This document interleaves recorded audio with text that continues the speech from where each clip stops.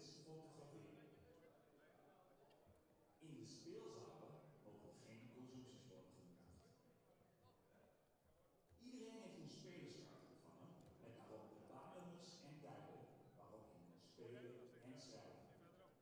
Daarnaast kun je alle toernooiinformatie en boardcalls real-time volgen via tv.darknet.com. Zorg ervoor dat je uiterlijk 10 minuten voor aanvang van de wedstrijd meldt bij de juiste baan. Als je niet tijdig meldt, is het echt een nederlaag te vervolgen. Er wordt voor de boel gegooid met bepaalde nieuwe wedstrijden. Is er een laatste lijn nodig, dan wordt er gewoon doorgespeeld. Er wordt dus niet opnieuw doelpunt gegooid. De speler van het koppel die de eerste lijn begint, moet allerlei starten naast het koppel. Op de spelerskaart kun je zien of je na je gespeelde wedstrijd moet schrijven. We beginnen met de winnaar schrijven en later in het toernooi schrijft de commissie de volgende wedstrijd. Indien je niet schrijft, krijg je de disqualificatie. Je wordt dan uitgegeven voor het toernooi van morgen of de zomerdag van de Even kijken, ik was de Nederlandse stad heel graag voor actiepartner en sponsor Bonte passen en alle oversponsoren en partners hartelijk bedanken voor het mede mogelijk maken van het prachtige evenement. Wij wensen alle partners heel veel plezier, hele mooie wedstrijden en natuurlijk heel veel succes. Maak het gezellig zorgen dat u dat nog gaat sorteren van me.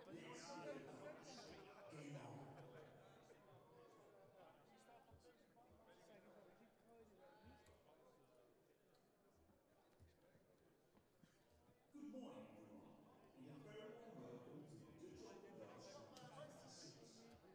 On behalf of the Dutch Dance Association, we are delighted to welcome you. Today we start with the pairs tournament. Almost 2,300 pairs compete for titles. We will play until the finals. The finals will be played on Sunday on the big stage. This program will be broadcast live worldwide via stream and in the Netherlands on television on RTL 7. The Producties tournament is also on the program today. That will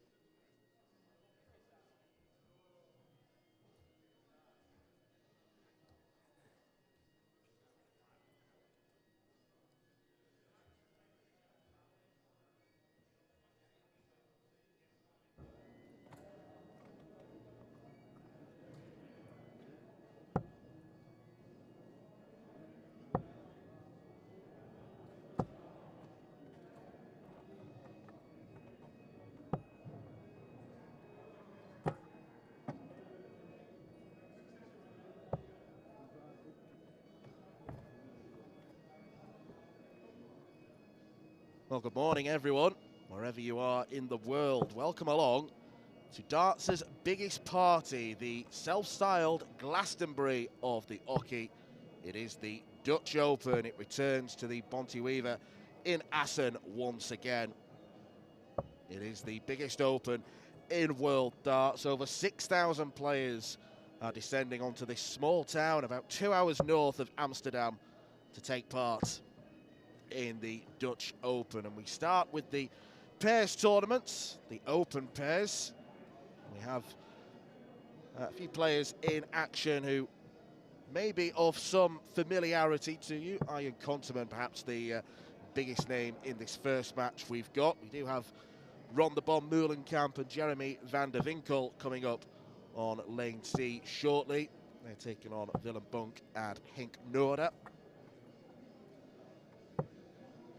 Singles action will commence tomorrow from 10 o'clock local time, but it's all about the pairs today. The last 2048, ridiculous when you think about it. This will be whittled right down to the final, and then we will know who will be taking part on stage in Sunday's finals. The men's pairs, or the open pairs I should say, it's the only tournament we've got today where we do have the defending champions involved in the action in the form of Kun Den Hartog, Kees Bison.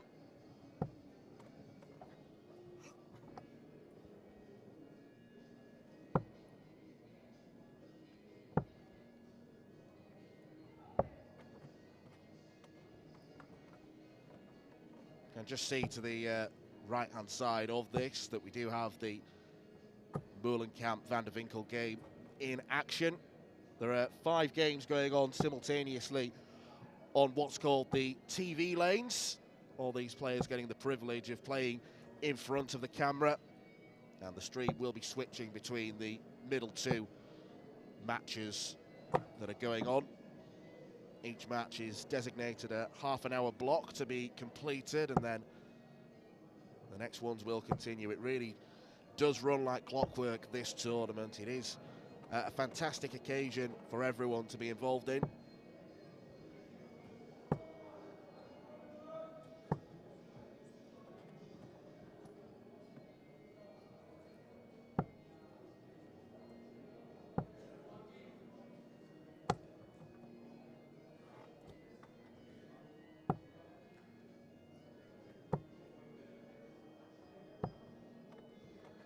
Nice steady ton there to leave a finish.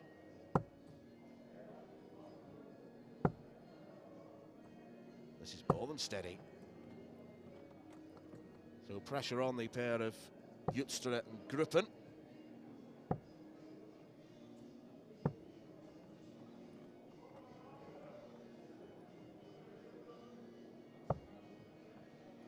.131 is a number associated very much with the Dutch Open after Jarno Bottenberg's heroics a couple of years ago, winning the singles final against Wesley Plaisier.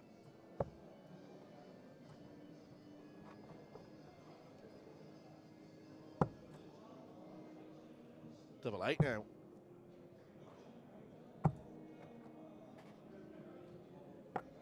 Not too far off.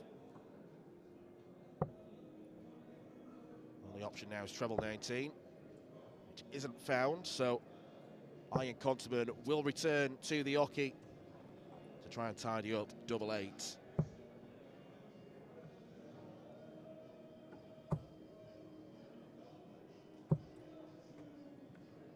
Well, the first 2 darts were good efforts. The third one was pretty wild, to say the least.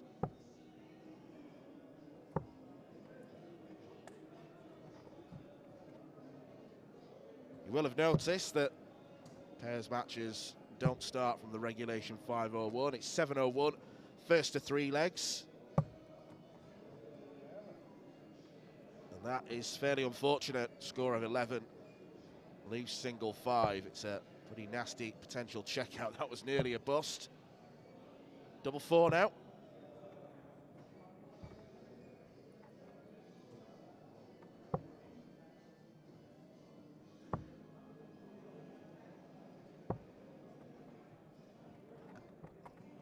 You will see this quite often. Madhouse coming into play. I think it's fair to say that the left-hander is probably the better of the pair.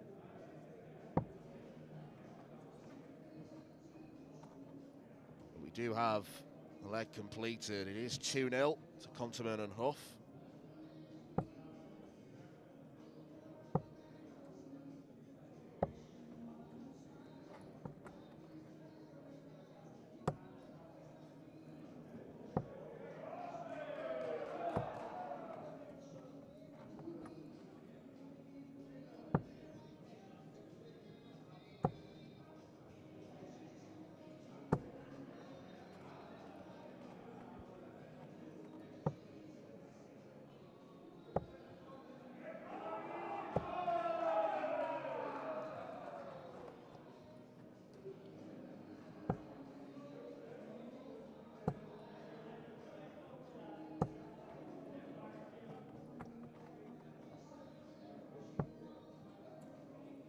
Not just the opportunity to play in front of the TV cameras, but as you can see, there is a sizable block of tiered seating behind, which isn't full to the rafters yet, but the later we get in the day, the more full it does get.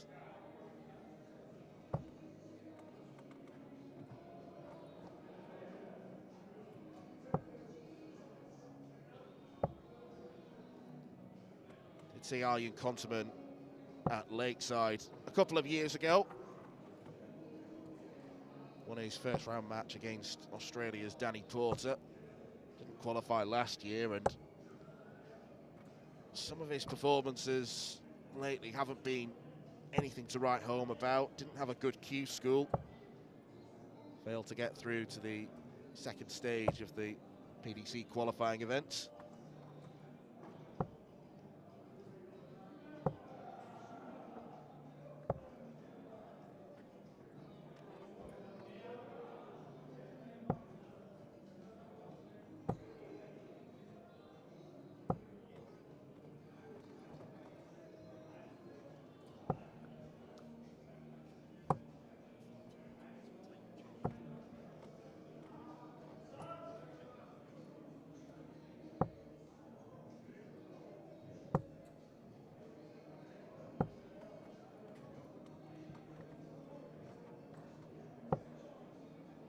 First to 3 legs, and Arjen Konterman and Robert Hoff have built up a very decent lead so far.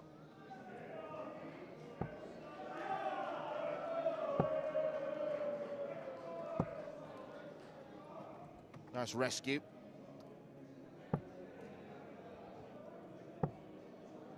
.169 remaining. It is a bogey number, but the more well-known of the pair are looking very, very comfortable.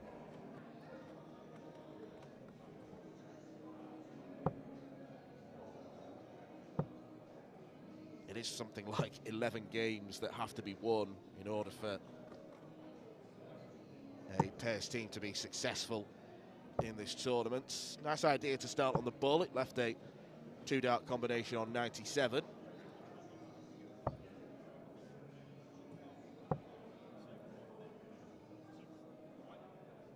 Well, this first game is looking like it's about to conclude. Happy accident. Now double 10 for Robert Hoff. And we do have the first results of the day on the streaming lanes. Arjen Konterman and Robert Hoff, 3-0 in legs. They were always too comfortable for Stefan Jutstra and Gruppen. So as quick as you like, we have the result in the bag. It looks as though the game that was next door may have already been completed as well, between Jeremy van der Winkel and Ron Meulenkamp. So stay tuned. We'll be coming back very quickly for the next match.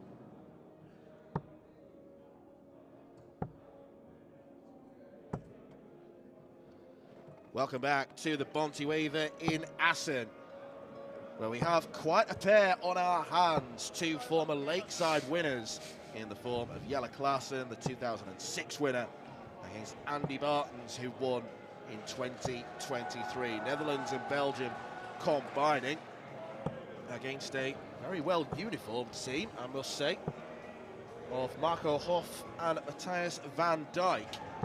I wonder what their thoughts will have been when the draw came out and they were facing two former champions of Lakeside. It's a great opportunity for them to play on the TV lanes.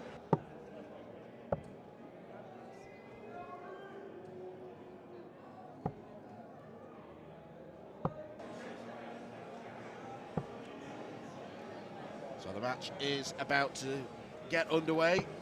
Bartens and Klaassen losing their spots on the PDC Tour at the end of last year.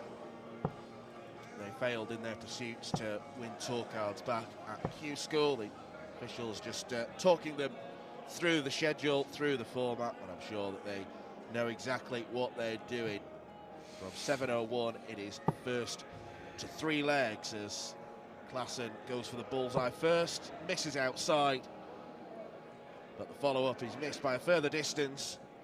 So the more well-known of the two pairs will get underway first. My name's Dan McCarthy, and I've got company for the second game on stream this morning. The WDF Secretary General, Nick Rolls. Nick, the Dutch Open is always a special occasion. Just tell me how excited you are to be back here in Assen. Morning, Dan. Morning, everybody. Yes, always excited to come to the Dutch Open. Yes, General Secretary, yes, but referee and darts fan for the weekend of the Dutch Open, I think, is more to the point. Yeah, so many fabulous names that always come here, and I'm not sure whether I'm allowed to say welcome back to Andy and to Jelle, but because obviously they're here because they're now not in the PDC. But of course, it's great to have the calibre of player that they are back in the WDF, of course. I mean, you say that. One of the changes that has been made to the Dutch Open this year has come from the PDC, really. They've given permission for some of their tour card holders to play in the pairs. So, the later we go on this afternoon, you will see some... Theoretically, you will see. Very familiar faces. Yes, yeah, very true. Very true. And it's... I think they had a warm-up singles yesterday, which Jimmy Van Schie, obviously a new tour card holder, beat Wesley players here in the final. So yes, lots of big names going to be, hopefully, I say hopefully, going to be on your screen over the coming hours in the Dutch Open Pairs 2026. As you said, 7:01 for this event. Always good to give the guys a bit more than a 5:01 when they're playing pairs, I think. Yeah, it just affords them an extra opportunity or two to have a few throws. It's a long way for anyone to come just to be spanked 3-0. Yes, very true. I would know. Yeah, well, yes, I wasn't going to mention that. Good start from the opponents of Jelle and Bartens, Hoff and Van Dijk. I think it's fair to say that out of all the possible partnerships, Jelle Klaassen and Andy Bartens is probably the most illustrious you can get in a WDF sense. A couple of former world champions. Bartens very recently, and you only need to go back a decade to see Jelle Klaassen in the Premier League. So these two have got an awful lot of experience between them. Bartens missing out on double 10 there for an early lead. Yeah, but Van Dijk not on a finish on 166. So Jelle coming back to the ball for double 10 to open the proceedings. Double 5 and a 125 here. Should look at the 25 first dart. I think he did. Oh, it's a happy accident. Treble 20 in the ball. Not going to happen now. Double 5 then for Andy. With these first round games as well, they're a bit, what's the word? This early in the morning, if you're going to beat these type of people, this is the round you're going to win it in, right? Yeah, they can be scrappy this time of morning because, let's be fair, not many darts matches do take place. We've all just come out. Yeah, we've all just come out of the breakfast room, to be fair. It looks like Jelle Klaassen may have had one too many omelettes because the doubles haven't been there. The doubles haven't been there for any of these players so far. So it's a leg where Klaassen and Bartens were looking very comfortable. It's now distinctly uncomfortable. Bartens does take out double one, and Klaassen with about as sarcastic a celebration as it's humanly possible to do. Yes, that was they were rolling along at a 93 average and ended up the leg with a 58 average. I think, you know, when you have 15 darts or 12 darts, whichever it was at the double, that's always going to happen. So, but as we said, I think for the guys, theoretically they'll be looking at this game with no disrespect to their opponents to say, right, this warms our arm up, gets us into the tournament, and it's going to get a lot harder later on. But they're not through yet. Good breakfast, Dan? Or do you not? You passed on breakfast? Pass. Passed on breakfast. It's not my style. Had some. They've got a lovely breakfast room here. He's got a lovely 1.1 litre bottle of. I was going to say Pepsi Max. It's Pepsi Zero Sugar on the continent. Okay. Other brands are available. Is that what we're meant to say? Inferior brands, yes. Okay. We get the best at the Dutch Open. Mm. It is always a fabulous tournament where we get looked after exceptionally well. We do. And we've got a squadron of volunteers from the NDB who do a great job each year. I mean, it's no mean feat putting on a tournament that runs like clockwork for around 6,000 players, and no one seems to miss a beat. It's interesting. We were, I mean, you've only got to look at the screen here, and we're in the last 2,048, and that's the pairs. So obviously you can double that for the singles, give or take. We were having a conversation with a couple of people from further afield. So Sally Kelly from America was with us last night. We were just having a bit of a general chat, and she said, "I'm down to play at 3 o'clock." We said, "Yep, and that'll be when you're playing, Sally." "Yeah, but with there so many players, it's never going to run to..." No, you'll be playing at 3 o'clock. Don't worry about that. God willing, I hope we're right. But invariably, every year we sit here and say the same thing, don't we? That how the hell do they manage to do all of this? And it's meticulous preparation in the lead up that the Dutch put in. Goes without saying, but absolutely everyone here knows what they're doing to a T. Mm-hmm. Bartens eyes up 1-2-5. It's not going to go. I think he's a player who's got something to prove in 2026 as Andy Bartens, because he won the Lakeside World Championship a couple of years ago. He won it at a canter as well. Yeah. He was by a mile the best player in the WDF system. Goes and wins his tour card as Klaassen pins double 10 to give he and Bartens a 2-0 lead. Goes and wins his tour card. Flatters to deceive for 2 years, and now he's off the tour, and he's probably going to attack the WDF system once again. And from his point of view, he'll hope to have half the success as he did in 2023. I'd agree totally. I think it's strange, isn't it, that of all of the recent winners, Andy did indeed win the Lakeside very comfortably, let's put it that way. And I think we all thought when he went there, you know, he won his tour card straight away, and we all thought, well, you know, he's going to not rip it up, because it's difficult to rip it up, but he's going to hold his own, let's put it that way. And you're right, I don't think it just worked out, and for some players it doesn't, and that's sometimes the way it is. Must admit, I did see him as a potential top 32 player in waiting. I thought he was that good. He wasn't necessarily the biggest of scorers, but he would constantly pile in the tons and the 2 treble visits, and combine that with some very good finishing. Yeah, he was mustard on tops, wasn't he? At Lakeside, it was his go-to every single time. You might just notice on the other board, on the board to the right of where Jelle and Andy are playing, that there's a couple of English lads there playing, Jensen Walker and Caden Smith. Jensen's just about to take his throw now. And yeah, they are playing their first round match. There's Jensen. He's on 35. We're watching it on the Dart Connect system, which of course you can watch any game you want to just by clicking on the game.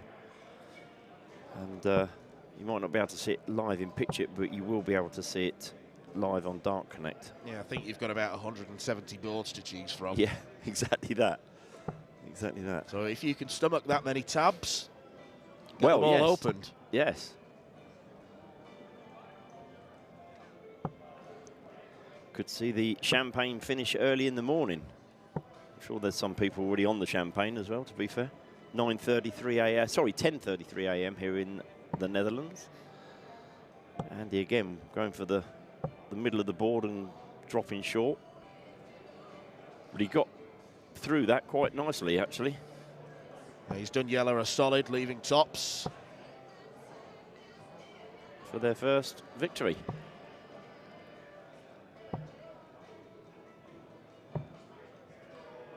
Not to be. But 171. Last time I looked, you couldn't go out on 171, so Andy knew that he was coming back to the board for double 10. Easy as you like. Yeller Klassen and Andy Barton's too strong for Huff and Van Dijk.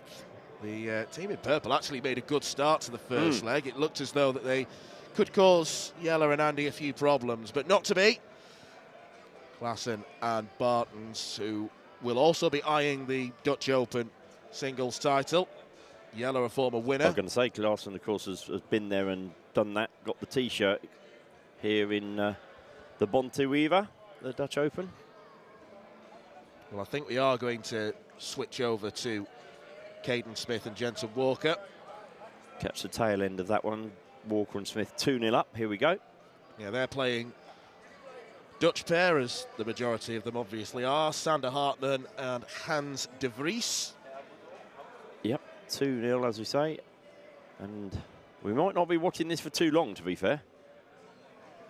Because if this goes in tops from Caden Smith, it's all over. Not quite. Two in-form players, Smith and Walker, both triumphant in Romania. Yep. Just last week.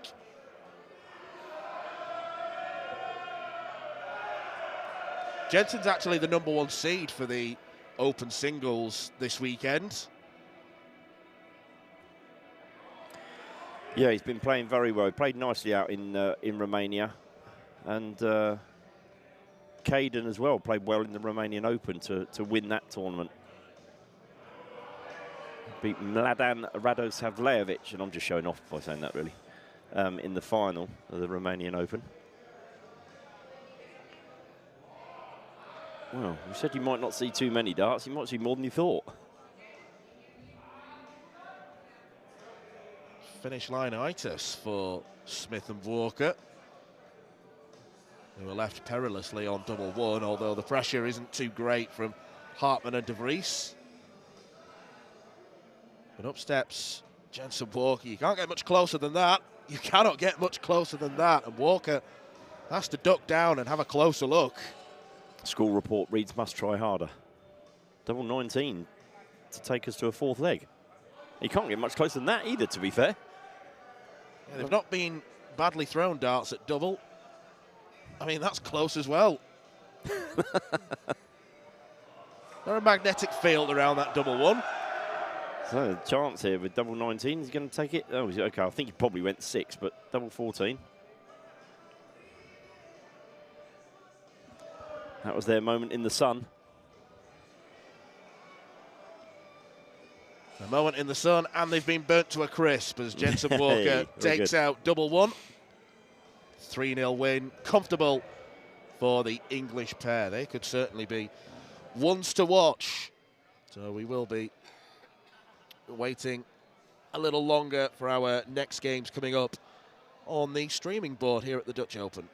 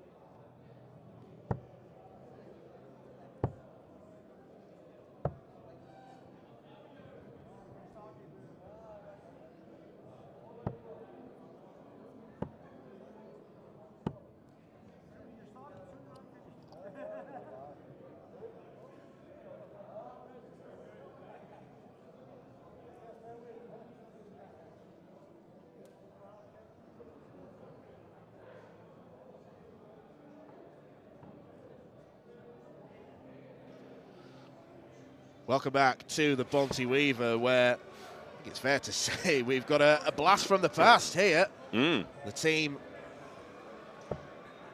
the transatlantic team of Jim Widmeyer and diminutive Darren Webster, the demolition man, who is back playing competitive darts.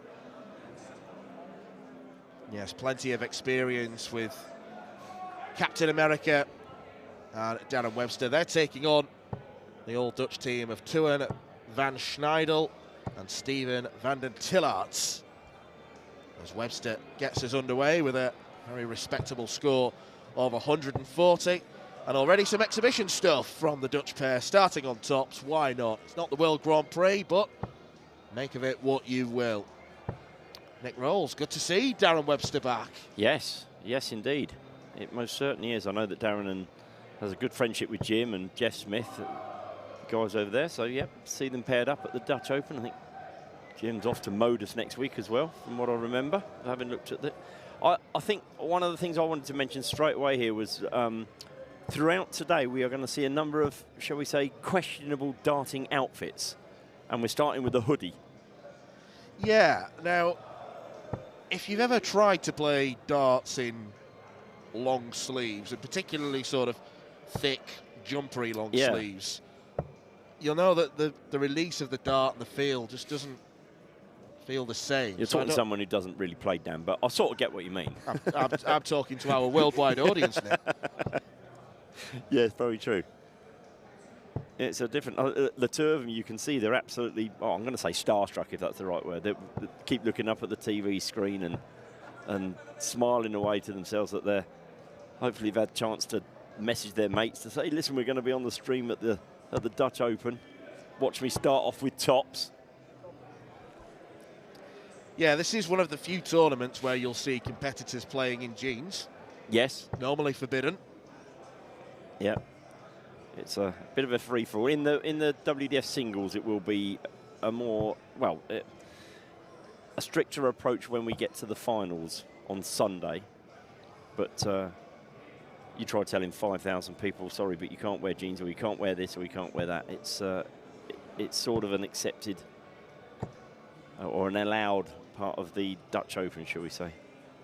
Can you imagine if you, out of nowhere, you surprised everyone, maybe you get a bit of luck along the way, there's a few withdrawals, you get to the quarter-final stage of the singles, you're on the big stage, and you haven't packed a pair of trousers? Well, yes, very true. Not a bad start there for Widmeyer and Webster. Double W, as I've now nicknamed them. 91 average in a game of 701, not to be scorned, not to be scoffed at, I should say. And of course, Darren Webster has played darts around the world at the highest level in the PDC. Yeah, for quite a while he was comfortably nestled inside the top 16 in the PDC. This is a player who has serious pedigree. Jim Widmeyer has played at Lakeside before as well. Was there a couple of years ago. I believe he played Patrick Kovac in the first round. Yes, yes, very true. He did indeed. It was worth mentioning because we've got new viewers coming on all the time. This is a last 2048 match. That's how many pairs are in the tournament. I'm sure we will be commentating on the last 4,096 tomorrow in the singles. Yes, for the first time this year, they've actually capped the number of entries. So I seem to remember when Jeffrey Sparadans won last year, he was in the round. That's right. What's 8,192. Yeah. Yeah. So he had to win 13 games to lift the Dutch Open title. He did. He did. Well, lucky for everyone else this year, you've only got to win 12.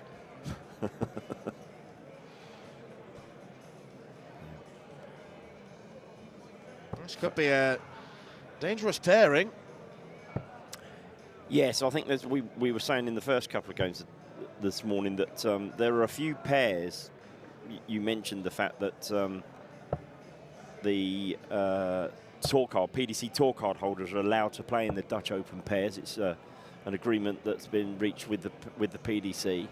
So the likes of Jimmy Van Schie and Wesley Plaisier, to name but a couple, will be gracing the stage. We've seen Caden Smith and Jensen Walker. We've seen Andy Bartons and Jelle Klassen. So you're absolutely right, Dan. There are some pairs out there. I'm saying that, but it's always a little bit strange in the pairs that you come to the last four, there will be a pair you'll go, who?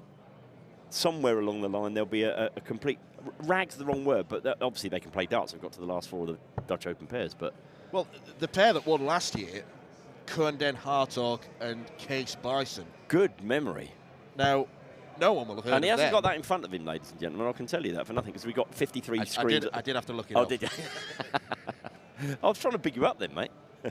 Tops for Darren. 2 darts at doubles, 2 darts hit, both at tops by the guys. 58 and a 65 outshot. You can see yes, bottom of your picture, James Beaton and Nick Fulwell about to start. Mm-hmm. And Webster banging in a 180 to start this leg. This is where you say to themselves, I hope they haven't peaked too early. If you took the hoodie off, my friend, you might find your arms a bit freer.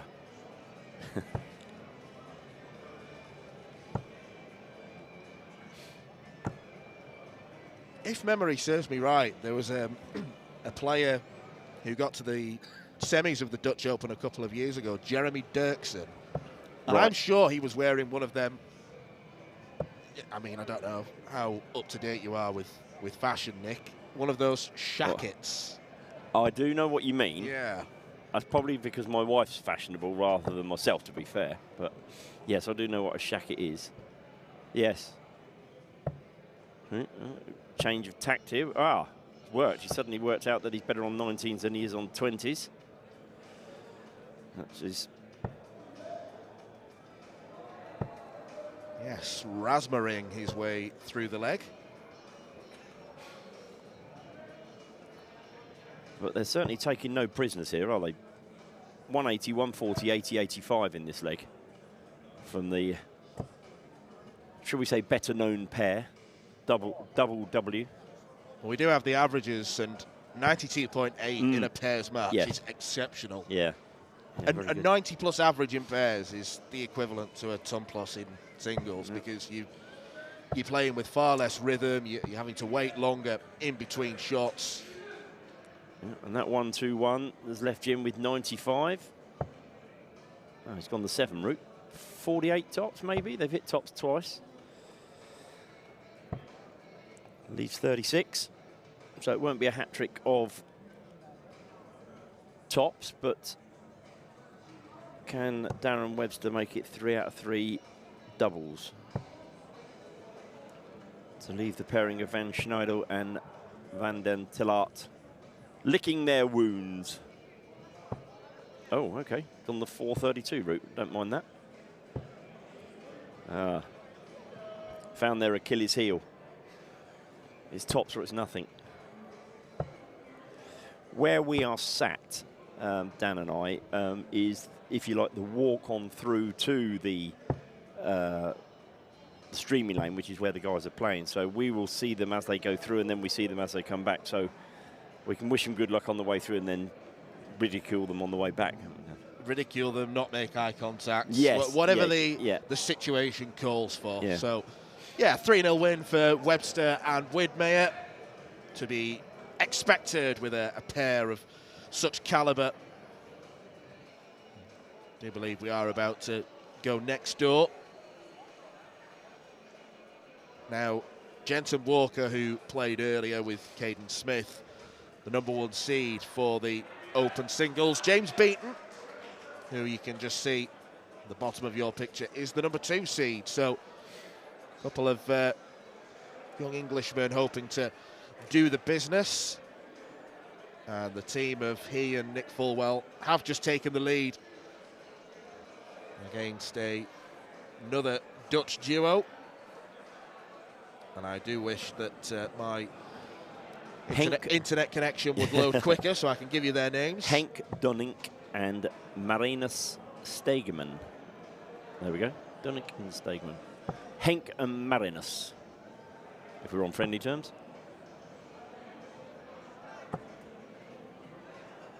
Yeah, Beaton got to the quarterfinals at Lakeside this year, was beaten, no pun intended, by Sibren Heibels. Yes. Does have one of the most idiosyncratic throws in the sport, and it stemmed from a period where he was suffering with dartitis. It's the way that works for him, and he's a player who's certainly improving. Very young as well. He's still in his early 20s, so a lot of improvement has been made, and you feel there's a lot of improvement to come.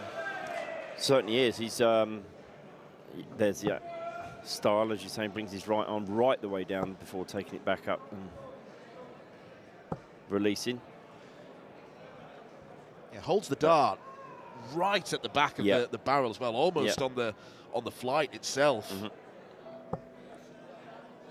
Went to Q School. We'll be playing Challenge Tour as well as the WDF Tour. We'll be playing the UK Open next month as yes, well. Yes, you will, yeah. Yep. Always a great opportunity for players from outside of the PDC to sample one of the bigger events at the PDC, the UK Open.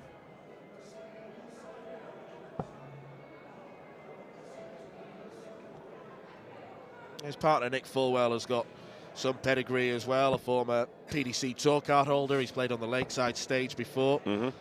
Another West Midlands representative. We've already seen a few of them in Jensen Walker and Caden Smith. Well, interesting that Caden, Jensen, Nick and James Beaton all play their county darts for Lincolnshire as well. So they're all based within that area. Yeah, there are places around the UK that just seem to be hotbeds of darts. I mean, you know all too well about how many good players have come from Hampshire. Yeah. In there yourself, and Lincolnshire's another one. Yes, definitely. Hampshire is one of those areas at this moment in time where there are a lot of players. It's quite strange, actually, because from a county scene, if you play the county within the UK, obviously when they clash with the Challenge Tour or they clash with an event, then actually the county team suffers because 5, 6, 7 of those players disappear off to play in those tournaments. But I think it's now an accepted part of county darts that it gives other people a chance to ply their trade at county, maybe a step up for them from, I don't know, pub leagues or Super League, but also the fact that your county players have gone on to do greater things is good for the county. I think there's two ways of looking at it, of course. 8-8. I'm guessing that was in 8-8. Yeah, there it is. You can just about see that that's gone into 8-8.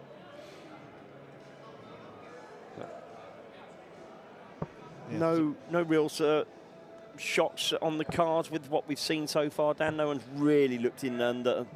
Bartons and Clarkson struggled on their doubles a bit, but other than that, everybody's played nicely. Yeah, by and large, it's been 3-0 victories for players playing on the TV lanes. Was a close game involving a former WDF world #1, Wesley Harms. All right. He and his partner, Robin Smays, taken all the way by Jordi Kuttering and Ruud van der Veet. So we may see some shocks further down the line. Yep. Certainly may.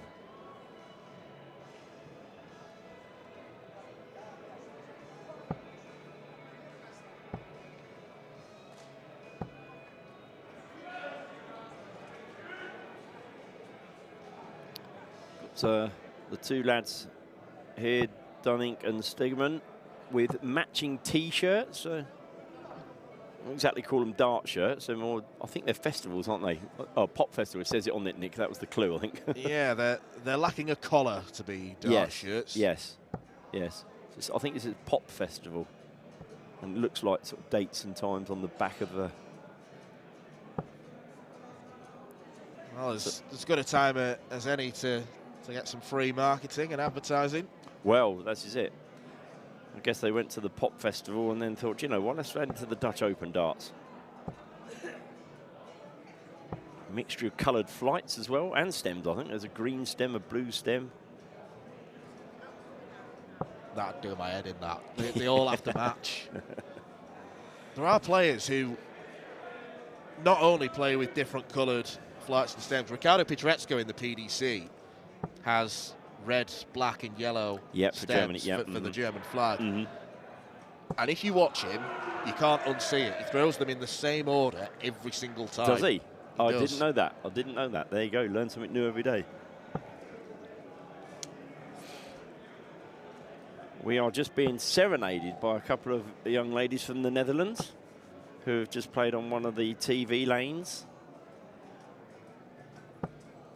And I can only assume that that means that they won their match. Well, they were smiling like Cheshire Cats, so I assume you are correct. Just scanning the Dart Connect again to see if we can find, here we go, women's pairs. Let's see if I can find.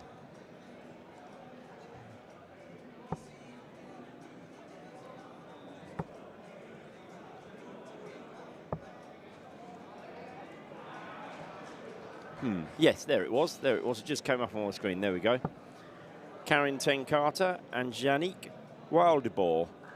They've just won their game 3-0 against Michelle and Pascal Spica. They've come and given us the big yippee in front of us. Well, there could be a yippee from Dunning and Stegemann. Well, not with that dart. That is the worst possible dart to have when you're on a ton. And no finish is possible. And Nick Fulwell will step up.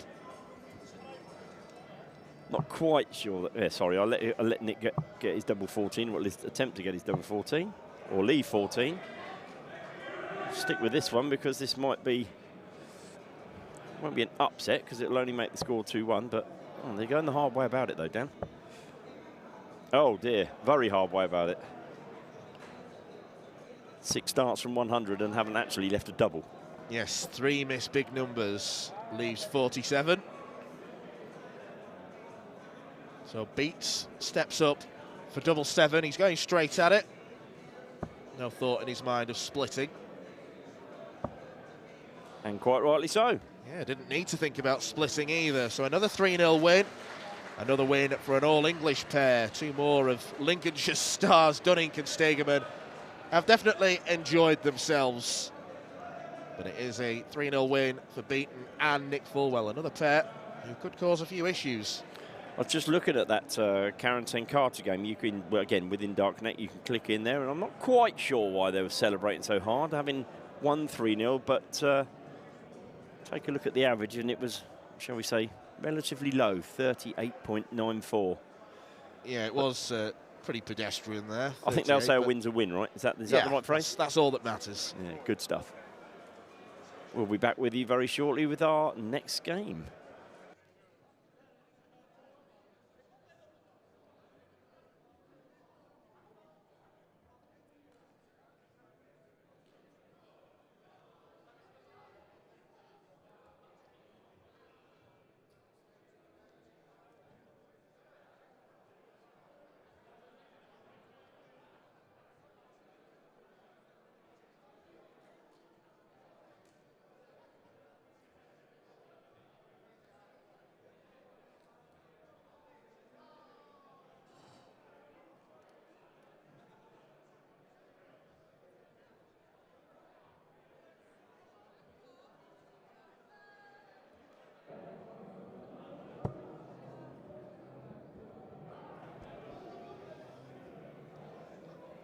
Now then, no biases, please, Mr. Rolls. Yes.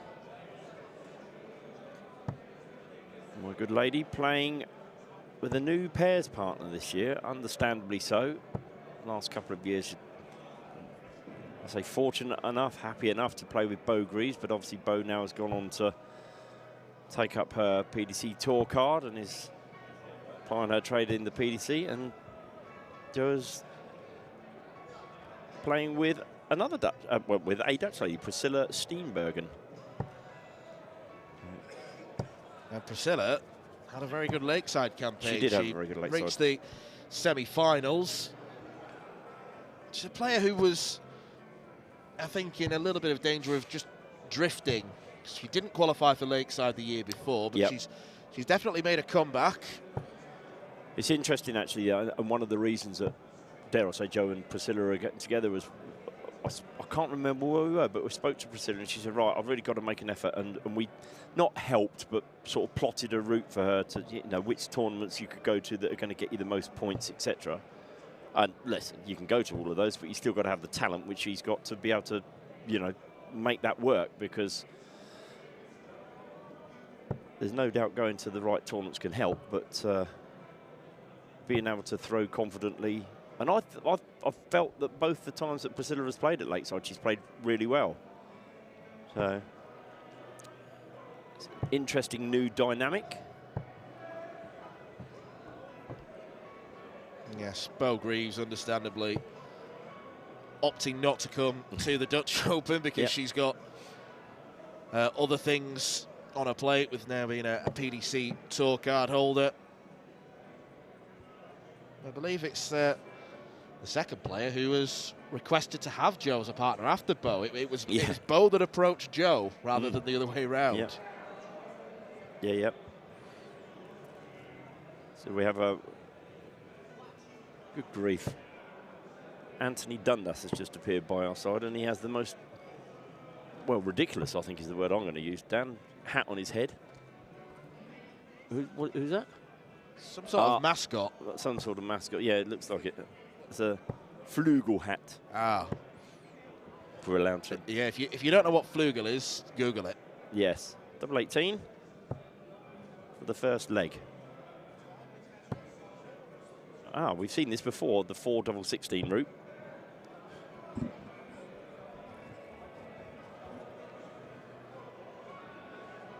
Well, it's a happy accident, and the team of Sylvia de Jong and Diana van Bokhoven were on a bogey number.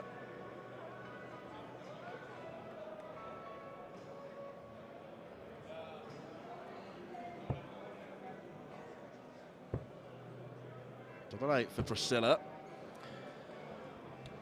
Last year, as a part of the pairs tournament, Joe and Bo, for those of you that are avid watchers, you'll remember that George Noble and his family were here with us last year, and we had a bit of fun with them.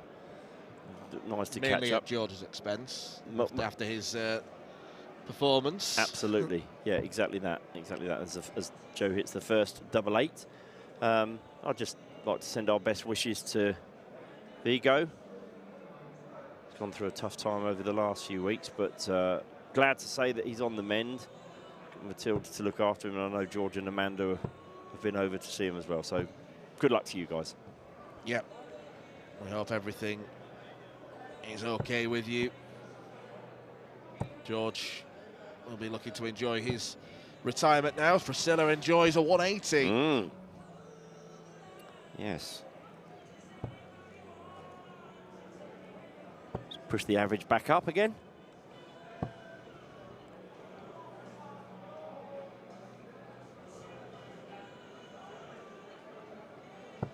You can see behind the players that there's the stands here. So those of you that have not caught the stream before, probably I'm going to say about 200 seats there for people to come in and watch their favourite players, or just sit in and watch the darts, and creates a really good atmosphere. Later on in the afternoon, of course, as we get into the nitty gritty, it can become a bit more raucous, but for now, quite sedate. 180 followed by 21 for Priscilla. Yeah, 17 minutes past 11 local time, so people are getting warmed up.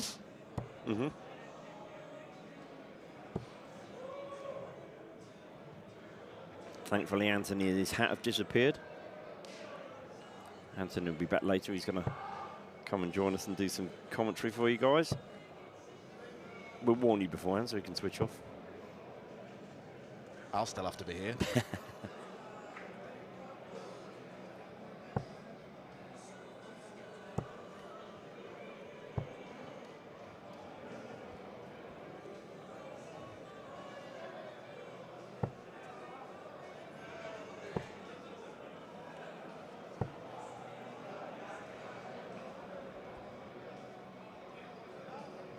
Priscilla has won titles before in the WDF system, so she'll be one to watch out for in the women's singles, which looks pretty open this year, I've got to say, Nick. Yes. Obviously, Bo Greaves not here. Rhiannon O'Sullivan won't be here to defend her title. Dita Hedman also absent, so a lot of players will look at that draw and think that they're potentially going to be the Dutch Open winners. Lorena Rietbergen is the #1 seed. Yes, I agree. I totally agree. And yesterday they had a warm-up singles. Amin Dursun from Turkey won that. And her getting over the line would be a big step in her career. I think we saw it at Lakeside and then again in Romania a couple of weeks ago where she played really, really well. But then when it really came, when push came to shove, she didn't quite find her way over the line. So perhaps, yes, these warm-up singles might have been that catalyst to start a winning run, so to speak. Joe's decided that playing on the 3s and 1s.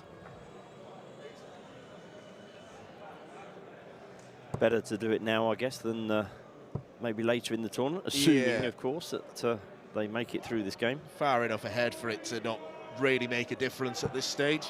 No.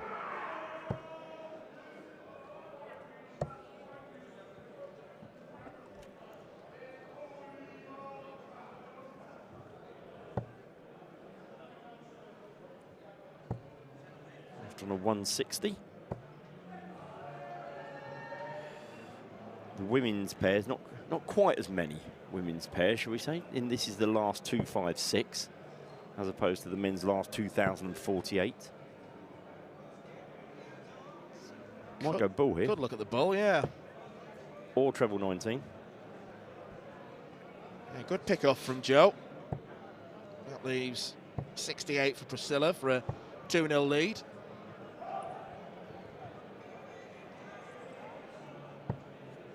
Yep, double 4 then.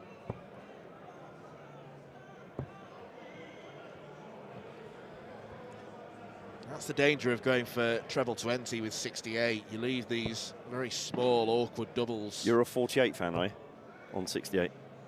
Or 36? For 32? 36 for 32 for 32, me. yeah. I think it's just it's one of those that hasn't actually changed, isn't it? A lot of the finishes, 72 used to be treble 12, double 18 all the time. Then suddenly went, I know what I'll do. I'll go treble 16, double 12. And it's like, oh, OK, we'll all try that. But I think that 68 is one of those where very few players actually do deviate from the 60 double 4. You see it, but, you know, with the likes of James Wade, will go 48-20, obviously, because he's in love with double 10, you know. But mostly it's still 60 and double 4.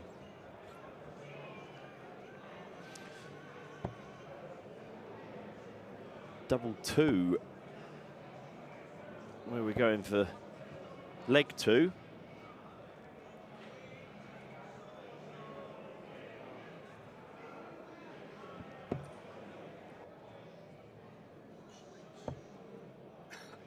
Now back up to double 1.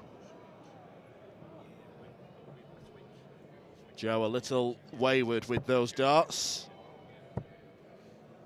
But once again, the Steenberg and Rolls partnership is far enough ahead not to worry about this too much.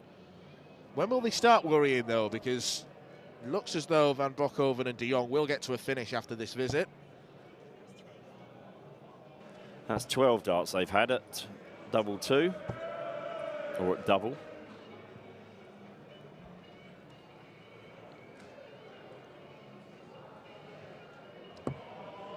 And now we're in the wrong bed.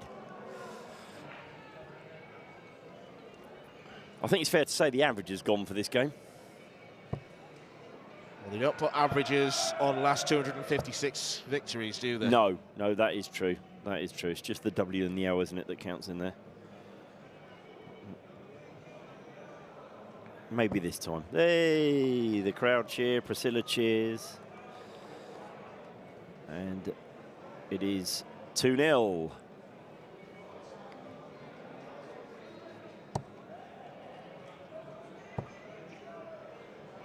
Jo was very pleased a few weeks ago to have received her letter from the NDB to say, as a champion, current champion, you are invited to join us in the VIP area today. So that letter's still sat at home, proudly, not mounted on the wall, but... It's not been framed yet, has it? Not been framed yet. This might be framed, though. Oh.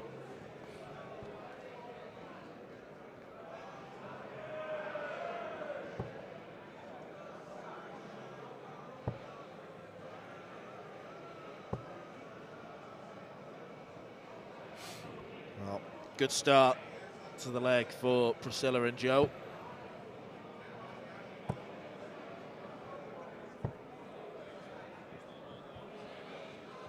Jo, one of those as a seed here for the yes. singles.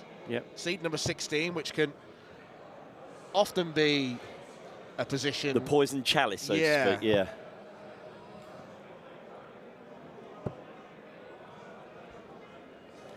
Yes, I've had that, I think, 2 or 3 years. In fact, at the Dutch Open, it was either last year or the year before, she was seeded 16. And, of course, ran into Bo in the last 16. And Bo had the 110 average against her own pairs partner, for good's sake. So merciless. Absolutely.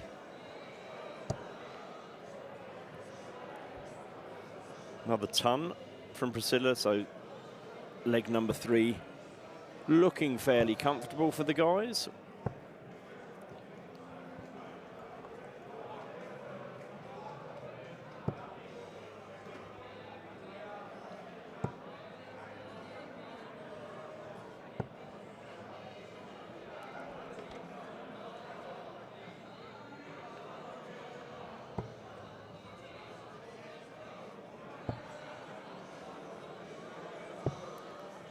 Priscilla on 296. Could, of course, leave a finish from here. Still possible, but not now.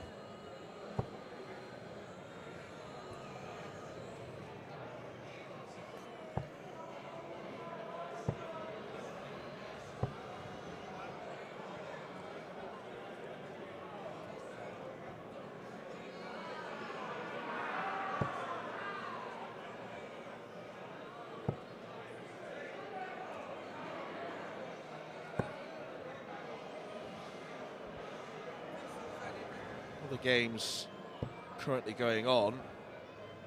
Got one of the semi-finalists from yesterday's warm-up, Danny van Klompenberg, and his partner Ricardo Ulrich.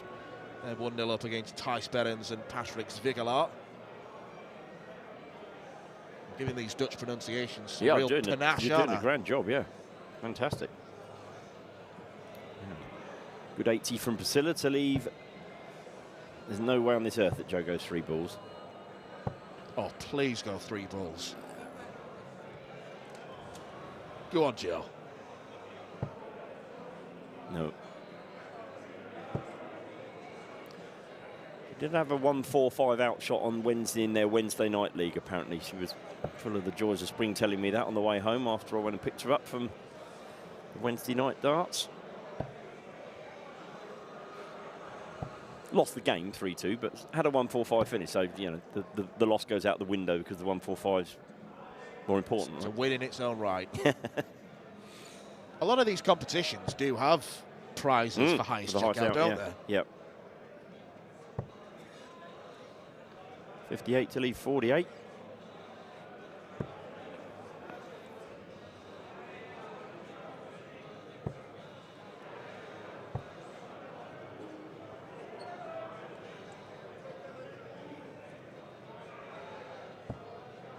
Eight tops then.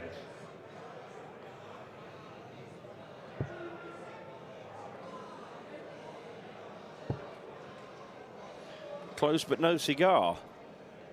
Would be Jo's double of choice, tops.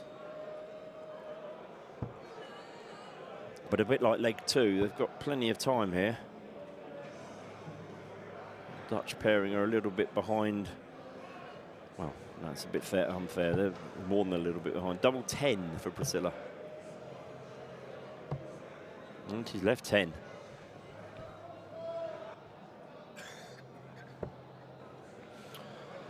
So another pair, I think, assuming that they do get through this, that just need to brush up on a few bits and pieces. But again, as you said, Dan, the win in the last 2 5-6 is the most important thing.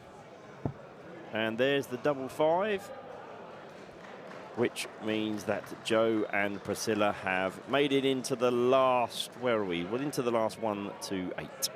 And Nick has just taken a photograph of the very moment, presumably to show Joe. Hopefully there's no copyright laws being infringed there, but yes, a nice double 5 for Joe. A nearly quarter face, complete. That shows why I'm not a photographer, but there we go.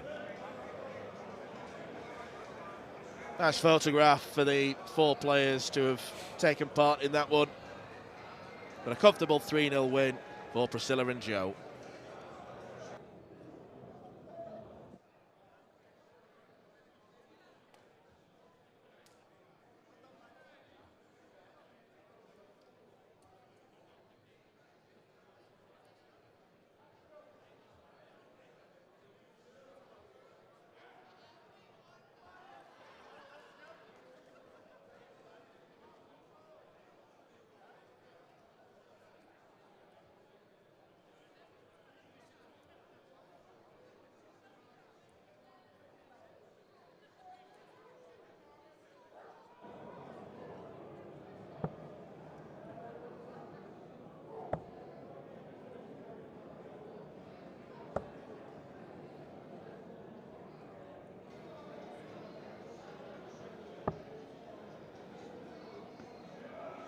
Well, we move over to the next board where we've got a match involving more vans than a branch of shoot. Patrick van den Bohard, got a Vandenberg and another Vandenberg. That's what we do see. Plenty of sibling partnerships, plenty of dads and lads, plenty of cousins. It's a family affair, is the Dutch Open. And the standard, not too shabby in the early stages of this one. 83 checkout potentially for Vandenberg.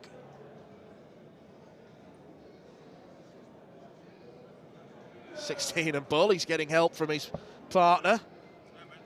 Bullseye needed, this would be a flourish. And it's just missed on the outer bull.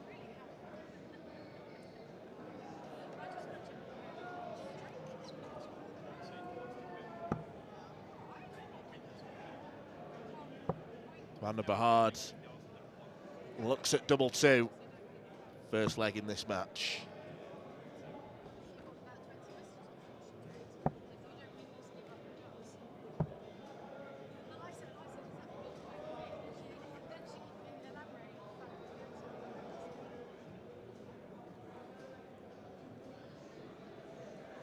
So it is 1-0 to the Vandenbergs, Ronald and Rene, which is dangerously close to Ronnie and Reggie. So it is Ronald and Rene.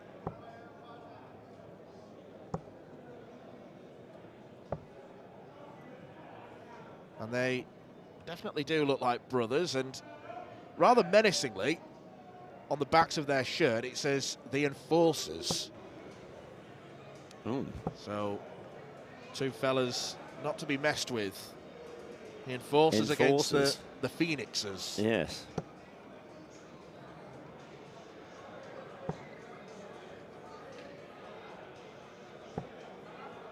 What we're saying then, Nick, brothers or twins?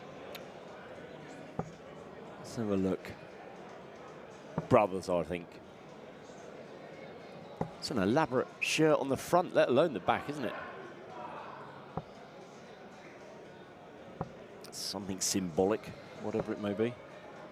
Yeah, we'll try and run our own shirt of the tournament good idea. Award over the course of today and this weekend. Yeah, those Phoenixes could be right up there. Yeah. The Phoenixes have almost like on the, as we're looking at it on the left-hand side, you know those football stickers you can get, the metal ones, that they're the really the posh, shinies. Yeah, the shinies. Yeah. That looks like one of their, they've got shinies on their shirts. Certainly shining here. It's a lovely treble 20. There to be used.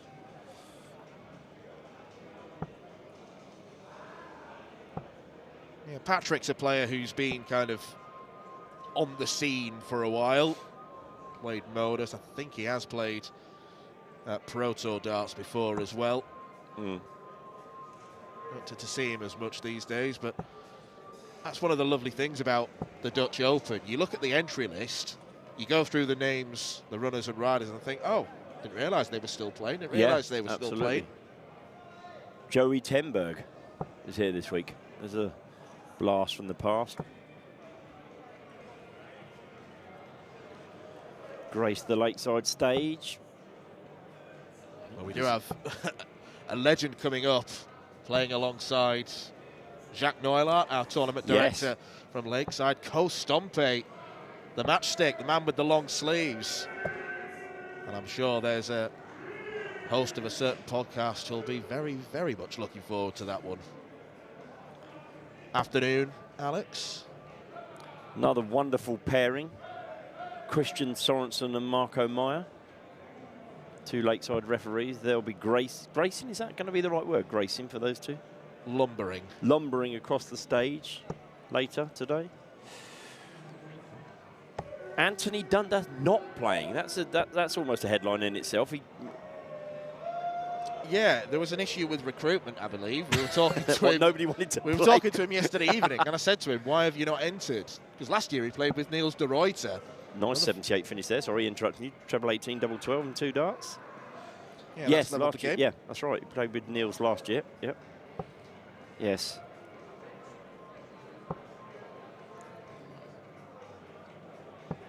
But he essentially admitted to us that he just left it too late to pick someone. Yep.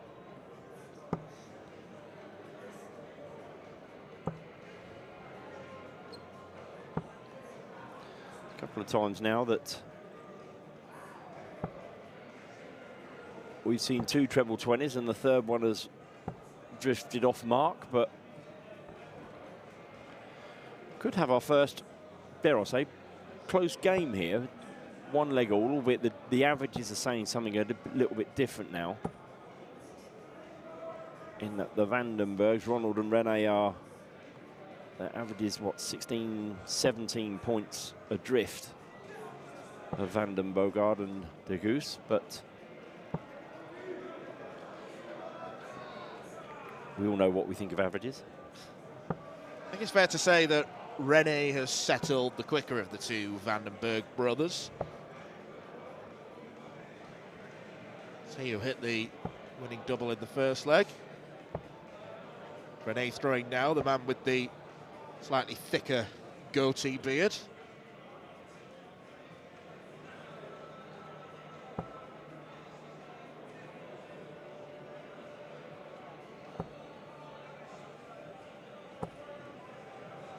Nice ton from Freddie.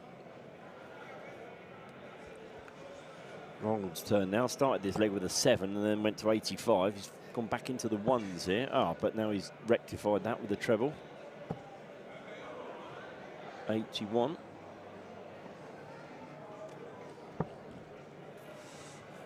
Anthony's back. He's lost the hat. Oh no, he hasn't lost the hat. He's just produced it from his back pocket. He's gonna have a turn on the commentary with Dan in a minute.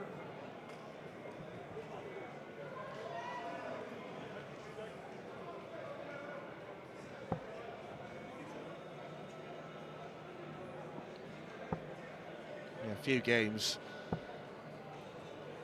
coming up of note. We've mentioned Christian Sorensen and Marco Meyer. At the same time, little Richard Ashdown's in pairs action. He is. Along with big Michael van Dijk. Yes, little and large to say the least. In that one. And what time are they playing, Dan, do you know? They're playing at midday. Okay, and we are currently at 11:38, so we've only got 20 minutes to wait for that extravaganza to take place. And at the same time, we've got Jimmy Van Schie, yesterday's warm-up winner, now PDC tour card holder, along with Danny Van Truyt. Oh, so fight for the main rights on the streaming lane. Richard Veenstra and Chris Landman coming up at 12. Ah. Brian Roman at 12 as well. I think the correct decision should be taken to humiliate Marco and Christian and put them on the main board. Yes, that could be. And theoretically, it could take less time, and so therefore we could flick to another game anyway. Exactly. Yeah. Despite not playing today, Anthony has just plonked a set of darts or 3 on the desk. That he's more like a mini toolbox than a dart case. Yeah, certainly are. Very smart. All the gear and no idea, I think they call that.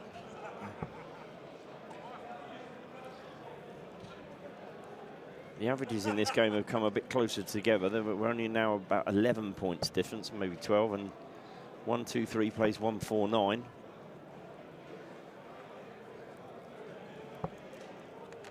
Good thinking, not quite the execution. So Ronald here on the 1, 4, 9.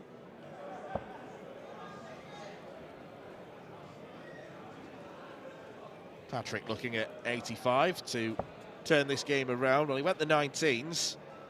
Well, he's done this before. Absolutely. He's and twice. He's done it again. Just added an extra dart. So 78, he went 54, 24. 85, he's gone 7. 54, 24. And it's Patrick that's going to get us underway in leg number 4. One leg away from making it into the last unbelievable 1,024.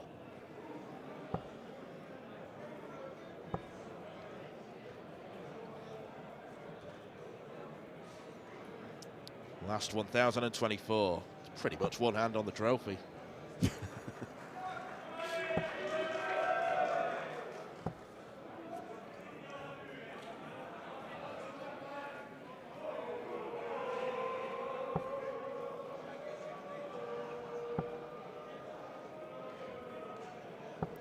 They are to keep in it. They're going to have to find a few more of those trebles, the Vandenberg boys.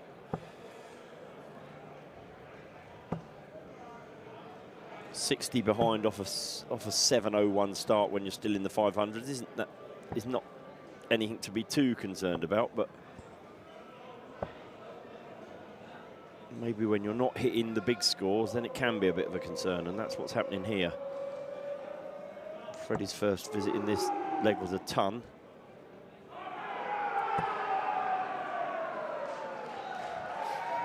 Well, there's some raucous support in the room.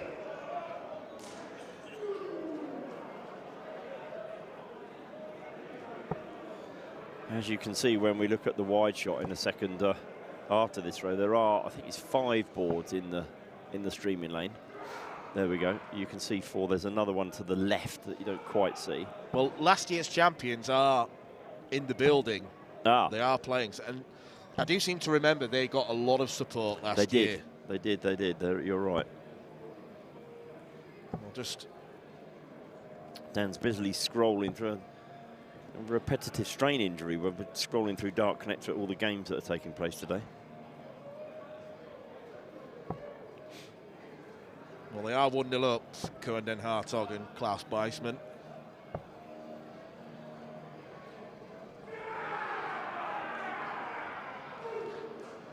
Let's play a game of guess if they've gone 2-0 up. I'm going to say yes. Due to the noise again? Yeah.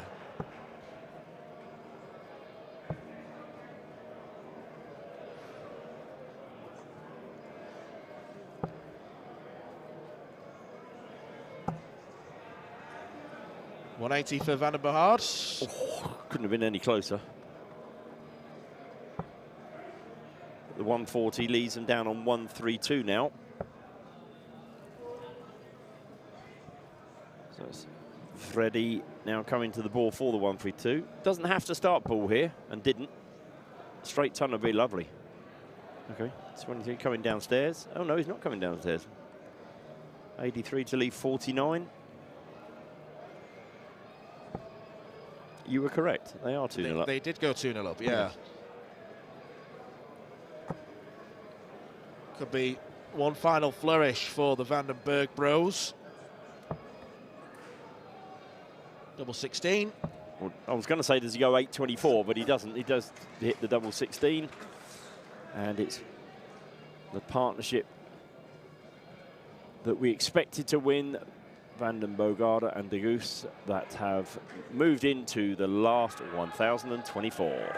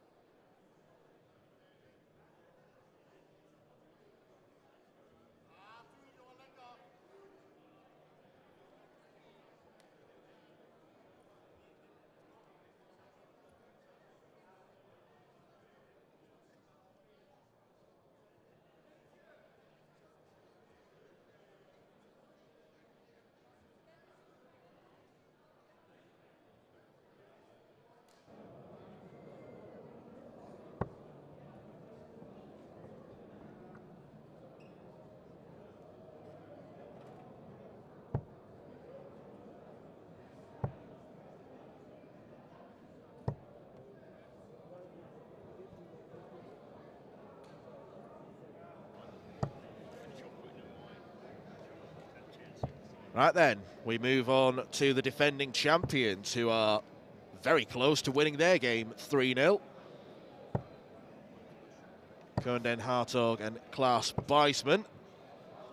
The 1-2-5 doesn't look like it's going to make much of a difference. So this unheralded pair won the competition last year, and they have won their first assignment by 3-0. Easy as you like.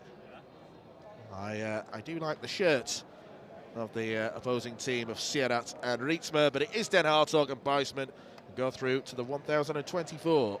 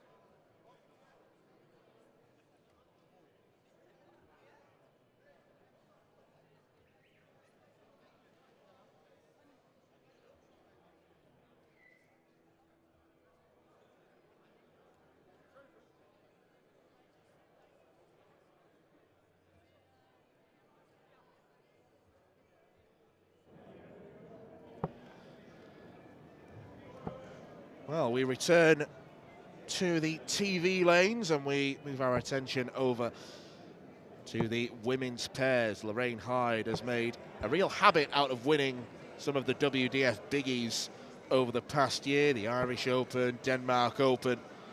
She's looking to complete the set. This is a platinum ranked event. Obviously the pairs doesn't really count towards the rankings, but she'll be hoping to use this as really good practice for the women's tournament, where she goes in as the number 2 seed. Speaking of titanic Scottish figures from the world of darts, we have had a changeover in the commentary box, and I am joined by the pup, the MC, Anthony Dundas. Good morning, good afternoon, whatever time of day it is, 10 to 12. Good, whatever it is, yes. Now, before we get into the crux of this game, you've been playing in the pairs of the Dutch Open for the past few years. You're not on the entry list this time around. Was there an issue with recruitment? Well, I'm sure if I had attempted to get a partner, there would have been, but yeah, just left it too long with the competition being capped this year. Normally I'll leave it to the last minute and find some unsuspecting fool that agrees to take me on as a pairs partner, but... Now, that's no way to speak about Niels de Ruyter. It was an honour playing with Niels last year, but yeah, taking the year off this year. Well, you've not lost the magic, have you? Because what did you just do in the VIP practice room? Yeah, managed to somehow hit a 180 with a set of darts I've thrown twice.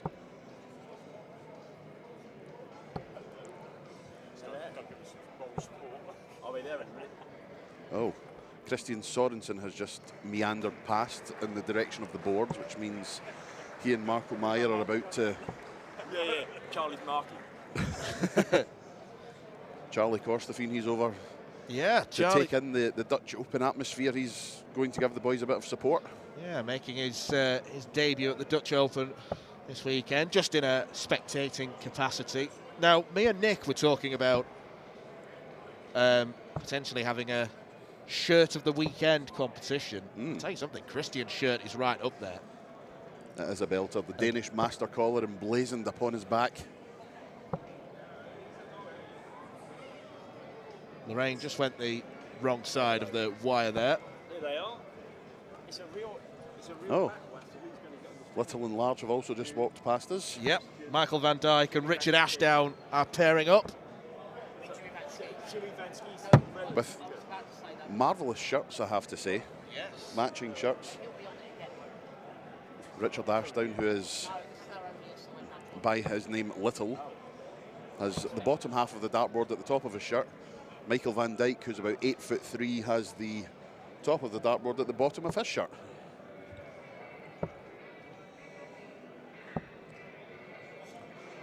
Yeah, Michael van Dijk is, I say, one of the few. I mean, the Dutch are a very tall nation, but he does rival Jimmy for height. Absolutely. And in the midst of all that, we have Lorraine and Adriana have taken the first leg. This young lady's had a few on the floor. Now, I suspect Lorraine and Adriana are not going to have too many issues against a player who is repeatedly not hitting the board. Indeed. But fair play for giving it a try. You pay your money, you take your chance. Lucky enough to play in the TV lane. I'm going to assume that's maybe part of the issue. There is a fair crowd gathering behind to watch the TV boards, so it could be a little bit of nerves. There's a really good selection of games coming up at midday. As we've already seen, Christian Sorensen and Marco Meyer are pairing up against, in Marco's words, two very fine players from East Netherlands, Division 1 sort of county players in the Dutch system in Elkjaer Wolf and Robin Veenstra. Little Rich and Big Michael are playing the Van Kijks, Jan and Jan. Jan 1966 and Jan 2001. I'm going to hazard a guess they're father and son. Indeed. That's when they walk past and say, no, no relation. We did see Michael and Richard walking past there, just as the young lady who keeps hitting the floor managed to hit the Ashdown double of double 3 in a scoring visit. Hello. How are you? The Turkish have walked past. This is a fantastic little vantage point we have. Just everyone walks past to go and play in the TV lanes. I remember sitting here last year and Dirk van Dijvenbode walking past and slapping me extremely hard on the shoulders, nearly making me jump out my skin in the process. Yeah, I remember Jurjen van der Velde using our desk as a glass collection point.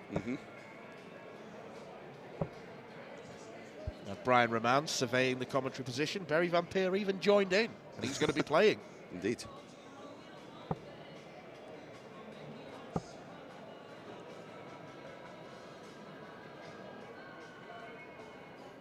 And the Pretenders.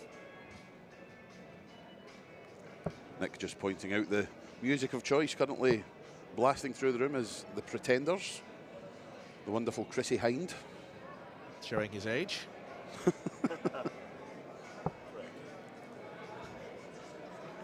I won't repeat the 5-letter word that Nick just called me. I could tell you the tedious link I have with Chrissy Hind. Please do. She was married to Jim Kerr, lead singer of Simple Minds, who was in the same year in school as my mum. You weren't wrong about tedious. Indeed. I am nothing if not honest. Lorraine will be coming back for 76. Could it be 3 on the board? Well, hey. Well, I think Lorraine and Adriana can light the cigars at this point. It looks like they're going to be sailing through into round 2, if we can call it that. Happy accident, that leaves double 16. Indeed. How do you know she didn't go that way? She may have done. I doubt it, but you never know. Yep, a 2-0 lead, first to 3 in this encounter, and not the strongest start from Adriana, but well in front and looking like a certain 3-0 victory incoming.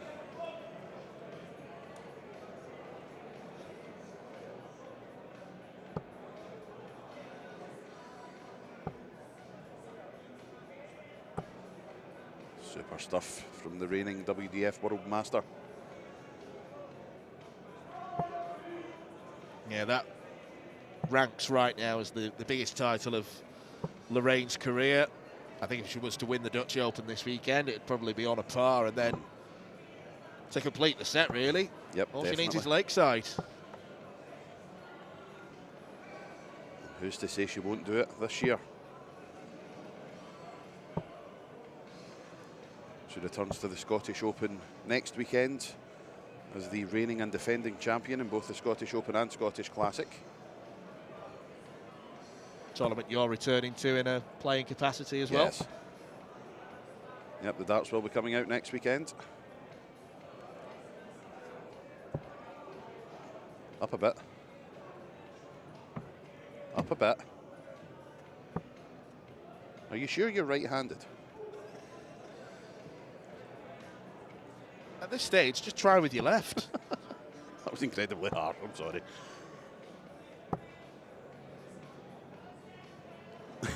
Just standing in the back, arms aloft, I don't know.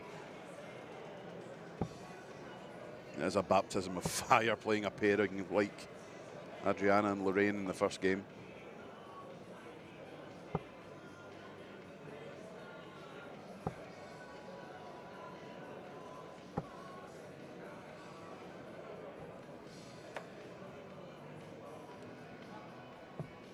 Oops. Up. Up a bit. Thank you. I don't know if they hit the tyre or if they actually hit the wall. Hello. Yeah, I don't know if the polycell's going to have to come out after this. All officials should carry an emergency tube in their pocket with them. Absolutely. Although an emergency crash helmet might be another idea. Goggles on, please. So 46 left when Adriana comes back. Come on, let's get 3 on the board to finish off. Game shot.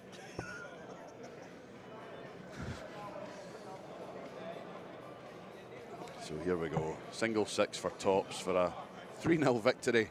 That's a good marker. Told you. 3-0. Easy as you like. Lorraine Hyde and Adriana van Weigert and Vermaat. Comfortable winners against Excel and Stokkelaar, who, shall we be kind, didn't really pose much of a threat. No, didn't play the way that I'm sure they can. Obviously not familiar with either of the ladies, but as I said before, fair play for giving it a go against some really good competition, and hopefully they'll enjoy the rest of their Dutch Open experience. Now, I'm going to assume we're about to move over to the third board along. Well, we've got the biggest Dutchman, Jimmy van Schie. He's playing with Danny van Trijp. I think there's an average height in that game of about 6'5", which is very Dutch. Indeed. And you have a look at the board adjacent, board D, just saw Marco Meyer throwing. So we'll definitely have to keep an eye on how the 2 refs are getting on. There's Chris there. He tells me he was playing in a tournament back home against one of the top Danish guys and fell into a 3-0 deficit, then started playing well and ended up losing 5-4.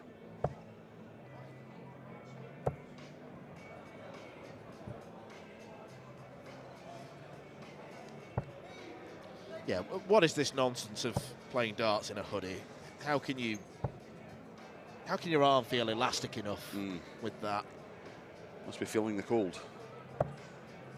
It is quite bitter outside.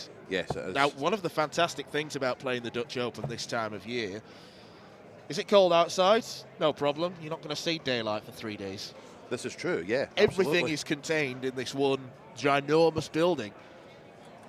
Ginormous is the word. The only reason you would go outside is to have a tab if you're that way inclined. Mm-hmm.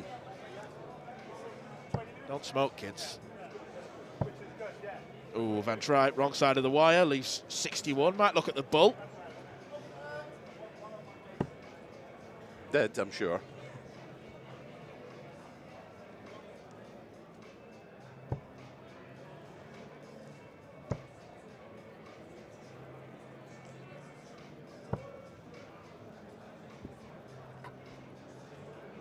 Here comes Big Jim for 59, 19 for tops.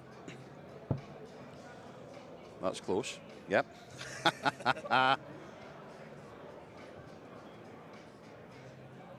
Not the kind of dart you're expecting the reigning Lakeside World Champion to be throwing, but never mind. I'm assuming that's a reference to how far away it was from the double and nothing else.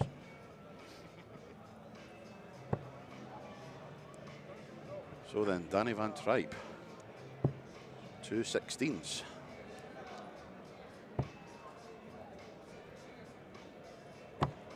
Oh dear. Now, they're in no immediate danger, but you don't want to be messing around on the doubles at this stage. Especially when Mr. Hoodie fires in a ton to put the little bit of pressure on. Pressure? What pressure? Yes, Jimmy van Schie takes out double eights. This is one of the changes that's been made to the Dutch Open this year, courtesy of the PDC. They've allowed their tour card holders to play in the pairs tournament, so we're going to see Jimmy. We've got Richard Veenstra, Chris Landman in action, Dirk van Dijvenbode and Mike Kuyvenhoven. Now that is a potential partnership to be feared. That is a partnership. Update from elsewhere. Little Rich and Michael van Dijk have taken the lead against Jan and Jan. Oh, 1-0. There is the aforementioned Richard Veenstra just in the bottom of the shot there, playing on board B. There he is. Less chatting, more throwing.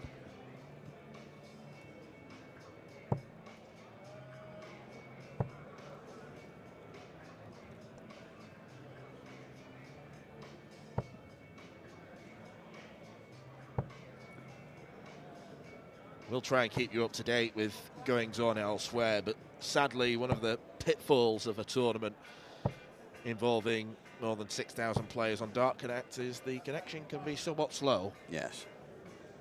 Yep, you do have 6,000 players all on the same Wi-Fi trying to access Dart Connect, see when they're playing, who they're playing, and in some cases how they've played.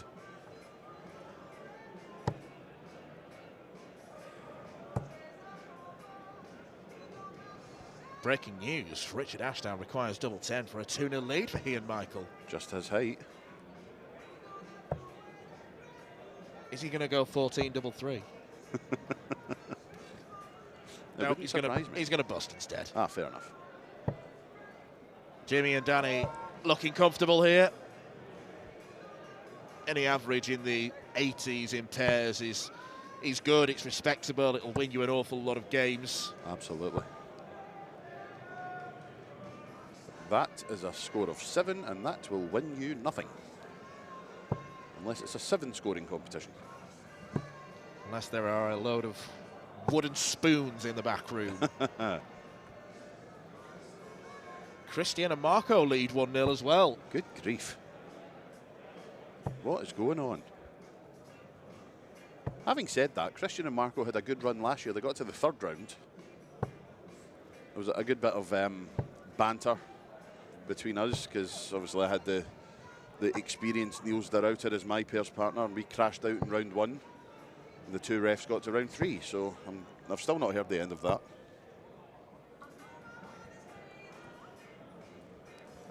Two-0, very much on the cards. Good switch. Thank you. Tops has not been Jimmy's friend so far, has it? It has not. I had it in leg 1, and Dart at Tops found its way into the big 5. As Mr. Hoodie finds treble 12.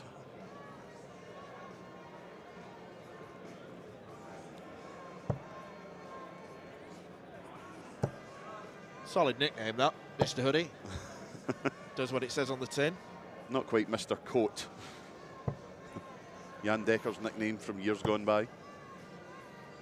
I thought you were going to refer to Francois Schweyen then, who has a habit of practicing in his coat. He does. He would have played in the Lakeside stage with his coat on if he was allowed.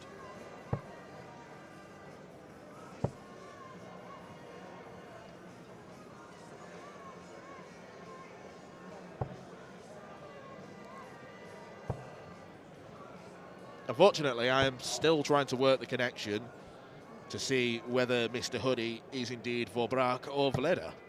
Good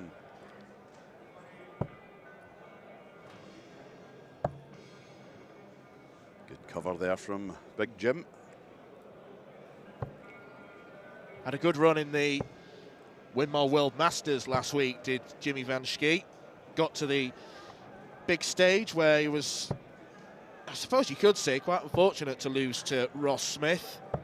Yeah. Smudge's extra experience in that big stage maybe counted, but $5 grand early on in his PDC career. He might even get to round 2 of the UK Open as a qualifier there, so promising signs. Yep, definitely a good start for the big man as he kicks off his PDC career full time. A maximum? No. Sorry, put the onus on that there. Shout out to another Lakeside winner as well, Shane McGurk. Got to the last 32 of the Masters before losing to Nathan Aspinall, so the last 2 Lakeside winners have made a good start to their PDC careers. Yep, and the Lakeside winner from the year previous to Shane, Andy Battens, has returned to our side of the game and is participating here this weekend. Said hello to me earlier on, he just looked at me, shook my hand and said, "I'm back." That's intimidating. Andy the Terminator Bartons. Yes, he and Jelle Klassen played earlier on this morning and were easy winners in their first round match. And it looks like an... Marco took 52. They're winning 1-0 and well up in the second leg. Our roving reporter Nick Rolls has informed us. A 52 finish from Marco Meyer to win the first leg. Well up in the second leg as Jimmy Van Schie and Danny Van Tripe secure a 3-0 victory without breaking much of a sweat, to be honest. The two big lads go marching on. Just having a look there, Brian Roman has also progressed to the next round. Yep, he and Nuno Davala. We're about to switch over to board 2, where Richard Veenstra and Chris Lambert are partners. Yeah, I'm not sure. Yeah, can do, if you like. Yeah, okay. Say hello to Nicole and Caleb, they're watching it. This tournament, of course, broadcast on YouTube for the whole world to see, and two New Zealand legends are joining us watching. So Caleb Hope, Nicole Reno, hello, good morning, good evening, whatever time it is in New Zealand. Late in the evening, I am informed. About 11 p.m. Ask them how they got on in the mixed pairs today. I've been asked to ask how you got on in the mixed pairs today. Oh dear. Sorry, we couldn't hear that. Right then, Richard Veenstra and Chris Lambert, as a very jubilant Brian Roman is next to me now, waggling his tongue about. I assume he's won. Maximum? No, I need to stop saying that. Yep, well in front. Yeah, for those just joining and wondering why we're getting so much access to players, we're sat in the sort of little corridor next to the tiered seating where the players emerge from the VIP room, as Richard Ashdown has missed double 3 for the match against the Van Kijks. I have never seen the like. He's the best double 3 hitter in the world, and he has let us all down. Double 10 for Veenstra. Yep, Flyers, and he is flying. 2-0 lead with the throw in the third leg for the match. And again, not breaking much of a sweat here and averaging 87 in the process. That's not bad at all for a pairs match, as Michael van Dijk has taken out 3 to win the match for Little and Large. They're through. Good grief. They've not played bad as well. Some decent scoring. Finishing a bit suspect, but tons, ton 40s. Is that an overall 60 average, I see?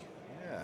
Not far off if it isn't, but... Let's look at the individual averages, see who was carrying who, if we can.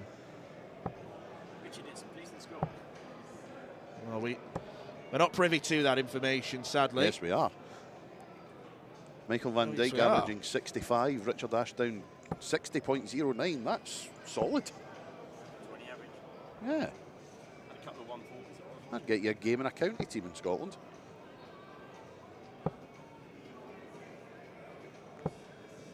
I said to Nicole, I'll tell Anthony to give you a name tag. She just called Dick. How are you, mate? You okay? Yeah. So Nick has received a response from Nicole calling me a name that I will not repeat. But Richard Head. yes, I've been set up good and proper there.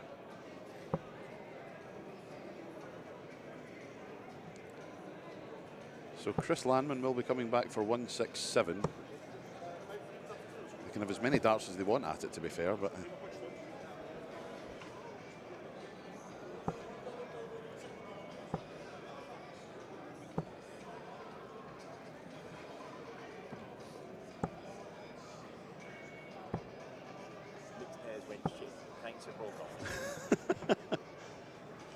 Mixed pairs went beep. Thanks for broadcasting. You're most welcome. We aim to please and serve. It's why we're here. It's why we love doing this. Indeed. So this could be drawing to a conclusion then. 2 8s for Chris Landman. 2 4s. Yes, and a 3-0 victory for Richard Veenstra and Chris Landman. Yep. Two more players who'll be heading straight to Hildesheim after the conclusion of the Dutch Open. First 2 Players' Championships of the year taking place across the border Richard Veenstra and Chris Lamman, though, focusing on the pairs, and they got themselves off to a 3-0 victory.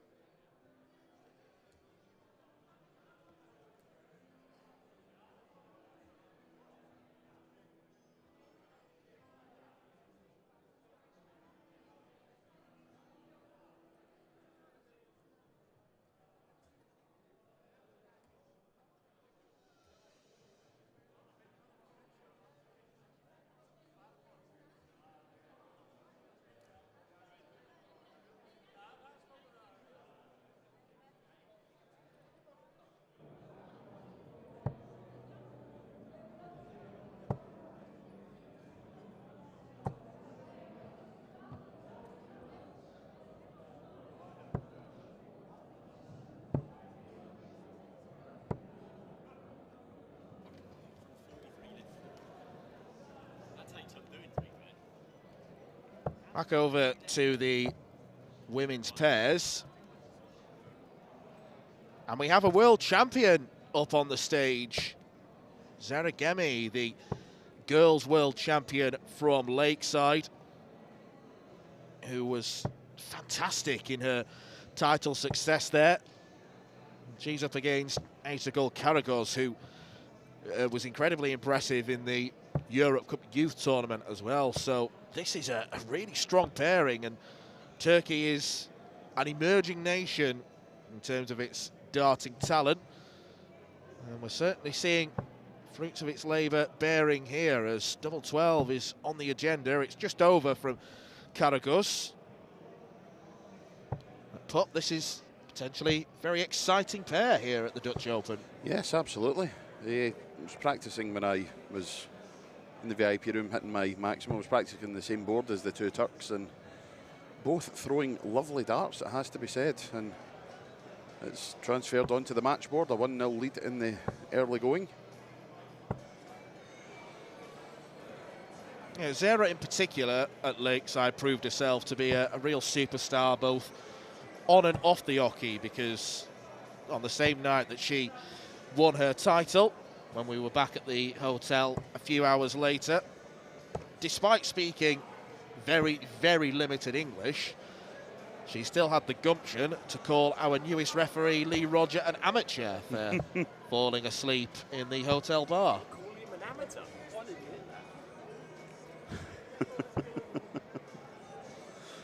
Oh, fun. After a few too many pints of Peretti. Indeed. Fantastic. Love it. We'll be back on it. Yeah, she took care of Paige Pauling and Rebecca Allen en route to success at Lakeside, two real star players. I mean, Paige in particular, dominant force in the girls' youth scene on the WDF. Absolutely. Rebecca Allen, a big talent too, so Zara's one to watch.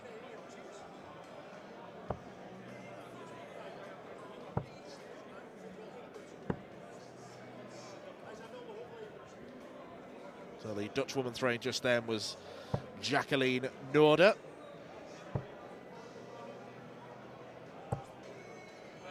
Lovely straight throw of Zaragemi. And we have Sylvia Omans-Vientjes. Well said. I'm doing my best. Really doing my best with some of these pronunciations. Just been flicked in the ear by Richard Veenstra as he walked past. one of the issues of sitting in this place where we are is the players can get a little bit violent. Your ears can be vulnerable.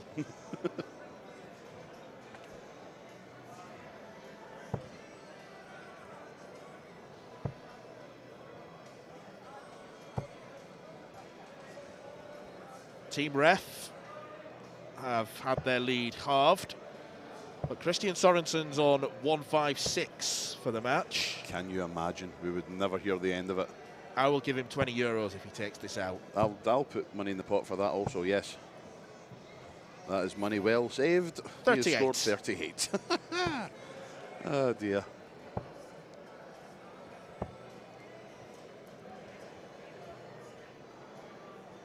Yeah, another Veinstra has just hit a 140 there, so big pressure on Marco. 118 required for the left-handed Dutchman. 26. Yes. The wheels are falling off.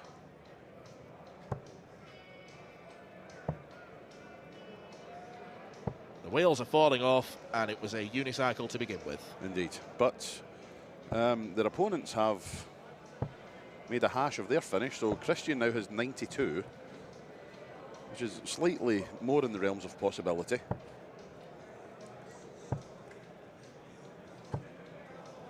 Nice steady turn back on the TV lane as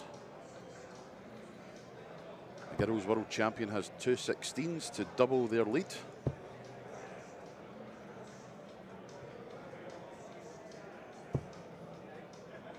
Not to be, but they will return.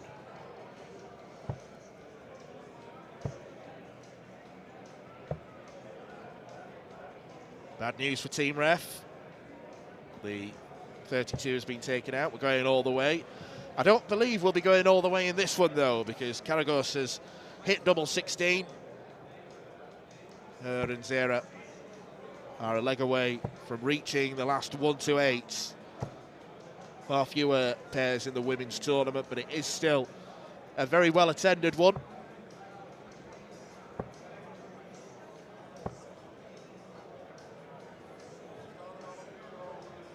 Count that.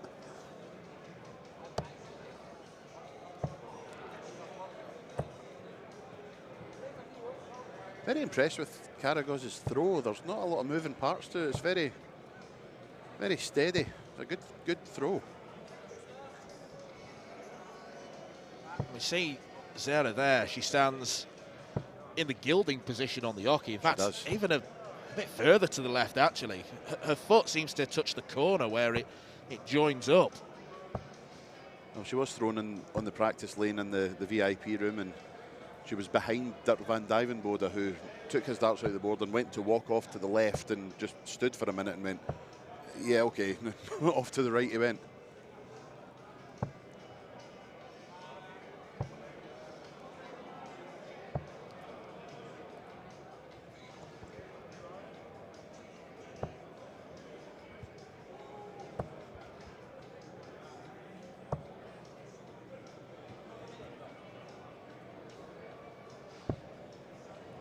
Any notable scores from around the boards? I believe your Dart Connect webpage is finally loaded.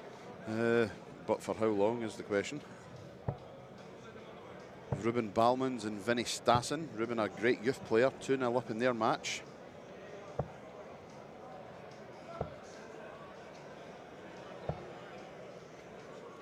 Oh, Alan Reid and Terry Leach from Scotland. 2-1 up in their match against a Belgian pair of Dean de Wolf and Eddie Janssen. Do you know them? Nope.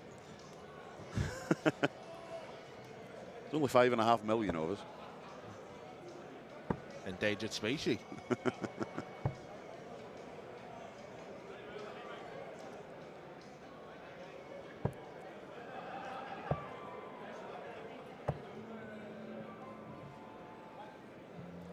Very nip and tuck with Christian and Marco.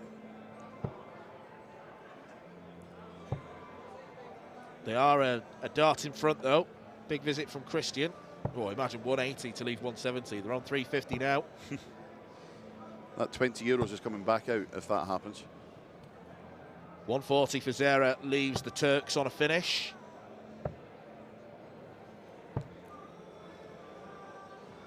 So 100. Yeah, sorry, Dan. Here's Jacqueline and Sylvia can do nothing about it. Only 40, but we'll be back for 101, will the reigning world champion.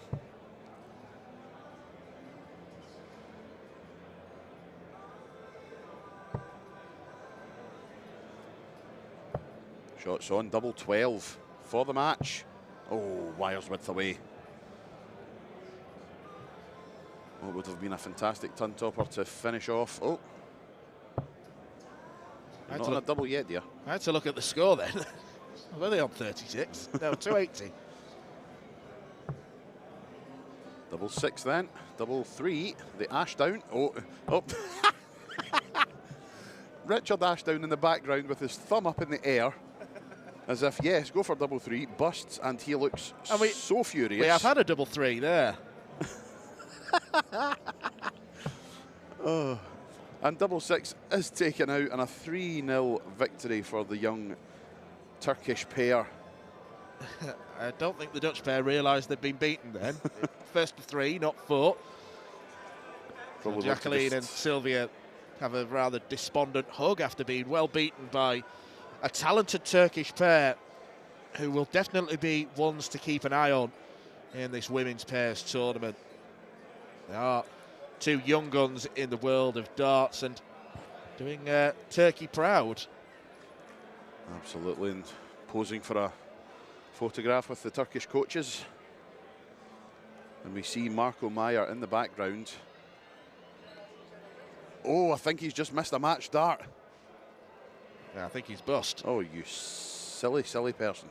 Now, on the left-hand side of the screen, you will see the Stars and Stripes of America emblazoned with the Dutch Dragon. Now, it's a real story, this. Jules van Dongen, who his problems with, you can't even call it dartitis. He has a neurological condition called focal dystonia. It means that it causes involuntary muscle spasms. It stopped him from playing darts with his right hand. He has switched to being a left-handed player, and it's lovely to see him in his adopted homeland of the Netherlands, of course an American player but with Dutch heritage.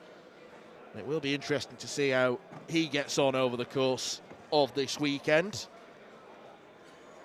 Yep, very interesting to see, and I've just watched the reaction of Christian Sorensen. He has missed match darts, and now their opponents have match darts. No, they've not done it, so Marco Meyer has 2 16s for our referees to march on to the next round. Go on, son. Not that I'm showing any favouritism at all. Miss. Miss. Come on. Oh, a clap of the hands, and oh, he's left himself 5. Oh dear. So he's got inside on double 16, outside on double 8, and then he's just lifted it too much into the 11 segment. But and they've missed. So Christian now has a chance at 5. Make sure of the 1, big man. He didn't make sure. No, he did not. How many chances? Well, this is pure theatre. Oh, he's missed as well. Right, Marco, you left it, you hit it. Big 1. Yes, double 2.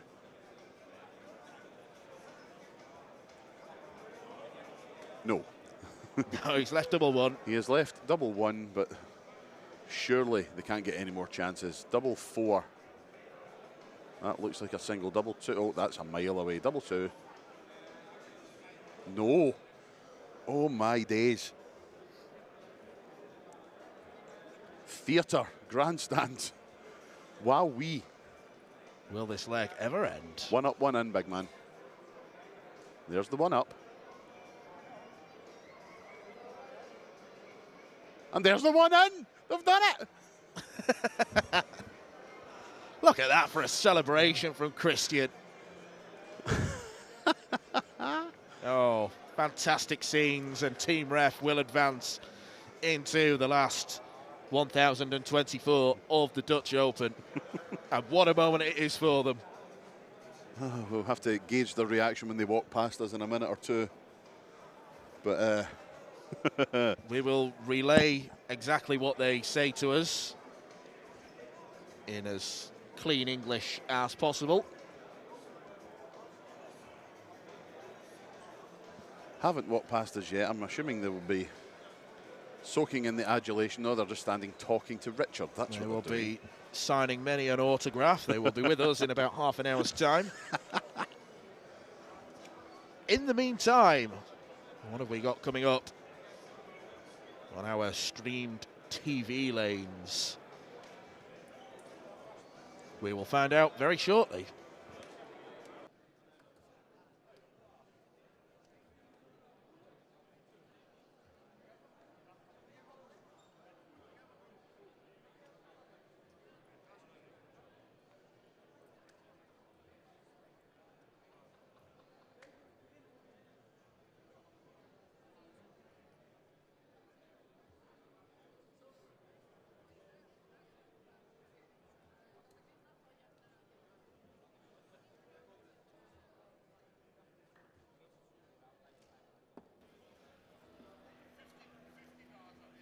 Well, Anthony has just gone over to congratulate Marco and Christian. In the meantime, we've got the fish on stage, Jerry Hendricks and Levi Frauenfelder, up against Mike Verschurer and Rick Hosen, as a jubilant and joyous Christian Sorensen, after hitting double one, is over on his haunches now. He's just said that they had a little bit of fortune in a less televisual sense. I won't relay exactly what words he said. So Christian is happy. Marco Meyer similarly delighted as well. So it's been a very good afternoon so far for team officials, with Richard Ashdown and Michael van Dijk victorious in their game as well. Marco is chatting, conversing with Little Rich and Big Michael. So here is Jerry Hendricks, who made his return to the big stage last year, playing in the Dutch leg of the European Tour over in the PDC. Still a fine player, and he's up against, or he's up playing with someone in Levi Frauenfelder, who's got an awful lot of talent as well. He's a perennial Challenge Tour player. He's tried his luck to get a PDC Tour card without success. Anthony Dundas is back in his hot seat. Anthony, you've just been speaking to Marco, Richard, to everyone there. What's the general consensus and mood like? Relief, I think, from one. Richard standing behind us, delighted to have his victory. Oh. Charlie getting a bit animated also. Little Rich, your immediate reaction to winning with Michael van Dijk? Get in. Thank you. Couldn't have put it better myself.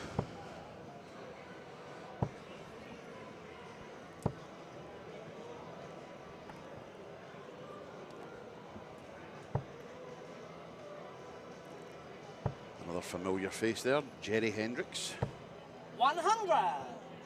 And 74. I'll tell you something about Jerry Hendricks that maybe not a lot of people know. He's a fish on stage. Apart from that, he's a very good singer. I have video evidence of this. British Open, Bridlington, Southcliffe Hotel, and he gave us a rendition of Save the Last Dance for Me. This is years and years ago, but very good. Will you and him be duetting Piano Man at any point this weekend? No, we will not. Ball! And that's one way to do it. 109 finish. Single 5, treble 18, bullseye. Only way to go. Why not? Excellent darts from Jerry Hendricks. There's quite a lot of lean and ungainliness in the Frauenfelder throw, but he makes it work for himself. The brother of Kiana, I believe, who is the partner of Jan van Veen. Who was beaten in an all-Dutch Premier League final in Newcastle last night by Michael van Gerwen. It's already a good darting weekend for the Dutch. Indeed. And just to think, 10 years ago, Jan van Veen was on his way to winning the under-18s here at the Dutch Open. And now he's a World Championship finalist. What a player he's turned out to be. Wonderful. I'm assuming we'll maybe see him at some point over the weekend. He usually shows face.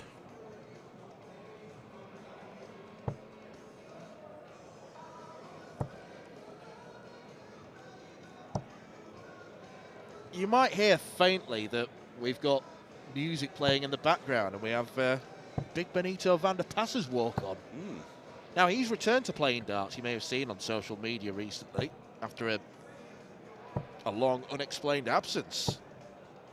180. 180 for Levy.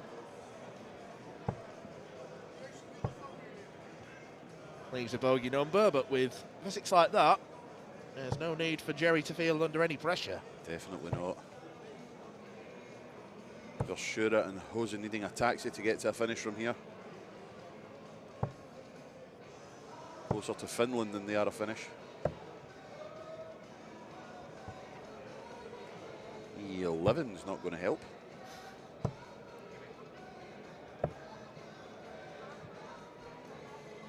Jerry will be back. 74 for the second leg as our opponents decide to play in the 12s for a while. 20 for tops then for Mr. Karaoke himself.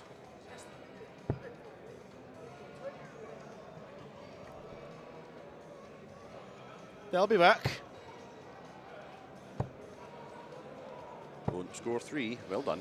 Yeah, going down in increments of 1 is not going to help. Absolutely not. Oh, that's not in. Was that the most delayed lunge forward you've ever seen? It doesn't matter. They're 2-0 up, Hendricks and Frauenfelder. Steady average of 73.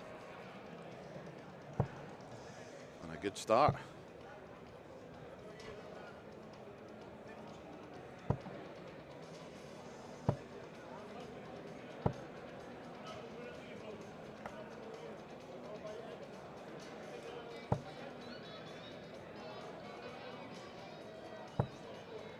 Now then, 182.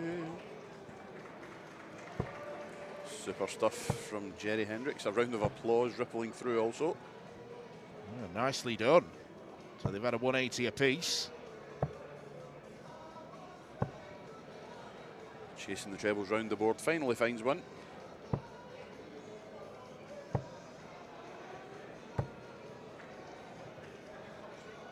Now, I've made an observation about the Frauenfelder outfit. It's just a khaki t-shirt made by Levi's. He is called Levy. Is that a cunning ploy for a bit of sponsorship, perhaps? Don't think that was by accident.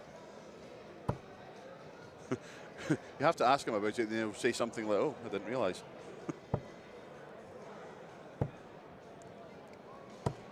So it is Jerry and Levy first to the finish. 158 incoming. Another one of those.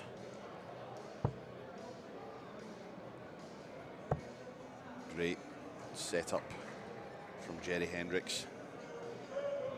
And again, averaging in the 80s. Good stuff. There's double 18 for a place in the next round. It's a good switch. Thank you. Lovely switch. They call it the tricky switch, but Levy Frauenfelder made that look very easy indeed. So a 3-0 win, another one on the TV lanes against Verschure and Hosen. Mike and Rick dumped out by Jerry and Levy.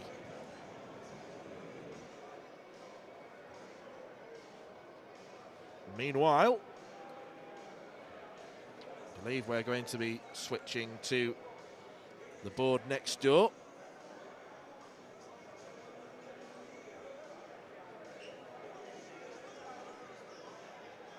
And every game is a little surprise to us, given our Dart Connect is not loading and we can't really see what the schedule is. We are trying our best, believe me.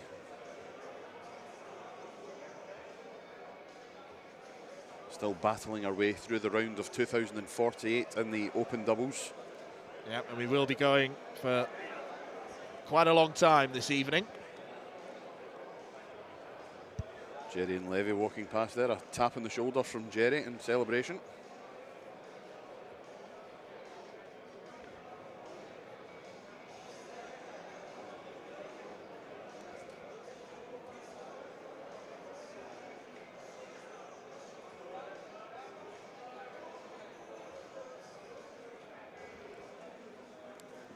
How you doing? Live in your Wever software.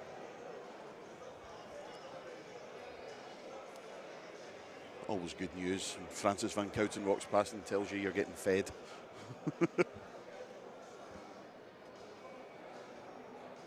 Yeah, we have our wallets stuffed with vouchers and tokens for various refreshments, which is always nice. The NDB, should I say, very kind in what they provide for us. Absolutely.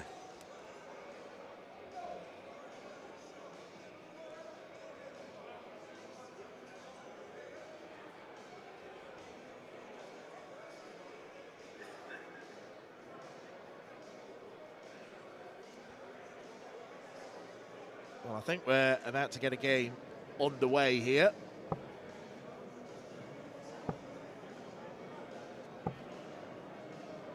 That was Davy van der Zande and Kenji Steinbach, one of the promising youth players, stepping up to play in the senior pairs tournament.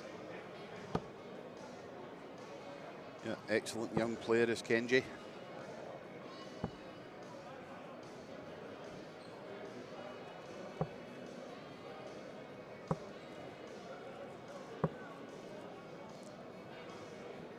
Well, when you first start lands in the big six, I think you already know it's not going to be your day. So very true.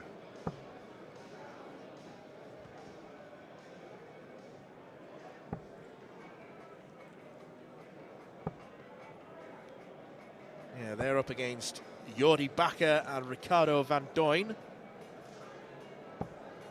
Kenji probably the one to watch out for more than most of this quartet.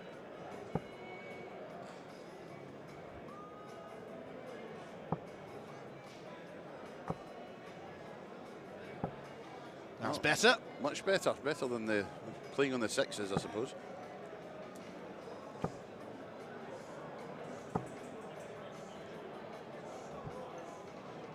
Excellent darts from Davy van der Zande.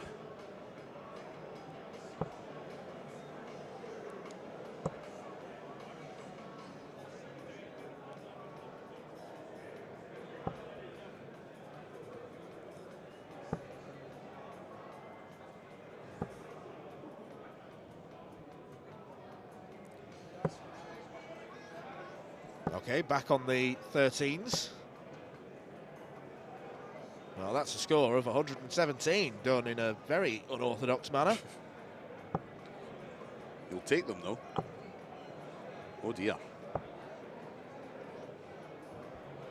Two well-thrown darts, just the wrong side of the wire, ending up in the treble one.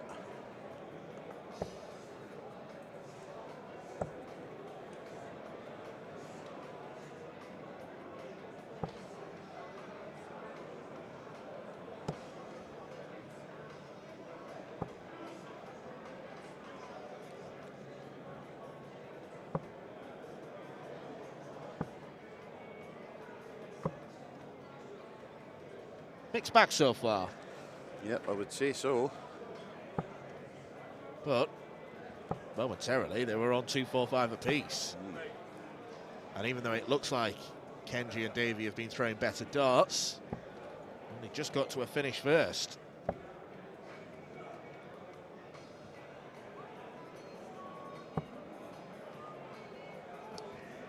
I like it. Big 12 to leave 170.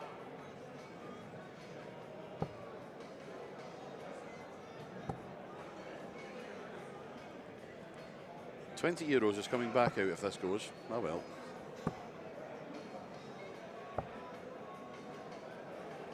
So 86 then for Van der Zande.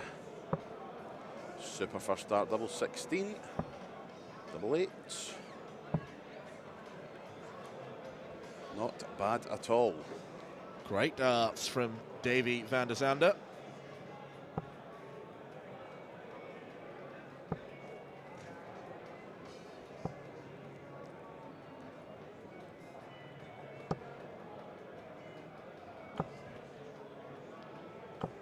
Well, that's better than not bad. 140 to kick off the second leg.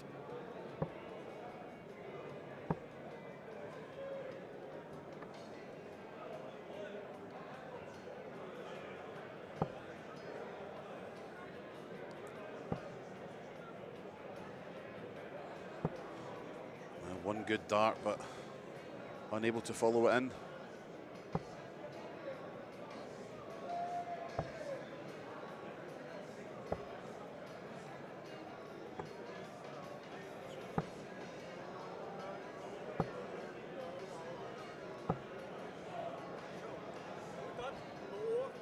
Yeah, Davey is very competent so far. Back on the sixes. Oh dear.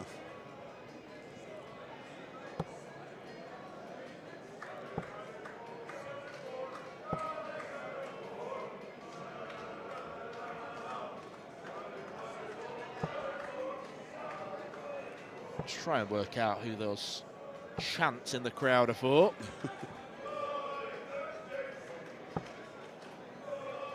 See, it's filling up nicely behind us in the tiered seating. Van der Zande denied a 180. Loose last start.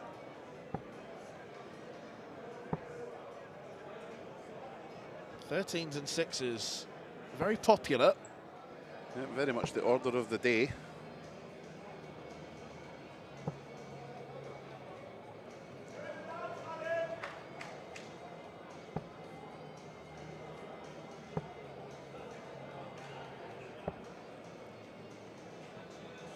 Yeah, Mr. Beard, the straighter of the two players on the opposing team. I can do nicknames too.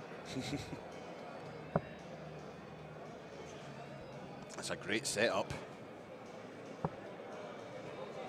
16 left after 21 darts, but bearing in mind that is 701, that is pretty good. That is 69 scored. Yep. Never good when someone starts playing in the 17s. But it's always good when you hit double 8 first start of asking.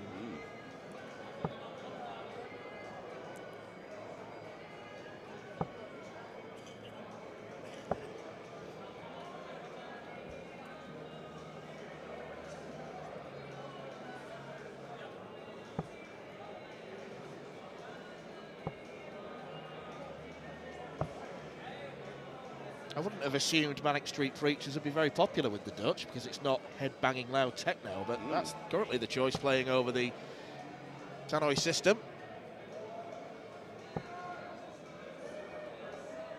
Can't beat a bit of the Manics. And I'm now obliged to describe the choice of music as eclectic in this venue. Very eclectic. And that's without taking the party tent into consideration. Have you been yet? Not yet. I'm building myself up to that. If you've never been to the Dutch Open, folks, it is something you have to experience at least once in your life, and you have to experience the party tent. Even if it's just for 5 minutes, go in, take the atmosphere in, the music, the sheer chaos that's happening round about you. And bring wellies, because you'll be wading through empty pint pots. Absolutely. It used to be worse in the other venue when the Dutch Open was held in the Koningshof. They had same an area for partying, and one of the favourite things to indulge in was bin diving. You'd stand a wheelie bin on its lid so it was sitting at a slant, take a run at it and just dive in and see how far you could go. Not something I ever indulged in, but I did bear witness to it. Does sound fun. If you like that sort of thing. Sounds more like an episode of Jackass than a Dutch darts tournament. So true.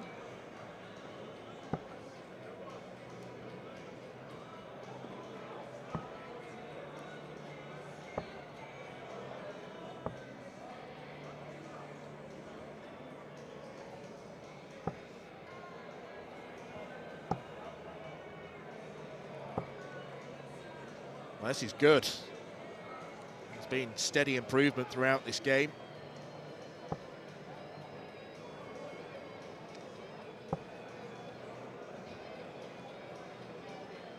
Yep, 87 left for a solid 3-0 win. If you can do it in 2 darts, that average might just peak above 80. It won't happen now, I don't think.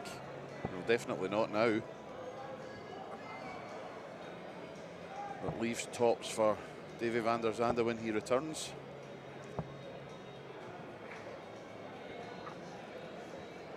So here we go then for a 3-0 victory. And it is there. Slightly distracted as I happened to look over my right shoulder and saw the legend that is Bonte walking past with his pairs partner, the legend that is Jacques Mulat. They're about to go and play their first round game. And it would appear Mr. Stompy has a microphone attached to him, so... They're sat on a table, and everyone else on the table is one. Nick has just reliably informed us that the table they're sitting in at the VIP area, everyone sitting at the table has won their first round game, apart from Cone Jack. Well, their game's coming up at 1 o'clock, I believe, so plenty of eyes will be on that, and they're playing against a German pair of Karl Kron and Radek Klatschek. So we will wait for those to come up.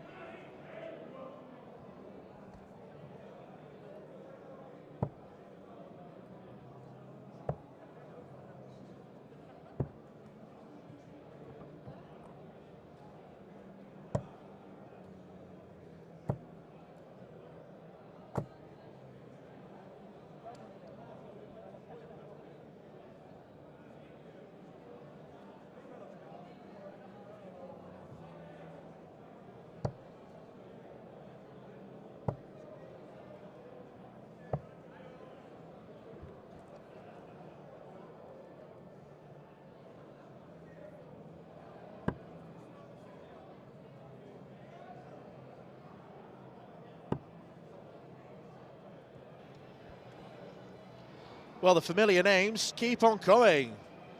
Big Wesley Plazier and Denny Aldikalter about to take to the hockey in this pairs tournament. Two current PDC Tour card holders. Wesley Plazier, a two-time winner of the World Masters.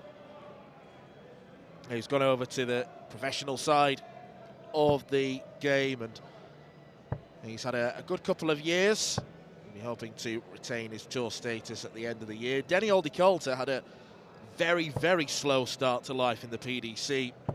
2025 just gone, but improved as the year went on and got to a Pro Tour final in Wigan, where he was absolutely annihilated by Luke Littler. It's the Netherlands against Belgium here, and it's nice to see some of the big names competing in the Dutch Open this year. Absolutely. Always good to see guys that maybe don't see as much of now because they are playing on the PDC circuit. Always nice to see them back. They're taking on a pair from Belgium, Barrel and Moers. Big Wesley, of course, a former Dutch Open finalist. A couple of years ago, he lost out in the final to Jarno Bottenberg.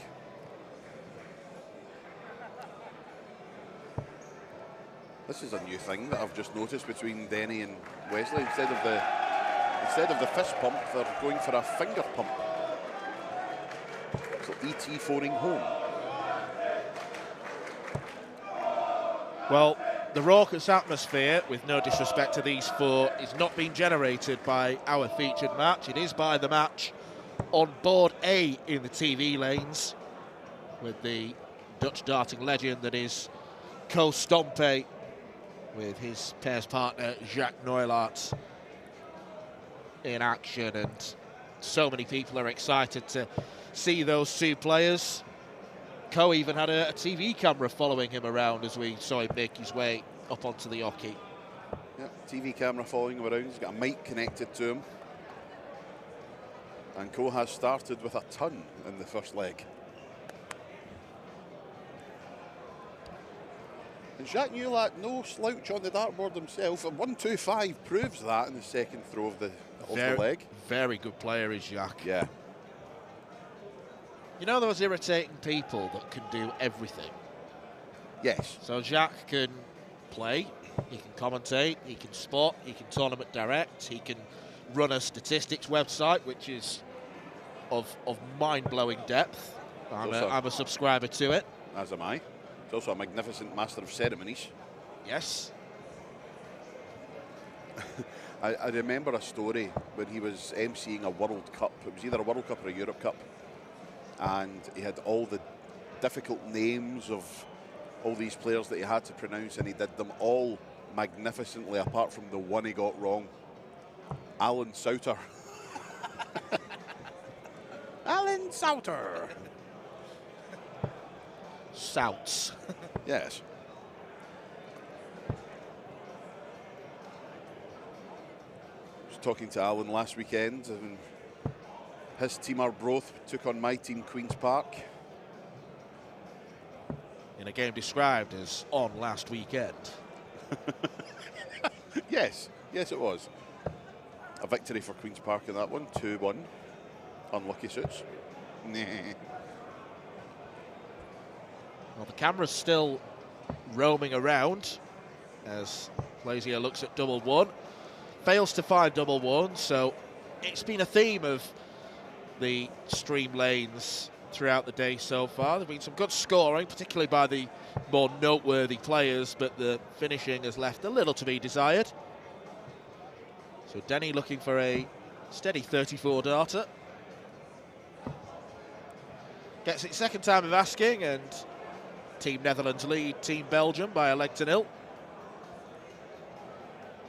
See over on the next board along, Vincent van der Voort in action.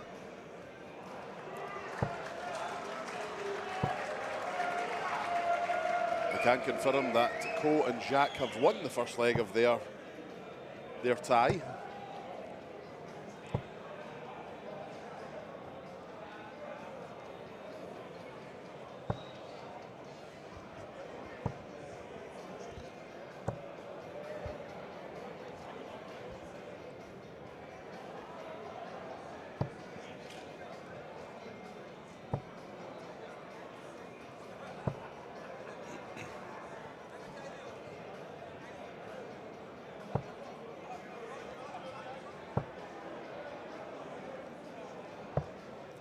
not off to a great start, Cole and Jack, in this second leg. Scores of 41 and 42 to kick off. Well, they're improving. 43, progress little by little. I've just been informed that at the start of, or sorry, at the end of the first leg, Cole went 1-3-3 to leave tops, and Jacques pinged it first dart. And Nice. they are now regressing. A score of 40 has just gone in.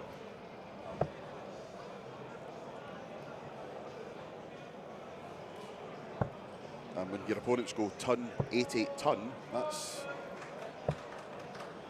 not going to be enough. Yeah, they're facing a break of throw as well. Oh, 21. Crikey, oh blimey. 180. 180 for Big Wes.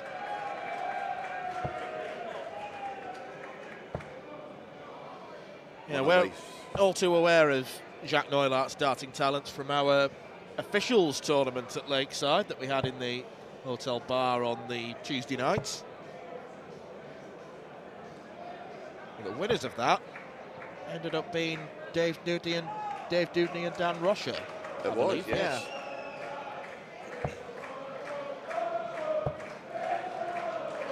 The Vincent van der Voort chants have started. I'll be back in a minute, I'm going to go join in. Great setup from Big Wes. 1-2-7 leaves tops. And the Belgian pair are pretty helpless at this stage. Tops then for Denny Aldekalter. 2 10s. Doubles haven't been great. Case in point. Oh, they've reverted back to the fist pump. First leg it was touching fingers, which was unsettling to say the least, but back to the fist pump we go, and 2 5s for Wesley Plaisier, and there it is. As you say, 2-time WDF World Masters champion, the first of which came in this very venue.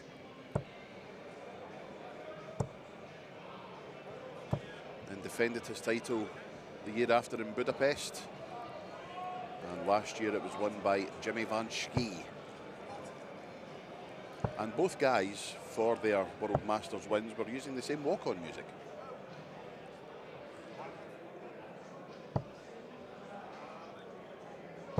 Wesley had a big change of walk-on music for Alexandra Palace. Angels by Robbie Williams, which is very un-Dutch. Very unexpected indeed.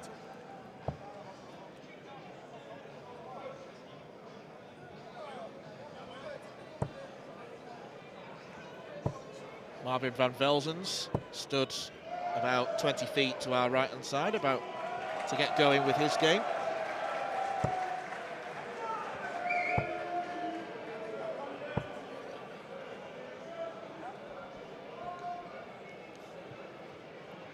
Still no connection to Dart Connect, so I have absolutely no idea what's happening elsewhere. It's Dart Disconnect today. But hey. In all seriousness, no, a wonderful thing is Dart Connect. It's really revolutionised the way tournaments are run. I was smitten when I met David Maincher here last year. With him or with Dart Connect? Both. Ah, okay. He is the creator of Dart Connect, after all. He is. A magnificent team behind him also. There's David, Greg Tong, Arno, and of course our Irish hero Chris Curran. Tops. No, double 16. Oh, that would have been a magnificent way to finish. But they will be back for 2 16s.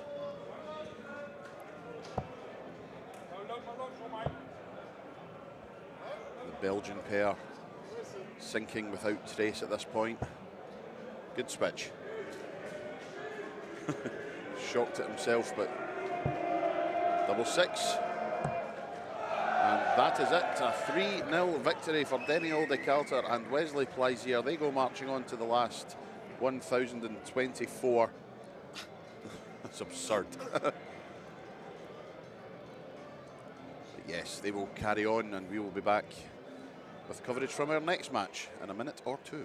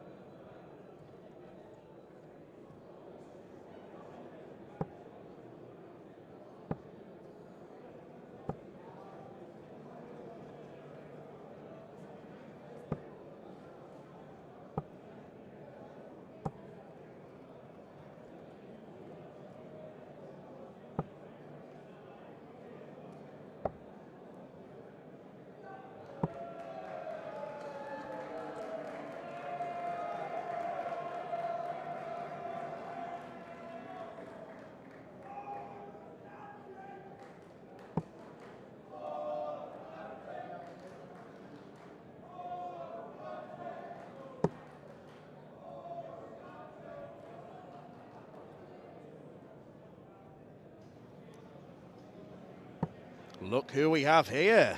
Dirk van Duivenbode, the Titan, the Aubergenius. One of the most eccentric and frenetic figures in world darts is here, playing pairs. And perhaps it's a good job he's alongside a more mild-mannered Mike Kuyvenhoven, a man who's developed a reputation over the years for seemingly always beating Michael van Gerwen. Someone who's got a big performance in him, but Dirk, as we know, one of the premier talents in the world of darts right now.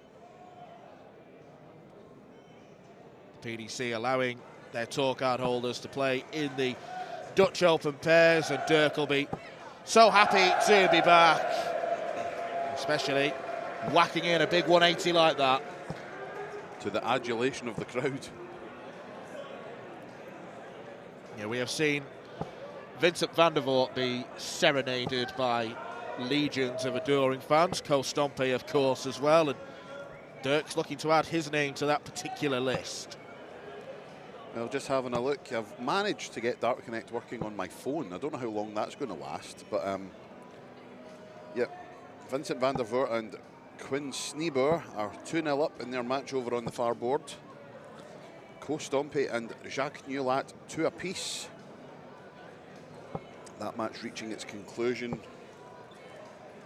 and not much between them at this point.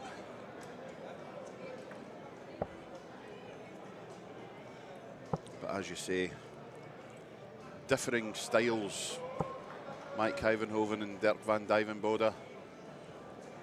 But that could be the recipe for success here.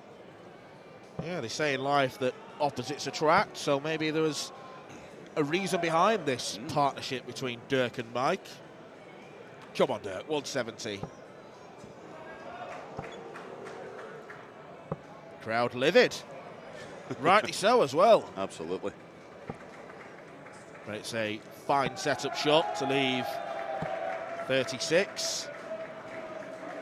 And with their opponents stuck in the late 400s, pressure was not on Mike Kijvenhoven, and he delivered that dart with aplomb, double 18, to win the first leg. I have had a message through from some commentating colleagues of ours, Scott Mitchell and Henry Deacon, down at Modus in Portsmouth. They're keeping an eye on what's happening here at the Dutch Open. Always lovely to hear from Scott, our former world champion, of course. Hope you're keeping well, boys. Over on board A, Jacques and Co. in bother. Jacques' last scoring visit, a score of 8 to leave 196, but Stompe has fired in a 140. 56 if they come back. Radek Klasek has 64 left to take the match. Should he fail to do so, Jacques Newlat will return for 56.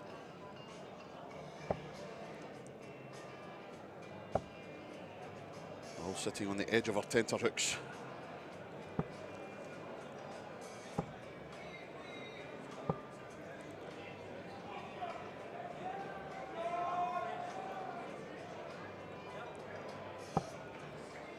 I think the German pair will get roundly booed if they take this out. I think so.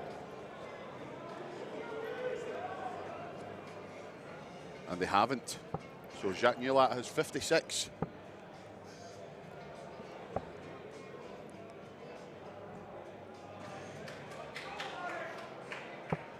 No, hasn't done it. So Karl Krohn, 32 to knock out the Dutch legends.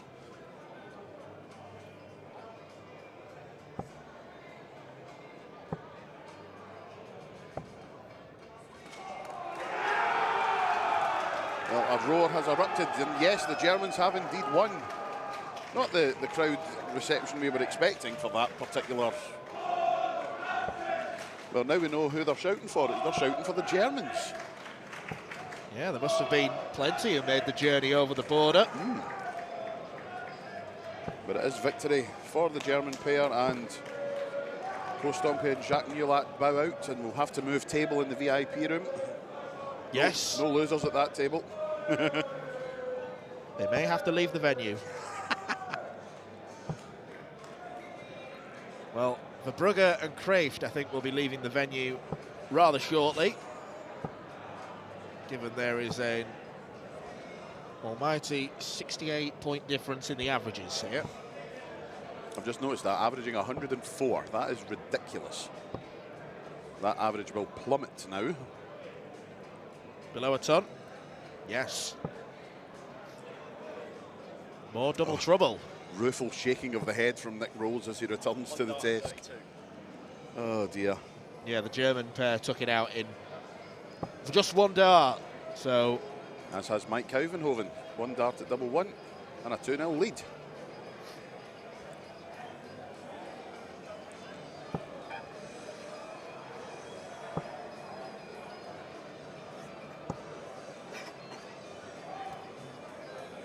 Yeah, it's a shame to lose Cohen Jack so early on.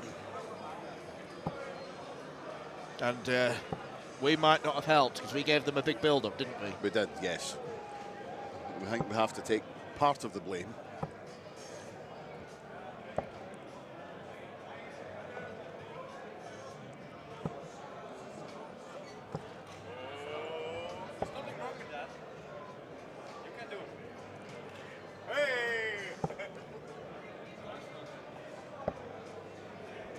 Jurjen's back. Please review what you've done in the last 20 seconds. I've taken a beverage from Jurjen van der Velde and drank it. And then he's went, way. They do a wonderful selection of non-alcoholic beers here.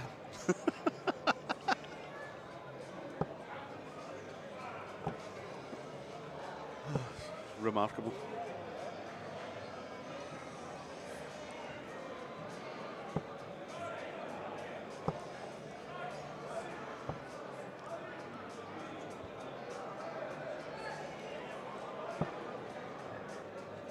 Well, it's fair to say that Dirk and Mike have perhaps slowed down a touch, but they pretty much know they're going to go on and win this game. Yeah. Still averaging 97.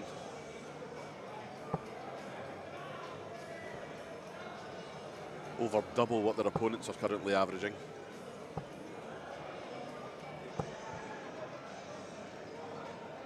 Only 43 from Dirk, so a tricky outshot for Mike.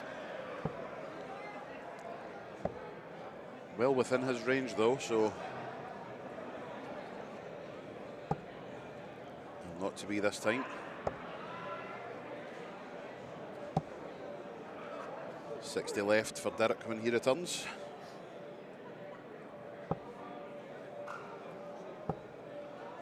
He looks very relaxed, doesn't he? He's having a chat in the background.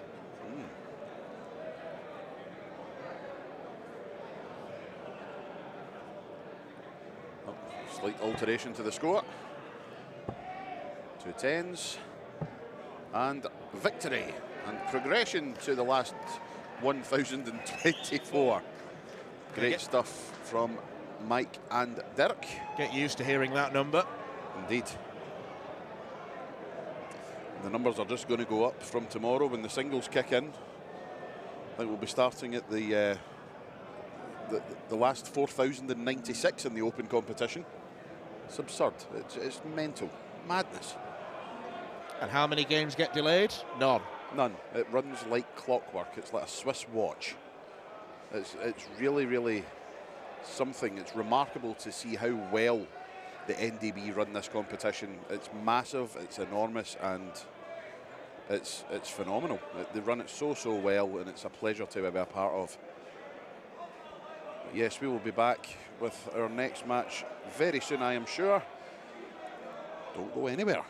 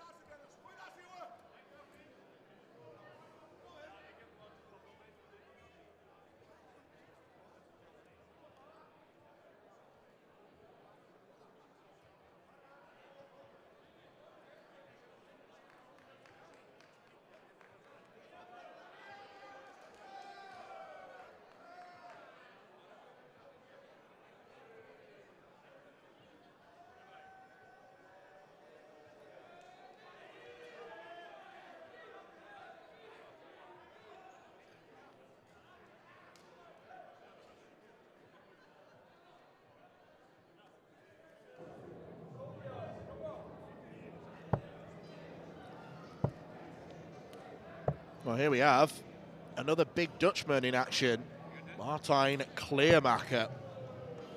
Someone who has stepped away from the professional circuit over the last few years because of some really horrible personal issues he's had to deal with, but Kleermaker. How are you allowed here? Dirk van Dijvenbode had just walked past and asked, how am I allowed here? That's better than what he done to me. What do you do to you? Groped my right bosom. All right. I think I would rather have had that than questioned about my presence. How are you allowed here? That's exactly the same question we'd like to ask you, Dirk. And he could answer that with, yeah, the PDC let me. Oh, dear. Have I told you about Dirk's nickname for me? I don't believe you have, no. He calls me Fake Dan Fake Dan. in comparison to Dan Dawson. Oh, yes, right, okay. Tad harsh, but okay, I can understand the logic. It does make sense. It's a nickname that does have, you know, some validity.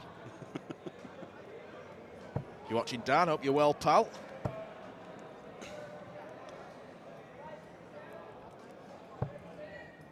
So we do have a match on one of the streaming boards at the moment, and Gerlin van Rosmalen and Shannon Moss are currently 1-0 up on Eileen de Graaf and Anka Zylstra.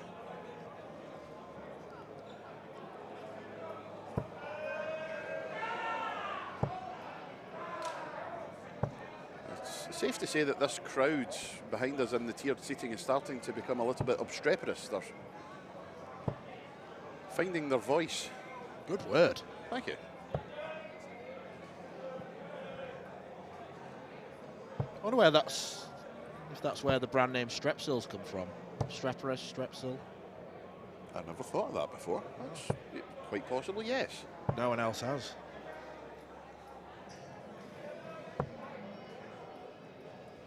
There he is, Martijn Kleermaker, as you say, back playing some darts. Genuinely one of the funniest men I've ever met. Spending time in his company, just an unconscious comedian, it has to be said.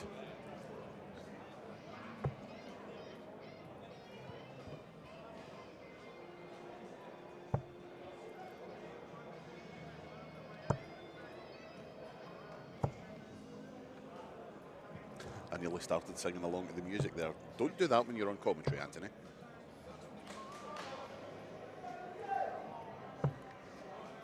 Well, there's the first leg. Double 10 pinned by Martijn, who did make the Sunday stage action at the Dutch Open last year. And I want to say he was a beaten quarter-finalist by David Phaeton.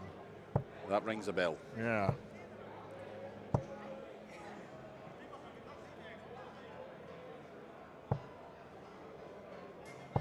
All the stage action happening on Sunday. We will have the final of the open pairs and of the ladies pairs. We will have the Aspiranten final, the under 14s, the girls final, the under 18 open final,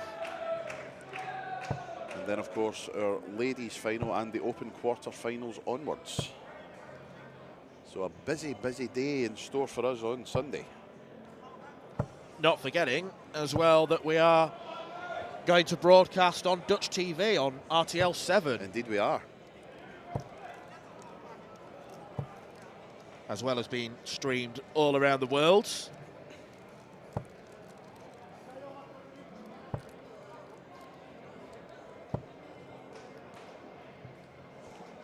Eileen de Graaf and Anka Zylstra have restored parity in their match, one apiece now.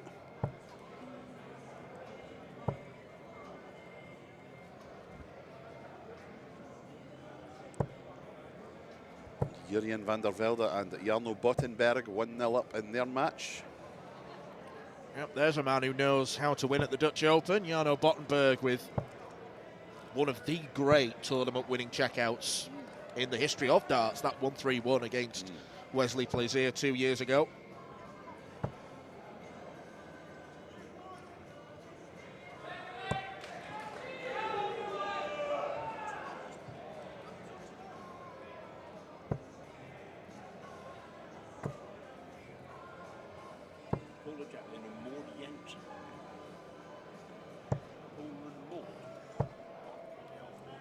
Yeah, out on the floor, the international pairing of Paula Jacqueline and Maud Janssen, currently 1-0 up against Kim Palstra and Layla Brussel. Ah, the Sprout. Another young lady with a lot of experience on the stage.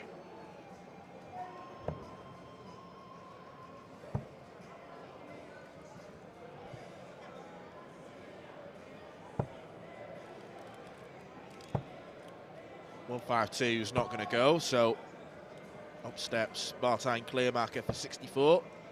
Double top. Just his height. There we go, 2-0.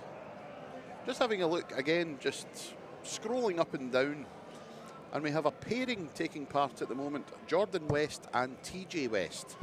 Am I right in saying that is a relation, probably the sons of either Tony or Steve? Possibly Steve, I think. I could be wrong, but it's not often you see Dutch with the name West.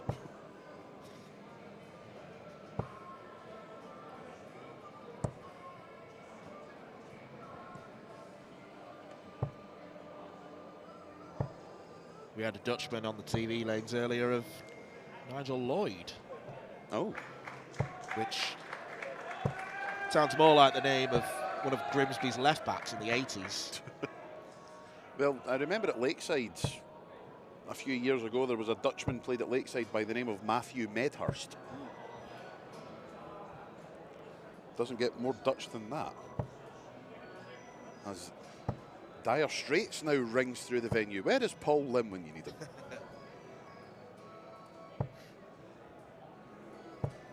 Imagine Paul Lim at the Dutch Open. Let's make it happen. Well, he has been in this venue before. He played at the World Masters here back in 2022.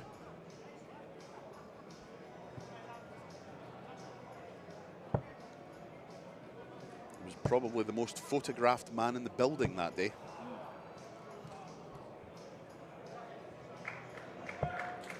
As he should be. Absolutely.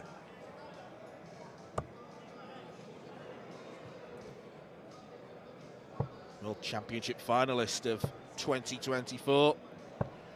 Still going strong at the old age of 71. Another game out on the floor, and Corné Groeneveld and Renee Mollendijk currently leading their match 1-0. Corné, one of the big favourites for the Open title. Third seed.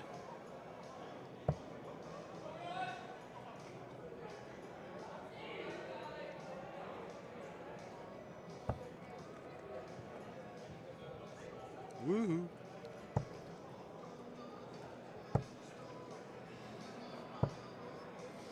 Well, 72 points separates Kleermaker and Van Berkel from victory. Gillen van Rosmalen and Shannon Moss now lead 2-1 against Eileen and Anka. Could be a huge upset on the cards there. That would be a massive upset if Eileen and Anka were to depart.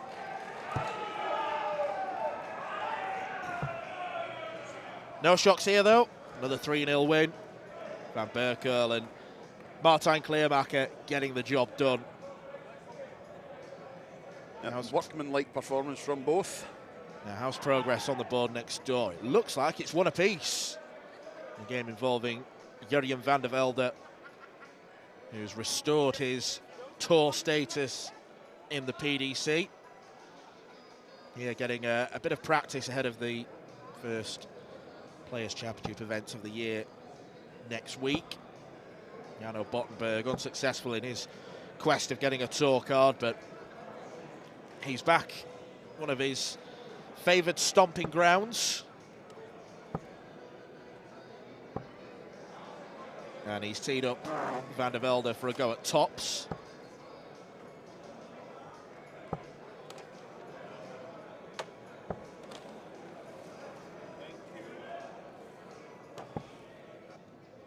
Double 10. That's a good guide. But the guide was not used by Jurjen. Apologies, I was just offering Nick my banana.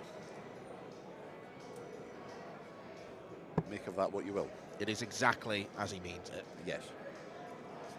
Eileen spoke to Joe and said, "We won't be winning the pairs this year." Which is probably right. But maybe not with you. Double 5 struck by Jarno Bottenberg. Lead 2-1, but it looks like there's real parity in this game. The averages have just disappeared, but they were both in the low 70s, so we could be going all the way here. Here they are.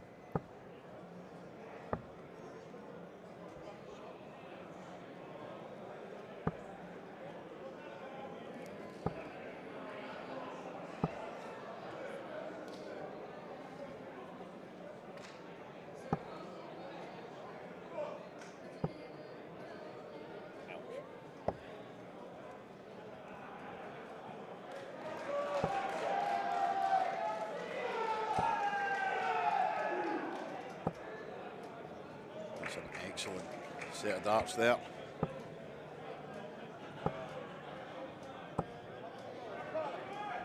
What a response.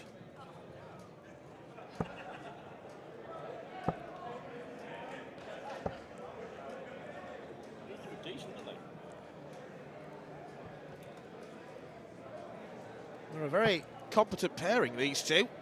Absolutely.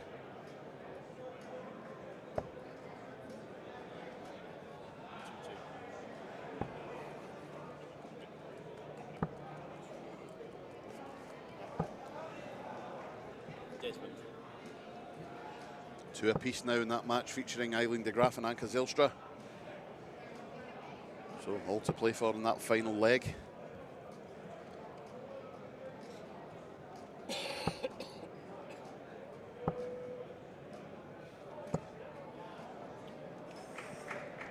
.140 and then gives it some.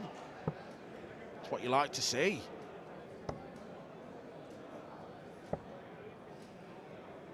And a flinch from Jurjen, so 6 darts from 140 for these two.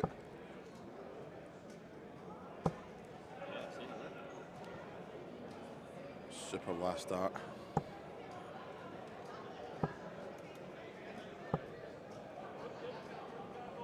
Well, the better known pair are going to be sweating now on this 55. Double 10. It is not taken by Martin Luyanga. So treble 19, now treble 18. Goes the 4 route. Ill-advised. Absolutely. Big one. Oh, schoolboy error. Don't miss the big number. Oh, his head will be in a spin now. Because he's called spin. Meanwhile, single for double on the 20s for Jarno Bottenberg. 2 10s for the match. And he makes sure of it, and a point and a fist pump. And they've come through a real test there, have Jurjen and Jarno, but they make it through. They make it through unscathed. Thank you, Dan. And a 3-leg-to-1 victory.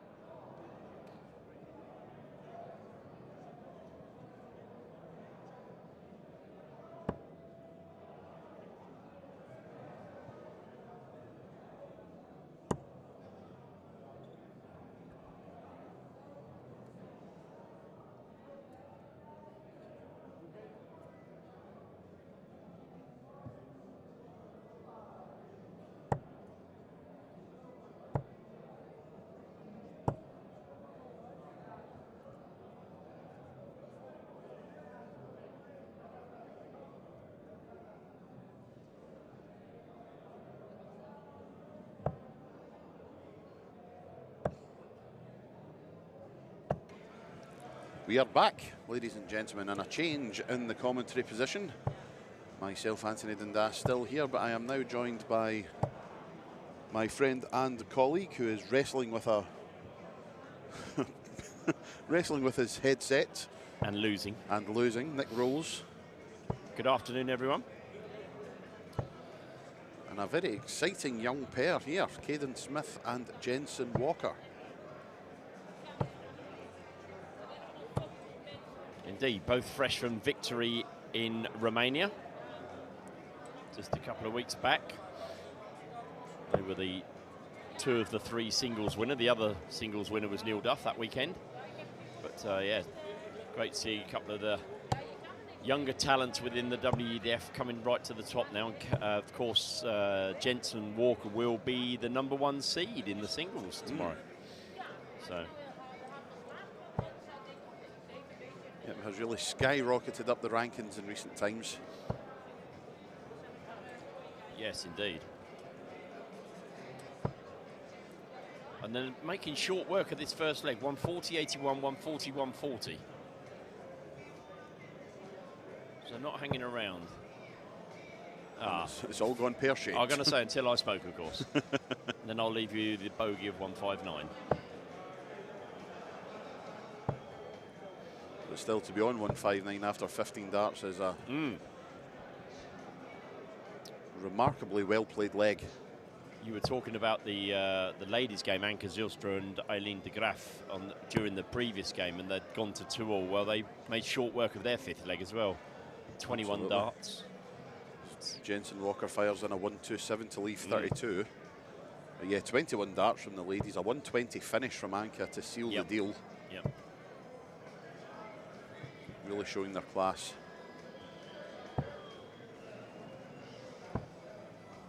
This might be a 21 leg as well. No, it wasn't to be, yeah.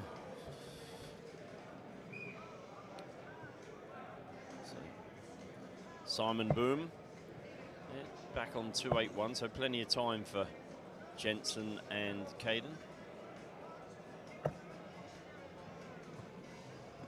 Double 2 then for the first leg. Up to the #1. Funnily enough, they were, I think, the second game on the stream this morning, Jensen and Caden, and they struggled on #1, so they'll be pleased to have got that one buried very quickly. Absolutely. And it's nice to see we have broken new ground. We're now into the last 1,024 at last. Indeed. Flying through the games. I think I heard Dan say earlier, if you're in the last 1,024, you feel as though you got a hand on the trophy. Absolutely. Sorry, Dan, stealing your lines. Dan taking a well-earned break. He's scrolling through social media at the moment at the side of us. Looking at darts websites, of course.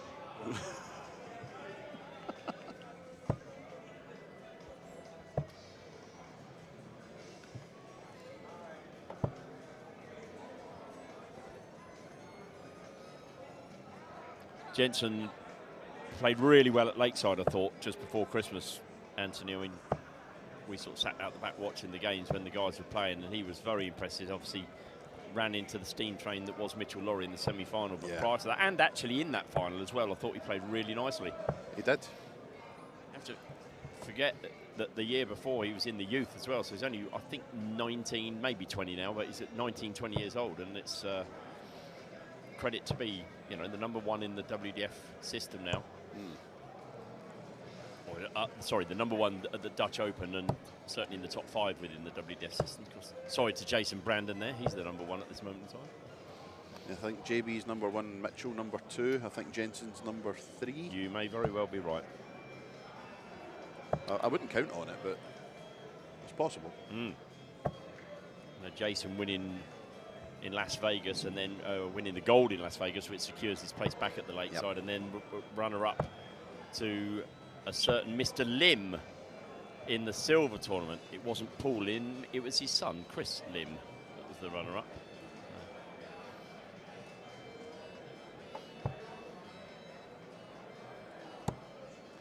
It just seems that there's a changing of the guard as far as darts goes. The youth are now dominating. It's a really interesting conversation, actually, because a lot of the tournaments allow the youth players to play in the senior tournament, and we saw that at the World Masters last year. And it's a really interesting one in that when that does happen, in previous years, the youth players, you might have one player that would go further, you know, maybe last 32.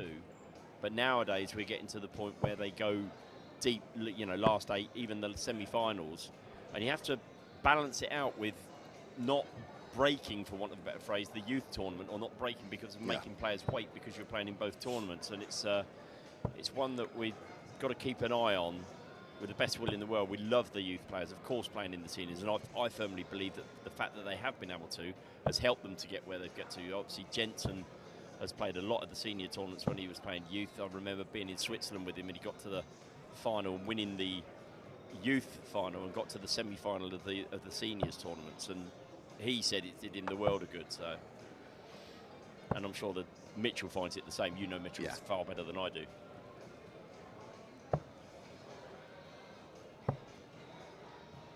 Interesting route. Good switch.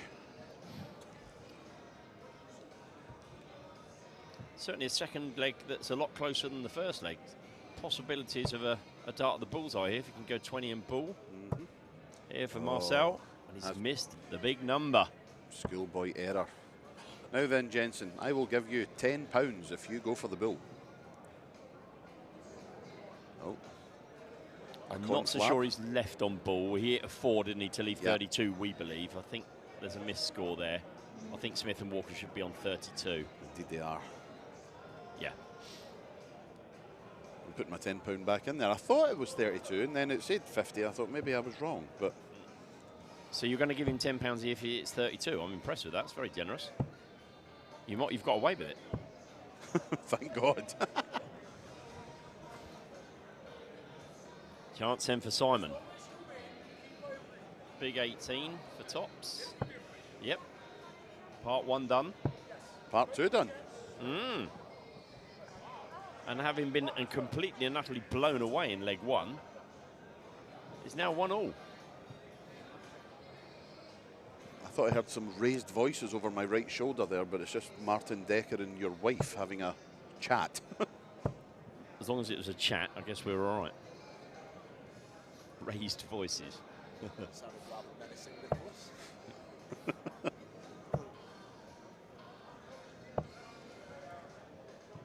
There's a few you can see in the bottom left-hand corner. Jelle Klassen and Andy Bartons are back for their second game. Two former Lakeside World Champions teaming up.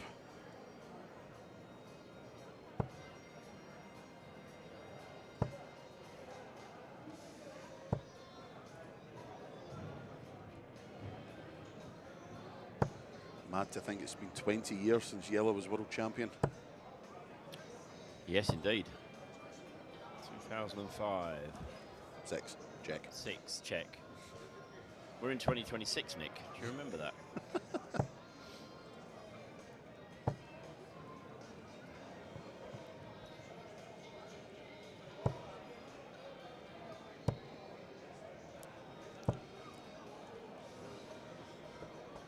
The dulcet tones of Phil Collins ringing out round the arena.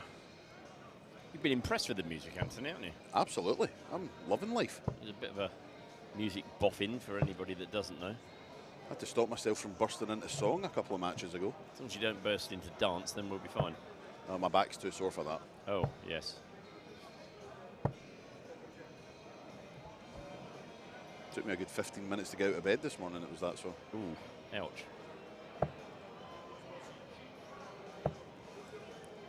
Well, I must admit, I was expecting this game to be a bit of a one-way procession after, we're halfway through leg 1, but yes, they're 100 points behind, but it's taken a couple of decent scores from Walker and Smith. And talking of decent scores, there's the biggest decent score you can get. They laboured on the doubles in the previous leg, and ultimately it cost them. Yeah. But in absolute control of leg 3. 60 for the bull. May come back to the 18s and does successfully. Great last start from Caden. first start was set beautifully for that treble. Those are the first two guys I bumped into when I arrived in Assen. I got off the train, stood waiting on a taxi, and bumped into Jensen and Caden, also waiting on a taxi. Interesting. Used to be a theory. Well, I say a theory of mine. It wasn't so much a theory as a fact that for 3 years on the trot, as I arrived at Lakeside, the first person I bumped into ended up winning Lakeside. Good grief. Scott Waits 1 year, Lisa Ashton, and Scott Mitchell. Three years. It's quite bizarre. That's impressive. Mm. Thankfully, that was not made common knowledge, or there would have been a queue waiting to greet you at Lakeside. And I was just about to say, you said at the last leg they messed around on the double a bit, but got rid of that third leg nicely. And 1 leg away now from getting into the last 512. And we are talking pairs here, 512 pairs, and we started at 10 a.m. this morning. Yep, for the first time it was capped, the entries. It was capped at 2,048, thank you. The men, the open singles capped at 4,096. It's absurd. It's just absolutely ridiculous.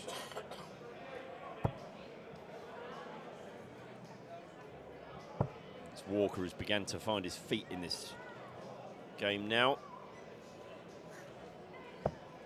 180 at the back end of the previous leg. Is it a 140 at the start of this leg?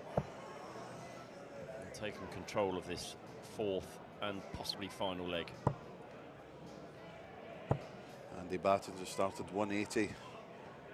And his opponent also started 180 in that other match, so some excellent stuff being thrown over on board B.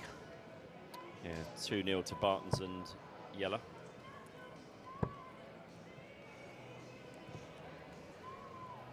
Ron Mullenkamp has just begun his match on board A here at the streaming lanes.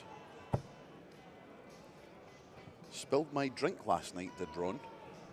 Yes, went down his shirt, all down your trousers. Well, he knocked my drink out of my hand. It went down my trouser leg.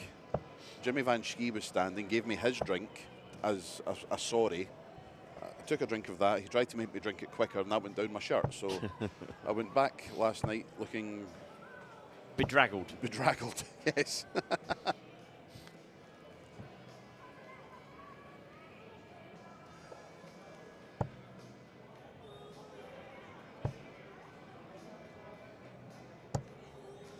It's unlucky for more.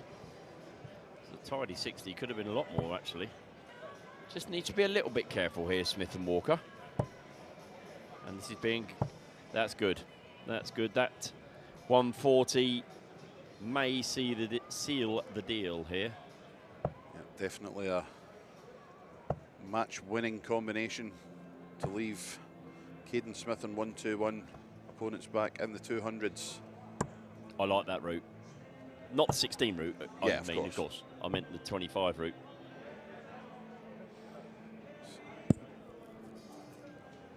.32 left for Jensen Walker for the match. Nick Fulwell and Mark Graham in the background watching on. And they'll know full well if this is going to be the match-winning dart, and it is indeed. The youngsters, Jensen Walker, Caden Smith, march on to the last 512 here in the open pairs at the 2026 Dutch Open Darts.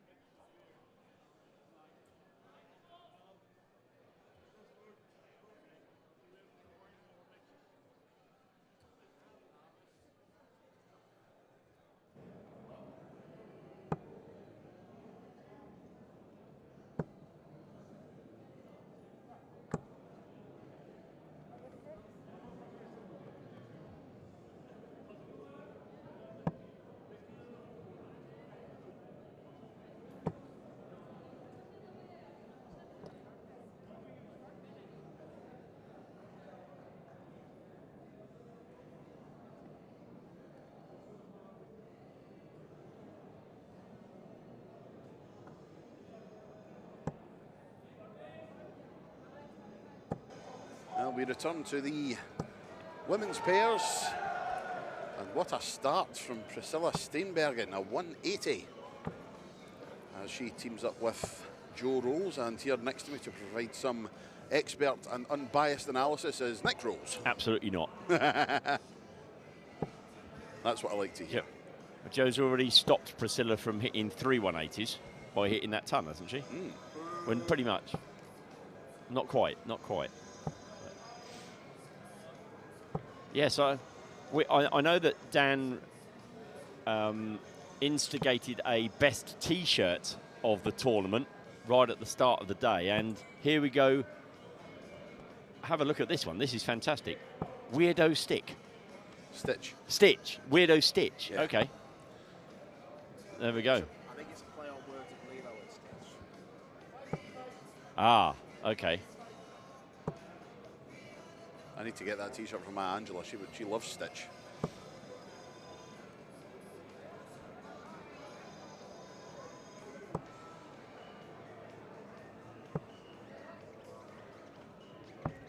Well, it's safe to say that Priscilla and Joe have regressed as far as this leg goes. I've went 180 ton 60-30. Yes. Now we're heading back in a northerly direction. That's good.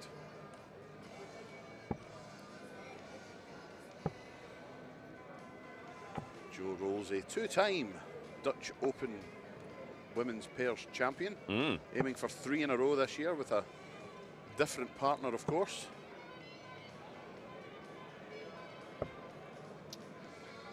This bow has taken off to the PDC. Hasn't stopped all the Dutch tour card holders from turning up. Well, that is true. That is true.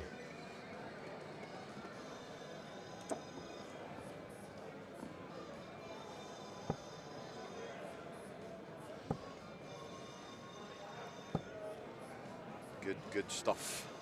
Yeah, Priscilla's playing nicely. I mean, she played really well, we were saying earlier, at Lakeside as well to get to the semi-final, and seems to have got her career, if you like, back on track. Most definitely. A permanent feature, pretty much. Well, no, she is now a permanent feature within the Dutch team as well.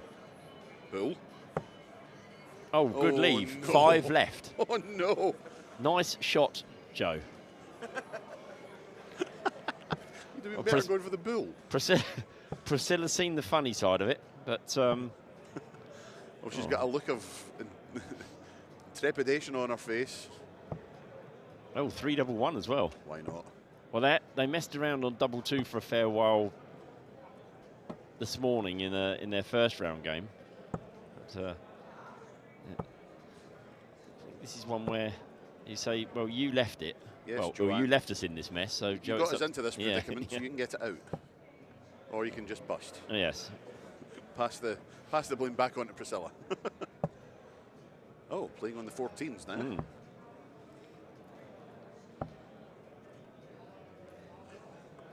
you think she had 28 left? Oh, wrong bed. You can get the jail for that in some countries. Yes. So what looked like being something like a 20, possibly a 24 dart leg, could end up being 124 if we keep going at this rate. Descended into the ridiculous. That's a good marker. Told you. Yay! Well talked in, Anthony. First leg put to bed. Oh, double in. We've changed the rules. Game shot. Yes. Changed the rules now.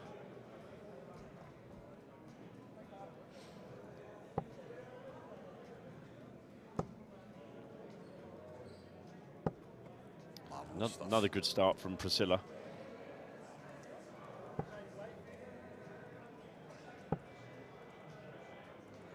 Both we were talking about the open pairs being really open, dare I say.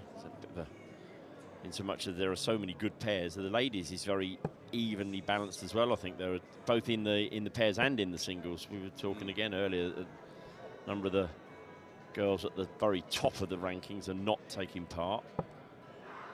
But Lorena Rietbergen will be the #1 seed in the singles. But this young lady, Priscilla, Amin Derson from Turkey, will be a formidable threat. She won the warm-up singles yesterday. That'll do her the world of good as well, I think, getting over the line. Very good confidence boost. Mm-hmm.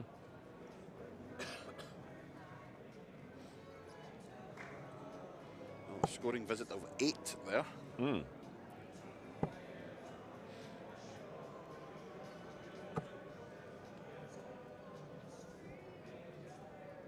Does anyone mind if I go and tell Jo to throw her darts a bit quicker? In my humble opinion, she sometimes doesn't her arm go through quickly enough. If you shout it loud enough, she might hear you. She might actually, yeah. We are in the same room. And then I feel this whack on the back of my head for.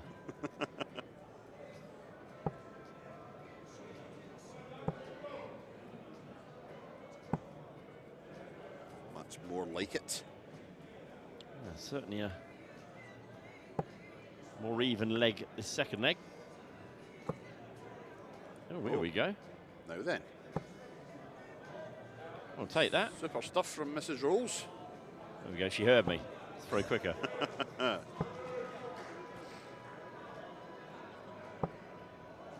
Well in control in leg number 2. Yeah, the 140's given them the ton and then ton 40 together. Oh, left to finish, yeah. Has left to finish, just.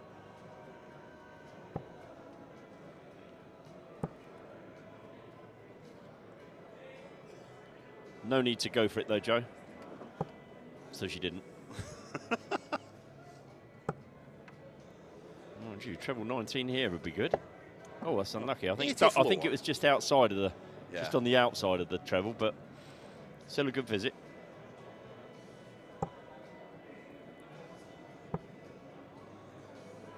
We'll be hoping to make short work of this 81, not labour about on the doubles again. Although Priscilla might just leave Jo 5 out of badness. Well, there is that. No fun. Leaves tops. Would be Jo's double of choice, would be top, so can't say she's not been given a good opportunity. 2 10s it is. She prefers 2 5s, obviously. Oh. Well, that was... lucky. Aha. Wow. Yes. You just see that falling into a single 7. Yeah. And leaving 3. Having left 5. Or was it 5? Yeah, 5. Yeah, yes. Oh, dear. Yes, the doubles need tuning, don't they? Very much so.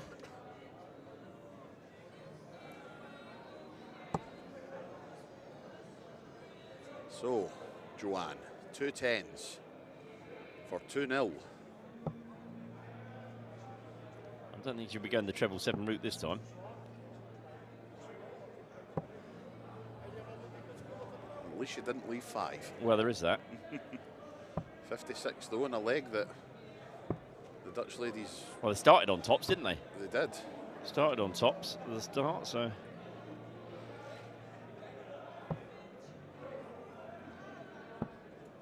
Oh. No practice starts, thank you. No. Foul and a miss. Oh. Natalie's... Oh, she'll be disappointed with that. Very. An opportunity gone begging as Joanne comes back for 2 10s. 1 up, 1 in. Oh, that's awkward. Oh, she's left 5 again. Yes. Going to get a reputation here. Don't play pairs with Jo. She leaves 5. From wherever you are on the board, she can leave you 5. 127? Yeah, I'll leave you 5. So if quiz question, like, how from 127 did Joanne Rolls leave 5? Perhaps it's the way to go. Absolutely, yeah. Messing around on these easy double 20s and double 10s. Just leave 5. Far easier.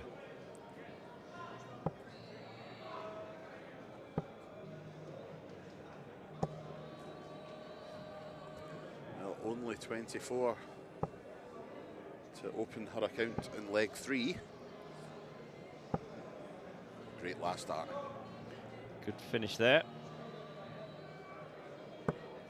Oh. Wide.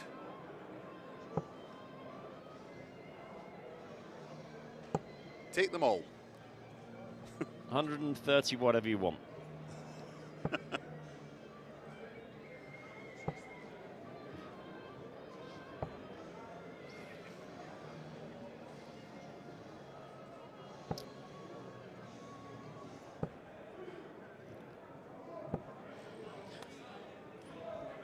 I think if you're looking at the bigger picture, I think that the fact that they've managed to win these 2 legs and look okay for the 3rd leg is more to the fact they've had sort of 1 or 2 decent scores in the match. Yep.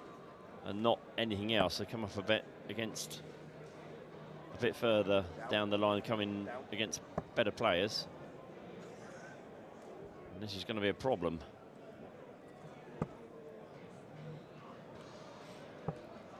But equally, I think with the dart players in general, they know when they come up against, they're coming up against better opposition, I think, and suddenly they can focus that little bit more, perhaps. I might be talking myself into that rather than rather than anything else, but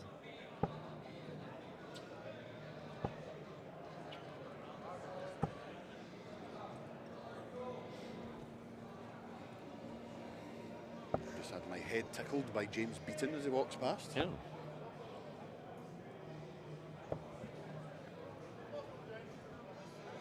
Mrs. James Beaton as well, I think. Indeed. Oh, 1 out the board, 19.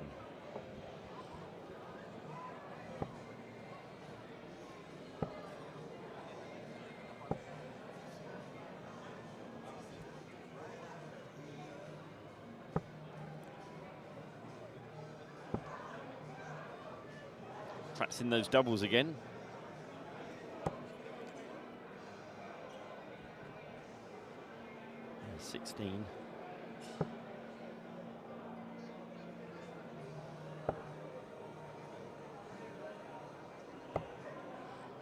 Spotter's nightmare, by the way.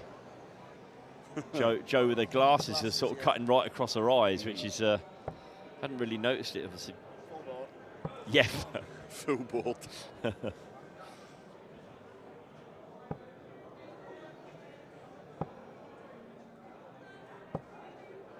Really are labouring here. But it's a Labour that's so far done okay. Like that, Melanie getting an 85. Natalie behind her, nodding her head as in approval. Joe's turn to throw one on the floor.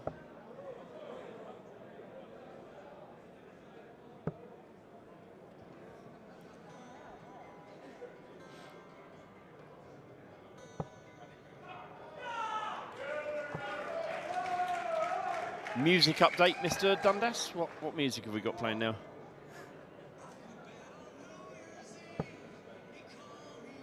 Oh, he's stumped. The lad is genuinely stumped with the song. This is a moment. Mark it down in time. 14:21, February the 6th, 2026. He's even taken off his headphones so he can have a closer listen, if that's the right phrase. It's been Shazammed by Dan.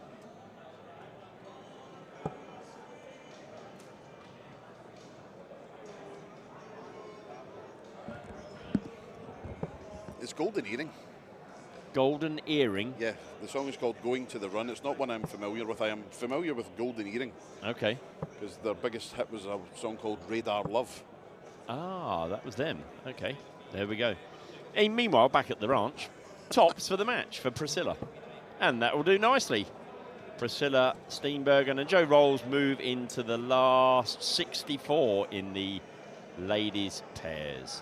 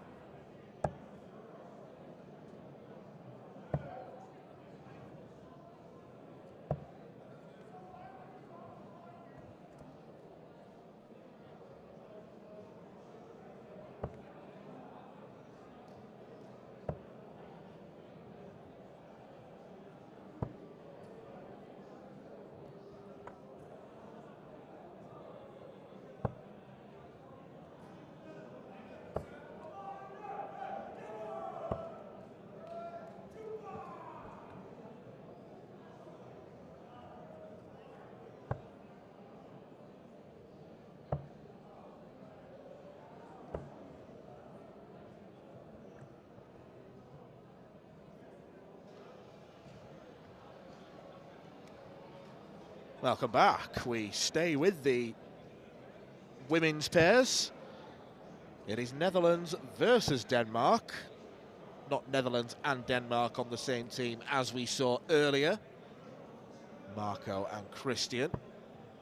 We've got Iris Landeveer and Frokje Roda against Hannah Korsbro and Kirstine Christensen. Let's see what they can provide for us. Good win, though, for Priscilla and Joe. Pro Joe, as we're going to call them. That's a good double 10 to get the Danes level. Well, we've had Jobo in the past 2 years. Joe Pro, Pro Joe, some... Might need some work. You get the gist. Yeah. Well, this is a throw. There's some snap in that action, isn't there? Absolutely.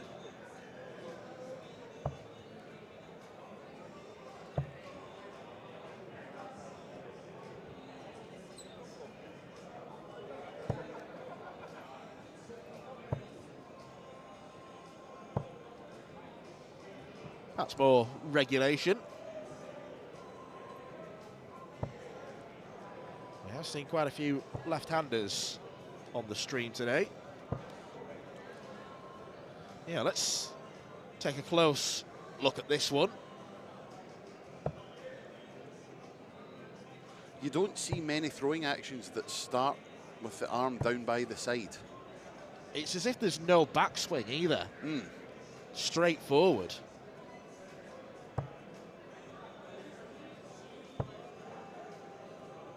And there's a touch of the Alexander Oreshkin about that throw. Yes. I can confirm I know this song that's playing. That's the Proclaimers. Jürgen Brouwer has been in touch giving me grief for not knowing that Golden Earring song.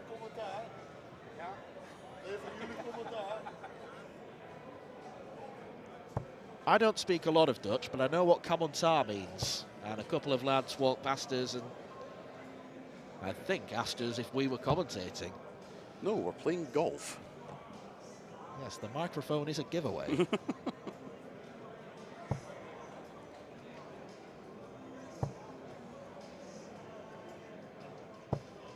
She throws those darts like she's angry at them. Yeah, it Remarkable. starts slow and then goes very, very quickly. Indeed.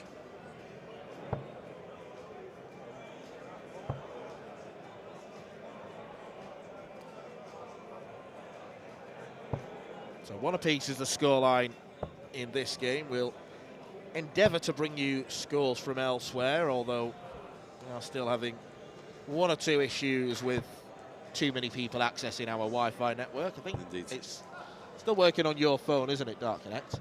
Just? Yeah. I'm not on the Wi-Fi, though, which is helping. James Beaton and Nick Fulwell have just started their match against Johan van Land and Michel Rijkens. Last year's pairs runner-up are in action too. Sibren Hybels and Dimitri Hermans.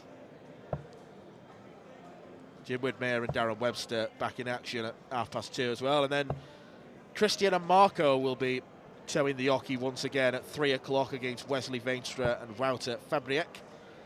Likewise, Richard Ashdown and Michael van Dijk go up against Melvin van der Waal and Wesley van Wanrooy. Well said. Please don't ask me to remember the names of all of these competitors. Just having a... Not happening. No. Having a quick look through, Tom Vanden Hogen and Vinay Ramnath are currently 1-0 down. I remember them because they beat me in the pairs a few years ago. I think I was playing with Ryan Hogarth. How did he take defeat? Yeah, he was all right. Oh, 95. And another 7. 102. Who else do we have? Bradley Rouse and Jeffrey Keane 2-0 up in their match. Hopefully Bradley's getting back to something like his best, because he has been suffering with a touch of dartitis lately. Ves van den Brand and Dan Toxopeus 1-0 up in their game.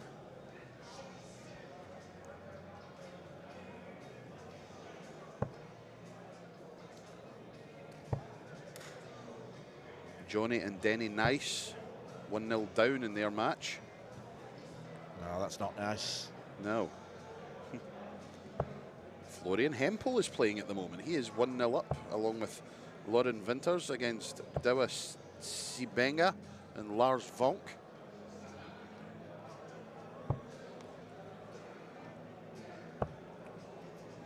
Florian, an interesting one. He's decided to give up his professional status. He lost his tour card anyway, but opted not to return to Q School, so it seems like he's going to be giving the WDF circuit a go this year. It looks as though the Danes are going to go in front 2-1.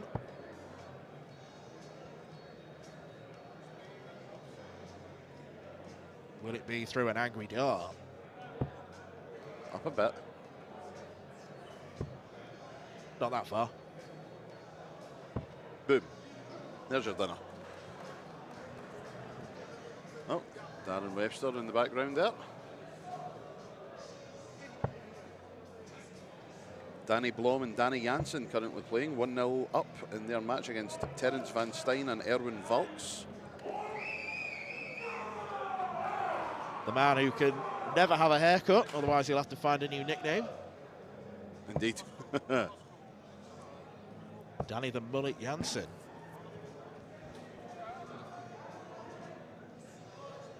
There is a fantastic collection of players here at the Dutch Open, as there always is.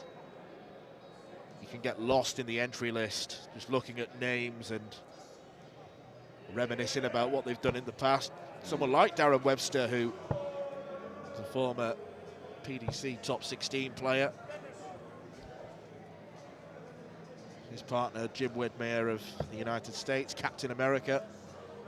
He's participated at Lakeside. There's just a whole number of different backstories to all the players taking part here.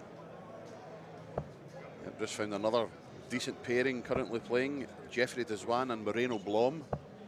Currently 1-0 up against Glenn Ten Pass and Kevin Lankhausen. Averaging in the 90s as well.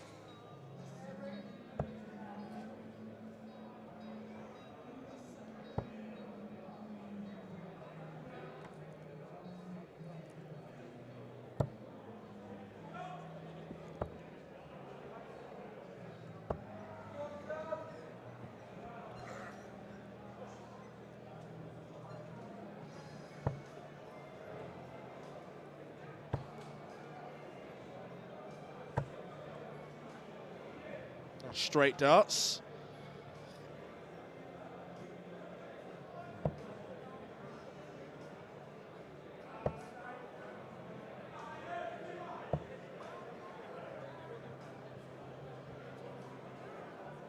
I wouldn't tend to start on the threes. Yeah, it's not something I would advise.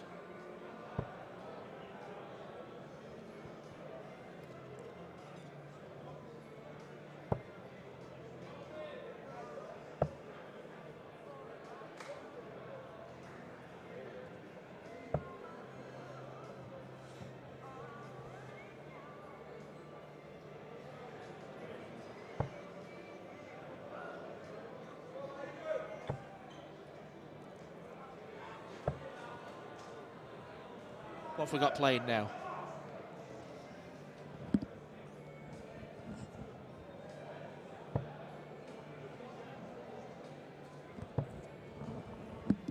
You unfamiliar once again? Pass. I recognise it, but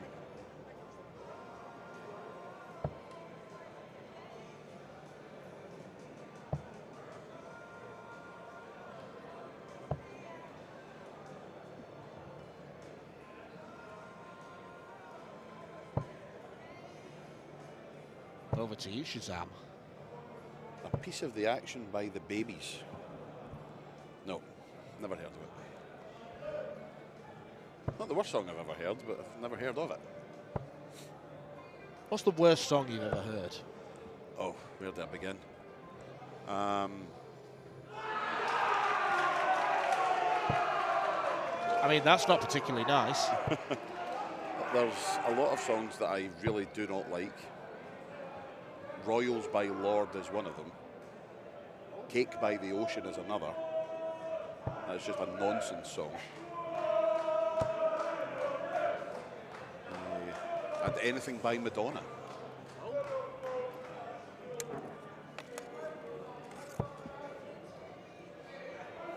That's one that's going to split opinion down the middle, I think. But yeah, I think Madonna's the most overrated music artist in music history. Wow. Big claim.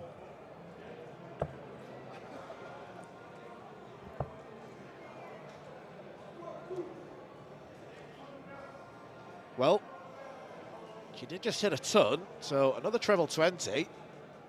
There's that hint of a smile I see, thinking this would be nice to take a 160 out, and to be fair, that was a good effort. Yeah, not bad at all. All round about it. Still throwing those darts with pure venom on her face. Oh, good grief. I've just received a picture from the party tent. Who's there? Marco, Rich. Charlie, Richard, and they have bumped into Louis Hendricks, who is an absolute first-class Grade 1 card-carrying crackpot. I wondered where you were going then. A legend, but a maniac.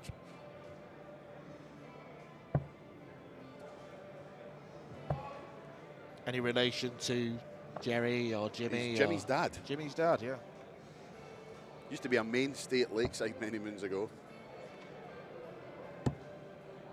Oh, now then.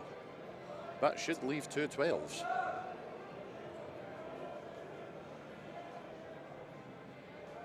Yes, it's 24 left. It is teamwork. Teamwork makes the dream work.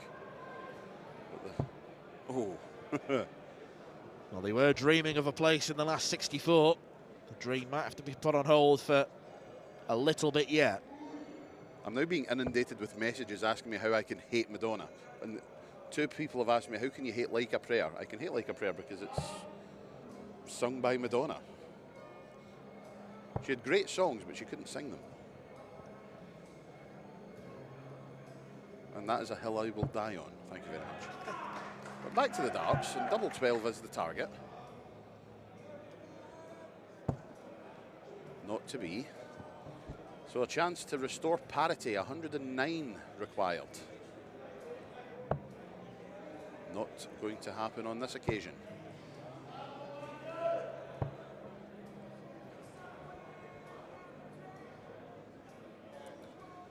So 2 6s then. After she stares a hole through it for a few seconds. Oh, getting closer. Oh, no, not to be.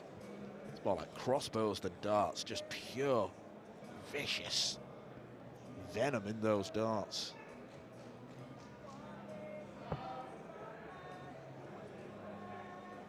And that leaves 49. So it could be 9, could be 17. There's been a lot of 3s in this game, so no real surprise there.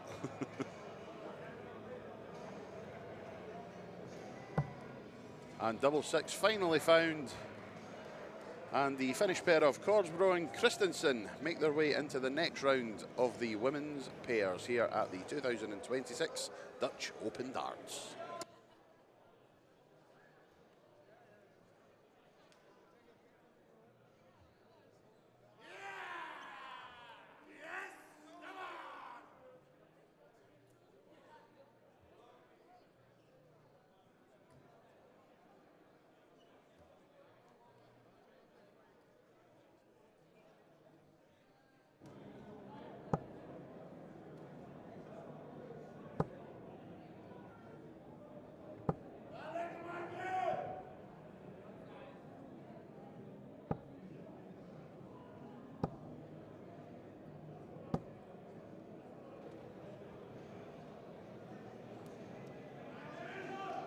Here are the defending champs. Kuhn and Klaas, Den Hartog, brackets 1986, and Buisman in action.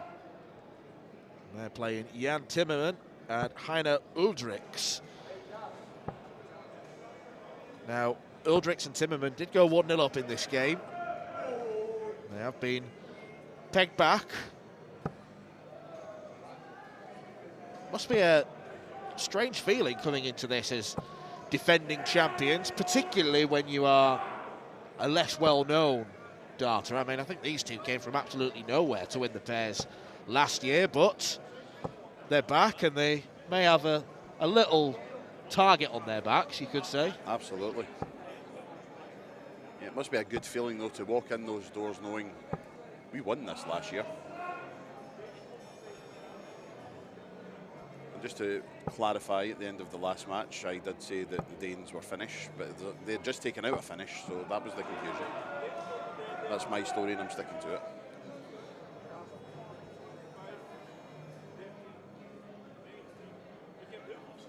You are forgiven. Why, thank you.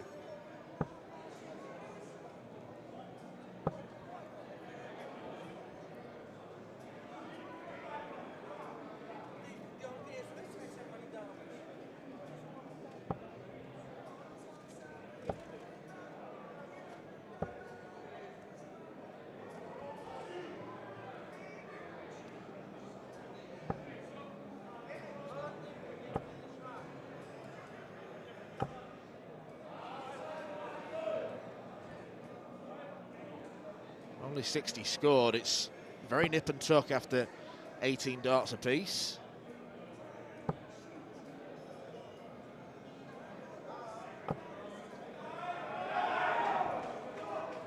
That's widened the gap somewhat. Yep, massive 140. Piling the pressure on.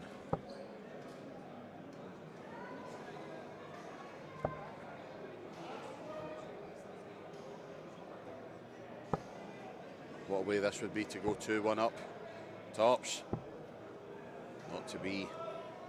There's a big ask, this 1-5-4, but you feel it probably has to go. Yeah, they're pretty handy at this pair. Maybe they could take inspiration from Den Hartog and Bijsman.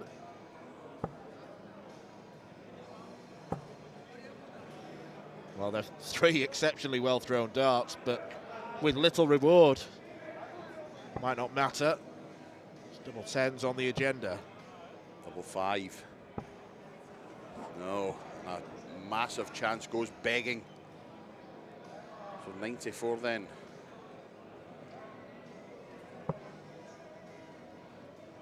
Should he have played the percentage shots and gone for the bull?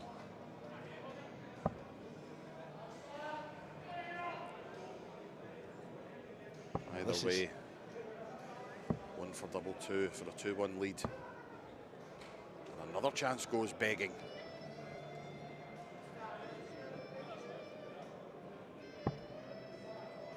2 10s.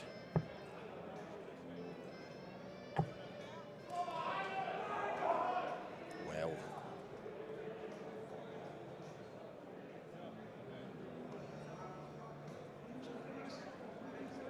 Big chance missed, but it's always an unenviable task to take double 1 out.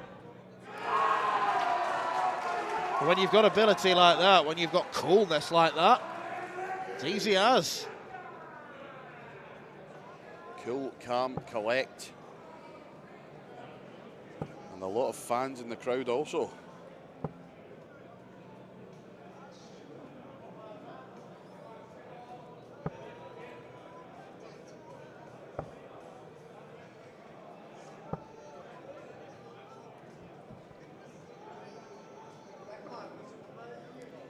And the reigning champions could be in a spot of bother here.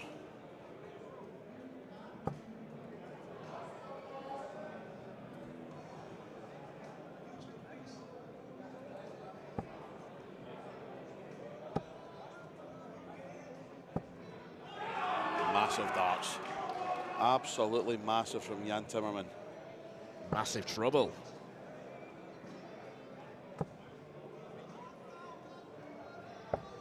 That's a super answer though from Kunden Hartog. The 1986 version.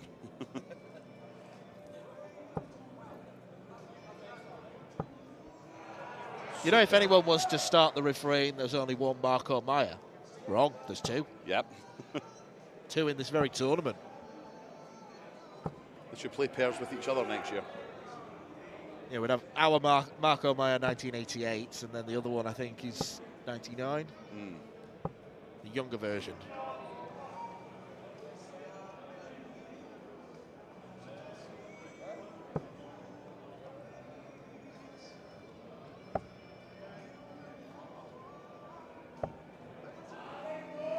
Decent cover shooting. It's been a good leg of darts, this.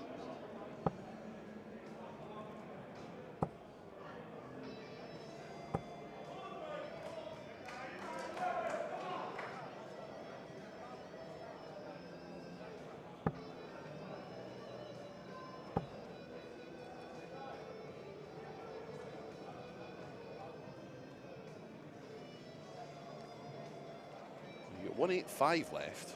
No, you don't. You've got 183 left. So that's good thinking going for the 19s. 164 left when he returns. A baldy Danish man has appeared at my side. Hello. Super darts, great answer.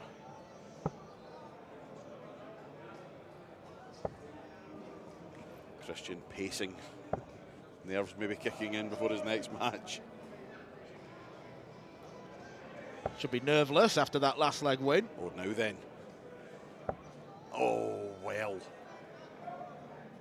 62 left. Treble 10 should be the target. And it is. Oh, wow. Pressure, pressure, pressure. Well, that is Hannah Aldrichs, and he is a fine player. Oh, it's got to be 17 and bull. 8-8 to stay in it.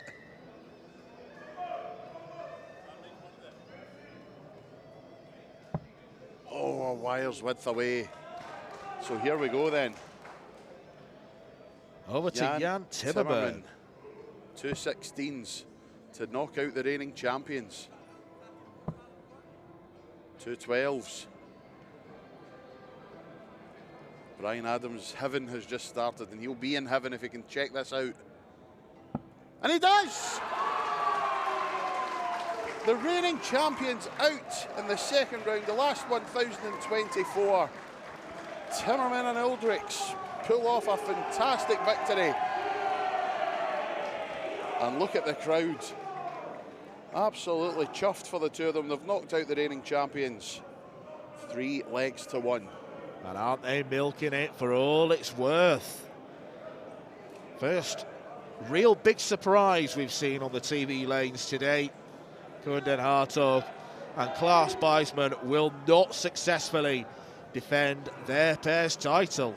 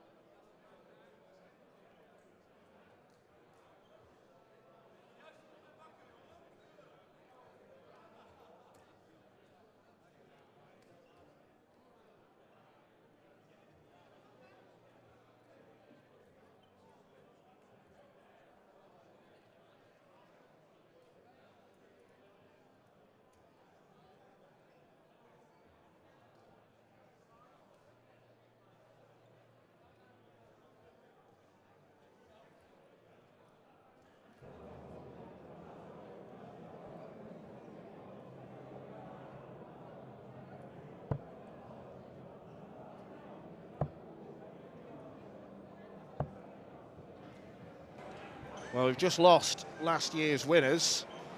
And last year's runners-up fare any better. They are doing at the moment. They're 1-0 up. Sibren and Dimitri against Vogt and Van Hils. Brackets 1998.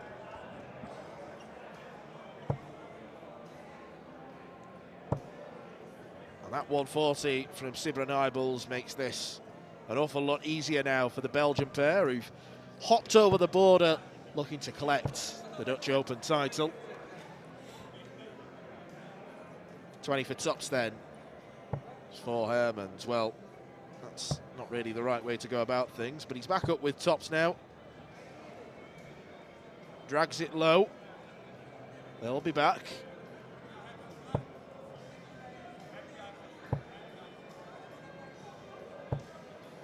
Quite a body rotation in that throw, isn't there? Yeah, a bit of the stickies it looks like, but effective. This is also effective. Sebring Heibels. 12 scored, 8 left. Oh dear. So a chance at 108 there. Decides on the 3 route.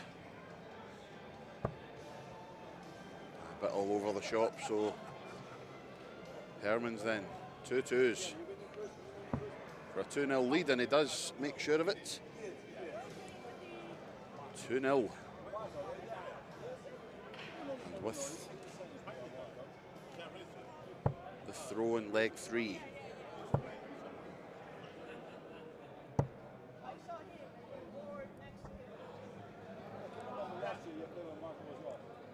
Can confirm that Jim Widmeyer and Darren Webster have just completed a 3-2 victory on their board.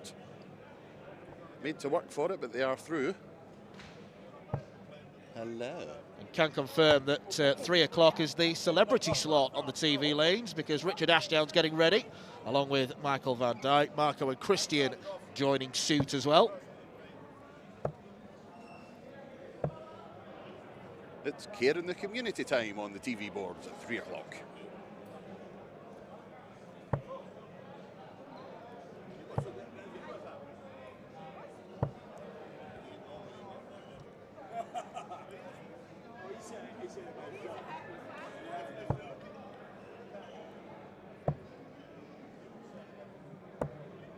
Shade of the plaisir about that throw. I do like the shirts, though. Yes, the shirts are smart. Very much so.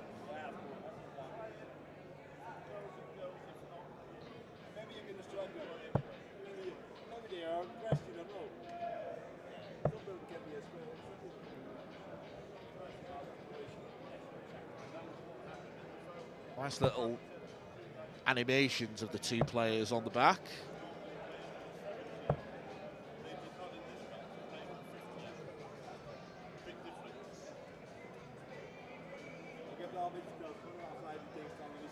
Sebring comes into this off the back of a very good run to the semi-finals at Lakeside as well, where he was ultimately beaten quite convincingly by Jimmy Van Schie, but you can't really begrudge losing to the winner of the tournament. Definitely not.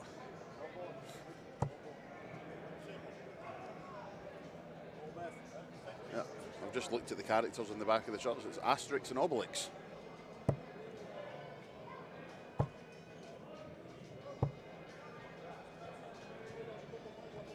Oh, yeah.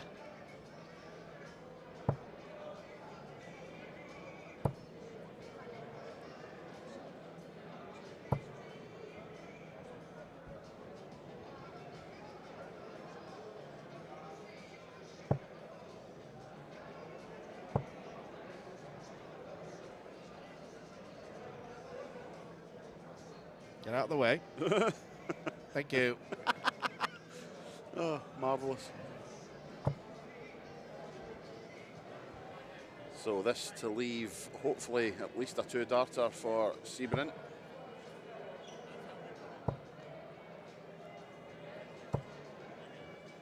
Well, it's a finish, at least, so...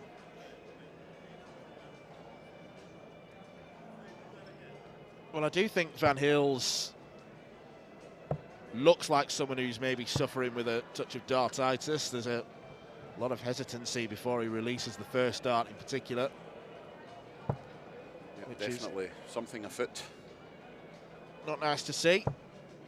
Heibels can't pick off the treble he required.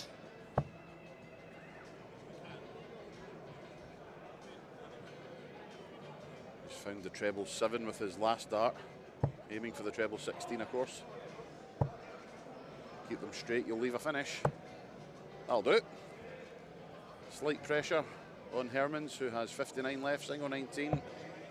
And tops for the match. First dart, it's there, and a nod of the head A 3-0 victory from last year's finalists, and they go marching on.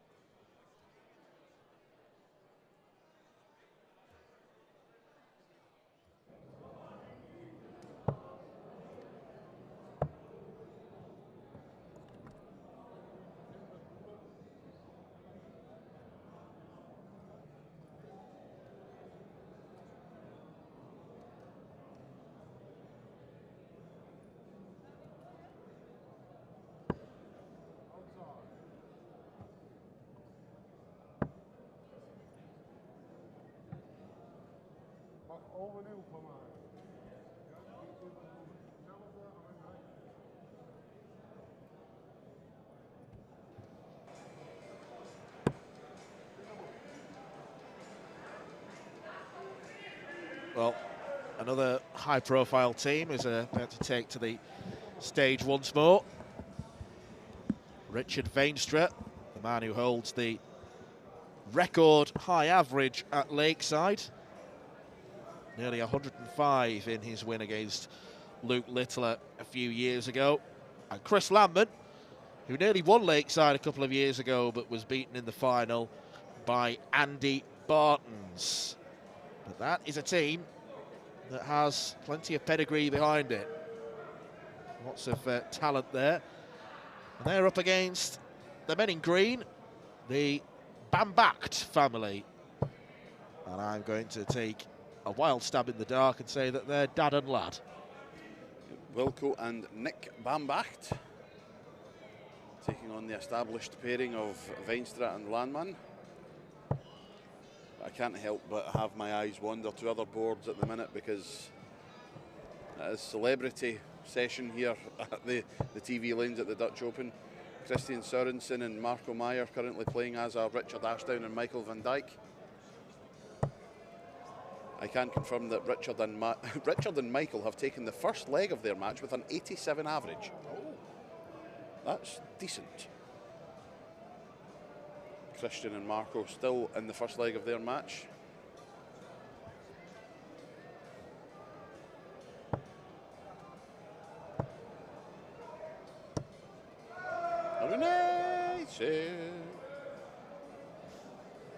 You never lose it, do you? No. Today I will be commentating and doing Kirk Bevan's impressions. Are you going train spotting later? Perhaps.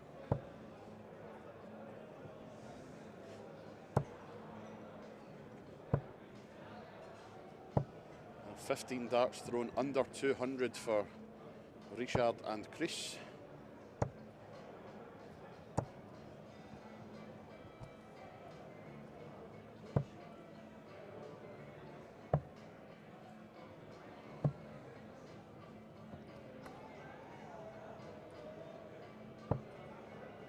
Single 16 tops for a 116 in the first leg. Pulls it down. This leg is just about as impressive as Richard Ashdown and Michael van Dijk's. Chris Landman, double 10. Takes it. Make sure of it, second dart. Very solid start, 23 darter. Which in 7-0-1 pairs is good going. Not bad at all. A familiar face in the background there, watching on the action on board D. EDC referee Charlie Korstefijn. Sitting next to Esther, who is Marco Meyer's other half. Oh. He's just given a thumbs up to something. I'm going to have a look to see if that was sarcastic or not. Hold on. I can confirm that the thumbs up was given to Marco Meyer for a score of 7.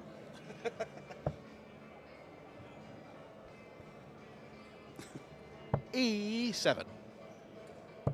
Christian has, however, managed an 81 after that. He started the leg with a ton. They are 1-0 down, I hasten to add.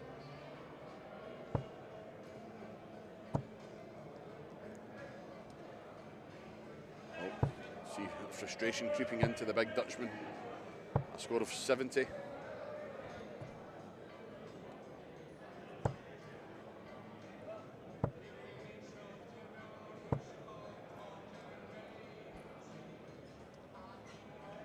I had to list all dart players in order of who is most likely to win a staring contest, Richard Veenstra would be number 1.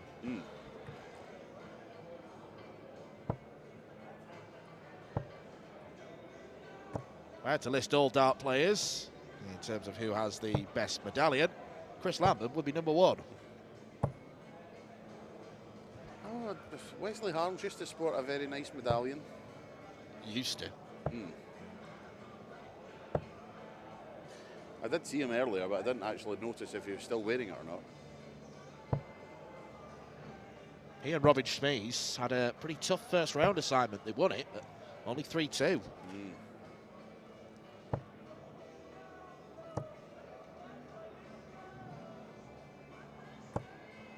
That is unlucky for Moore.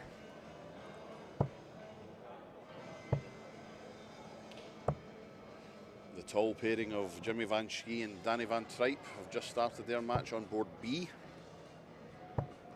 They take on Wesley Smith and Rick De Bruyne.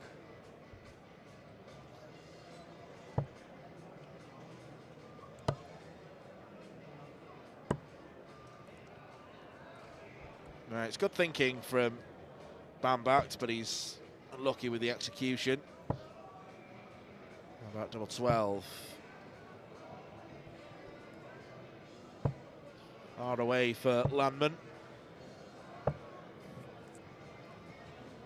Here comes Veenstra for a 2-0 lead. Make sure of it first dart. Not quite the fireworks of the first leg, but a workmanlike 31 dart leg. And it is now 2-0.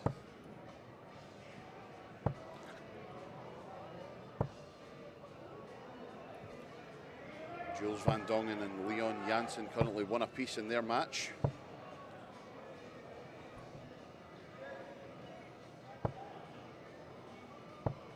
shocking turn of events. Christian Sorensen and Marco Meyer have taken the second leg of their match.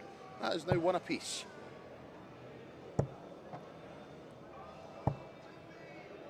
Well, that's unfortunate. 120 floor. Denied a 180 by gravity.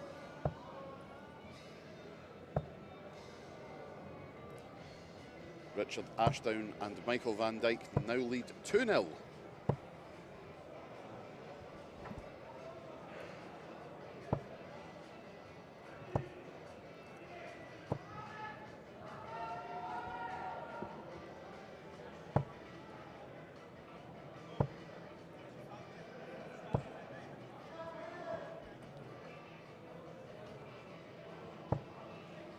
Can't just see over our shoulders the now left-handed Jules van Dongen in action, along with Leon Janssen. Yep, definitely a work in progress for Jules.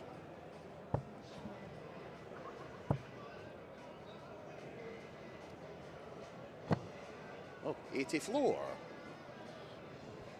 That was a spectacular bounce out. Certainly Dart was cartwheeling all over the shop.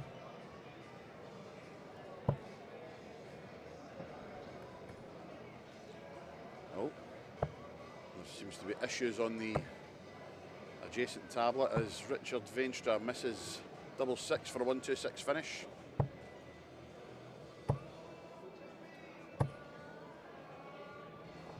Oh, something bad has happened on that tablet.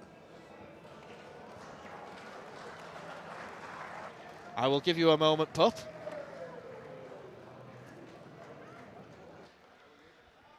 Well, Chris Lamman and Richard Veenstra far too strong for the Bambats. 3-0 win for the PDC Pros, and it was always very comfortable for them.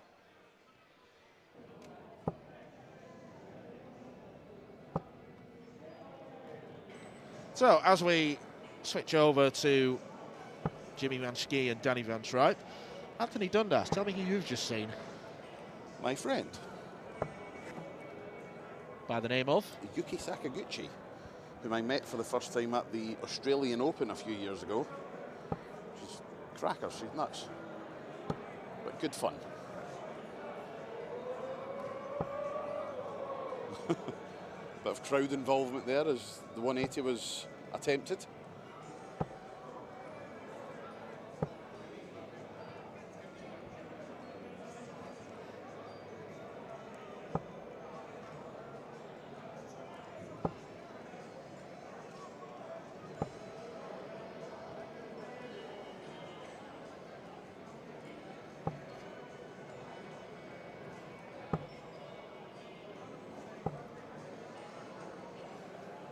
Yes, Jimmy Van Schie and Danny Van Tripe are up against Wesley Schmidt and Rick De Bruyne, nicknamed Kevin. So another dart ends up on the floor. That's a few bounce outs we've seen. Players need to stop aiming for the wires. I can confirm that the 2-0 lead held by Richard Ashdown and Michael van Dijk has now been halved. It is now 2-1.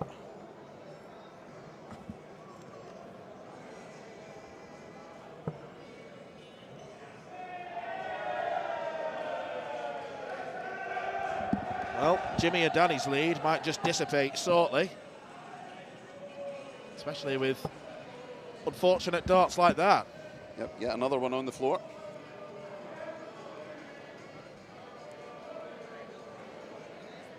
Richard and Michael's opponents have went ton 125 ton. Richard and Michael have went 43, 81 ton 40. It's all happening.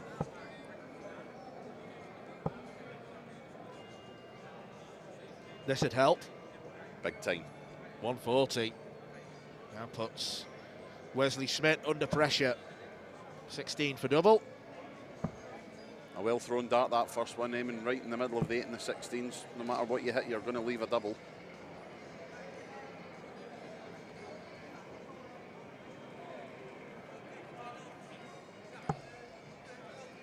is to try and stack that on top. Now has to move across. Jimmy's darts do land quite upright in the board. Oh, he's got it. And that has saved that from looking like a leg they were probably going to lose. They've managed to rescue the situation and take a 2-0 lead.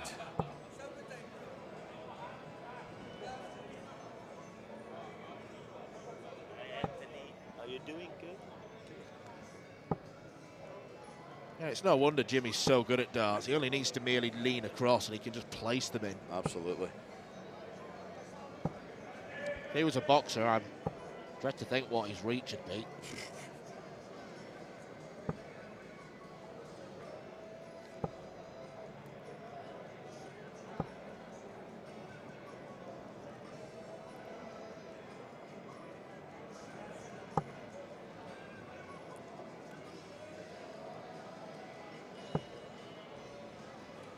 Michael, sorry. Straight like a 501 now. Indeed. Michael van Dijk has 100 for the match in his match. And he's left 2 19s for Richard Ashdown. That's about his height. But Wesley van Wanrooy, 80 left to take us to a decider, and he's not done it. So Richard has 38 left. And this is for a place in the next round. The last 512. 2 19s.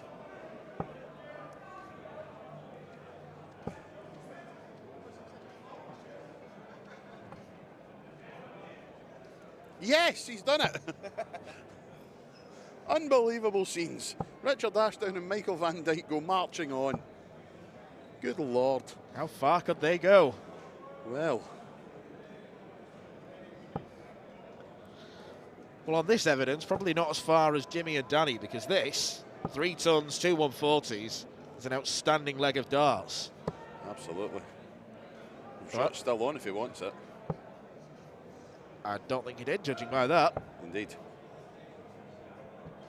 Not to worry. They're a long way ahead of Rick and Wesley, who have acquitted themselves well. Average just shy of 83. That's only going to climb with a 134. 134. Let's put pressure on this 84.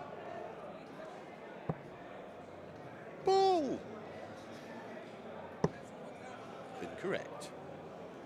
I can confirm that the issue with the tablet on Marco and Chris's board was they gave the leg to Chris and Marco. They didn't win the leg. They have now lost the match 3-0.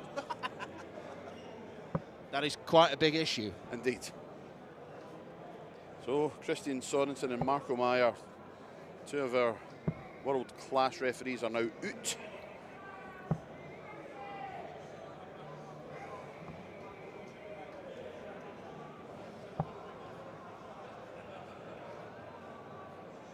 Double 16.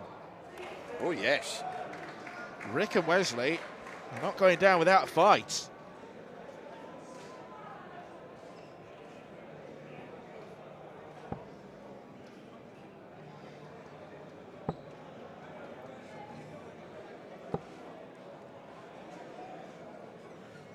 Can confirm that Jules Van Dongen and Leon Janssen are out also. 3-1 defeat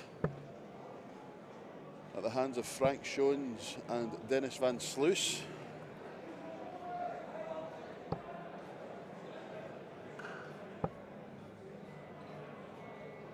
Still in the last 1,024 stage of the competition, but those numbers will be whittled down very quickly. Indeed. A rather dejected Marco Meyer is pacing towards us. Charlie Costavine's still got a big smile on his face. Yeah, he looks rather chuffed with himself. He must have had a bet on the other one. Charlie just looks happy to be here. Aren't you, Charlie boy? 2 thumbs up.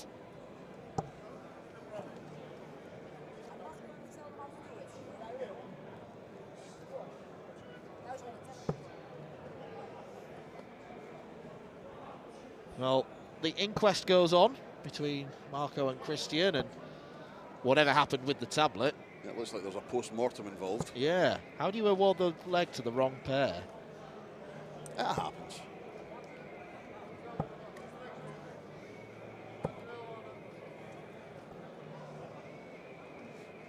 comes. They gave us a leg, but we didn't check it out. The marker made a mistake. The marker, they forgot a score on the opponents. I checked to 146, but then the marker told, that's never happened. And then the marker asked me, can you solve the problem on dart tricks? No, I had 20 beers. I'm not your official, you have to solve it. Yeah, but you know how to do it. So I know, but I'm not going to do it. So that's the story. I had a 25 average, I think, but we won our first game. And I came further in the tournament than Chuck Neal on the coast on day. So. Marco Meyer, news at 10, Assen. Yeah, I don't know if you heard any of that, but Marco is thrilled to announce that he got further in the tournament than Jack Newell and Bonte. That's all that matters. Exactly that. That's the main thing. Main thing. Dan, Oh dear. tomorrow I'll join you on commentary. Good. And we didn't miss a double this time round. Just say. Chris has said they didn't miss a double in that game, so. Yeah. Follow-up question, did you have a dart at double? No. No. We got a leg. Oh dear.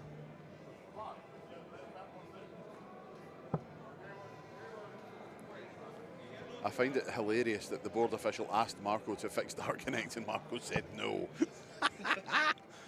But do you know how to work it? Yes, I do. So should you. Oh dear. He's got a point, to be fair. Correct, yes. Oh, but back on our featured match, and Danny van Tripe, 76 left with one dart in hand. Leaves Big Jim 56. Smith and De Bruyne back on 185.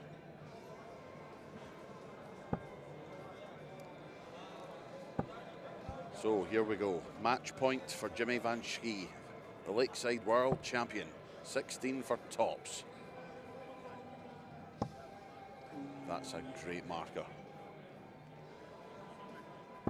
And that is a great double top and a 3-1 win for Danny and Jimmy. They go marching on to the last 512 here at the Dutch Open Darts Open Pairs.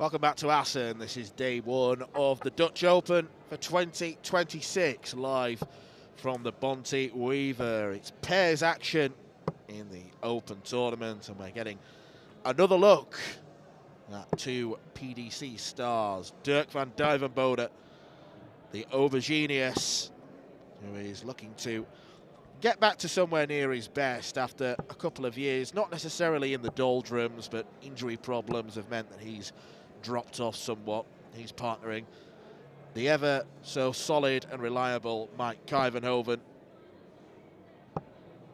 Another chance for them to impress. Pairing to beat, you definitely could say. They're going up against Henk Schneider and Kees de Vries. And it will be Mike to throw for the bullseye first. Retrieves the dart, having hit the 25.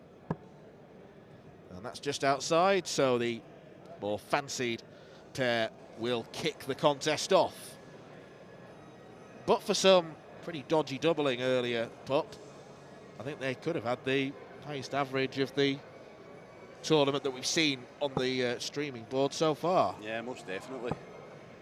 Just laboured a little bit in their finishing, but what a start this is from Mike Kuyvenhoven.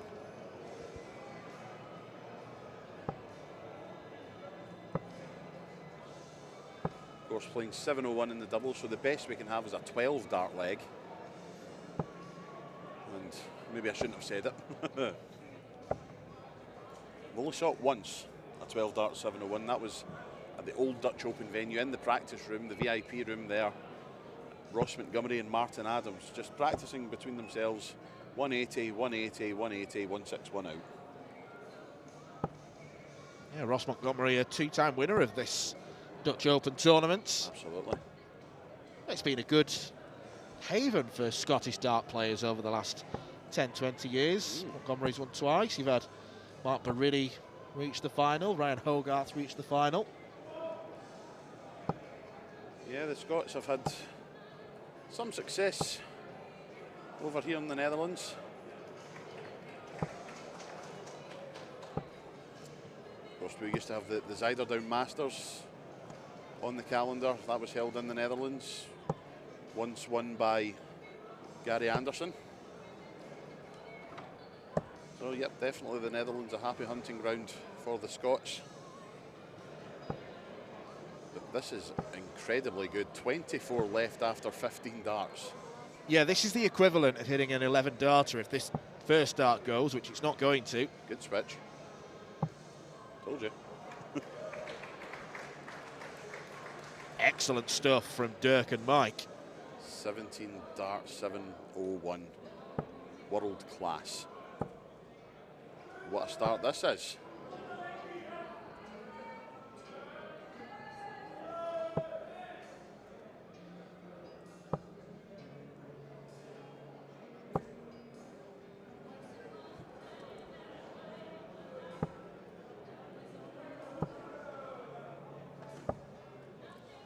Four matches currently underway on the TV lanes. We have this one, of course. We have Lex van Berkel and Martijn Kleermaker taking on Kees Lamper and Michael van de Vrede. Ben and Linus Voller of Germany 1-0 down to Jurjen van der Velde and Jarno Bottenberg. And Kilian Honsted and Janis Bremerman 2-0 up over Sander T and Johannes Toxopeus.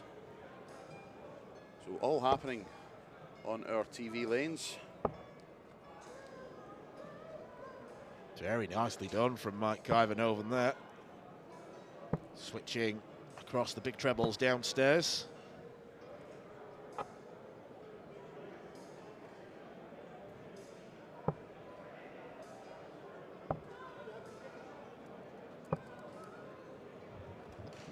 Dirk picks off another treble, and Schneider and de Vries, well, they're not playing badly themselves, already in danger of being overwhelmed by the challenge.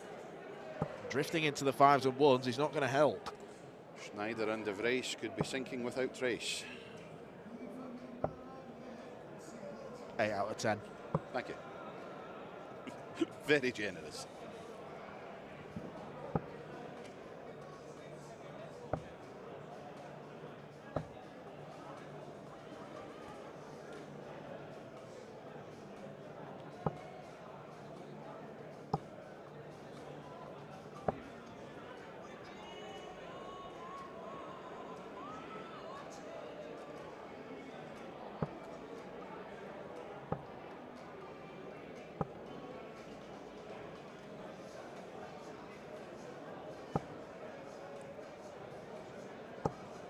we're not getting the heroics of the last leg, but a marvellous match to leave a ton for Dirk van Dijvenbode. Well, to say it's been a mixed bag for Mike is an understatement. Visits 26, 113, 28, 180. Indeed. Tops.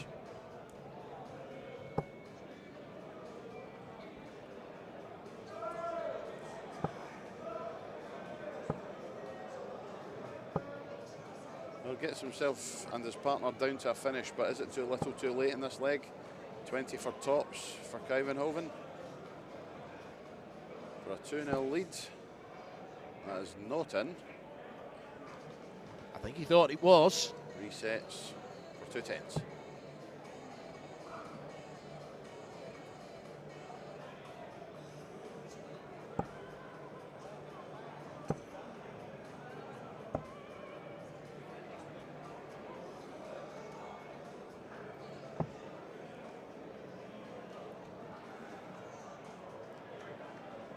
Marvellous man by the name of Richard Ashdown providing the refreshments. Thank you, sir. Thank you.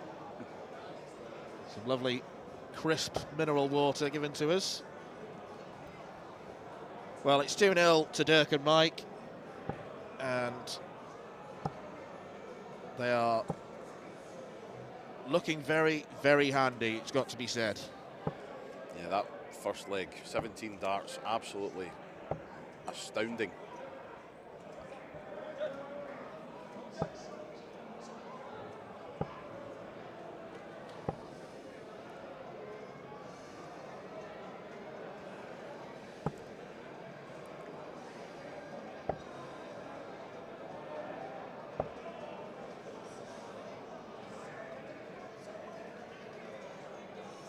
Here's one for you, Pup. Yes. Best pairs team you've ever seen? Best pairs team I've ever seen. You just watch these two players play with each other on the hockey and they just click, and there's no ruin to their rhythm or anything like that. It just works and they produce world-class darts. Who would they be? Well, I've got to put Ross Montgomery and Martin Adams up there, because they played pairs together on quite a few occasions, were always successful. So they would be up there. God, you put me in the spot here. Obviously, Luke Littler and Luke Humphreys. I know they didn't really show it at the World Cup last year, but statistically it is the best pairs team in the world. And, well, another one that's just popped into my head, Darryl Fitton and Tony O'Shea. You know, really good friends, good camaraderie between the two. Oh, hello. Oh, double 11. That's one way to go. He's done it. Well, Magic. a grandstand finish, a 21 dart leg, and a double-double finish from Mike Kuyvenhoven. And he and Dirk van Dijvenbode go marching on to the next round. But I'm still trying to think of answers for that question. I'm satisfied by the answers you've given me. Thank you. You may not think no more. But while Pup mulls over any more potential starring pairs partners, we'll just have a quick break before we wait for our next games.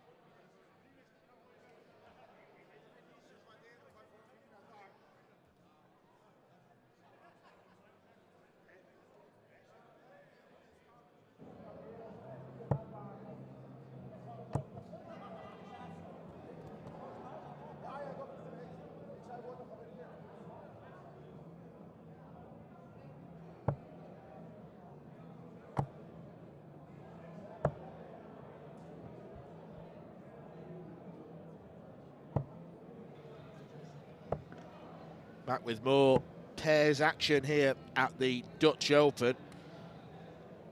And we have got, about to take to the stage, a couple of history-making brothers, Marvin and Keanu van Velzen. Keanu throwing the darts right now, was a winner on the Moda Super Series stage last week. Marvin has won there before, current PDC Tour card holder, which meant that they were the first ever brothers to win titles on that particular circuit, and they would love to follow that up with a win here at the Dutch Open. So, two informed players, you could say. Marvin, the more illustrious of the two, playing on the tour, but Keanu proving that he's no slouch himself. Yep, absolutely. Two fantastic players. Certainly showing it recently. Keanu especially, as you say, winning the title at the Moda Super Series. They take on Hendrik Jan Reininger and Johan Zuidema. Well done. Dankjewel. Bedankt.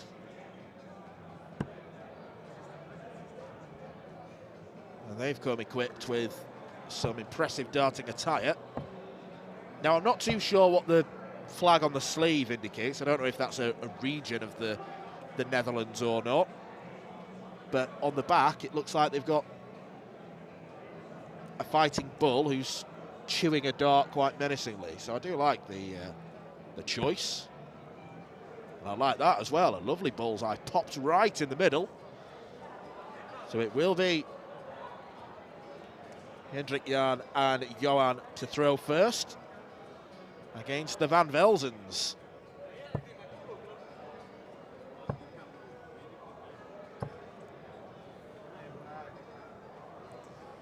Just had my head tickled by Barry Van Peer. Good grief. You've been touched up a lot today by various dart players, haven't you? I have. It's concerning.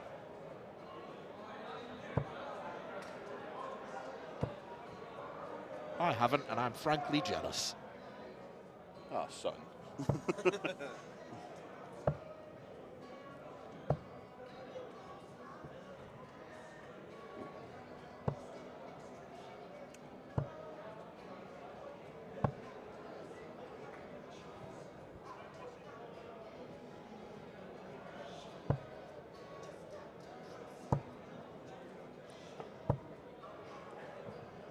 Marvin about to enter the second year of his PDC Tour card, and having not qualified for things like the World Championship or Minehead, he's got a lot of work to do to secure his status.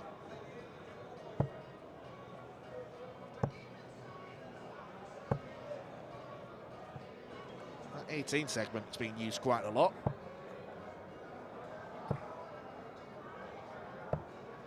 The one segment being used more than they'd like.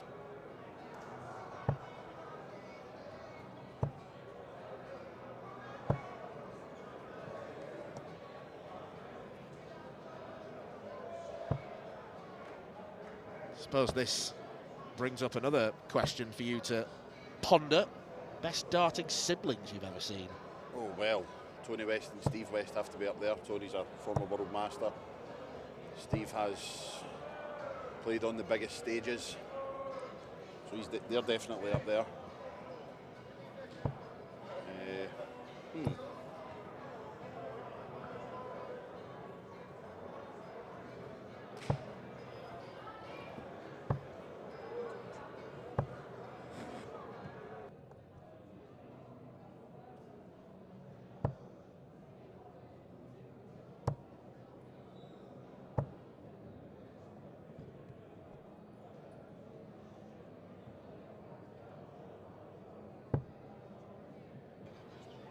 Well, Keanu has taken the first leg in 22 darts.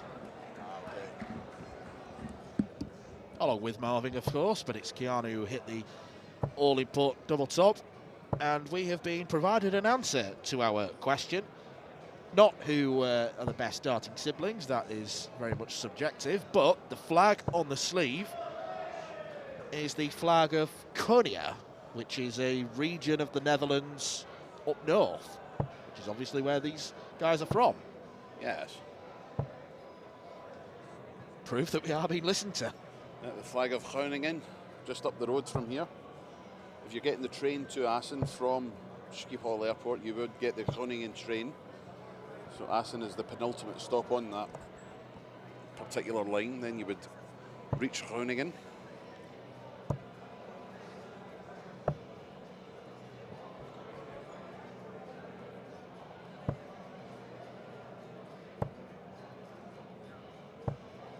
So this is a local tournament for these two. It is indeed. Kind of similar to me going to the Scottish, because this is on their doorstep, the Scottish is on mine.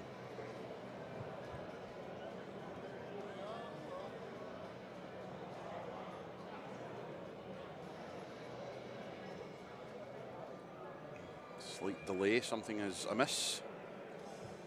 All good now. A slight alteration to the score.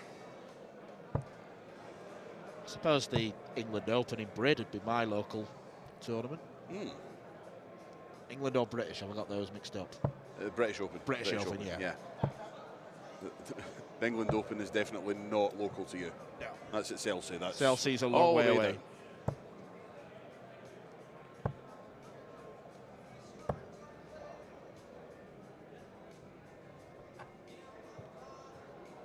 Yeah, short journey from Groningen to Assen. I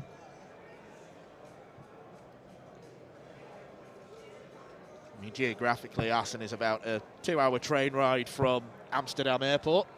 Indeed. And the transport links are good, so even though you've got to spend time on the train, it's just straight there from the airport, and then the Bonte Wever venue is a very short taxi ride away from Assen's main train station. For those of you that are thinking about whether to come, I would heartily recommend it. Yep, it's a good transport hub in Assen. They've got the train station and a bus station interlinked, and a taxi rank there also, so plenty of options. Or you could just walk. Visit Assen.com. Absolutely. There's a handshake from Jeffrey Deswan as he walked past there. Haven't seen Jeffrey for a long time. You're very popular, aren't you? I don't know about that. There's a difference between well-known and popular. You maybe walk past and go, oh, Jesus, there he is. 2-0 now to the Van Velsens. One of a number of pairs who'll be eyeing up a victory in this tournament. With there being 2,048 pairs, obviously not every one of them will have come here expecting or thinking they had a chance of winning, but Marvin and Keanu certainly will have done.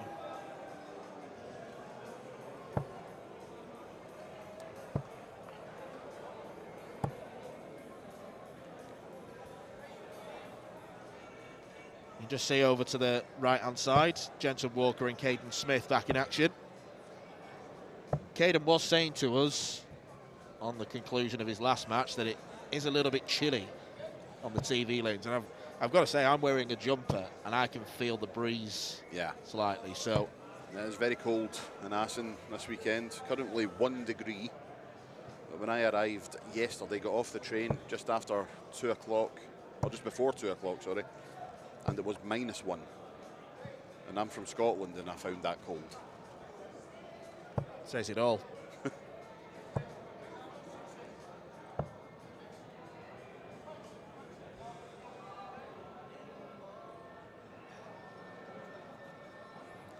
Eileen de Graaf and Anka Zelstra have taken the first leg of their match against Melanie Youngblood and Melissa Landkroon. And Priscilla and Joe, the Rollbergen. I'm trying. They're 1-0 up.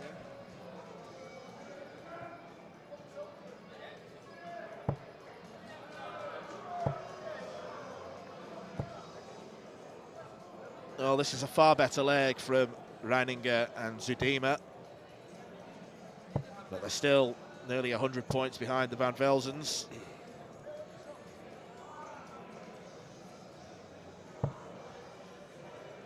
Bo Greaves and Taylor Greaves. That's a good pairing. Yeah, you don't see many brothers and sisters, do you? But Jurgen van der Velde and Roos van der Velde.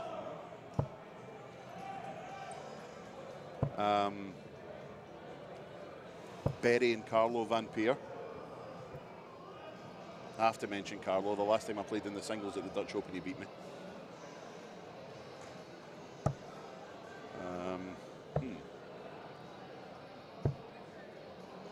Dimitri and Zanti Vandenberg. Yes. Johnny and Denny Nice. Lorraine and Christine Hyde. Have to give them a mention, I'll get battered. Well, Ranninger and Zudima have been battered here. Van Velzen, eyes up tops. He takes the all-important match start. 3-0 win. They were far too strong for their opponents. I think we're about to switch over to a pairing of former Lakeside winners in Jelle Klaassen and Andy Bartens. Feels like a long time ago since we saw them in action. They were first up on the streaming lanes at around about 10:30 this morning. So we'll keep up with their progress. We'll try and keep up with progress of all the games going on here as best as we possibly can. I've just had the result come through. The young Turkish pairing, including Zehra Gemi, have went through 3-0, still playing some phenomenal stuff.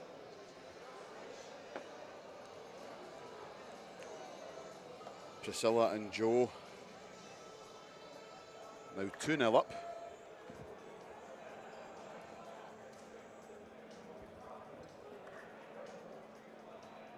Well, this game is about to get underway. I do find it weird that the practice starts are always one team after another. They don't alternate as you would in pairs. I think they just throw in whatever order they find themselves standing in. There is Andy Bartens. There was Andy Bartens. He was.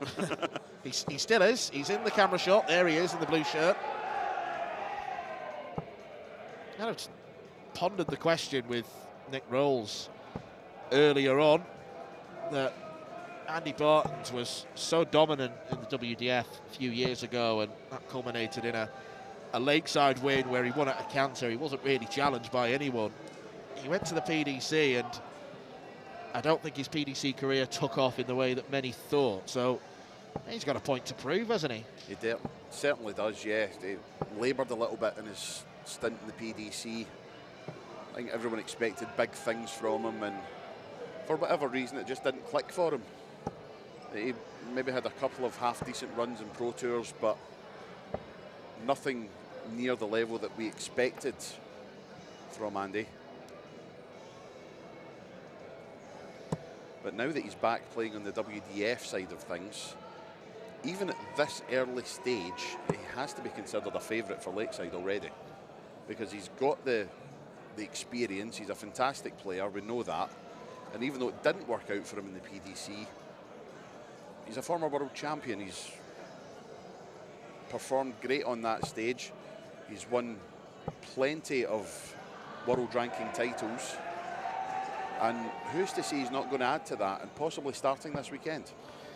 Yeah, he's going to be playing in plenty of WDF events. We'll just wait and see how many he does, because he was able to get to the top of the rankings because he really committed himself to the tour, and he just kept chipping away, earning point after point in the smaller silver and bronze ones. He was a winner in Australia as well, so that was a gold ranked tournament, and he's now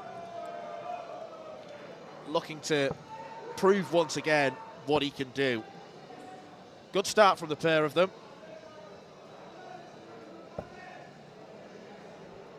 Hat-trick of 2 treble visits. Averaging 138 at this early stage. Their opponents are Sietze Verbeek and Leo Moyerbroek. Bless you.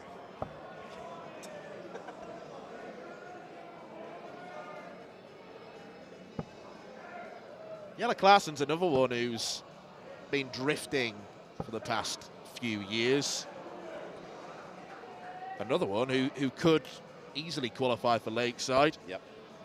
I think it's fair to say that his throwing action has had its breakdowns, its problems over the years.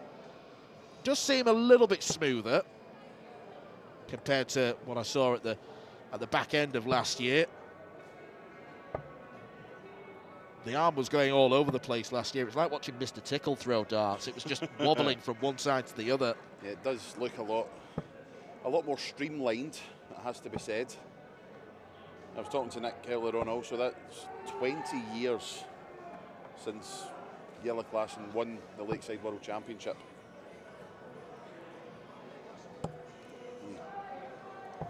He came onto the stage as a 21-year-old and took the place by storm, defeating Raymond van Barneveld in that wonderful final. A phenomenal 101 checkout to win it. And the former world champions take the first leg of this last 512 encounter.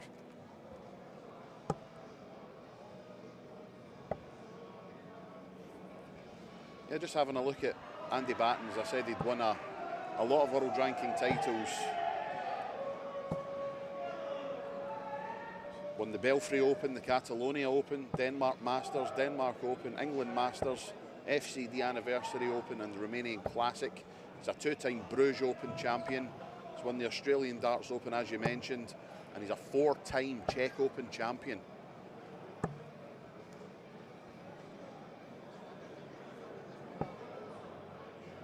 Won 3 in a row between 2021 and 2023. And refereed all of them. Yeah, some players just find certain tournaments and venues that they take a real liking to. I think Andy definitely loves the Pyramida Hotel in Prague. Why not? It's a wonderful venue.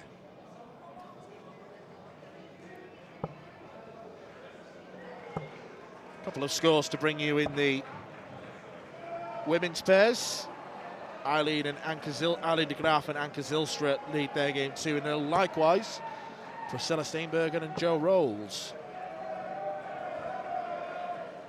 Caden Smith and Jensen Walker 2-0 up against Ferry Potzer and Stefan Jacobs.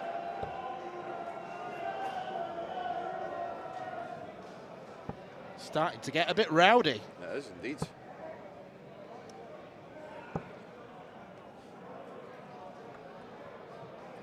Eileen and Anke have completed a 3-0 victory. They go marching on. Mr. and Mrs. Rolls have entered the vicinity. Well, I can only assume that Priscilla Steenbergen and Jo Rolls got the job done Yes, against I was Joella says, Schrauen and Jaim Fortunati. It still says 2-0 on Dart Connect, so either Joe has decided, sod this, I'm off, or it has indeed finished 3-0. Well, I can't see Priscilla anywhere. Is she playing on her own now?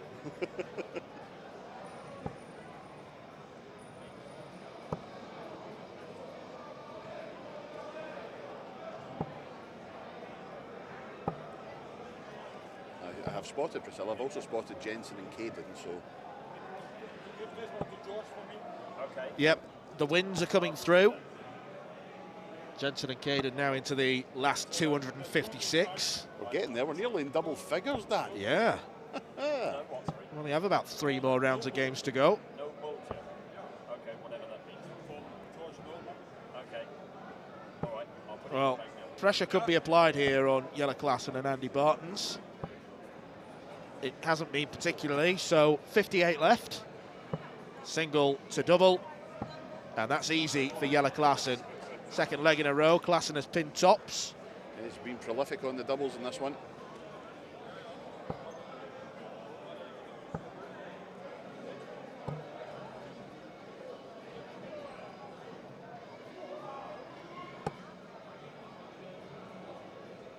The 2006 Lakeside World Champion and the 2023 Lakeside World Champion, proving to be quite the formidable pairing, that has to be said.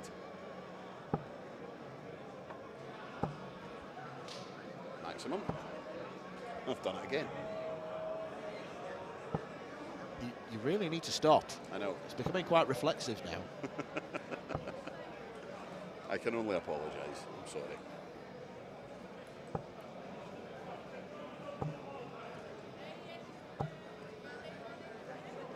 Earlier on, you erroneously described the Danish pair as Finnish. We do have a Finnish pair on the TV lanes. Sami Hogstrom and Jani Palm. They're playing Jeremy van der Winkel and Ron the Bomb Moulenkamp. Now we just got a quick glimpse of Ron there, throwing on the adjacent board. There he is, just walking off. And this is really, really good from Jella and Andy. 2-6-1 after 12.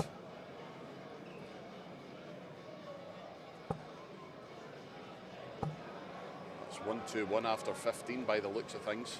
Yep.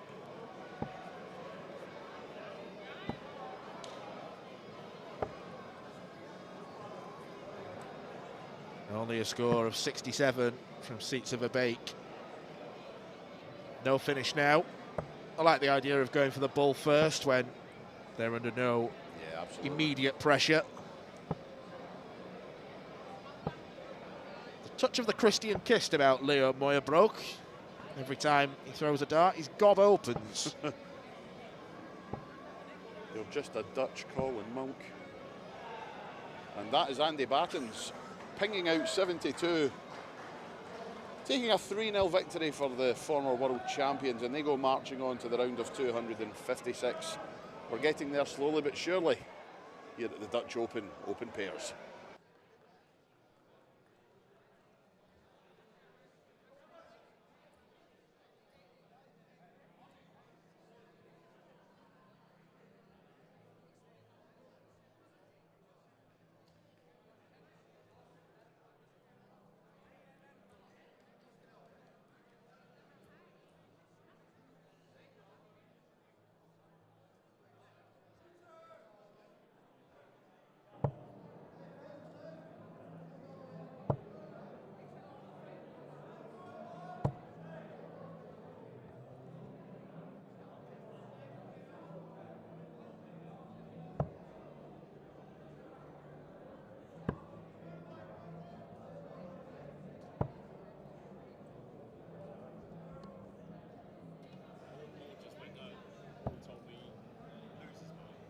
Back then to the streaming lane where it is Netherlands against Finland.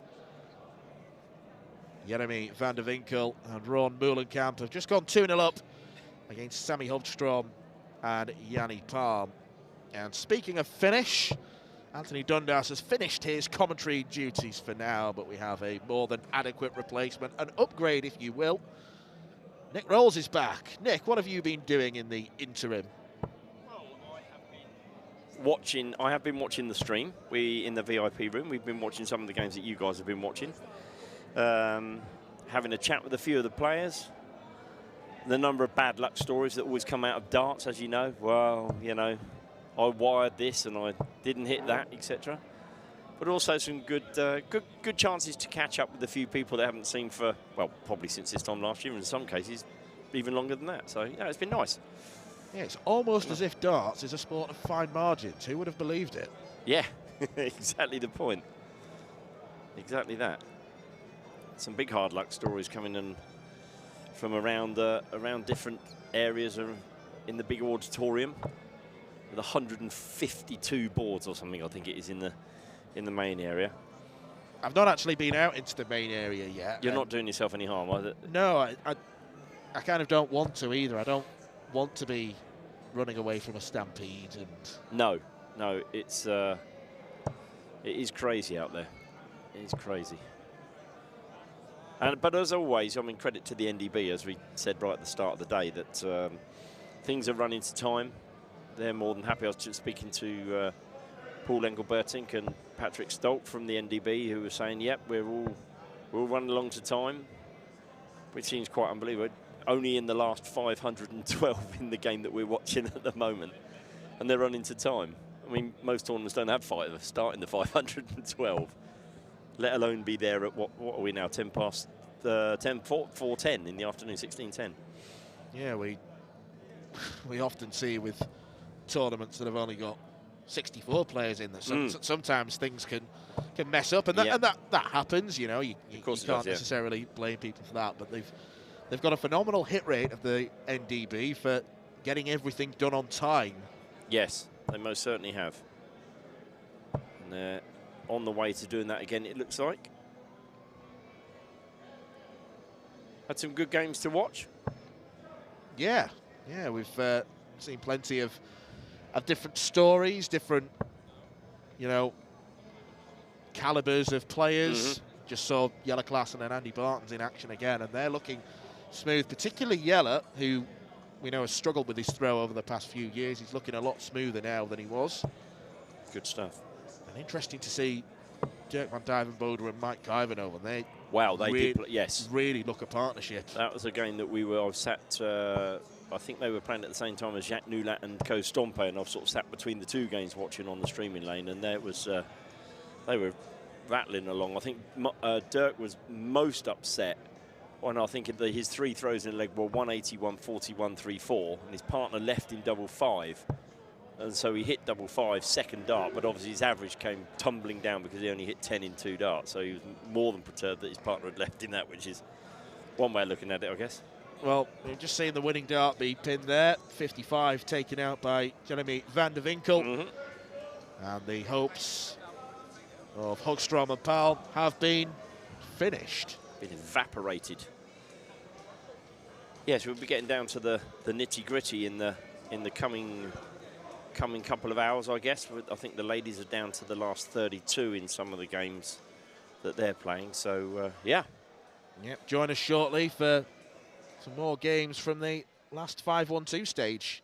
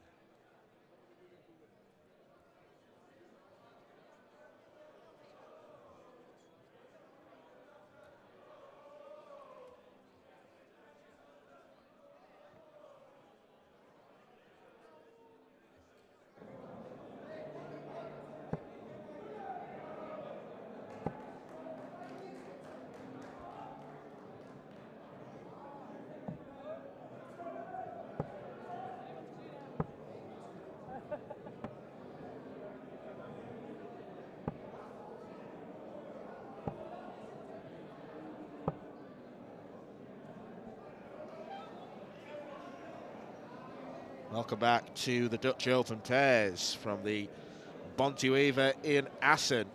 And while we might be still playing with ludicrous numbers in the Open pairs, the women's pairs is a different story. We're down to the last 64, in fact last 32 in this contest, involving Priscilla Steenbergen and Jo Rolls, and they're taking on Marjolein Noyens and Elvira Donders.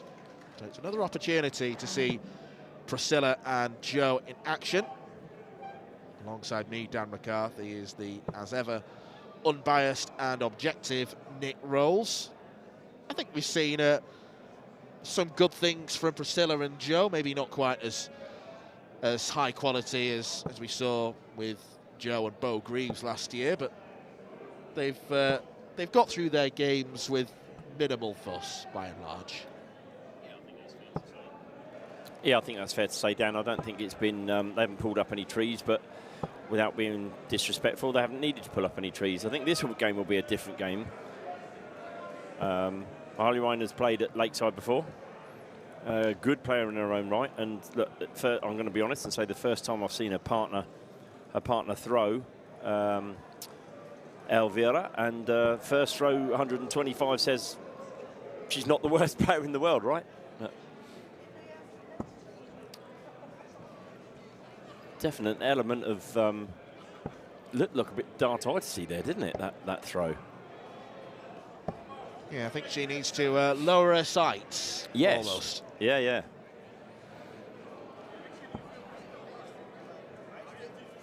So yes, I think this will be a slightly different task.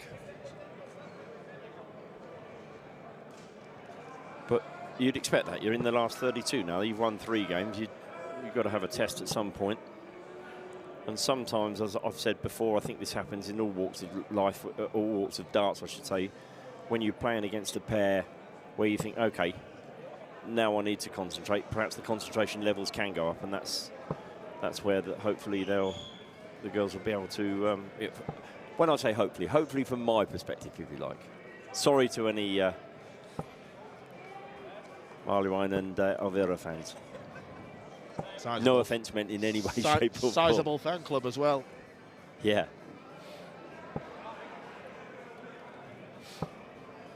Yeah, there's no question that if you're not going to be tested, then you will take your foot off the gas. That's natural.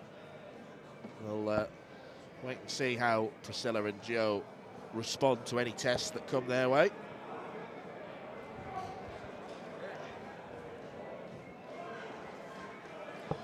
It's been one-handed. I think it's apple, isn't it? Is it an apple pie? I thought it was a sausage roll at first. Oh, was it? Oh, and some napkins as well. We really are dining out.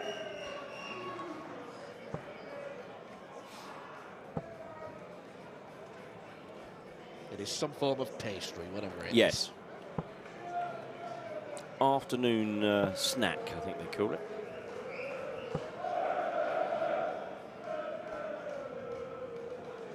First rendition of Chase the Sun at just before 4:30 local time.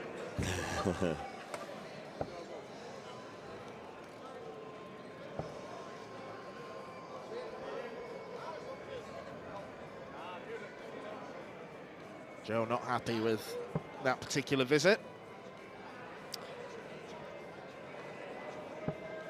Yeah, it's definitely struggling to let go of the darts there, I feel, do you? With Marjolein? Yeah, it looks a very staccato-y kind of action. Yeah, yeah.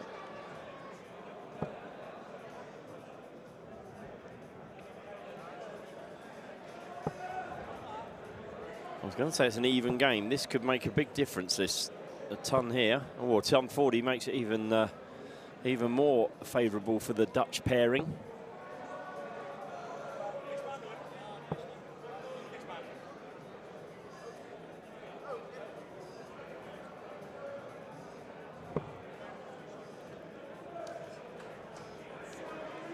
.68 coming in. We were talking about this earlier. 68. You'd be the 48 man. Whereas I still think that the majority of people go for 60. Whether it's right or not is dare I say, it's not my call. But percentages tell me that most people go 60 when they're on 68. But I totally respect your shout of going 48. Yeah, I just think it leaves you more favourable options. As does that leave a favourable option there. Great ton there from Priscilla to leave 36, but double 16, double 12. You only get one leg for hitting 2 doubles, I'm afraid. You're not going to get that 2 points for this, but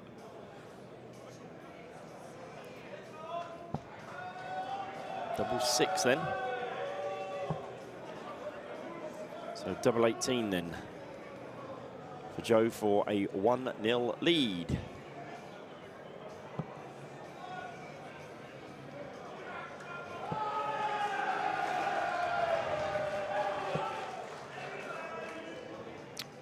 Inside of the 18.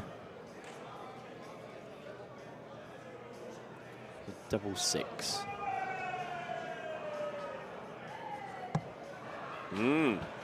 First dart it is. And the first leg that Joe and Priscilla have dropped, I think.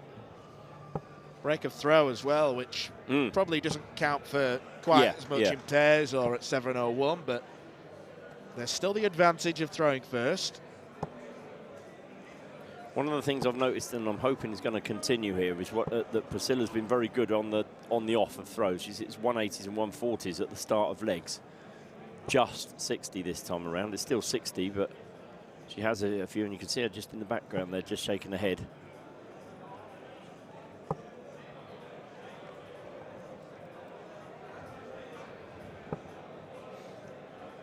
Yeah, I think if Marjuline was a former Lakeside participant, then there must be something up with the throw. Yes. Yeah, I don't disagree. She's almost pushing it out rather than throwing it properly. A certain young Dutchman has just joined us at the comms box. That's Jimmy Van Schie. Come say hello. Hello, Jimmy. How are you? Good afternoon. I'm perfectly fine. How are you doing? We're doing good, thank you, my friend. Are you enjoying it today? 100%. It's always nice to be here, and yeah, it's a nice festival. I should recommend everybody to come here every year. He's been paid by the NDB to. Good to see Jimmy, as always, our WDF World Champion. Obviously, unfortunately for us, won't be around to defend his title this year, but of course he went across to the PDC with our best wishes for his fabulous efforts in gaining the tour card, and obviously his first tournament on TV recently as well.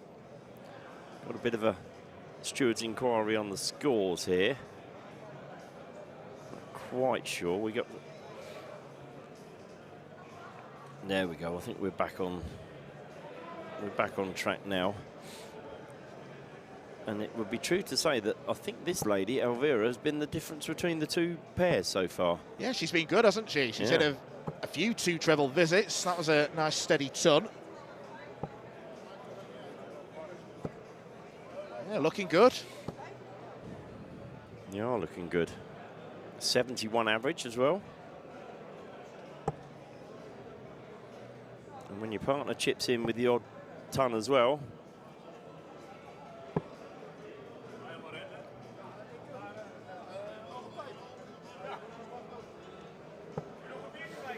Work to be done for Priscilla and Joe. That's better. Yeah, good darts from Joe. Yes, needed those, to say the least. Still 100 points behind, even with that 140 taken off.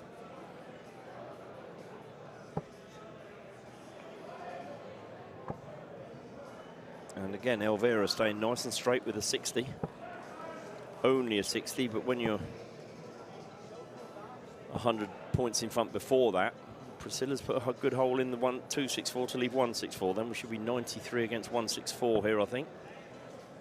Treble 14 or treble 18? Treble 14 she's found, double 16 for a 2-0 lead. Tall order, the 164. Come on, Joe. Oh, bed next door.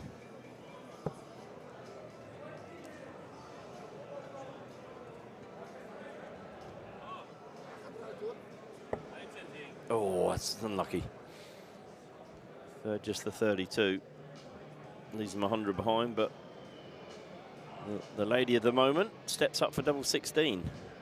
If her double hitting's as good as her treble hitting, then, and it looks as though it is, I think that's called 2 down and 3 to play, as they say in golf. As you mentioned, Nick, I did. This is what Priscilla's been doing, firing in from the off. So 180 will certainly raise the spirits among Team Projo. Projo now, is it? Yes, I could do with a leg where they build some confidence, I think.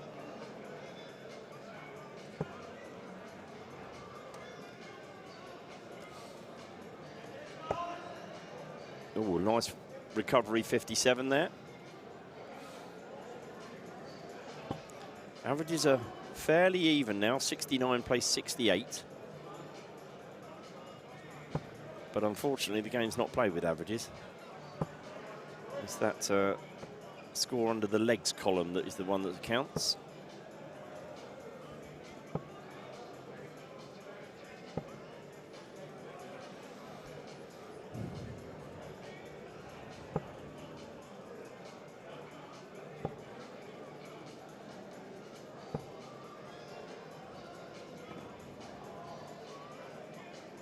Average is definitely closing up, so if Priscilla and Joe can nick this leg, they'll be able to pressurise Marjolaine and Elvira in the fourth leg. But still a big ask at this stage to try and turn things around. Yep. On the board next door, Lorraine Hyde and Adriana are playing. Where are we? There we go. Adriana are playing Dutch pairing of Andrea Ziegel and Melanie Bartelings, and winning 2-0 at this moment in time, and a fair distance in front in leg 3. So looking good for those guys to reach the last 16.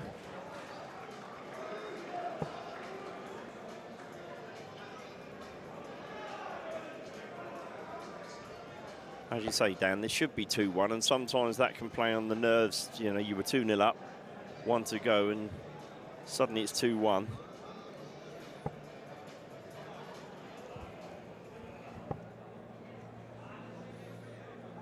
Oh, that was unlucky. I think I hit the flight or the back of the dart.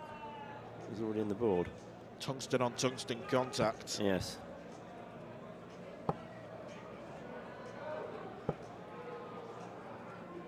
Plenty of time at this moment in time, but one big score here and suddenly there's a big difference. Not to be. So 147 then, 15 reds, 15 blacks and all the colours.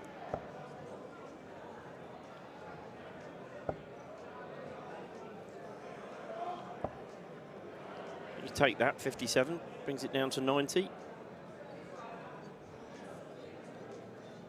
And actually, they've pushed their average in front of their opponents now.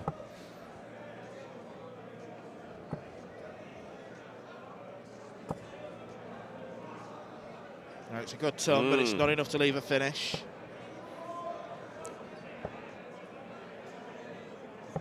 Yeah, I like that dart. I think both Joe and Priscilla would prefer tops if they were to choose any double on the board. So.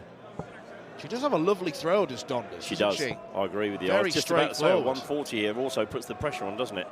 Big tops here. Yes. Yes, that's a good one to win. No, not too much faffing, I think they call that, don't they, on the TV nowadays? Yeah. A lack of faff. Minimal faffage. Yes.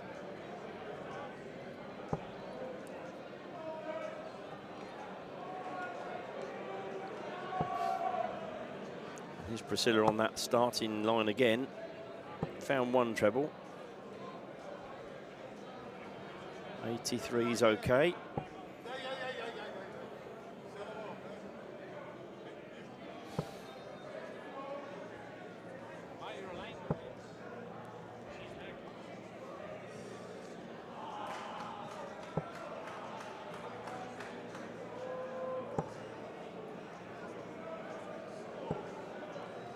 Little bit more venom in the Jo throw. I always say, when I sit and watch her, that sometimes I think she lobs the darts rather than throws the darts. It's a very floaty throw, yes. isn't it? Yeah, yeah.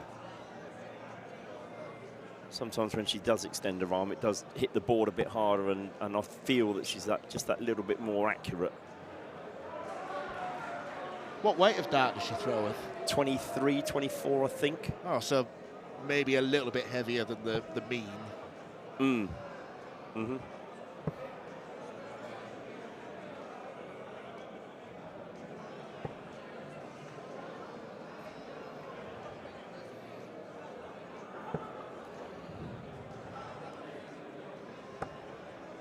Yeah, the arm goes down before it goes up.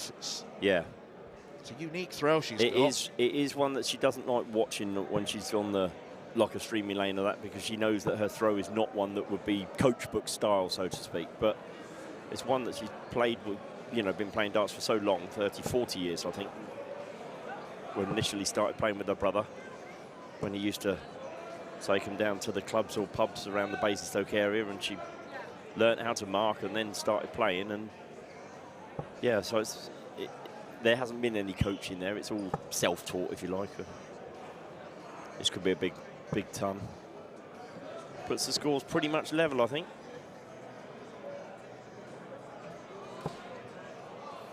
Well, Team Projo have got a throw advantage. What can they do with it? It's unlucky. Good 3 straight darts. Yeah, they were well thrown. Mm-hmm.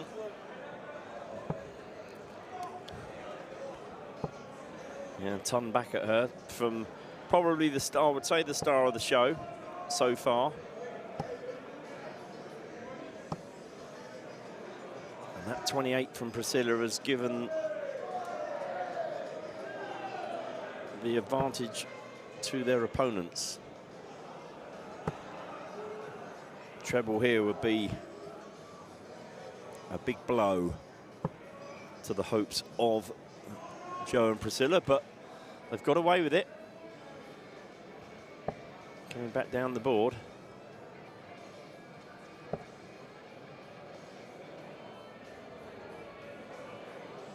And probably going back upstairs now.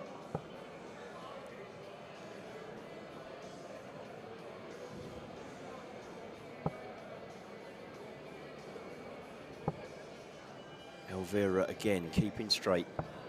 And again, their average has now just popped in front. It's been toing and froing throughout the game.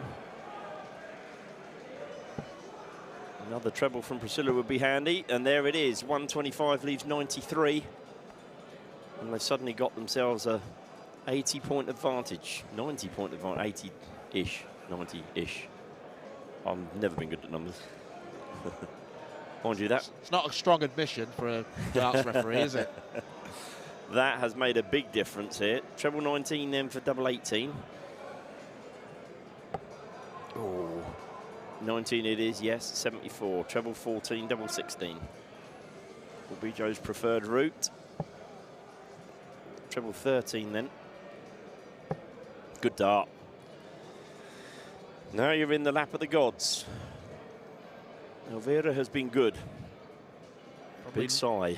not the one you'd want to throw it, although that's not a good dart at all. Treble 19 leaves double 10. She can't find it. Now back over to the 18 segment. Yeah, I think there's a bit of a miscount there, yeah. 16 off 58. Ooh, the horrible double 3. I think that's sneaked in there, hasn't it? I think it has. It has. 2 apiece. Well done, Priscilla. Didn't see that coming. And this is where Team Projo are showing their stones. They are, of course. They lost the bull. Oh, no, they didn't. They won the bull, sorry. Elvira stepped forward to throw then. Mind games.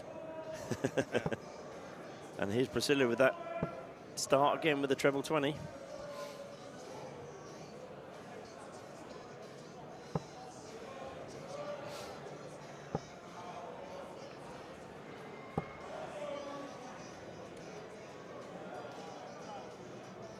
Good from Elvira again.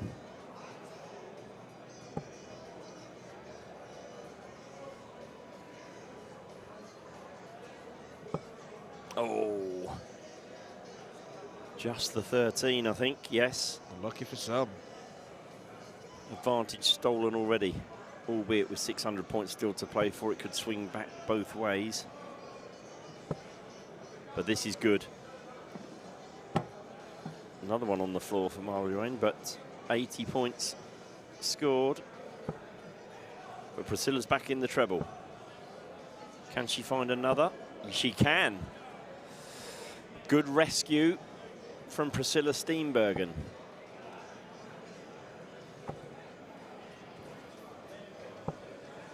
And again, Elvira with another ton. Good player. Yeah, she's been very, very solid.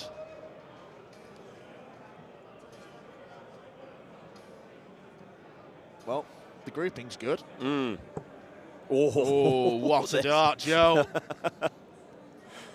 Well, that was a good one. Priscilla, you could see the almost anguish on her face there, as if so well done, well rescued. 5 points in it.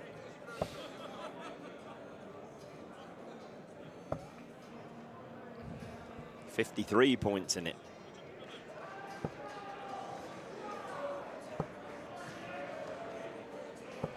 Yeah, another good ton from Priscilla.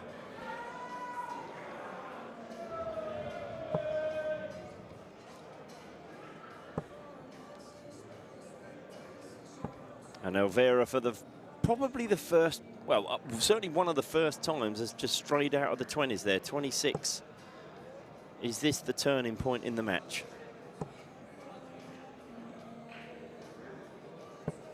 Oh, I'll take 92 though. Joe baffled by the last dart.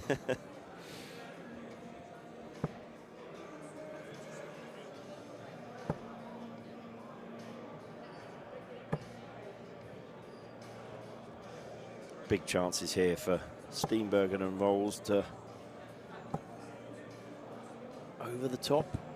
Oh, left to finish.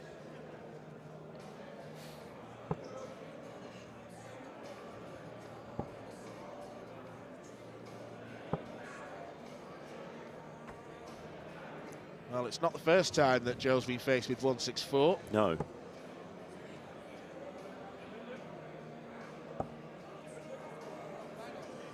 Probably go for. Should go back up, really. Sorry, Dan, cutting across you. I wonder whether that treble 5 is just hanging a little bit awkwardly. It doesn't matter. It's gone in the treble 20. That's a great dart.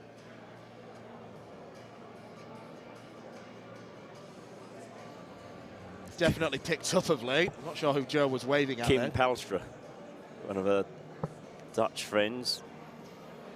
It's one of the things I do love about this tournament, but the WDF in general, you make friends around the world, but more of that in the second. 70 for Priscilla. Another 15 for Tops. Tops. Okay. Well, Joe hit double 10, I think, to win their first leg. What was the third leg? Can she complete the comeback from 2-0 down to win 3-2 with a double 10? To complete the comeback. It's double 5. Just having a look at the opponent's score there and thinking what to do. And I think she's going to throw the dart away. Oof, lucky again. Hit treble 8. Wow. Wow, wow, wow. Could have left double 1. Absolutely. Well, dare I say it's paid off.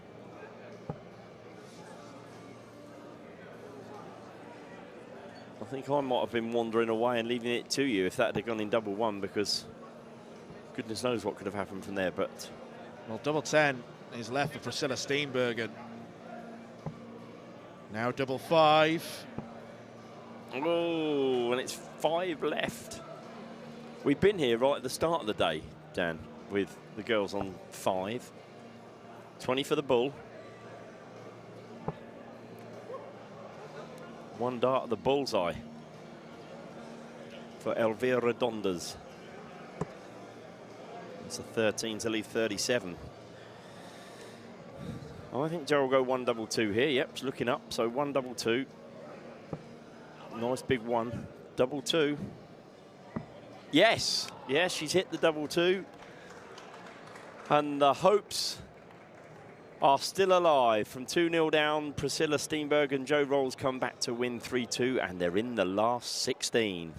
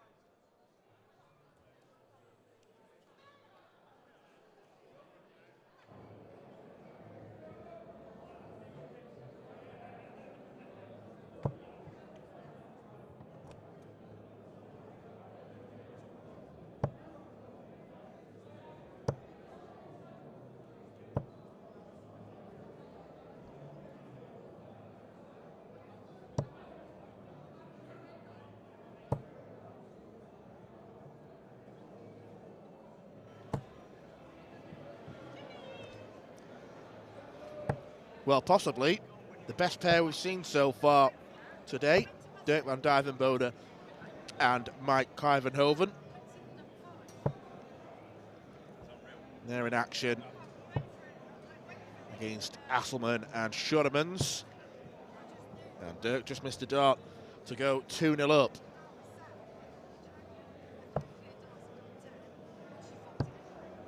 Oh, hang about. Another double top. And that dipped just beneath the treble. Kuyvenhoven, that's a great marker. And it's used expertly well. So 2-0 to Dirk van Dijvenbode and Mike Kuyvenhoven, courtesy of the dart at tops, but it was a great effort at 137.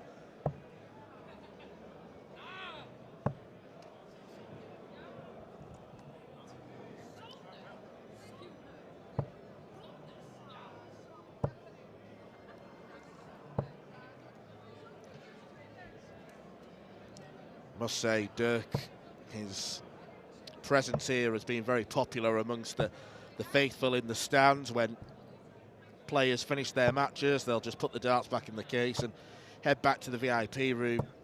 I mean, a lot of requests for Dirk van Dijvenbode photos from fans young and old.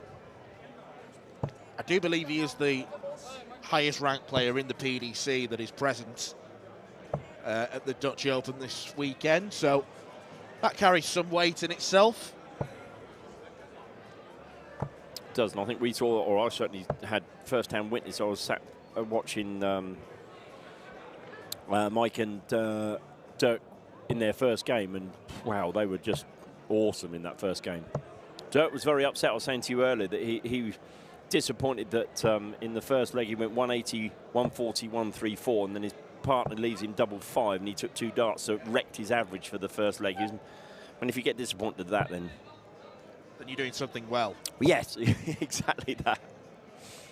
Yeah.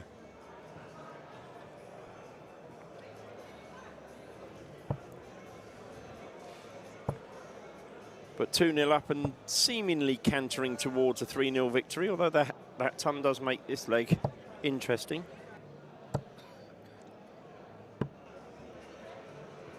Well, it was nearly a 170 setup shot for Dirk. 145 will do, and that is exactly what the likes of Dirk van Dijvenbode can do. They can set things up expertly well for Mike Kuyvenhoven to take double eights, and double eight he takes. And Dirk van Dijvenbode and Mike Kuyvenhoven might be getting nosebleeds because they're in the last 256 of the Open Pairs tournament here at the Dutch Open with another comfortable 3-0 win.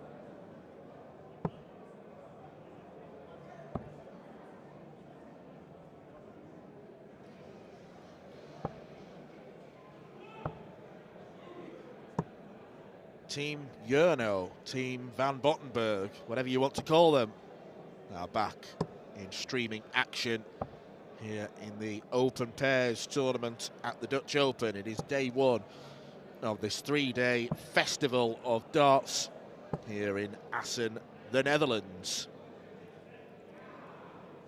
And these are a pair who will expect to advance pretty far in this tournament.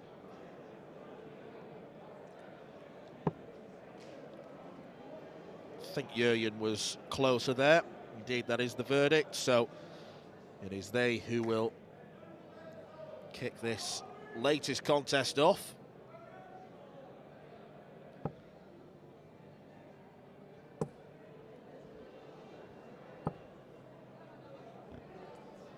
That dart just stayed in the board, but a steady ton to kick the game off.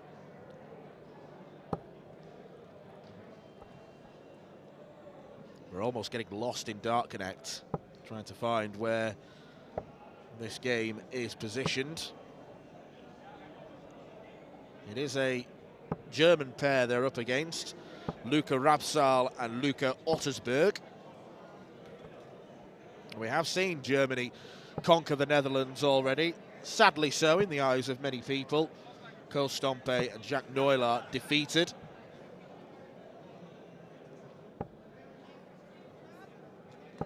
So Germany are looking to be victorious over the Netherlands once again.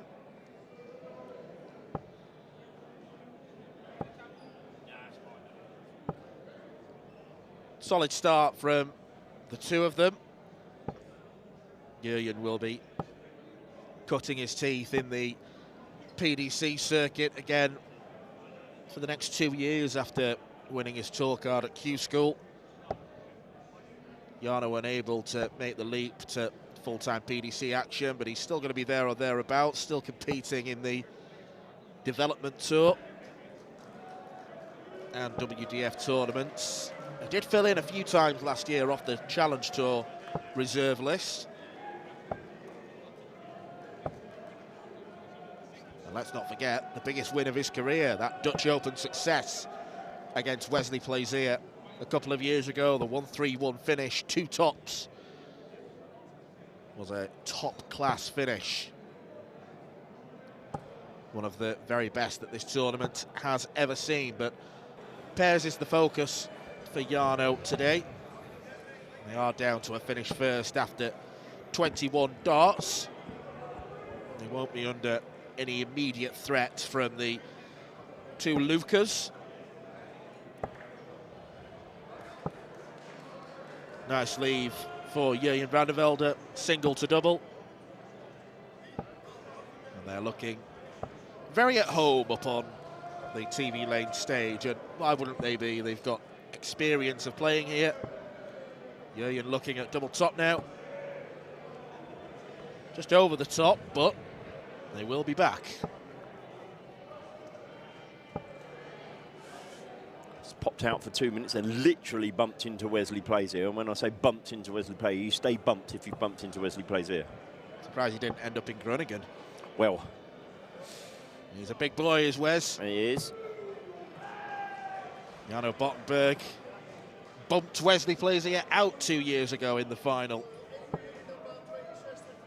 And he's just pinned double 10 for the first leg here. Still first to 3 legs in this last 5-1-2 contest.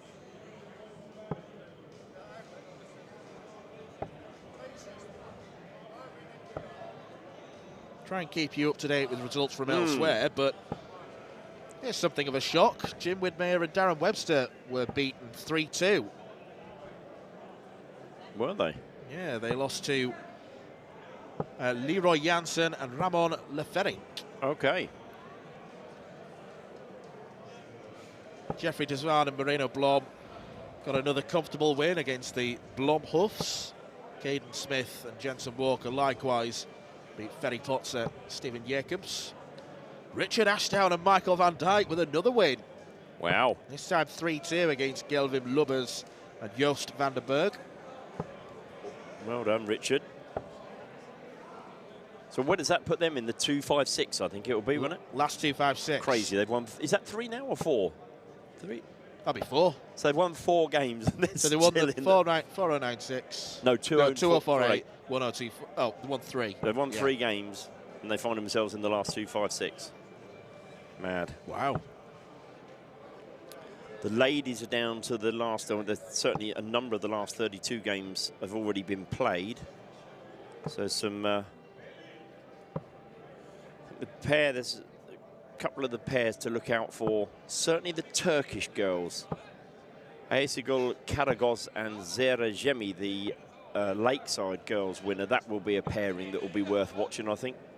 Dan's nodding away. I think he agrees with that. We both think that Zehra, having watched her in the semi-final, we were lucky enough to watch her in the World Masters prior to Lakeside. And I remember having a conversation with Marco that said, don't rule her out of Lakeside, and she came through. Karagöz as well was yes, in this very building, was successful for Turkey in the Euro Cup Youth. Yes, yeah, definitely a good pair there. I think Eileen de Graaf and Anke Zilstra are still running as well. So that's another Kelly Streef and Astrid Traubers from the Netherlands. Ina Thol and Luisa Thol from Germany. Ina, previously Ina Rademacher. Didn't realise she got married last year. Karen Ten Carter will no ball be coming up and waving in front of us, Dan. That partnership have lost out to Lotti Suomi and Milla Sieno from Finland. So yes, getting down to the business end in the ladies. Well, you know that you're far away from your target when the metal numbers shake. That's what happened with Jurjen van der Velde there. Got to be 25 bull from here. That was the intention.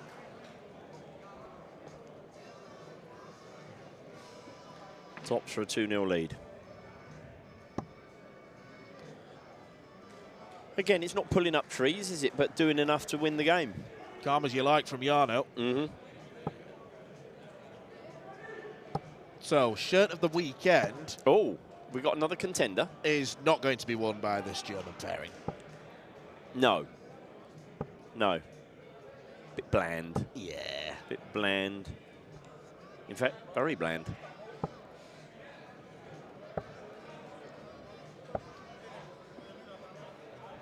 You know, so far, I'm giving it to Christian. The master cooler on the back with his face on the back, I think. Is that right? Yep. He looks rather resplendent in his tuxedo on that shirt. Yeah.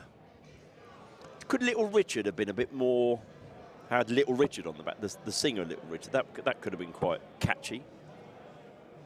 Yeah, possibly. In many ways. Although I think it is clever how he and Michael have coordinated their shirts. Hopefully we get to see them on the stream at some point. But on the back of Little Richard's is the bottom half of a dartboard. Yes. On the back of Michael's is the top half. That is true. I hadn't thought about it that way. Creative minds, certainly not something that I've ever been accused of. Well, that's 60 floor. There's another 60. That one does count.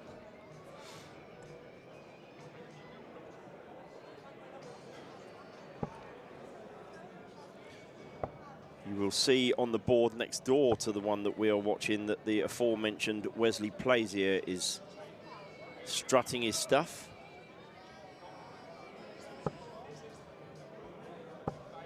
Oh, where are we? I'm just trying to find that game. Here it is. They are. He's, of course, partnering Denny Aldercoulter. Do you reckon after you just bumped into him, he went back to his table and said, I've just bumped into Nick Rolls?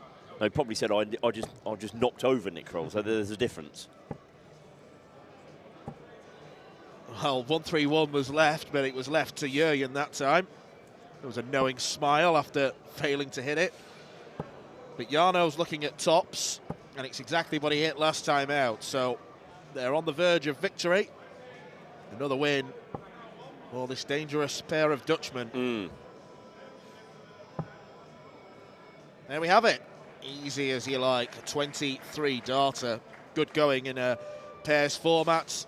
another win on the board for Jurjen and Jarno. Yep, 78 now, average. Yep, they're now into the last 2-5-6.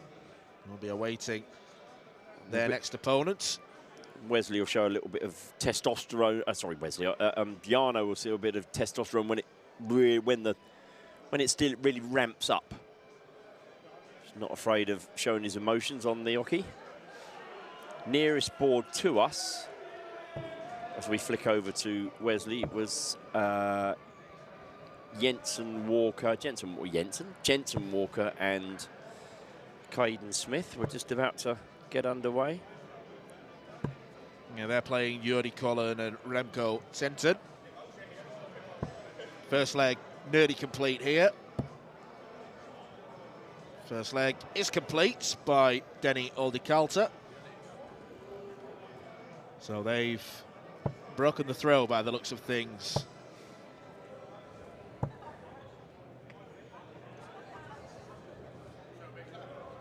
They're playing Kees van der Horst and Thies Otten.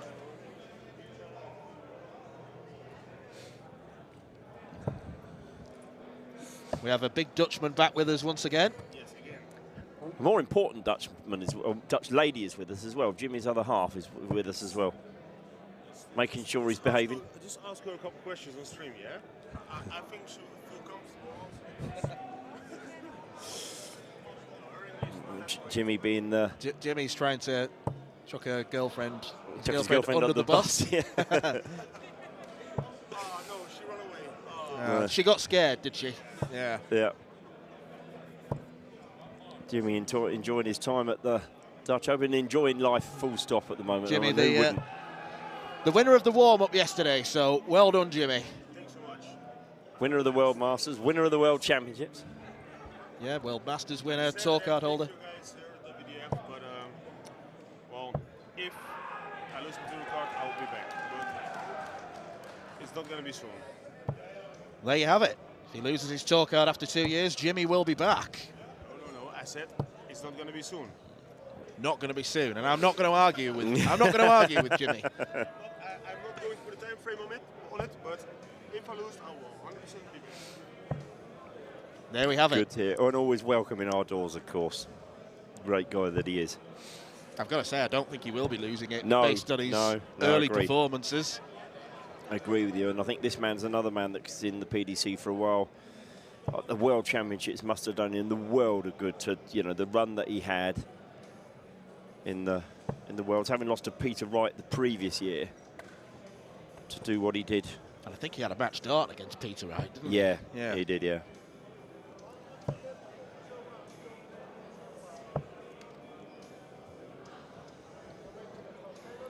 One 0 up here against their Dutch opponents. This is Thies Otten from the Cafe Pool.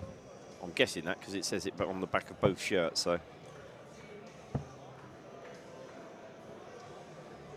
well, Denny's going to come back, and he's got a greater challenge, it's fair to say, to retain his tour status. Definitely improved as the year went on and reached the Pro Tour final, losing to Luke Littler, but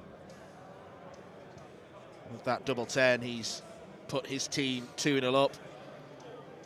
But I think he went something like nearly 20 Pro Tours without winning a single game. Really. But the Pro Tour's tough, right? Without getting into the politics of it, we see how tough it can be. Feeling for Keys here, who's clearly struggling to let go of his darts at the moment. The Pro Tours are a rough place to play darts. Yeah, and by which I mean, please don't think that I'm meaning that the venues are rough. I'm meaning that it's a rough... The competition. You got it. Yeah. Thank you for taking me out. You could turn up as someone like Denny Oldikalta, the draw comes out, Littler, Humphreys, Gary Anderson, round one, out you go. Yes, exactly. You get bashed up by the best. So Denny improved as the year went on, but without qualifying for the World Championships or for things like Minehead, he's got a lot of work to do in 2026.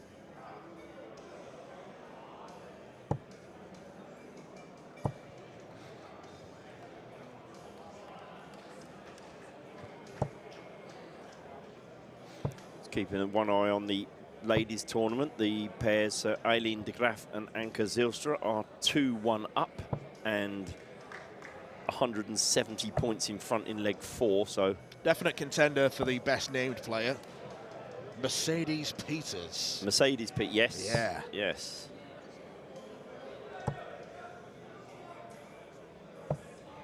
I mean, the nickname writes itself there, A-class.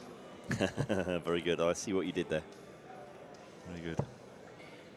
Right, it's sad to see Van der Horst struggling to let go of his darts. We've seen that with a couple of players on the stream today, and it's becoming a widespread affliction, is dartitis, if you can go as severe as to call it that, which is, it's not good to see.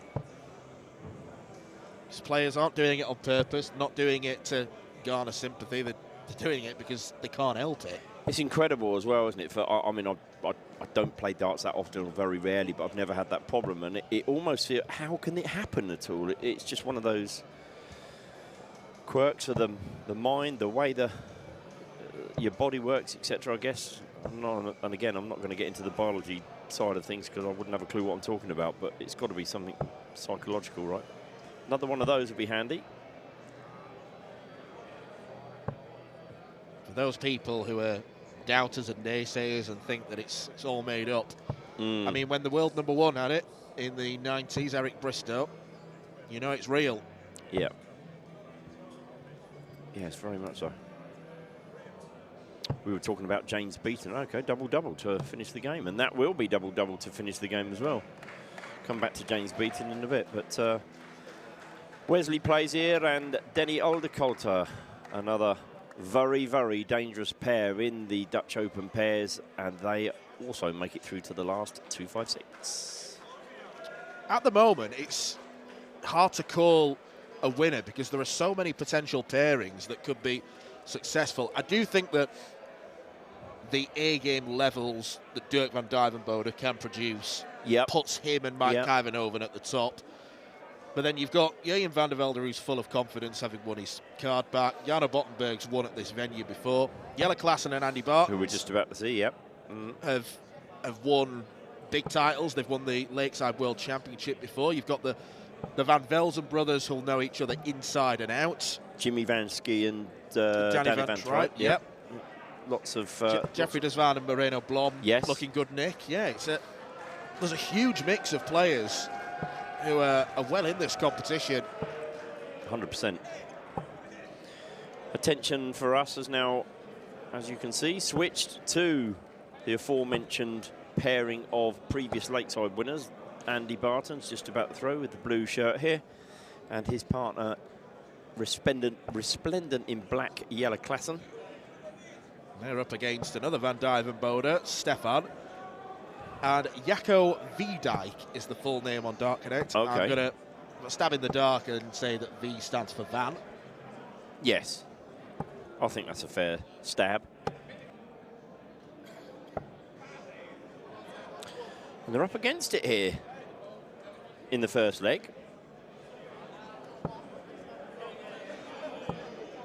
Jacco finding the treble again. Left it handily placed on 94. 171 would go down well, even 133. 133 to leave 66. But not before Stefan throws at 94. Double-double here. I think he's looking double 18. Oh, no, he hasn't. He's gone treble 20, double 8. Very good attempt. I do like the 2 double 19 shot in that situation. You're going for the same target. If you get one, it's a good guide. But there is the experience and class of Klaassen to take tops. And the more fancy team go 1-0 up. Netherlands and Belgium combining. And that's not the first time we've seen the Dutch and the Belgians combine, because a few years ago we had Brian Roman and Damien Moll come out on top. Indeed. Good finish that from Jelle.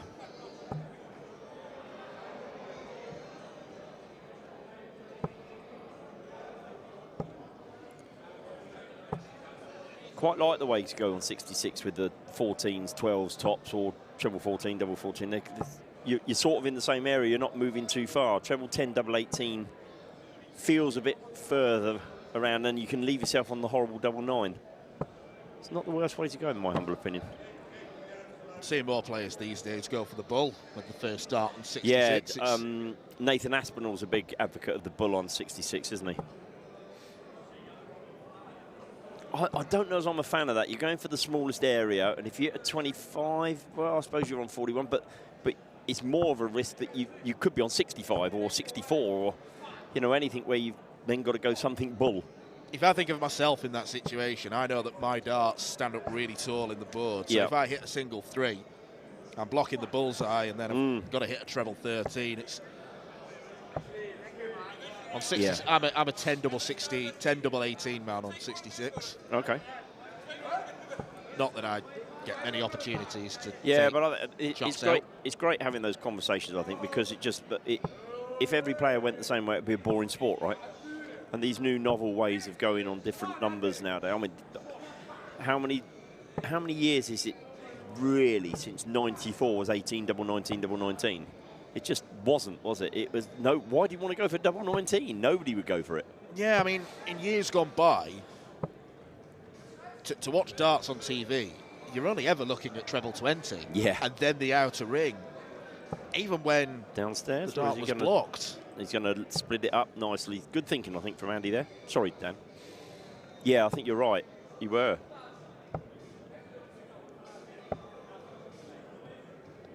But someone like Chris Dobie now just would almost, if I leave double 19, absolutely fine. I've got no problem with double 90, because 98 always used to be one of those numbers. You think, oh, 98, which way do I go here?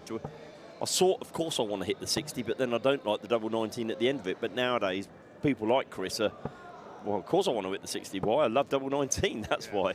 It's a different mindset now, isn't it? Well, Van Dijk and Van Duijvenbode are playing some good darts here, but they're running into an informed pair. I think the fact that you said, Dan, earlier in the day that anyone that's averaging sort of 85-ish is doing really well in a game of 701 pairs, and we're looking at a 90 at this moment in time.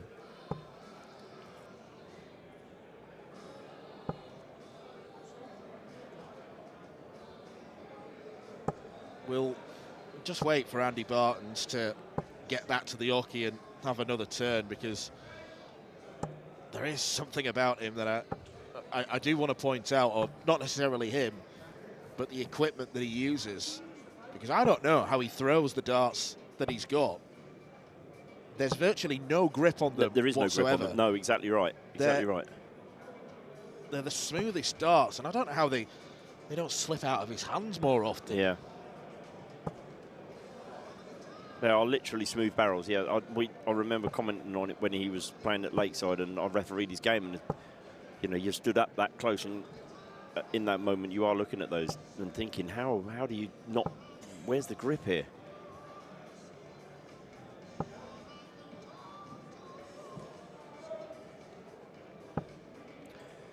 Well, another ton means a possible 20-legger, 20-dart leg, I should say. Beg your pardon, 20-legger. Maybe 21. 56 will leave tops. For yellow to come back to put to bed what looks, well, could have been a bit of banana skin. I mean, I think Van Dijk and Van Duijvenbode will be sitting there thinking, we've been a little bit unlucky here that we've run into this, because 80 would be okay against most. But it hasn't been good enough here. They have fallen at the last 2, 5, 6, and it's Andy Bartons and Jelle Klassen who are through, safely through indeed, to the last 1 to 8.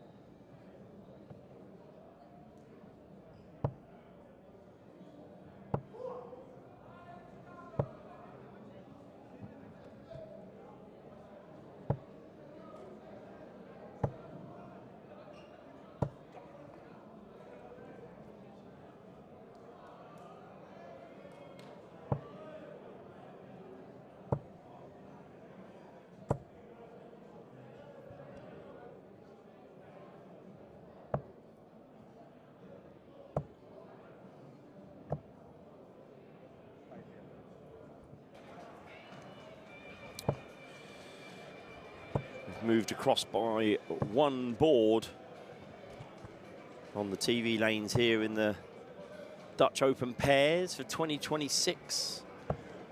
And we are now watching Vincent van der Voort. And he's playing with Kin Schneebo, the young man also from the Netherlands. And they're playing Stan Vos and Nadi Eid, again from the Netherlands. So an all Netherlands affair. And it's 2-0 to the big Dutchman and the small Dutchman.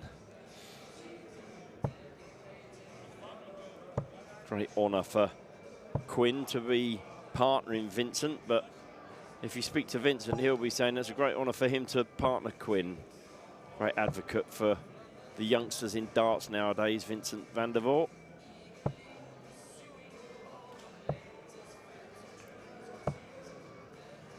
And if they can win this game and get to the last 1 to 8, the partnership will be, I would suggest, justified.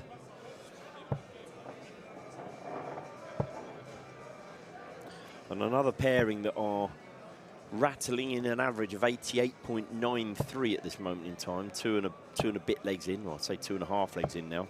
And there's why Quinn is been selected, if that's the right phrase, by Vincent. 2 treble 19 visit to leave 3-2-4, and that puts them 100 points in front, or did prior to that visit. Dan's just stretched his legs, dropped back into the seat for another stint. Stretch my legs, stretch my bladder, we're ready to go again. Good to see Vincent van der Voort back in action, the ever outspoken Dutchman, with his very young teammate as well. I don't know how old he is, but he doesn't look any older than sort of 13, 14. We'll see whether we know it.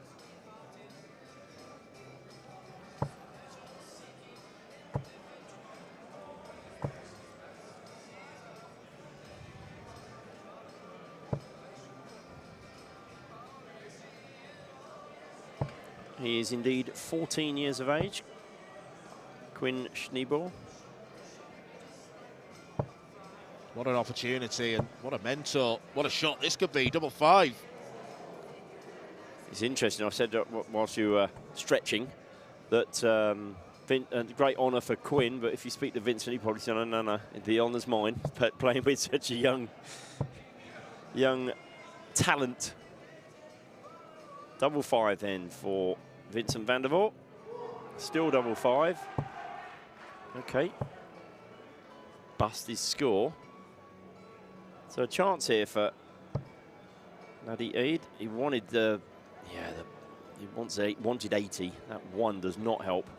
It's got to go either treble 13, which not a fan of that route personally, but he's managed to get away with it in so much as he's hit a treble to leave a double, if indeed they get back. And they're not going to get back, because Quinn Schneebo has put that game to bed. The 14-year-old hits the 5-5, and it's a 3-0 victory. And he gets a boot up the backside as well from Vincent in a playful, mannered way to say, well done, young man. And the last 1 to 8 beckons.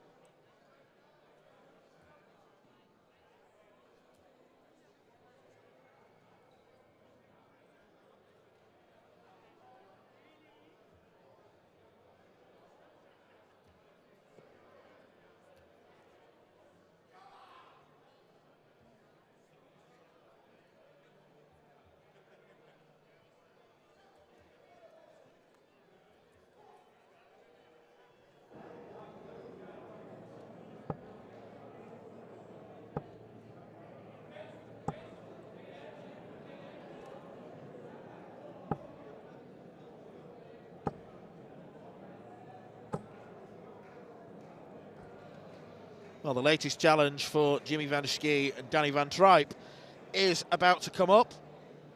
They're facing another all-Dutch pair in Bertram Veninga and Milan Brinkman. We have seen plenty of Jimmy van der Schie today, and we will expect to see plenty more of him throughout the course of the day. And who knows, maybe on Sunday he might be lifting the pairs title with Danny van Trijp. Seems in a very playful and confident mood, Van Schie, and why wouldn't he be? He's the reigning Lakeside World Champion, World Masters Champion, new PDC Tour card holder. Life is pretty good for Van Schie. It certainly is.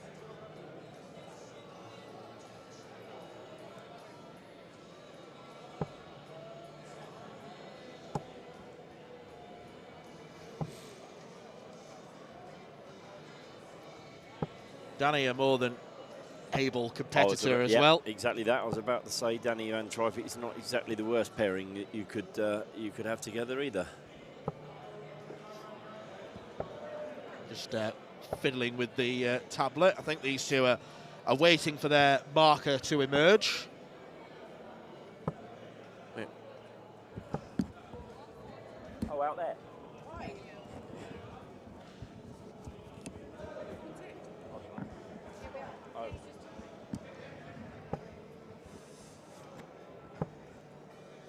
So we continue our wait for this game to start, and I think Jimmy is gesticulating towards the marker on the next board that they need someone to rescue them. Wesley Plowsier just walked past, arms aloft from Van Schie. And when Jimmy's arms are aloft, he nearly touches the sky. He does. The roof just moved. Trying to get themselves a marker. I mean, they can always self-mark. We've got video evidence if they're telling porkies. Well, true. Either that or I could leave you here and I'll go mark it. You could. I'd rather have your company, though. No, you say the sweetest things. Jim's looking at us. I think he knows that we... We're waving back, Jimmy. Yeah.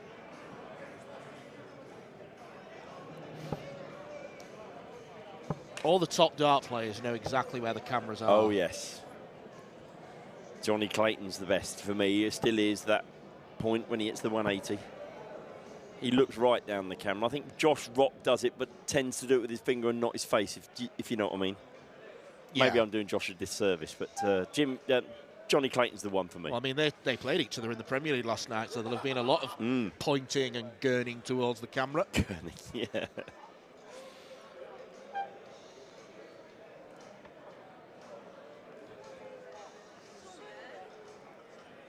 Caden Smith and Jensen Walker won their latest game 3-0. So that's a confirmed result. They're into their last 1-8. Likewise, Richard Veenstra and Chris Lambert beat Egon Blom and Rick Strivers.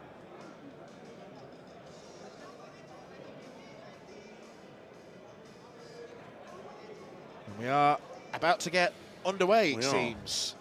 And it looks as though Milan and Bertram have won the bullseye.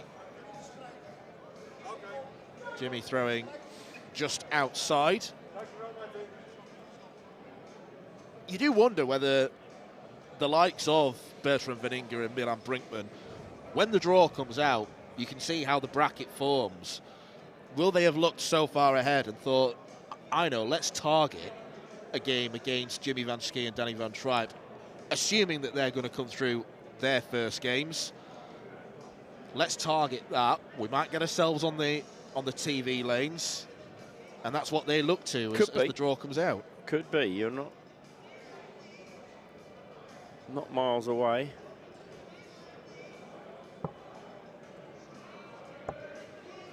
Well, we are off now. And it's a 77 start for Veninga.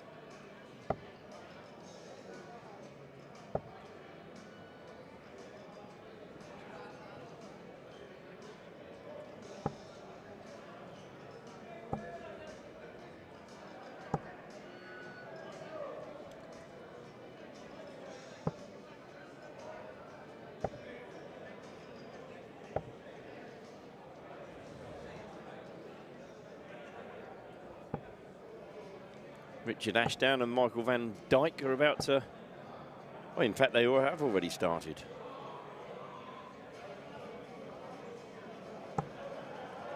Well, I'm sure many will be wanting to keep an eye on their progress, so we'll try our best. We will indeed. They're playing Ralph de Waal and Luc de Waal, so brothers or father and son. I will hold my hands up to not knowing the answer to that.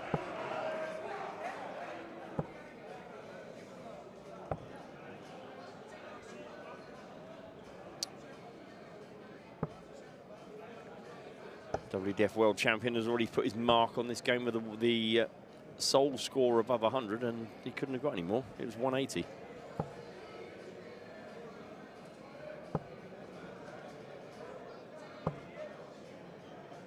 Three throws, 81, 180, 140. Not bad.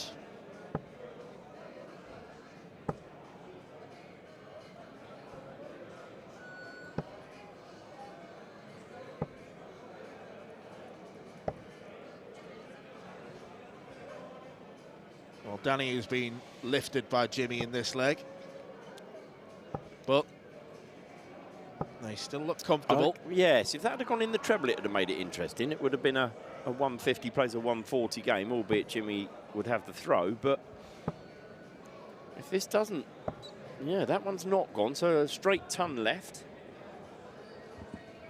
Chance here for Bertram Waninga. Chance taken, I would suggest. Danny 1 in 100. Will he go tops here? He did, I think. Treble 19. Yes, double 18. And a break of throw. No, they had won the ball, didn't they? So it's a hold of throw, but they were behind the whole way through the leg and have snicked it at the end.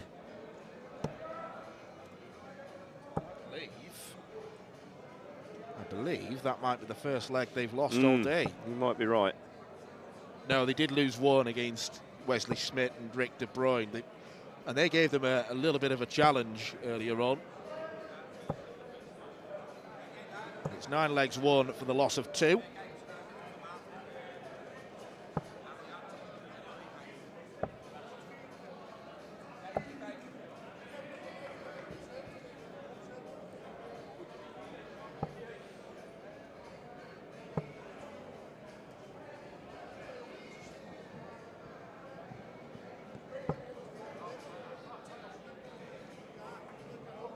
Great move across there from Jimmy and flicked into the treble 20 from well left of the oche.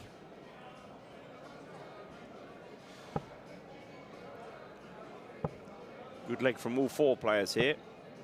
140, 121, 100, 140, 134 and 83. We've had the lowest score is 83 so far out of 7 throws. And there's another ton, so 8 throws, a lower score of 83.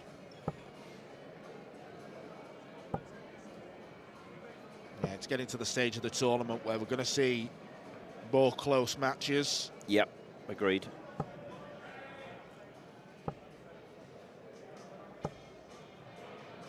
Another ton. That doesn't leave a finish. So it's a comfortable hold opportunity. Only 60 for Danny van Tripe. Well, Jimmy with a bit of work to do. Under how much duress? A lot, I would suggest. 98 leaves 86.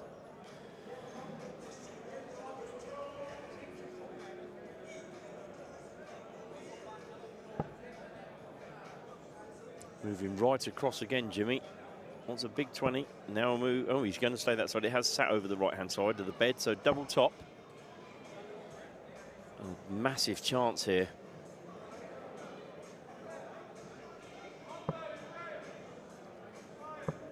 Oh, he's missed a big number. That's criminal. It is. It is. Because you don't suspect too many more opportunities like that will be handed to Waninga and Brinkman. Can he use that dart? No. 2 5s. And are we about to see Van Schie and Van Thrijp go 2 down? Tops it is. No, I think there must have been a thought in there to go, oh my God, we could be 2-0 up on what some will have as the favourites. But this is no gimme. 5. Nice big one.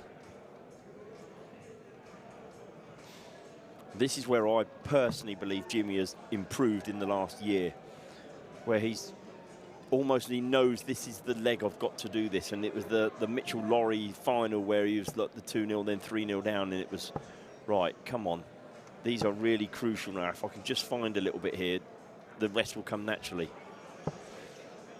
Yeah, 6-3 win in the final against Mitchell-Laurie looks, on paper, quite a comfortable scoreline, but you can't forget that Jimmy was 3-0 down, missed the double 18 for the 9 darter. Yes, and there's a great still image from that of both Jimmy and Mitchell with their hands on their head.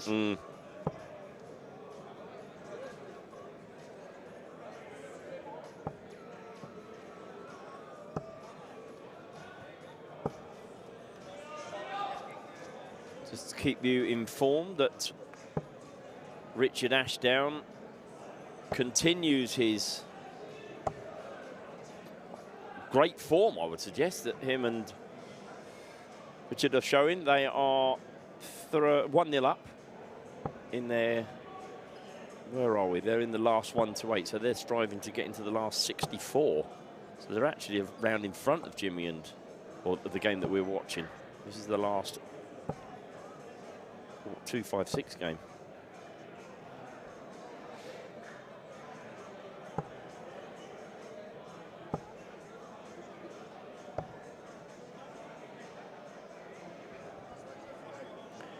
Yes, Michael Van Dijk and Richard Ashdown. Michael's just hit, or has hit a 180 in this leg. Good player. Very good. Jimmy Van Schie is an outstanding player, though, and that 1-3-4 yeah, has given them the advantage in this leg.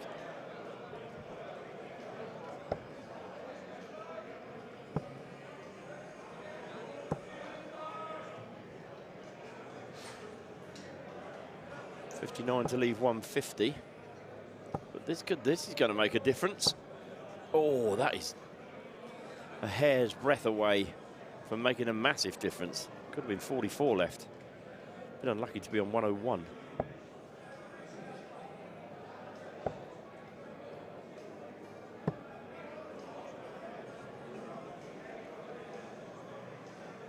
Well, it's different. You don't often see that as a setup. Bull to leave double 12. No, very true. Bull to leave double 12 as well. Whether he meant to leave that or whether he thought he was on 84. Some players do the 84 hit at 25, don't they, to leave 59, then it's single dart to double. So it would be unlike Jimmy to miscount, to be fair. Maybe we'll ask him. Oh, probably he'll tell us on the way back, I'm sure. Did you like the bull for 24? Yes, Jimmy, did you mean it?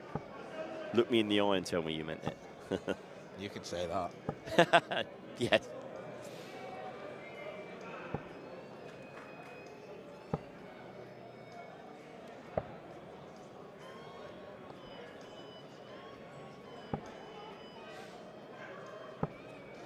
So they are 2-1 up, Jimmy and Danny. But Meninga and Brinkman have looked good. This man has been the difference, though, hasn't he? He has.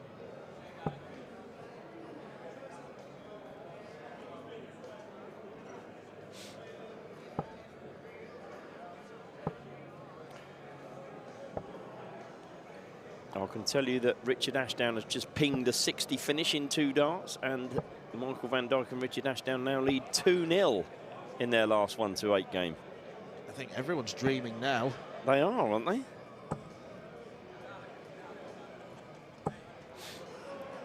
Richard Ashdown in a Dutch Open final. Refereed by my good self or Marco Meyer. That would be quite... Have you ever seen the like, I think is the expression that we would use for something like that. No. No, we haven't. And not anywhere.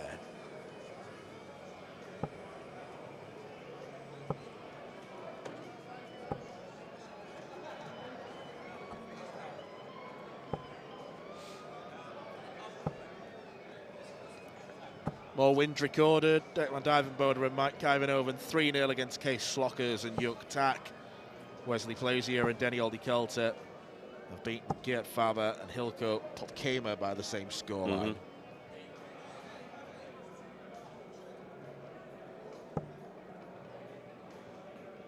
The numbers are being quickly whittled downwards. And most certainly are. Plenty of last 1-8 ties. Well, have been, the funny thing is when you get to the last 1-8, they have so many boards here, you can play the whole of the last 1-8. In fact, you can play the whole of the last 2-5-6 on a board each, because they've got over 150 boards here at the Dutch Open.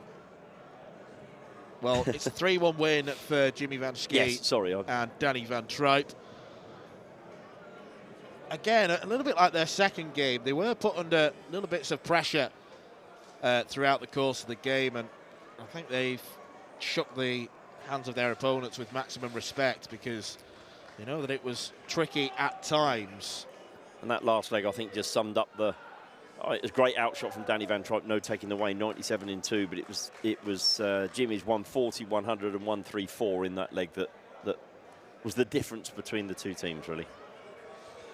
We do have a heavyweight tie, if you like, on the cards. It's been a surprise, but with it being an open draw, that we haven't had one before this. Yeah. Is the honest truth. So, Jurgen van der Velde and Jarno Bottenberg are playing last year's runners-up, Sibren Heibel's Lakeside semi-finalist, and Dimitri Hermans. Ah, okay. So, I think that game is coming up on board C.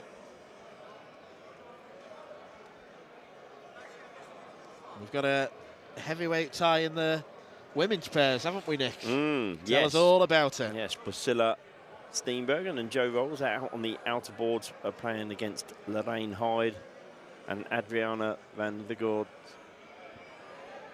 from the Netherlands. So, yes, that is Van Vigevern Vermaat. That's better. Sorry, Adriana. And it's advantage to Lorraine and Adriana at the moment. They're moving along very nicely in leg one.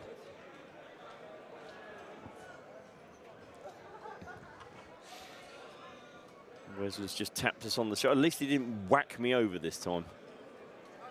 No, he was more gentle this time. He was, yeah. Richard Ashdown still 2-0 up. Michael, 120 points away from a 3-0 victory.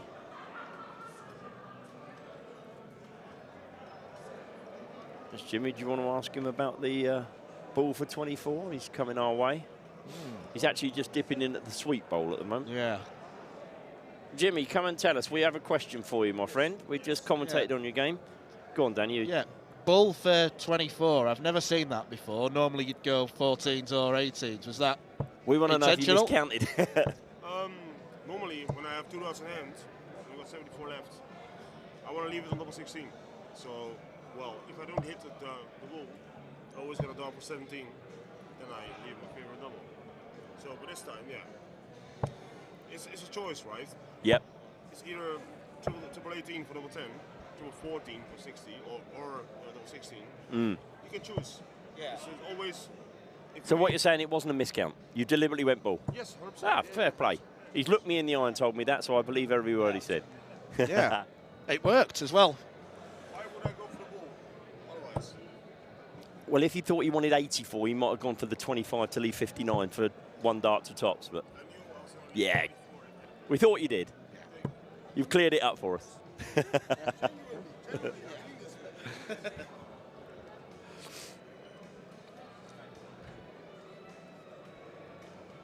Well, it makes sense. Yes, it does. Yeah. Because if you do hit the 25, 49, and then you've got you've got options otherwise. Yep. So Jurjen and Jarno win the bullseye here.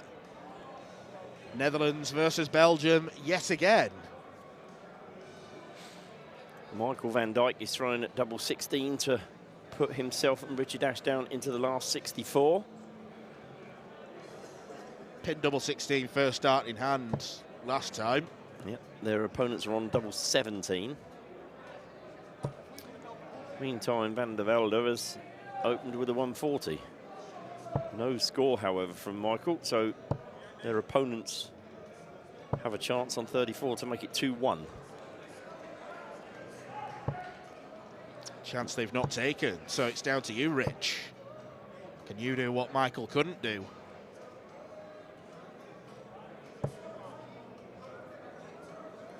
No. No score.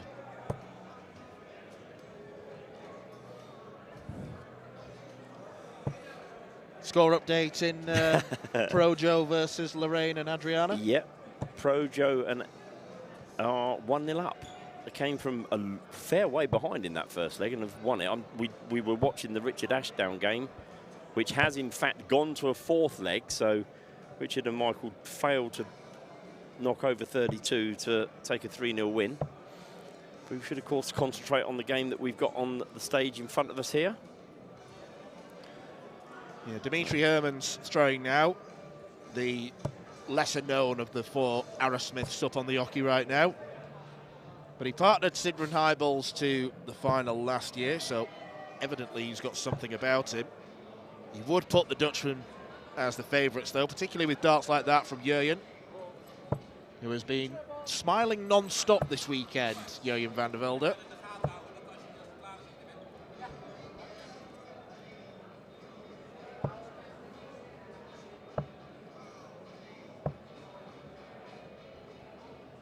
.96 scored by Bottenberg, perfect setup. And the Belgians are a long way adrift. And what a leg of darts as well. 140, 160, 93, 180, 96. Come on, Jurjen, don't let us down. Well, they got the time.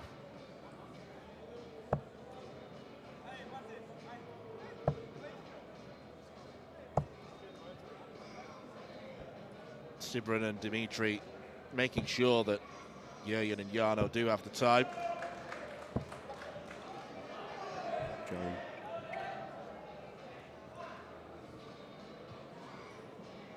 It is 1-0.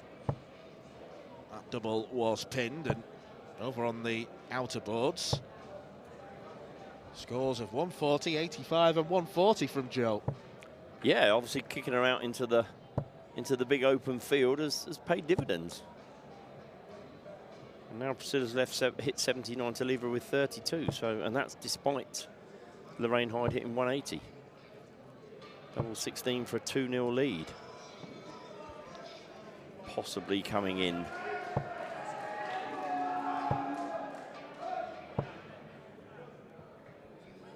No score leaves the 32. So unless Lorraine takes out the 157, Priscilla will be coming back for 32.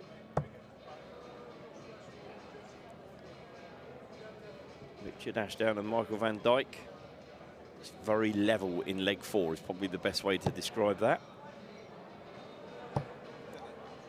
They're not doing bad. And in the game we're watching, we are... That 180 there from Van der Velde has... It was actually needed, to be fair. They just brought them back right into the leg. They were trailing. Could be back-to-back. No, I was going to say back-to-back 180s, but not the case. But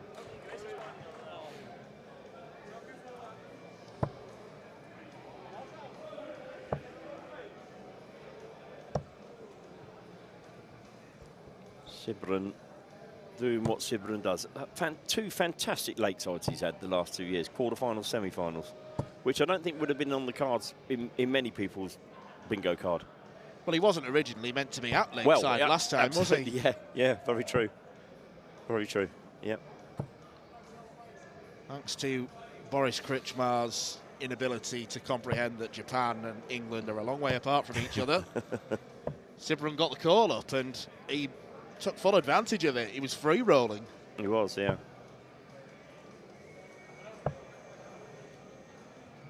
Nice guy as well. Very nice guy.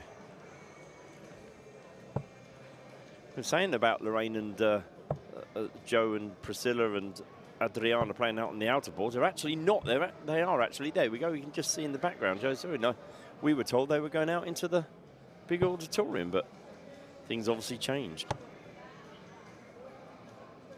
They're too big time to mark, aren't they? I'll let you tell Joe that. I mean that in a good way. Yeah, I know you do. Sorry, Joe. Ashdown and Van Dijk are about 50, 60 points behind in leg 4. Bit of a slow burner, that one, that fifth leg.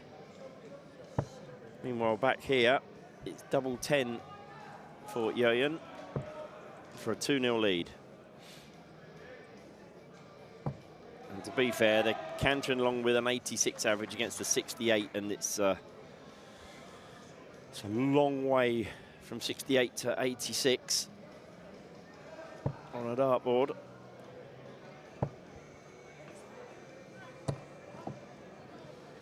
Well, Jurjen's had a bounce out not for the first time, and I think it was another 60 points that have ended up on the floor. Might need to consider sharpening those points.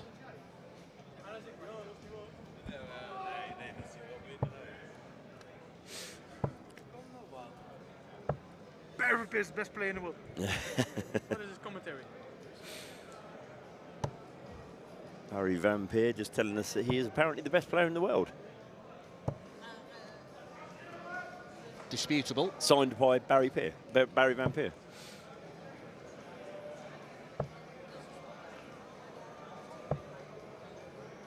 Chance here for... He was next to me in the commentary box. Jubals. Yes. For a stint last year. He did, indeed. Here watching his brother Carlo, but now he's no longer a TDC Tour card holder. Able to take part. 106 left for Michael Van Dijk. He's only trimmed off 38 from that, so it looks like that one's going to a last leg decider. Yeah, Ralph Duval against Van Dijk and Ashdown needs tops to make it 2-2. Otherwise, Richard's coming back for 68 to claim the match. You wonder how much those 6 darts they had to win the match in leg 3 are playing them well. Maybe not. They have got the chance at 68.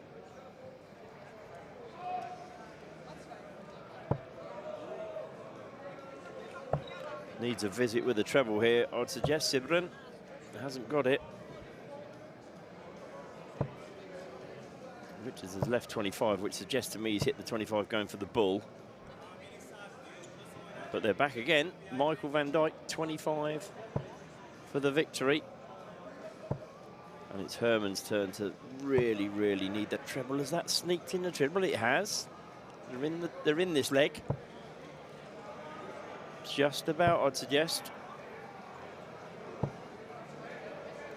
And it's double trouble for Ashdown and Van Dijk. They cannot seem to polish this one off.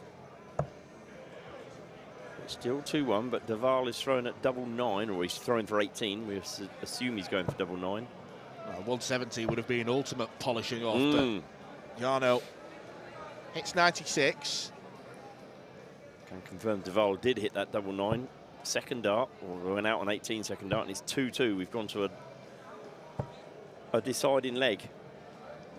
Whereas we haven't gone to a deciding leg in the Priscilla Steenbergen and Joe Rolls match. They have won by 3 legs to 0 against Lorraine Hyde and Adriana Bigerman Vermaat. And a nice 74-75 average as well in that game. So they are into the quarterfinals. Sibren just missing double 14 for a 148 now. He may have needed that for them to stay in the game. Bottenberg eyes up double 8, and it's a straight legs 3-0 victory. So we've seen the demise of last year's champions in the pairs, Curran Harthog and Klaas Bison. The runners-up won't be getting to the big stage either, because Sibren Heibels and Dimitri Hermans way outplayed by their Dutch rivals.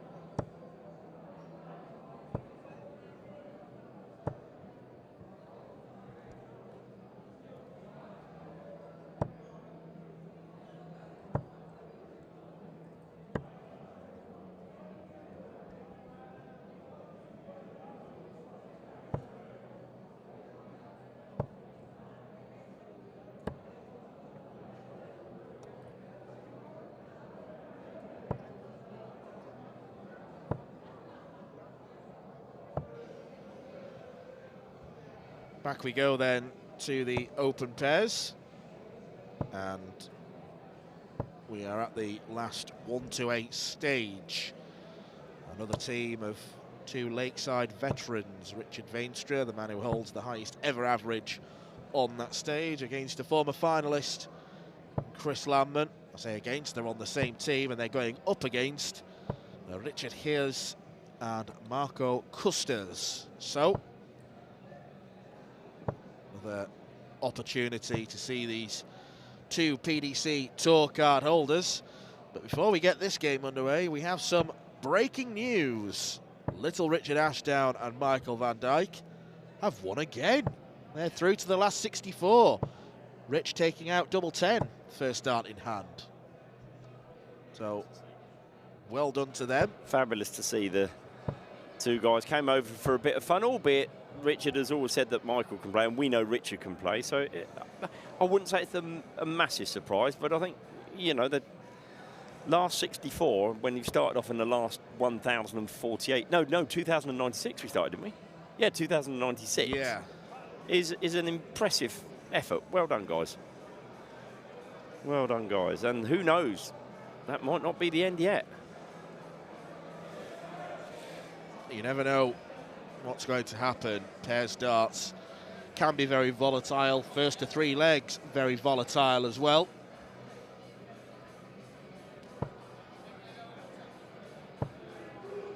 It's Richard who starts this game and kicks us off with a ton. There's one thing for sure. I mean, we don't know about Gears and Custers, but if they throw anywhere near quickly, then this game is going to be over in in the blink of an eye. Yeah, Richard Veenstra is nicknamed Flyers for a reason, and Chris Lambert almost plays so speedily. It's as if he doesn't aim. It's just so natural, and it's all about feel. Forget, of course, that Landman is a Lakeside finalist. Beaten 6-1 by Andy Bartons a few years ago now, back in 2023.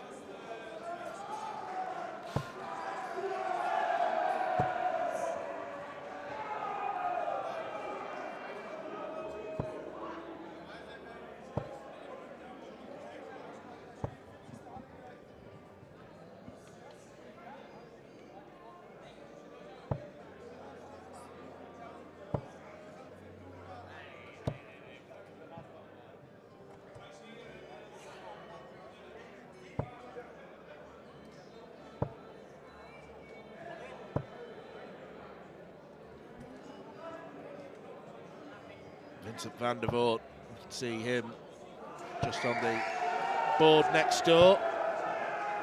Cheers are going up for games that are occurring elsewhere.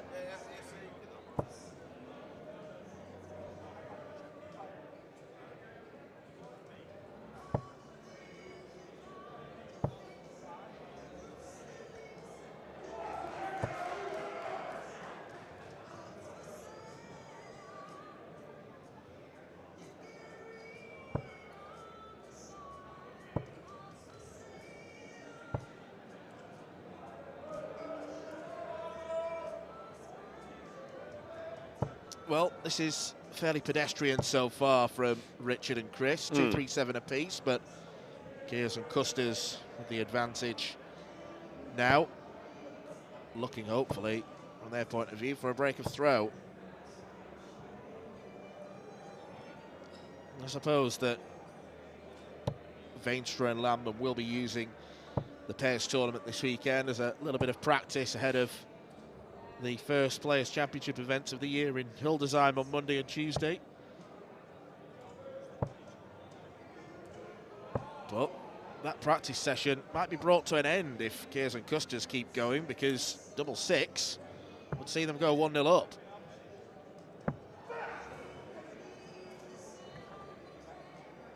Yes, that was in case you didn't realise.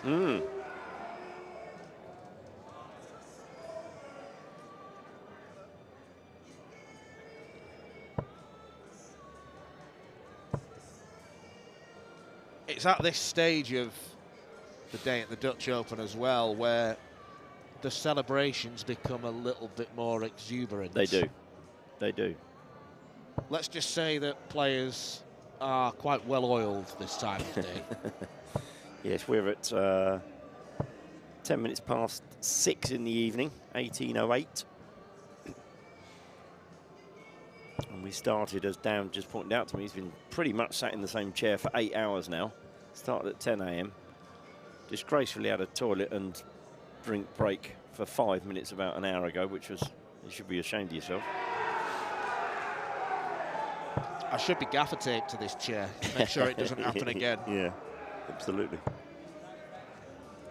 Of course, we've got Jimmy Van Schie, excuse me, Jimmy Van Schie and Danny Van Tripe are playing on a board just along the road from Lammen and Venstre. So we'll keep an eye on that one for you as well. And as Dan said, as we get to the last 64 and down, you do then start getting some heavyweight contests. Well, we've got one at 6 o'clock. Barry Van Peer, self-styled best player in the world. And yes, said so by himself, good self. Patrick Heratz, those two dropped off the PDC Tour last year. And going up against Caden Smith and Jensen Walker.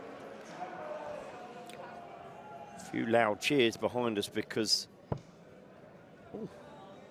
we've been offered a drink. Thank you very much, sir. Yeah.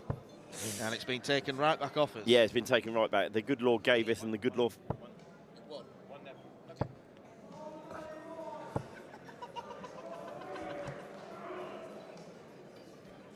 Thank you, Ian. Well, that didn't last long. It is Indy Gull and Lars Houtenbors are playing Jimmy Van Schie and Danny Van Tripe. And they are 1-0 up on Van Schie and Van Tripe.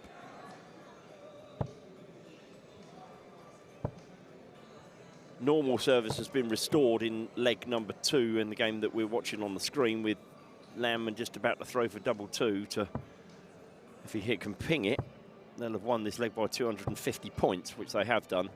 And the average is now 84, plays 68. Yeah, some disparity there now. Looking far more. That little, oh, wonder if this is going to be a shock. Looking less so now, albeit the score is still only 1-1.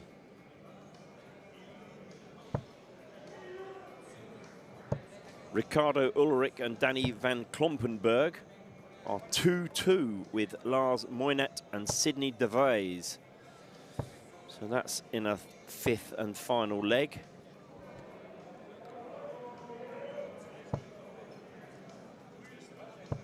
Brian Roman and Nunjo Dual are 2-1 down to Davy Monzes and Kenny Nyans.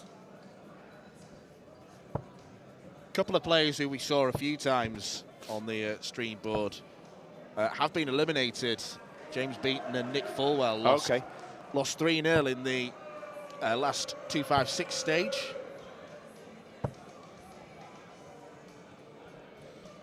Jimmy Van Schie has levelled things up. Now it's 1-1 in their game with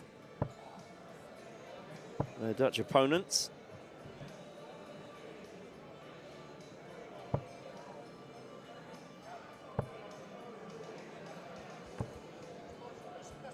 Jeffrey Deswan and Moreno Bloom are 2-1 down to Jason Goosens and the youngster Lex Paushaus.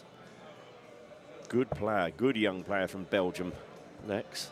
Yeah, really good to see him as well. I don't know how true it was, but I did read, we were talking about dartitis earlier, that he was starting to suffer a little bit. Hopefully not. I must admit, I think it was the 2024 World Masters he won, and then 2025 he was there, his last 16s, but having won it in 24, we expected a bit more in 25, and that didn't count. So you may be right with what you're saying.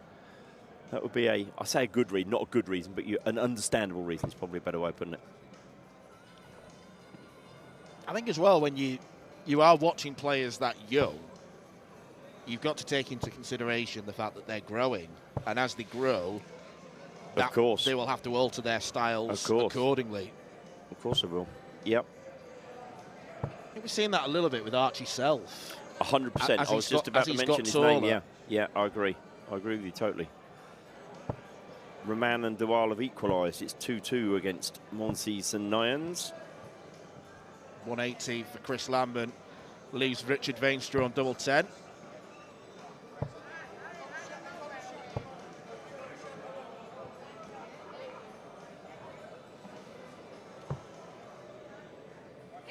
We've got the PA system playing alive and kicking.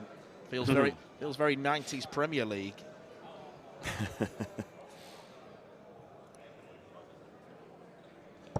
Jimmy Van Schie and Danny Van Trijp. It is 1-1, but they have a good 170-point lead in leg 3, so perhaps normal service is being restored there. Double 5 landed by Landman. Yeah, that's right, landed by Landman. He landed it, man. He landed it, yes, he did. It is 2-1 to Veenstra and Landman. There is a Scotsman stood behind us. Mr. Anthony Dundas has reappeared.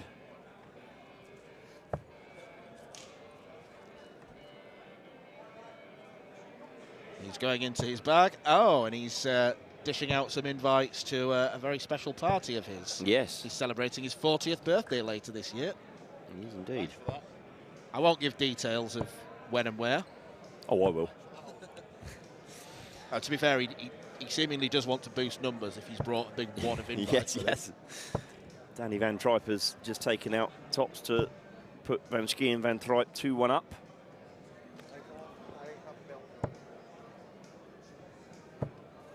Veenstra and Landman 2-1 up and 100 points in front.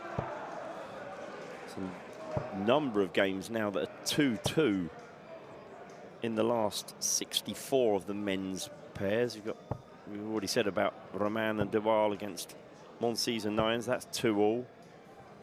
Jan Timmerman and Heine Uldrichs is 2-2 with Patrick Mart and Jorben Noonhaus. Yeah, we saw Timmerman and Uldrichs earlier and they played well, and it's already gone out of my mind who they did play. I'm going to look that up. Yannick Evers and Kevin Rooks is the other game that's 2-2. They're 2-2 against Terry Lenting and Mark Rutgers. So 2-2 all round there. And in the ladies' pairs, the last 8 is now determined. We have 8 quarter-finalists. Not quite sure of the draw at this moment in time. I haven't got the bracket in front of me at this moment in time. But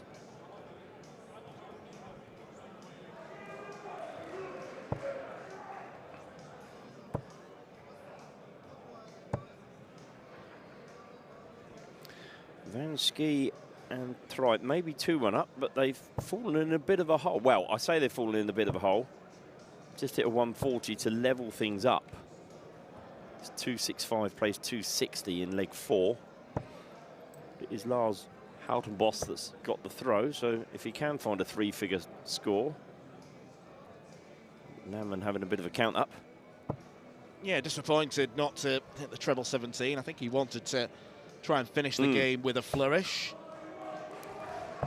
Indeed, they have found a ton-plus score. They've in fact 141 to leave 124. So Van Trijp on 260. That's hit 140 to leave 120, but Indy Gull has the chance to take out 124 to take us to a decider in that game. Richard Veenstra has a chance to win it on double 18.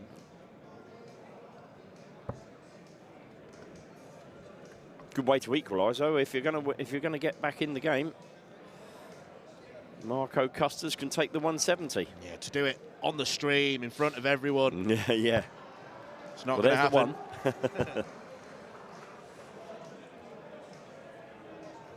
It's 109 left. 103 scored, so Van Schie 120 for the match.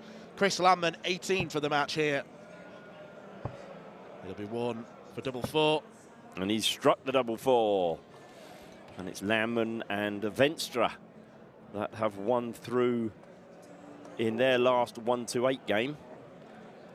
We'll quickly flick over to Jimmy Van Schie, who has left 20, but Lars Houtenbos has the chance to hit 21 he needs to take us to a 5th and final leg. You can just about see that if you look at well, obviously you can see Jimmy Van Schie stands out, but their opponent is just about to throw and has hit the 21. So it's 2-2, a final leg decider.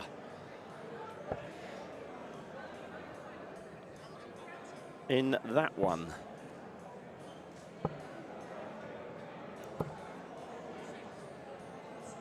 Lars Houtenbos and Indy Gull. 2-2 with Jimmy Van Schie and Danny Van Tripe.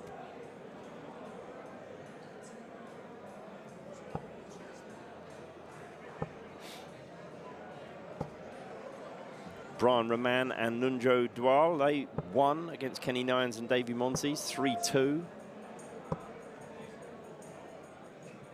Patrick van der Bogarde and Bogarde, I should say, and Freddie de Gois, they won 3-1 against Antonio de Weerd and Dennis van Kooljenberg.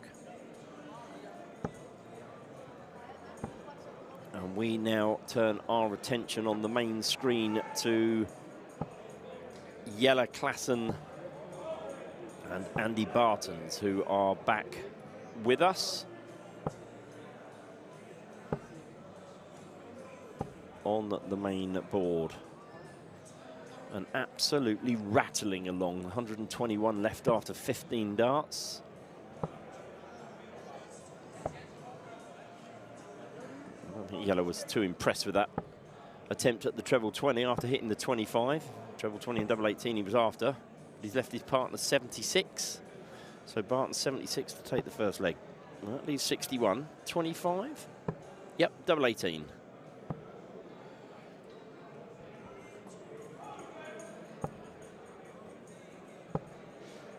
Grotas and Summers way back on 2-3-2, although they have left a finish now, but Klassen for double 18, now double 9, might go the 10, but he's gone for the 9.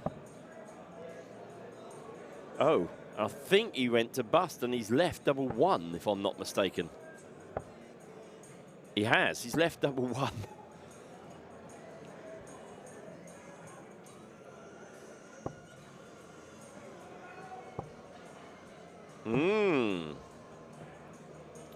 Well, that was, shall we say, different.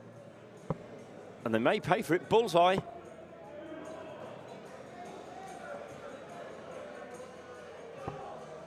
Well, Jelle, you left it. So he hits it. Double 1. First leg, Jelle Klassen, Andy Bartons in that one.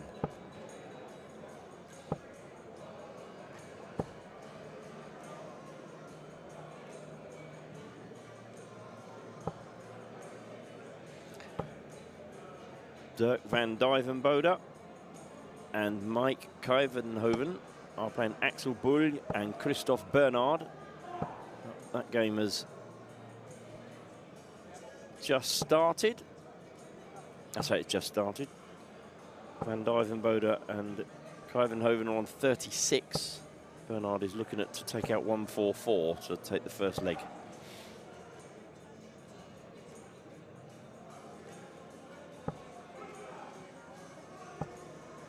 Is it 96 to leave 48? So Kuivenhoven wants double 18, or however he wants to go on 36. He's hit it in 2 darts, so they are 1-0 up.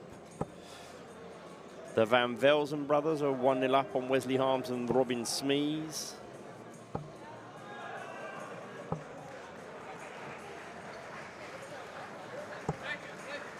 Wannes van Heck and Gianni van Steen have just beaten Koen Burgel and Patrick Knighton 3-2.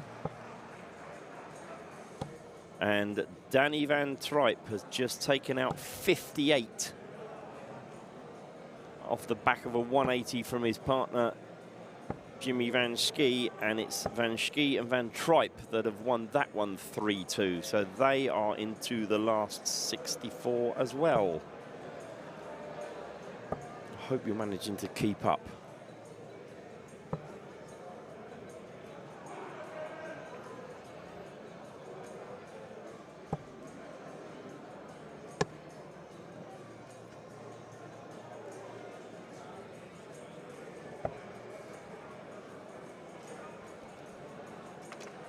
Dan disgracefully took another 5 minutes. He had to toodle off. He's just come back now, just at the point that Van Schie and Van Trijp won 3-2. A 180 followed by an 80 finish from Van Trijp saw them through. Still they go. Yes, and Klaassen and Bartens, I'm going to say a cruising, albeit the averages are very close, 84. In fact, it's Gruters and Summers have got the bigger average, very slightly, but it's 2-0 to the Lakeside winning duo, if I can call them that. Some very skinny jeans they've got. Matching shirts and matching very light blue tight jeans.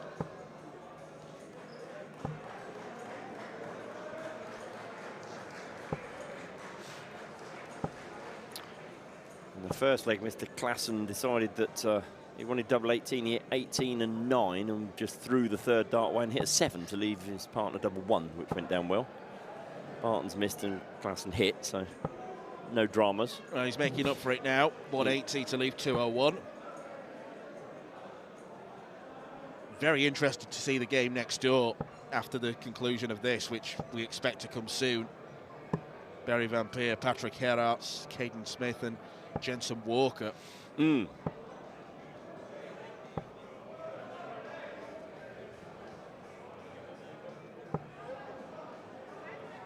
No need to go 2 doubles. Sensible from Yeller. It's been a good effort from Groters and Somers, but all good things must come to an end, and it looks like their pairs campaign is ending in the last 64. Up steps Andy Bartens. Fails to use the guide. But double 10 has been a good thing for both Yeller and Andy throughout the course of the day, and it is once again a 3-0 win for them. So Yeller, Klaassen and Andy Bartens looking to follow in the footsteps of Brian Roman and Damien Morland, being a Dutch-Belgian winning pairs duo. Indeed. Dirk van Duivenbode and Mike Kynhoven are now 2-0 up, I believe. Yes, they are 2-0 up on Bernard and Boyle. And Richard Ashdown is back in action, and they are 1-0 up. They are playing Jasper Schuten and Jesper Kiestemaker. Well done.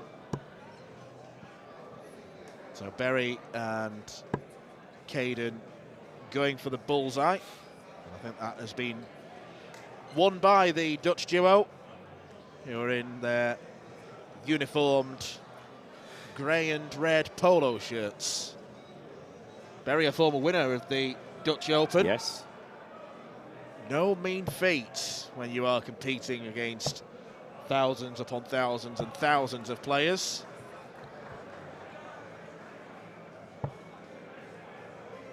His partner, Patrick Gerards, just lost his place on the PDC Tour like Berry. He's another one. We bring up the dreaded D word, dartitis. Do you know how Patrick Gerards combated his dartitis? I have absolutely no idea. He practiced by throwing darts in the dark. Really? Yeah. Wow. And it apparently cured him. Wow. 174 from Jensen Walker will go down well, not just among him and Caden, but everyone in the WDF officials team. Yes, indeed. The big 174. Richard Ashdown and Michael van Dijk are 2-0 up on Jasper Schuten and Jesper Kiestemaker. So when I suggested that it might be the end of their run reaching the last 64, I am 2/3 of the way to being shot down. You wrote their obituary too soon. I did, absolutely I have.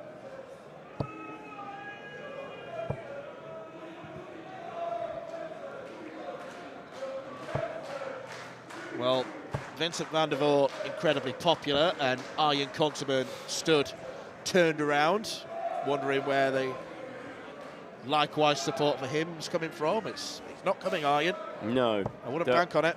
Dirk van Duijvenbode and Mike Keinhoven. They are through. 3-0 winners.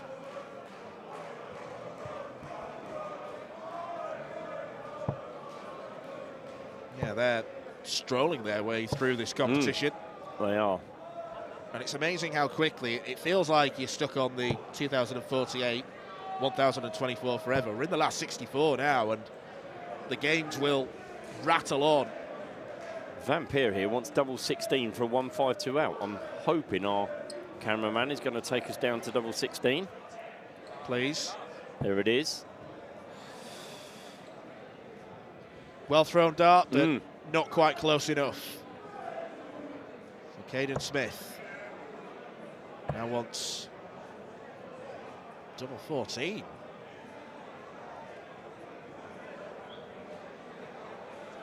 I'm not sure if he meant to leave that. No, having hit the 57, I thought he would come out. I'm not convinced on that way on 104. I've got to be honest, I quite like the 16 route, 104. Says the non-dart player. And they're 1-0 down. Yeah, it's a 22 dart hold of throw for Berry and Patrick. But the standard for both is good. Looking around the 96 range.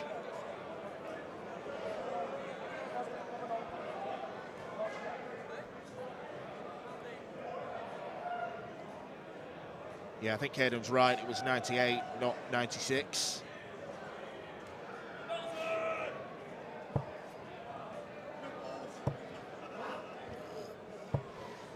Ashdown and Van Dijk, 97 points away from the last 32.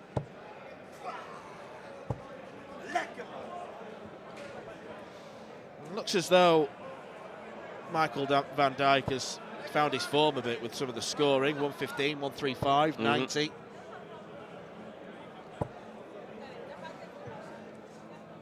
Albeit their opponents now throw at 47 to make it 2-1. If they don't, then Richard's coming back for double 19, which will be right in his ballpark.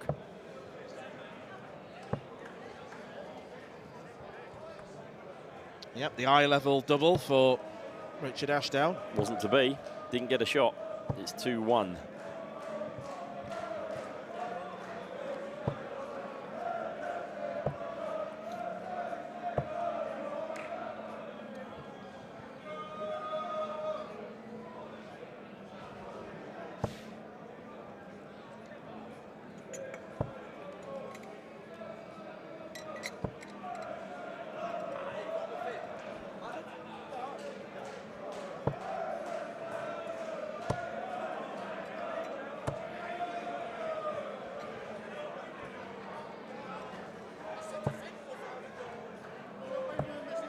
Despite losing the first leg, I feel as though Smith and Walker have been in charge of the game, albeit we're only, nearly towards the end of leg 2.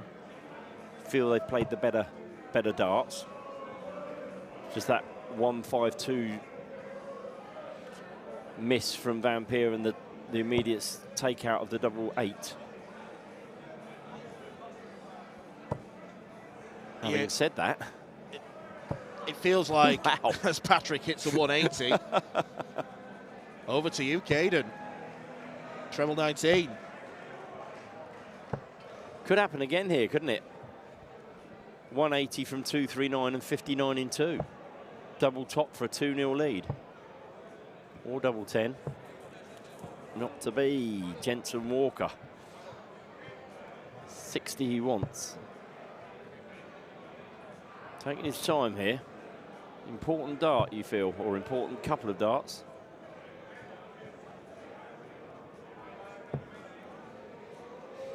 Not much facial expression there from Jensen, was there? No change, or you wouldn't know whether he's hit or missed.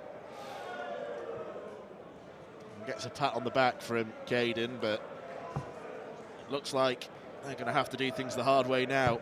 Because Patrick has hit double 5. They're 2-0 up, the Dutch pair. Jensen Walker and Caden Smith, their campaign might be ending at this last 64 stage. It's been a good quality game overall. Berry looking to try and help finish the job off.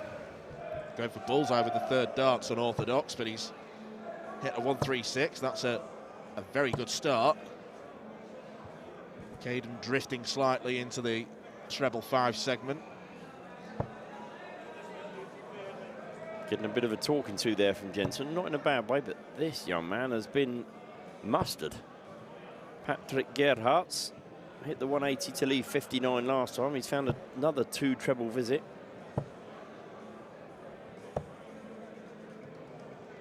And the average is beginning to tell a story. From what I was saying, that they were the better players until that 180 in the second leg. I think they were. I'd stand by my words. But since that point, it's gone down a little bit the other way. As Belly, of course, it's 26. 27 minutes to 7 on day 1 of the Dutch Open of 2026. And we have our first sarcastic thumbs up at the board. Thank you, Berry. Yeah. We've been keeping count.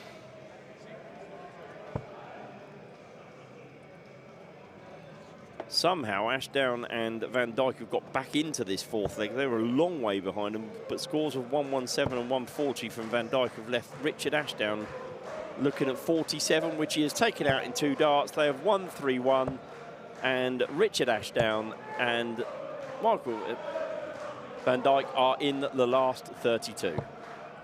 Thank you and good night. Anthony Dundusty stood by the side of me. His flab has never been so ghastly. The way I can describe the facial expression, you know when you are on the motorway and you see the signs for a theatre, and it's the smiling face and frowning face that indicate the theatre. The frowning face, that was the face pulled. There we go. It's a niche observation, but it's... Yes, I'm not going to go down there. Well, 180 for Caden Smith has left the team on 309, but as you can see, it's just not enough. The 2 treble visits have been strong from the Dutchman. 76, I mean 48, yes, I think it looked like. 68 now, so could stay at 48. I don't think he's going to go back at treble 20, given that he didn't go for it. That's a fair assumption. Treble 12 would have been fine. That's what you should do on 68. Keep telling As you said earlier, he did, yeah.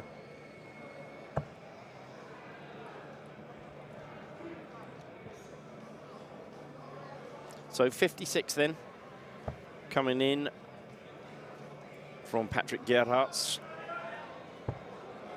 Double 10 for a place in the last 32. So, not completely out of the question, but Jensen Walker wants 154 on the 19 routes. He's found one. He's found the second one. Tops for a 154, and it's 2-1. Wow, what an outshot. Absolutely expressionless, Jensen Walker. Yeah, Berry offered his hand as a fist bump, but Jensen Walker's so focused, I don't think he was too bothered about taking it. 2 treble 19s and a double top. What a finish, though, from Jensen Walker. Could that be the... If they win the tournament, that's won the tournament. That's always the way I look at those ones, when you're 2-0 down and facing the barrel, down the barrel of a gun. Yeah, could certainly be the case. Number of other games taking place. Arjen Konterman and Robert Hoff, 1-1 with Quinn Schneeboer and Vincent van der Voort at the moment.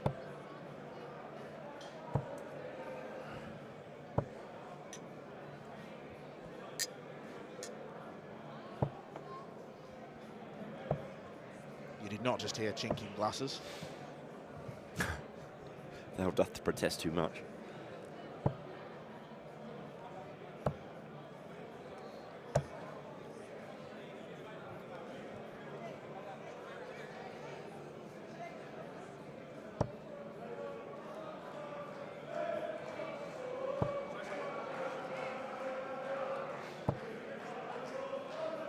Well, it looked as though that Berry and Patrick were going to go on to a 3-0 victory, but that 154 from Jensen has all of a sudden put this game in the balance.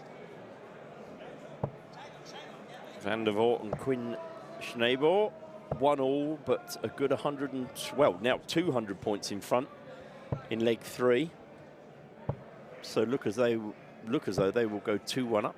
Well, Robert Hoff and Arjen Konterman have had a very long day, because they were up first this morning at 10 o'clock. Yes, they were. And here they still stand.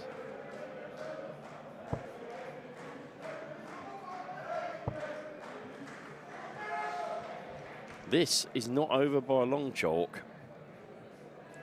Should come down at the 19s here, and has done. It's a bit unfortunate. Good 76 in the end. Keeps him in the tie, I would suggest.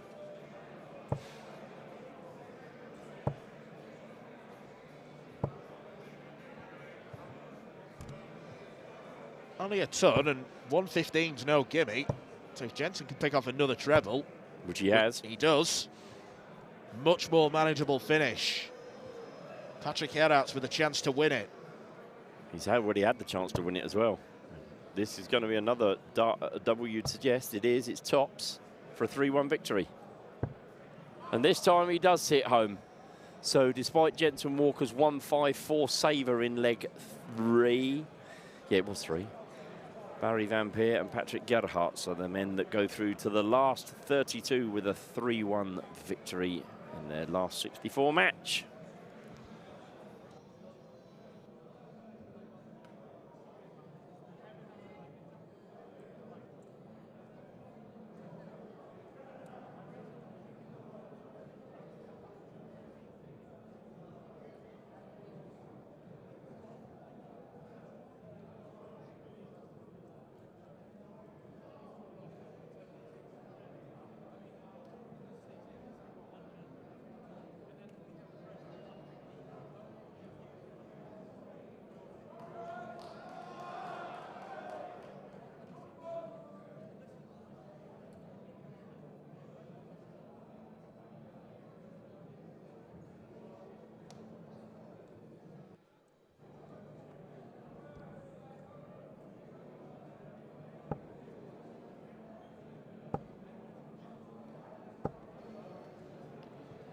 Attention now switches to Vincent van der Voort. It's a game that we've been talking about, giving you updates on, and he and Quinn Sneerboer lead 2-1 against Arjan Konteman and Robert Hoff. It's one of the great things about the Dutch Open, the WSDF system. Even at 14 years old, he can enter a senior tournament alongside a smiling Vincent van der Voort.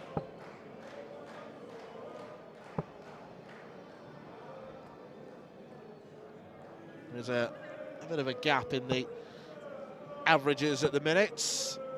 Vincent looking to use his experience to close this game out.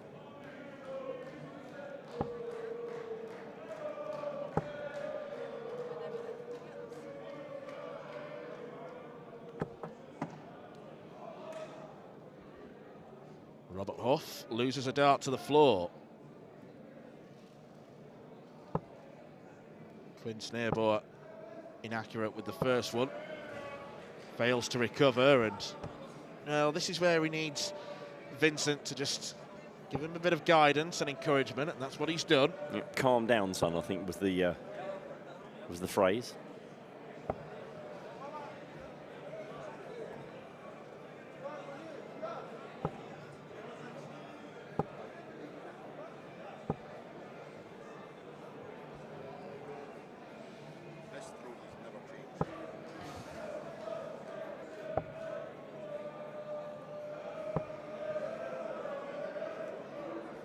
Once upon a time, Vincent van der Voort was labelled the fastest player in the world. Almost, in some ways, helping to revolutionise darts, because you seldom see players coming through the system now that throw like Dennis Priestley did, and players like that were very common back in the 80s and 90s. Van der Voort gets on with it, and some.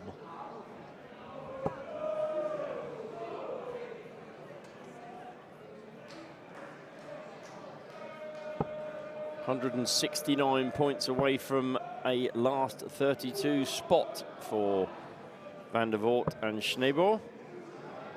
Although that 134 makes a bit of a difference.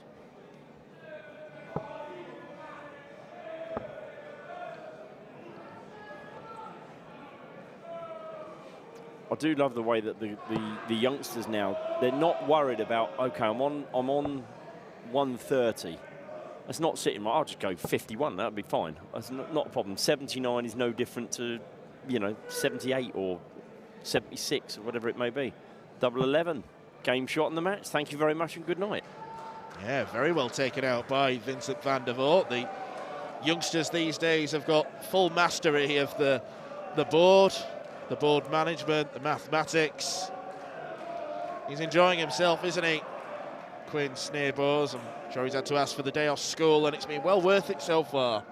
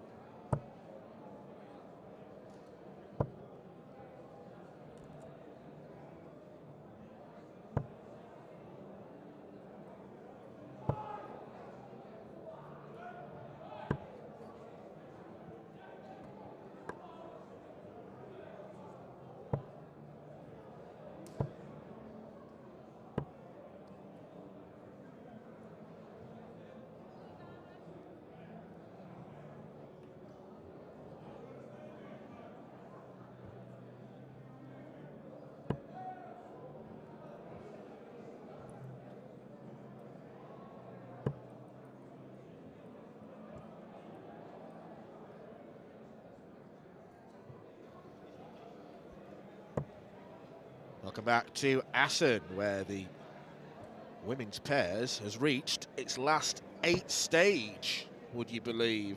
The numbers have whittled down very quickly indeed. Some of the last 16 games in the open pairs are about to get underway.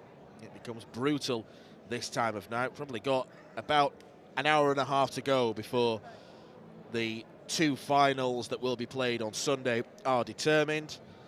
And you wouldn't really want to bet against either Eileen de Graaf and Anke Zylstra getting through, because quite fittingly, with this being the Dutch Open, we're watching 2 of the most successful Dutch female darts players of all time. But Fabienne Romelinge and Karin Heyer will look to try and provide something of a surprise. Anthony Dundas has rejoined me in the commentary box for this quarter-final, and I think of all the teams that are left, these 2 are quite comfortably the most experienced. Maybe not necessarily the favourites because of the young Turkish girls Zera Gemi and Aizagul Karagos still in the competition, but these have definitely got the most know-how.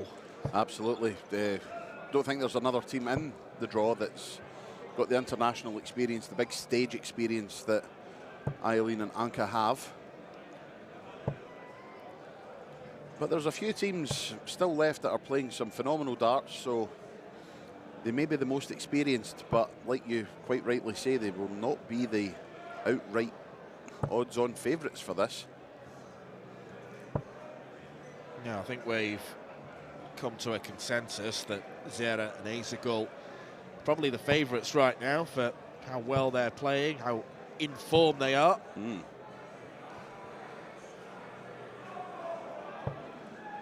In the last 16, we had wins for Sharon Stratsma and Marijke Veen, Eileen and Anke, of course. Naomi Dumarche Sarvas and Karen Harmsen made it into the quarters. The Finnish pair, Lotte and Mila, who are currently playing on the board adjacent to this one, they made it through. Mandy Kersbergen and Chantal Nybeek currently playing. I think they're playing. If they're not, they're going to start shortly. And of course, Priscilla Steinbergen and Jo Rolls, another team with a vast amount of experience. Priscilla has played on the big stages. Jo not so much. She's obviously 2-time pairs champion here at the Dutch Open, but yet to make her Lakeside debut, which I'm sure will come sooner rather than later. She's a fantastic player. Well, it is Eileen and Anke who've started the much better of the 2. Fabienne and Karin, who just threw then.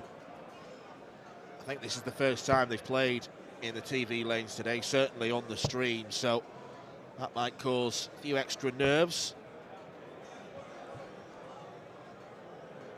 Good stuff there from Anke to leave 70 for Eileen. They can have as many as they like to finish from here. Romeling and Hoyer back on 363. So treble 18 would leave double 16, single 12 would leave tops, 20 would leave double 16 for the first leg. Oh, clatter. Felt like being thumped in the lug oil then. She's left a nice hole in the 6 of the 16 there.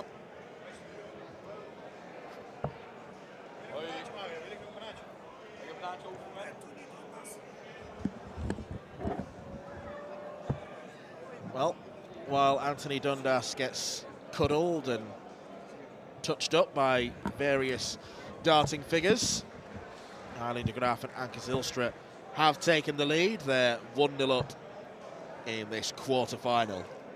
Yes, my humblest apologies, but when 2 legends want to give you a hug, you have to say, yes, give me a hug. Willy van de Wiel and Mario Rob.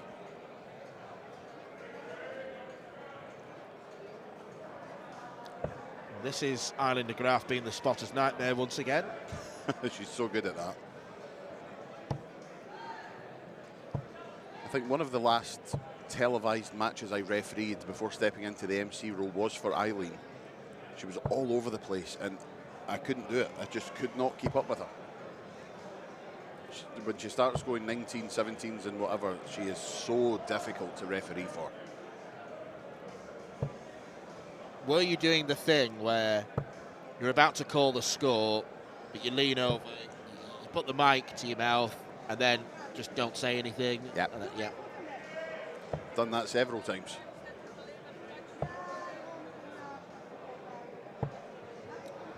Well, I can tell you that the Turkish pair of Zeragemi and Aysegul Karagos are on the verge of completing victory over the Finland duo. They have completed victory. From what Marco told me, the Turkish pair play Aylin, that's one half, and Priscilla and the others are in the other half. From what I'm told. We are reliably informed that they will play the winner of this game between Eileen de Graaf and Anke Zylstra and Fabian Rummeling and Karen Hyatt. Hello there, 180. It's been a while since I broke out the Bevins impression. Evening, Kirk.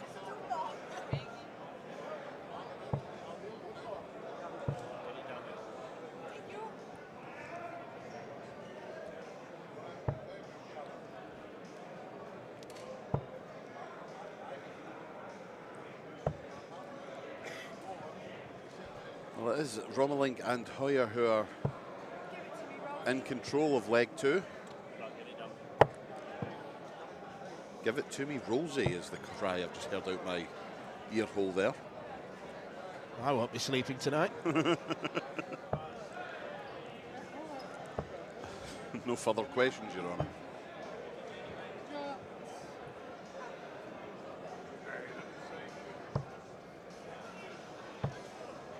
Yep, fast approaching the business end of the tournament at long last. It's been a long old day. Kicked off at 10 o'clock this morning. It's now 7 o'clock in the evening. A full 9 hours have elapsed. And they've flown by. Haven't they just?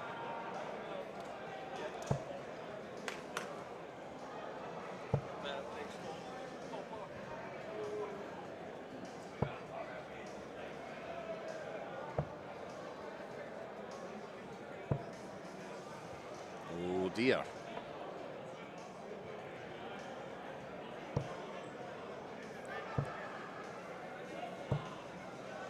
Right, so the crucial last start leaves 86.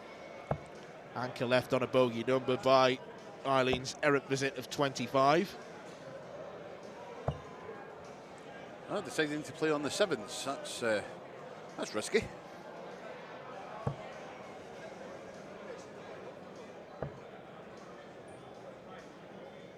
Playing round the clock.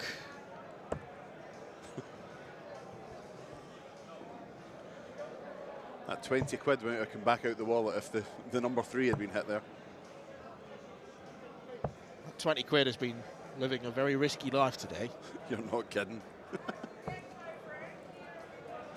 10 and 16 leaves tops. Not to be, so a chance to double the lead for Anke and Eileen. Single 18 would leave the bull. Treble 18 leaves double 7. Oh dear.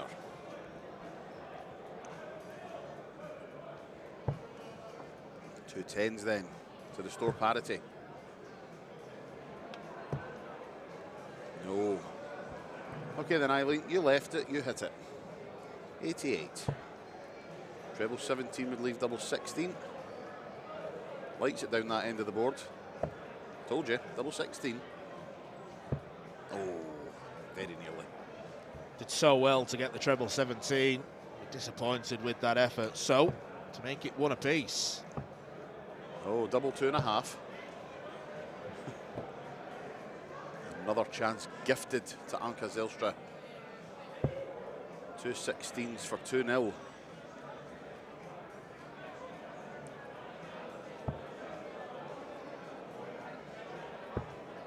And no, she can't do it, so double 2 then. Chance re-gifted. Oh dear.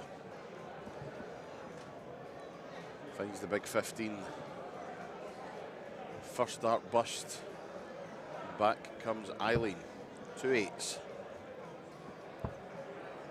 Double 4. Yes, make sure of it that time, right in the centre of the bed. And it's 2-0 in favour of the experienced pair, Eileen de Graaf and Anke Zylstra.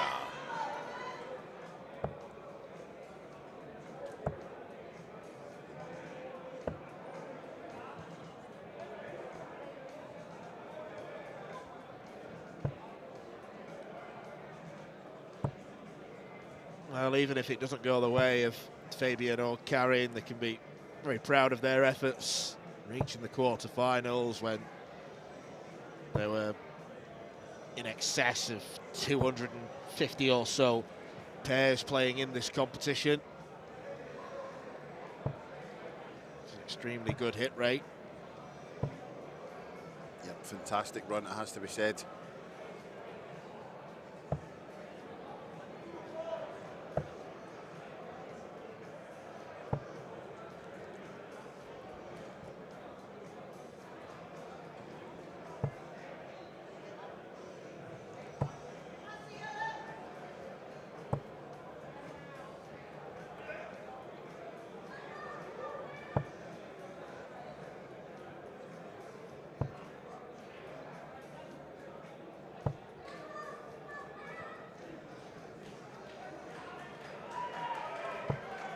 Can just see on the board next door that Jelle Klaassen and Andy Bartons are in action. Yep, currently leading that match 1-0.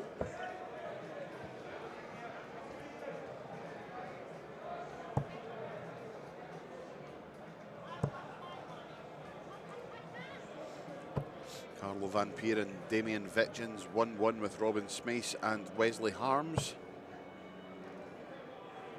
Sharon Stratsma and Marika Vane 1-0 down to Karen Harmson and Naomi Dumarche Sarvas.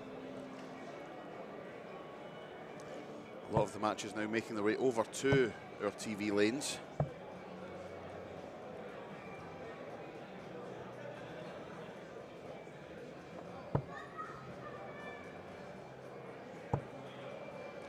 Now then, Super 140. That's just to get back into the leg as well. And we were just wilting under the pressure ever so slightly. The advantage handed back to Eileen and Anke.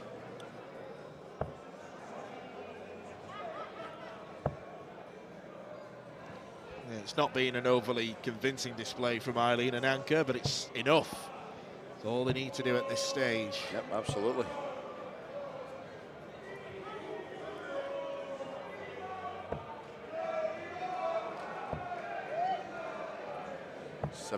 Route on 134. I totally get behind that, but I do not get behind going for a treble 19 when you're on 100. Oh, sorry, 102, I should say.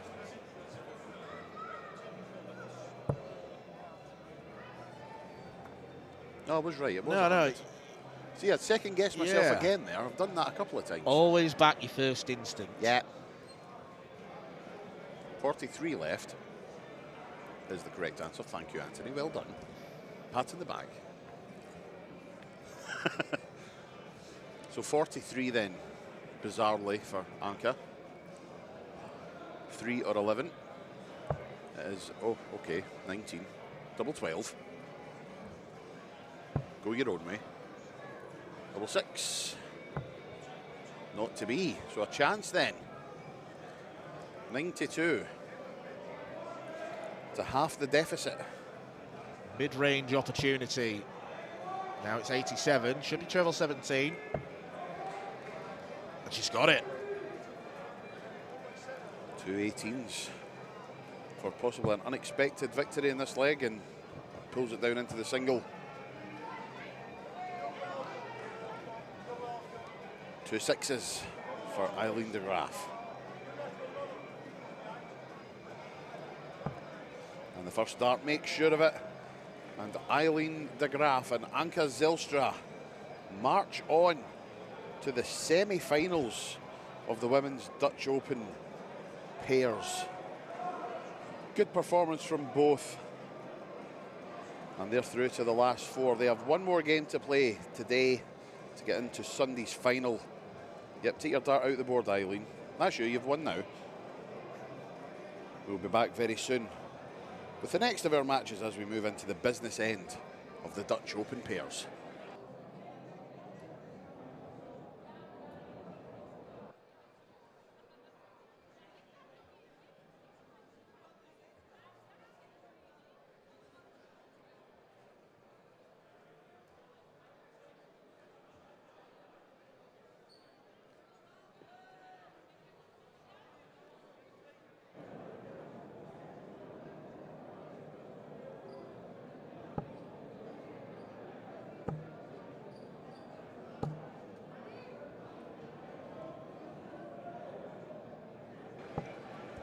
Well, a swift return to the action and over to the adjacent board as Jelle Klaassen and Andy Battens are battling Mark Vlegert and Mark Schlakek. Hands down, best name of the day.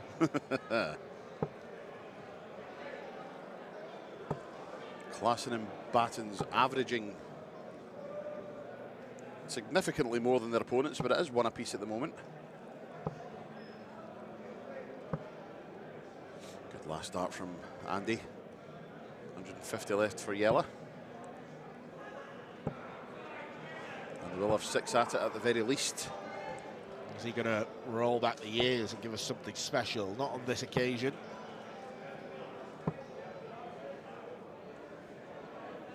Don't mind that use of the bullseye, leaves 86 on the board. Means that Barton doesn't need to hit a treble, he'll get a go at the ball if necessary. Well, it will be treble 18 for double 16, it's now single 18 for the Bill. Oh no, double 7. Oh, hello. Just like that from the 2023 Lakeside World Champion. That among many of his titles in 2023. Swept the board. He essentially did what Jimmy Van Schie did a couple of years ago, but he went on to win the Worlds.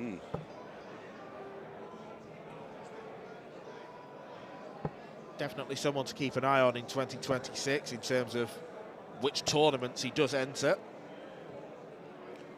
I think whichever tournaments he does enter, he's got to be considered one of the favourites for all of them. If we do see him back at Lakeside, expect him to go far. Most definitely. Oh, just missing out on a 174 there. Would have got you very excited. Absolutely. Jensen Walker hit one on stream earlier. Oh. Yeah. They always wait till I'm not here.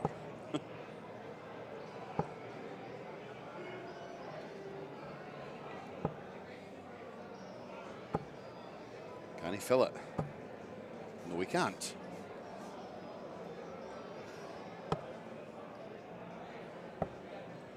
Still good darts from the 2006 Lakeside World Champ.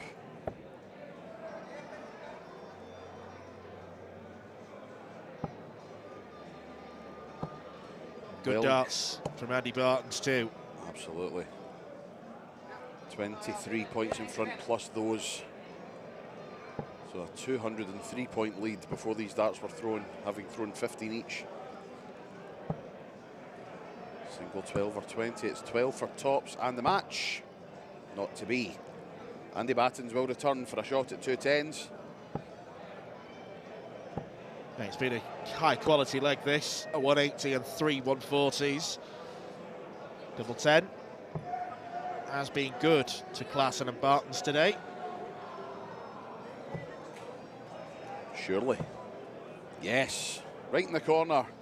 And Jelle Klaassen and Andy Battens advance to the last 16 of the Dutch Open darts pairs. And they have to be considered one of the favourites because they're just playing some phenomenal stuff. And hopefully we'll have more phenomenal darts for you very shortly here from Assen.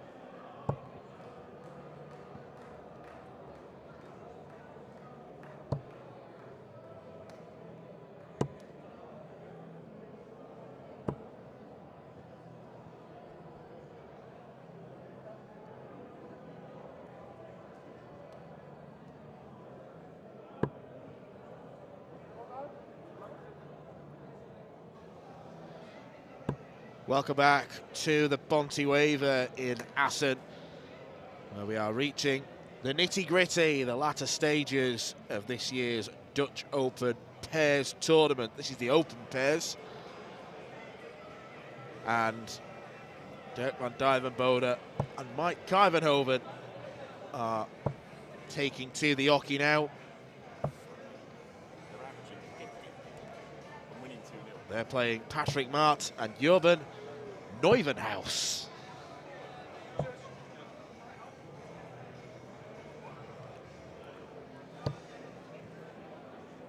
Little Richard Ashdown and Michael van Dijk are striding up to the TV lanes, ready to play once again. I'm very disappointed we've not seen them today. Indeed. I'm leading the campaign to get them on.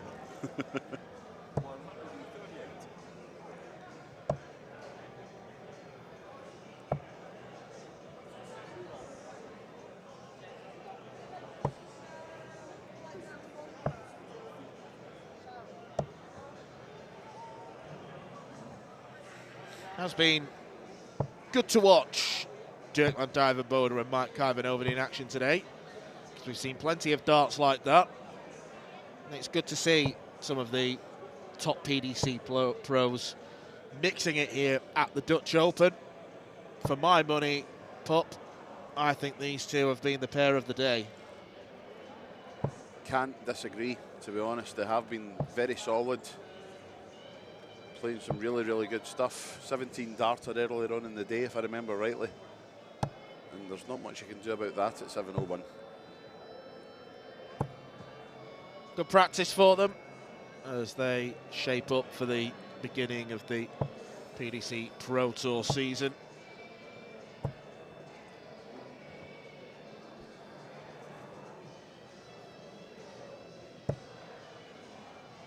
And they've made another strong start, down to 81 after 18 darts. Nice ton there, but Kuyvenhoven does not need to go 12 and bulk. He didn't want treble 15 though, so that's left 17. Single one would leave double 8. That's just brought flashbacks. World Championship final between Martin Adams and Scott Waits. Martin Adams done exactly that. My last leg on stage before I left. He hit the treble 15 and went, "What does that leave me, pup?" I was like, 17, I think. He was like, 17, yeah, 1. I'm still thinking, is it 17? I'm sure it's 17. Is it 17? It's a good job it did. Yeah, indeed. Not that it mattered, they lost anyway, but that's neither here nor there. 1-0 to Dirk and Mike. What a start this is.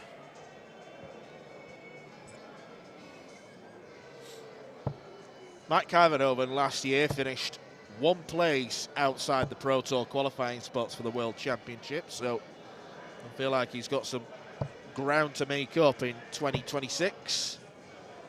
This would be a big confidence boost for him if he was able to partner Dirk to the title. I have a very animated Nick Rolls sitting to my right. Mrs. Rolls and Priscilla 2-0 up in their match. And lingering on 153, their opponent's on 170.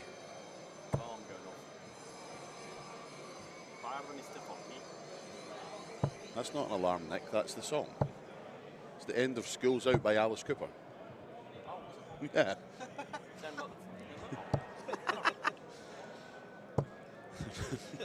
Nick thinking an alarm's going off there. No, it's just the music. No, I don't think so. I wonder how many people are rushing towards the exit now. Just Nick, I think. Bye.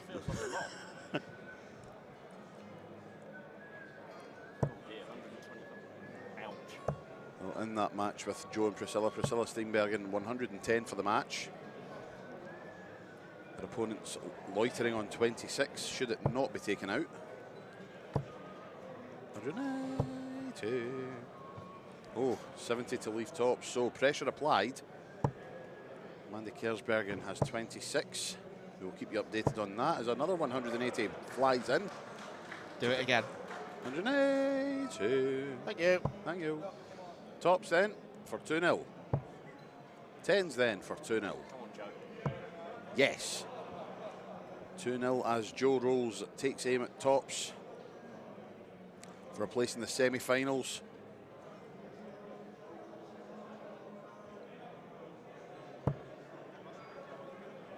Oh, no, she's left 5. She's left 5 again.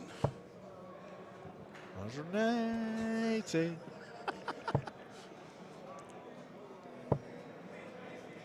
Yep, Look at the average. Dirk van Dijvenbode and Mike Kijvenhoven averaging 103. That is obscene in pairs. I mean, it's Mike doing all the heavy scoring as well, which is the biggest surprise. Not that he's not capable, but Dirk is one of the biggest scorers on Planet Darts. And Joe Rolls has double won for a place in the semi-finals. Nick has aborted his seat and left for a better vantage point of the board itself.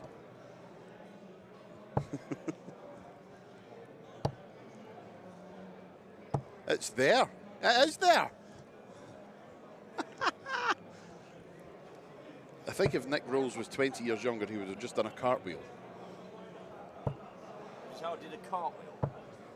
And I'll be laid up in the Netherlands for 7 months after. A magnificent victory. Joe Rolls and Priscilla Steinbergen into the semi-finals of the women's pairs. And a reminder, if Joe Rolls and Priscilla Steinbergen should emerge victorious in the final on Sunday, it will be a 3rd Dutch Open women's pairs title in a row for Mrs. Rolls. She's on a roll. She is, having won back-to-back titles, partnering Bo Greaves over the past couple of years. Absolutely outstanding stuff. 182 left for Dirk van Dijvenbode and Mike Kijvenhoven, and he's trimmed down to 42. But what a way this would be to get back into the match. Oh well, it's not going to happen now. Averaging in the 90s, these two, and can't really complain about that. It's good stuff. But it's 10 for double 16 for Mike Kijvenhoven for a place in the last 16. Double 16. And he's done it, and there you go. The guys who have to be considered one of, if not the outright favourites for this title, march on to the last 16. It's an excellent performance from both, averaging just under 99. Super stuff from both. They will be in the last 16. And we'll be back very soon with our next match here at the Dutch Open Pairs.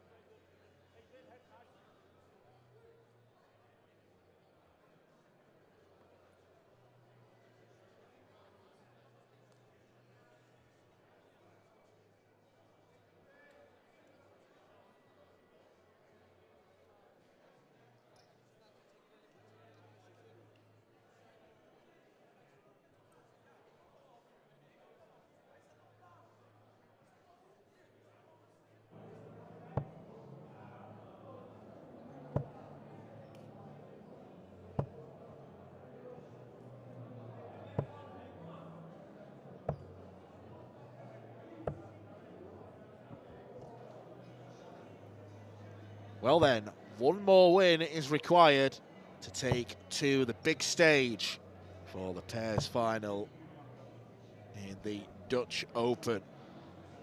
We focus on the semi-finals of the ladies event, and it is the Netherlands against Turkey. Experience against youth.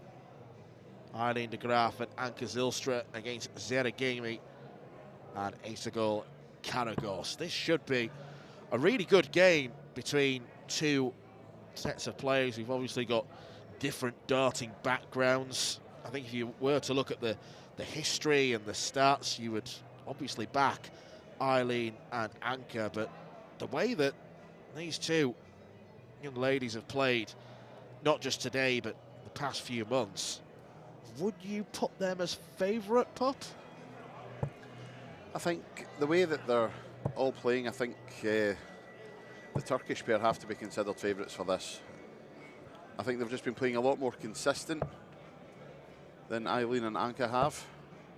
But having said that, as we've said, the amount of experience that those ladies have, that could be a game changer. 127 to start. 126. Close.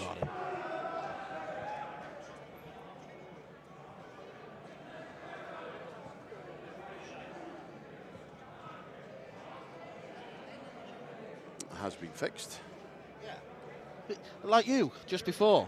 Why did I not trust my first instinct? Yep. Thank you.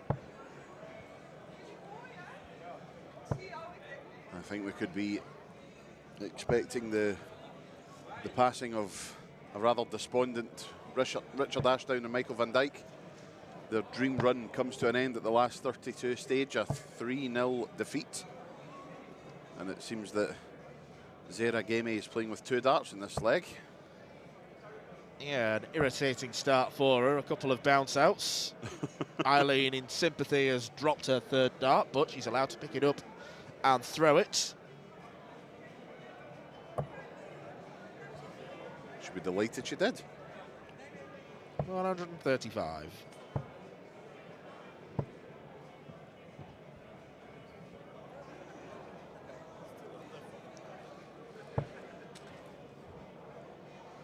We have a Dane and an Essex boy stood behind us. Yes. Christian and Charlie. Charlie's just thrilled to be here, isn't he? Oh, yeah. Never seen someone so excited to be in Assen. He doesn't have to be on food duty here, does he? So that's true. He's not making tea.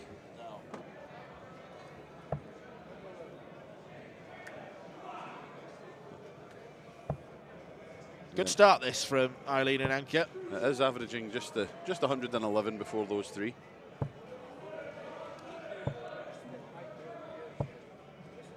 That's more like it. From Isagol Karagos. Michael van Dijk has appeared at my side with a pouting lip.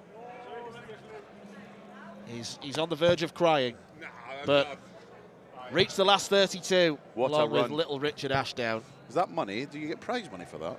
Oh, no. Missed out on the prize money. Shambles. Just for the love of the sport. Well, they should have told me before the game started. I tried my best then, but right, guys, thank you. See you guys tomorrow. Thanks, mate. That has been the story of the day. Michael and Richard making it all the way to the last 32.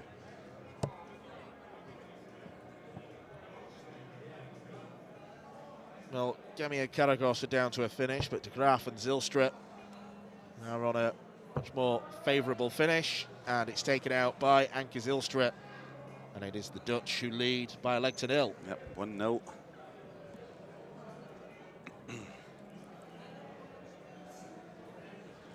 Still a fair way to go in this one.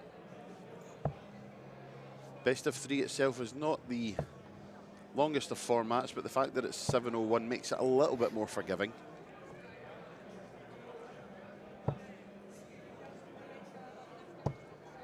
Yeah, I think they've just got to put that first leg behind them and forget the bounce outs. I don't know how much it has potentially knocked Zera's confidence. If you do get continual bounce outs, you'll throw one dart, and even if it lands in the treble, it might tempt you to switch. Yeah, absolutely.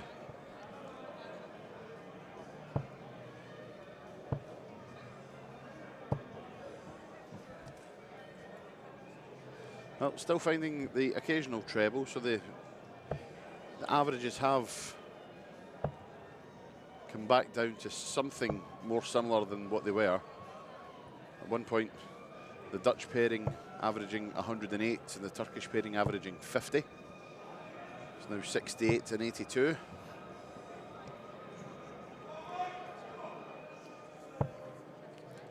Wesley Plaisier and Denny Oldekalt are about to start their match in the last 32 against Tom van den Hogen and Vinay Ramnath.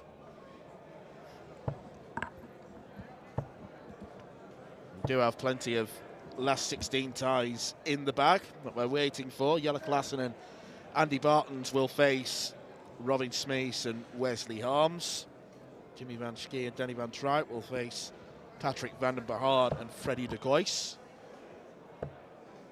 You can keep up to date with all the scorelines at the Dutch Open via Dart Connect, tv.dartconnect.com. Go to the WDF section.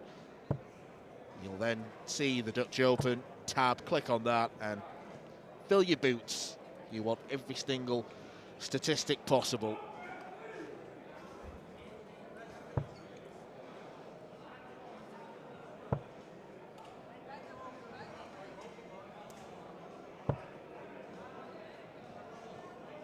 Good last start from Anka.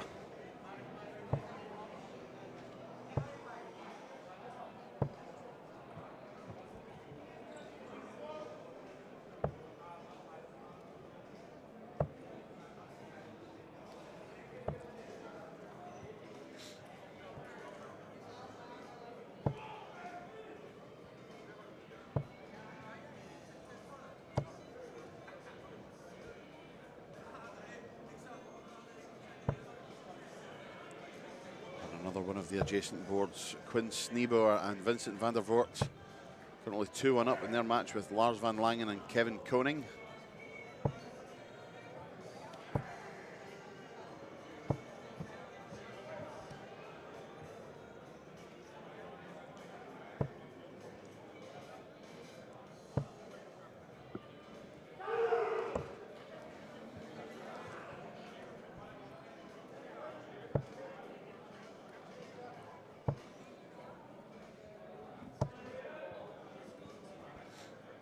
It's an annoying drift into the treble one. It leaves a potentially tricky 1-2-3. I mean, they're still in a pretty good position in this leg. That's a crucial treble 20 from Anke Zylstra. Treble 18. Great last start.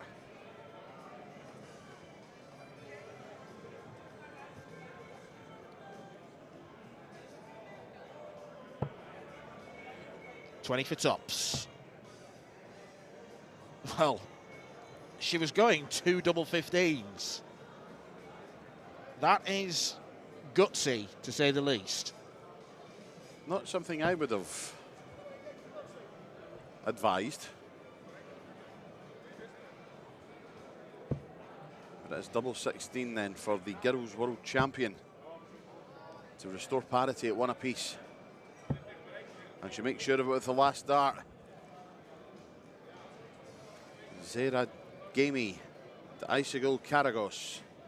1 apiece now with Eileen and Anka.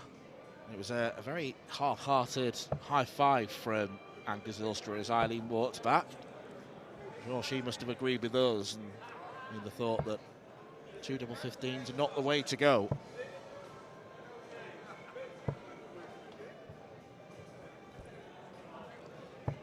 Definitely a strange decision that was made.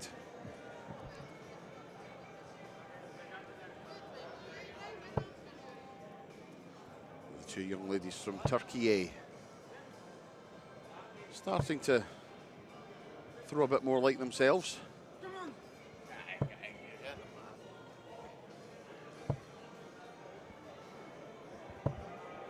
Very Vampire looks like he's had about 6 bags of Haribo, and Patrick Heratz looks like he's his minder. It's funny because it's true.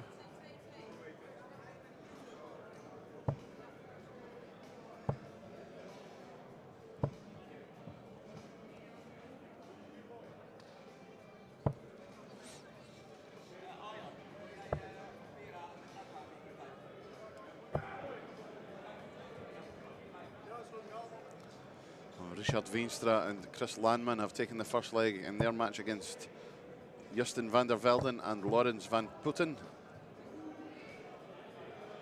2 legs away now from a place in the last 16. Another bounce out for Zera, but at least it followed 120 points. So it's still a very good visit.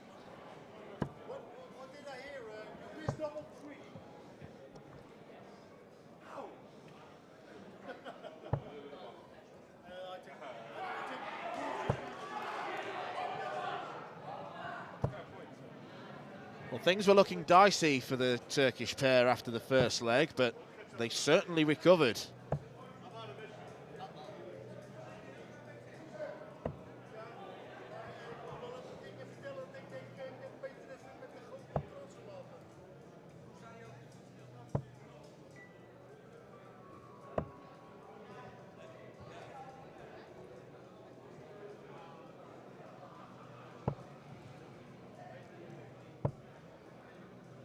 That's only a single. You have to be careful with this.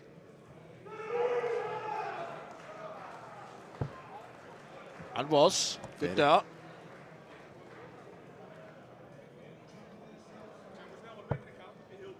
Handshakes on the adjacent board, I think. Yep, the run of Vincent van der Voort and Quinn Sneebauer has come to an abrupt end, losing 3 legs to 2. But this is for a 2-1 lead, and it's made sure of. First dart, Zera Gemi.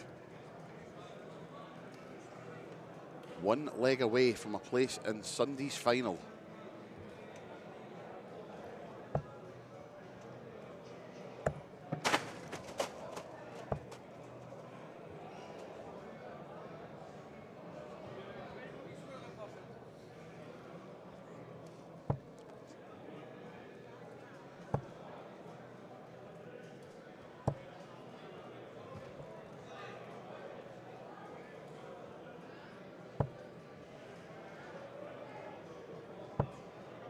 Emotions running high here at the Bonte Wever. Indeed.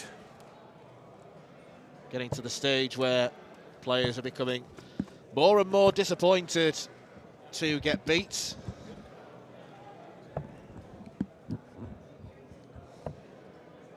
Yeah, we've got a partition next to us, just a little blacked off partition just to separate us from the walkway into the VIP room, and it has taken a bit of a battering today, it has to be said. It has. Disgruntled players coming off, losing on the TV lanes and taking their frustrations out on the partition. Poor thing.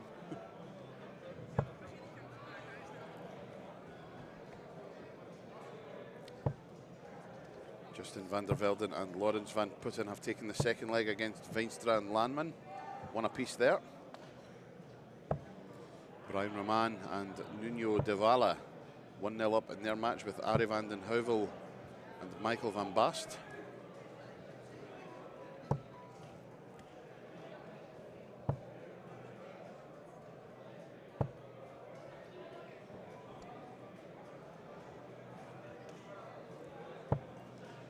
Pretty much neck and neck in this 4th leg.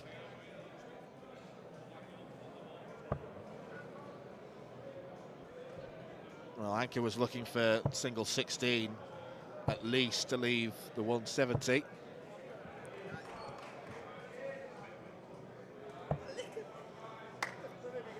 Match just warming up on one of the adjacent boards. Terry Lenting and Mark Rutgers will take on Berry Van Peer and Patrick Geerats.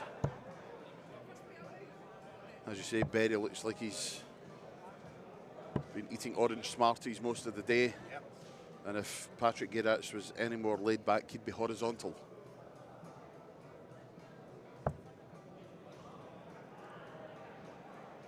There's something to be said about opposite personalities teaming up.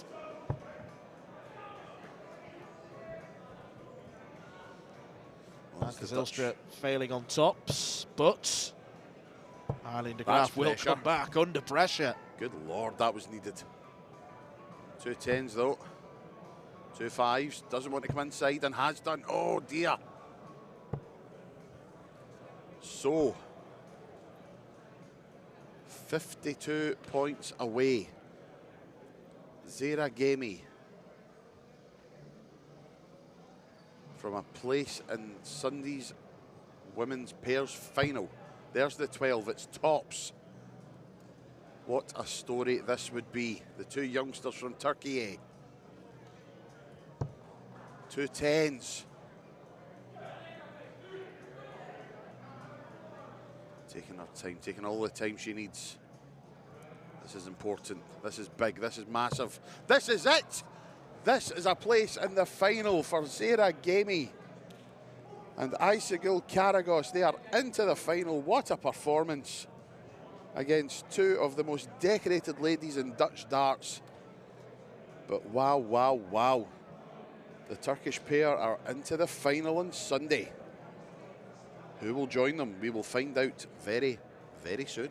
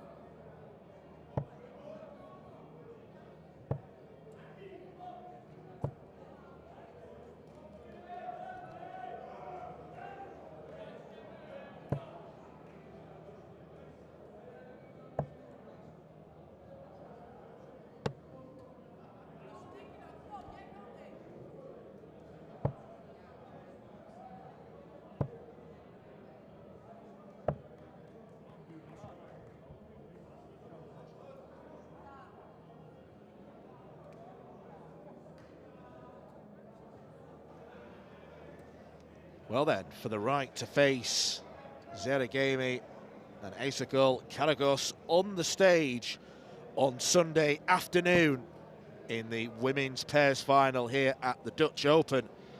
We've got Priscilla Steenbergen, a Lakeside semi-finalist, and Joe Rolls, who has won this competition the past 2 years along with Bo Greaves, against the Dutch duo of Naomi Dumarchi-Savas and Karin Harmsen. Who will it be who prevails?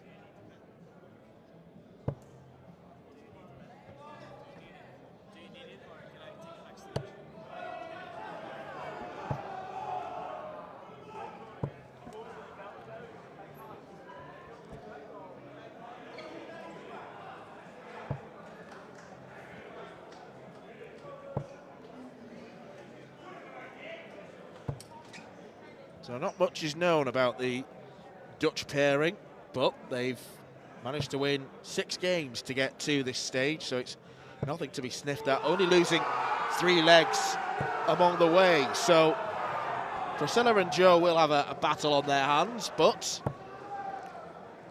they will be the hot favourites to go and face Zera and Aysegul in the final. Absolutely, and that massive roar you just heard, Tom van den Hogen and Vinay Ramnath have just knocked out Wesley Plaisier and Denny Aldekalter.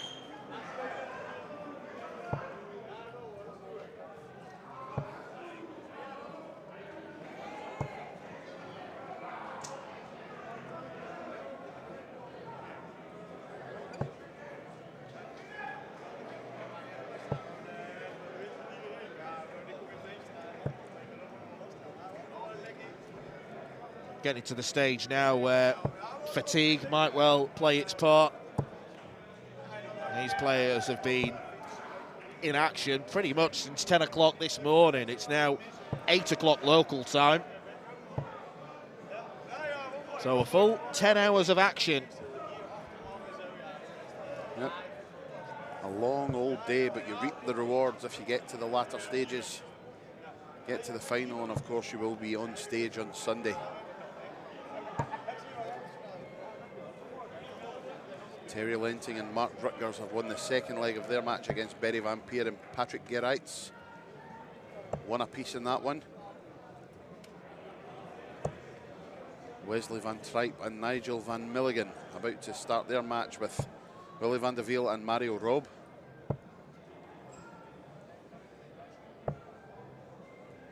It's all happening. Yeah, the celebrations will only get louder because there's more at stake.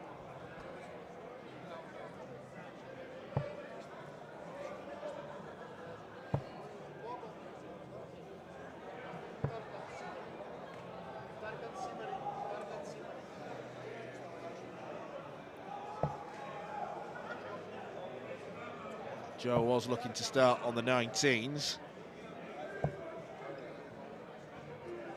Can't find the treble, but it is the Steenbergen and Rolls pair that are a dart in front, essentially.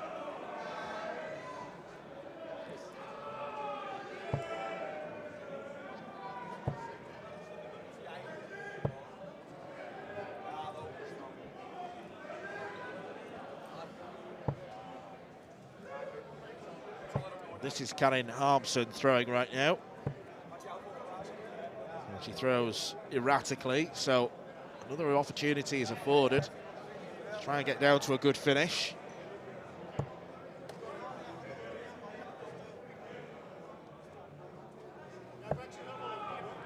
That's a great last start. Yeah, some of the cover shooting from Joe today has been good. And I'm not saying that just because Nick's stood behind me. With his hands round your throat. Treble 18 would have left double 12. Single 20 leaves Joe a shot at tops.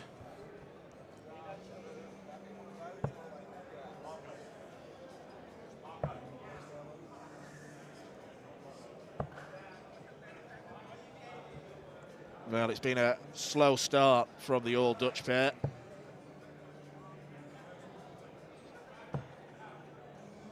2 5s.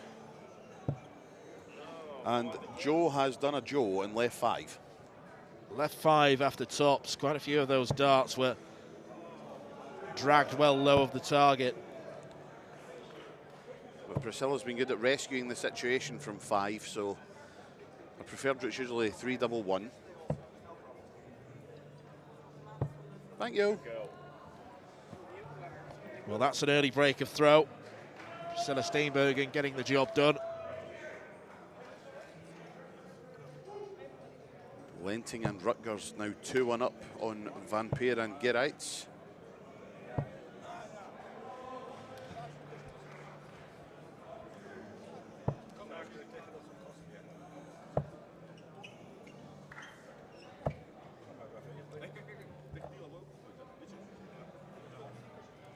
You can see in the lane next to us that Jimmy Van Schie and Danny Van Tripe are about to get their latest assignment started. Will be the last 16 stage.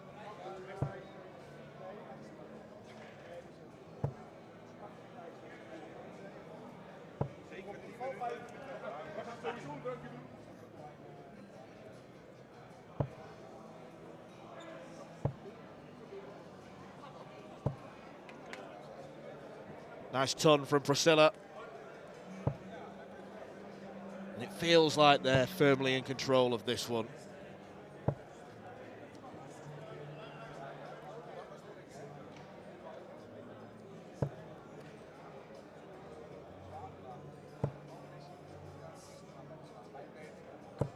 Good stuff, Rosie. 135, nice stuff. You may have heard one or two get-ins in the background. Nick pacing the floor like an expectant father.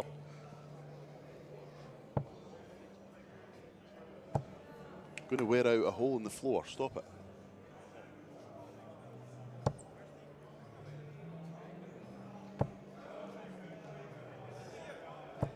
But that's a good visit from Naomi. Get themselves back into the leg.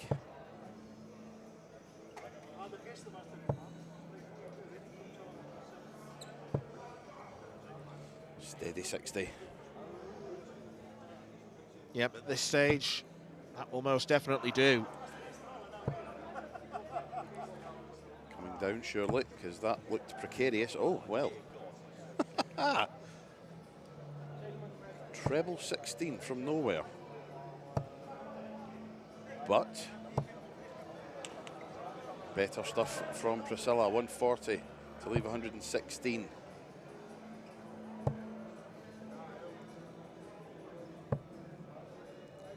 So 6 darts from 116. Sarvas and Harmson back in 180. Single. Tops. Oh.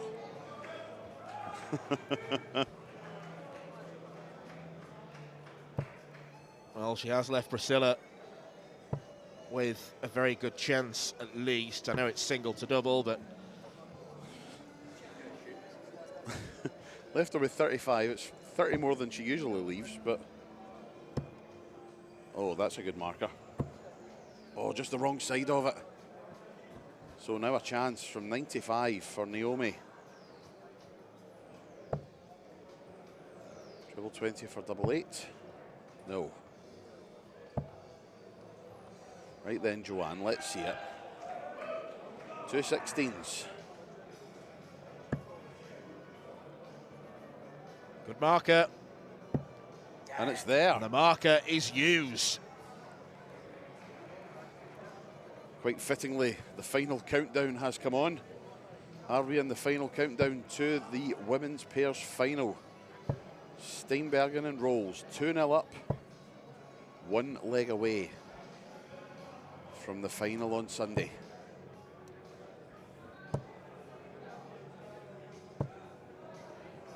Well, they do get to the final. You have to say that Joe Rolls has mastered the pairs format. Absolutely.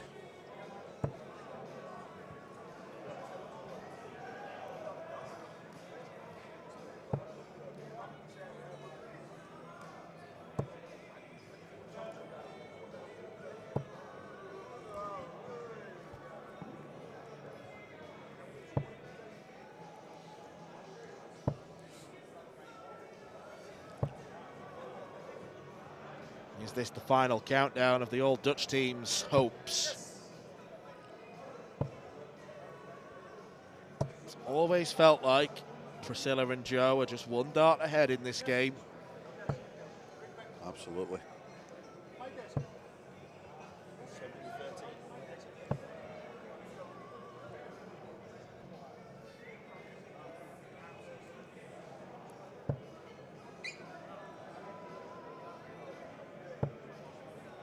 What a great recovery. Oh. I thought that was very kindly going to stick in the 18s then.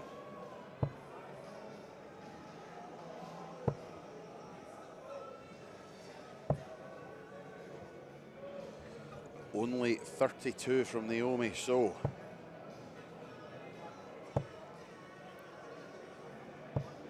$27 ahead plus those. Still in charge in this leg, but that could change. Ton from Karen Harmson.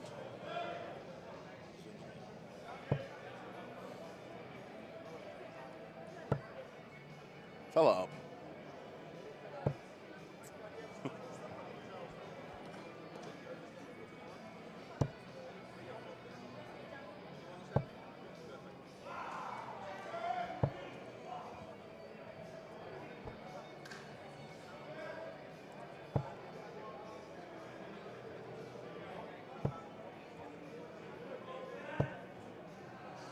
Super last start from Priscilla.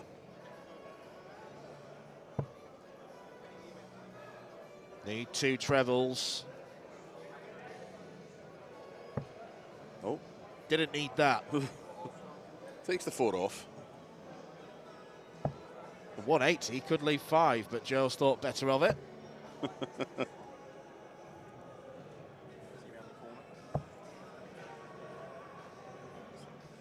That looks like 35. Oh. Well, it would be 35. It's definitely not 33 because 33 doesn't go into 7. I don't think anyone's noticed though. So 152. Won't go this time. Oh, that is a magnificent 60. On a pinhead. Berry Van Peer and Patrick Gereitz have came through that test with Terry Lenting and Mark Rutgers. They're into the last 16. Wesley Van Tripe and Nigel Van Milligan leading Van de Wiel and Rob 2-0. Treble 17. 74. Should be treble 14. So you can't score 69 with 1 dart, so you should be fine. Jimmy Van Schie was playing, we'd be thinking bull. Yeah.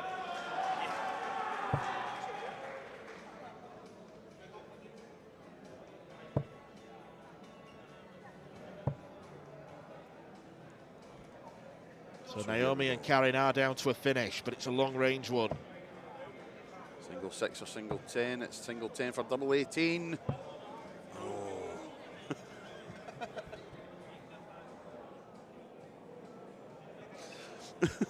Agonising for Nick Rolls.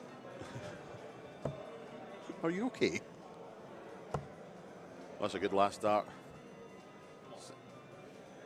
So, 2 9s. There's been some clutch finishing from Joe. That's not quite it. Double 4 for a place in her 3rd consecutive women's pairs final at the Dutch Open. It is not to be. And now there's a chance. At least she hasn't left 5. Treble 17. No. So Priscilla Steenbergen for 2 2s for a place in the final on Sunday.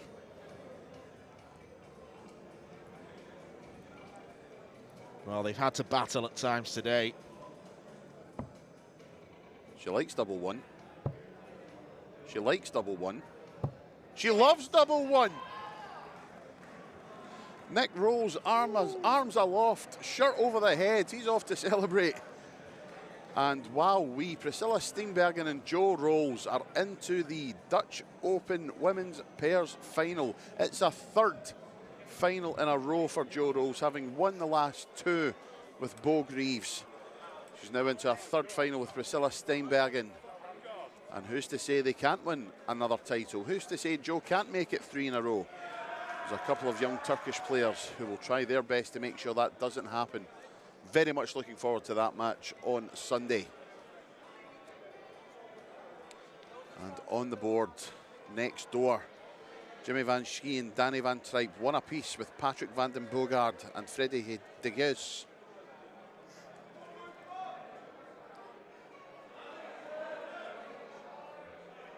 And that is the game we are going to focus on now.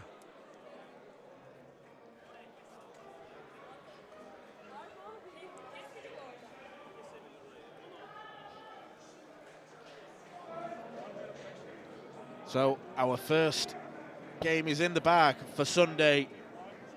Priscilla Steinbergen and Joe Rolls will take on Zera Gemi and Aysegul Karagos. That promises to be a good one. This looks like it's a good one at the moment. Double 16 for Danny Van Tripe.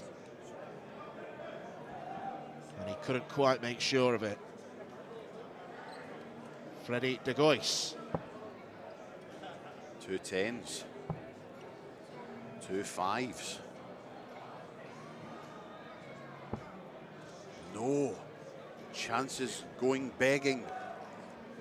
And now Jimmy Van Schie,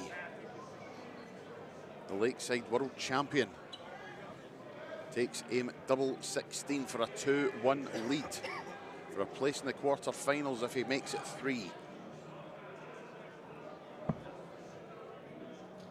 2 8s. That's a marker. No. Remarkable. So here's Patrick van den Boogaard. Single 1 for double 2.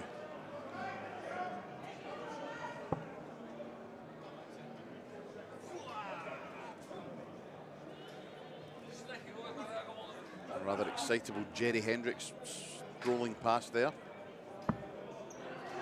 Oh, it's there, and there's the roar from the crowd. 2-1 in favour of Patrick and Freddie. Break of throw as well.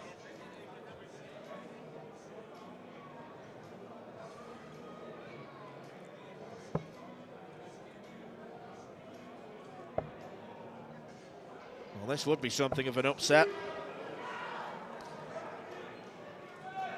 It would be a win for Patrick and Freddie against someone who was on the professional tour and someone who now is on the professional tour.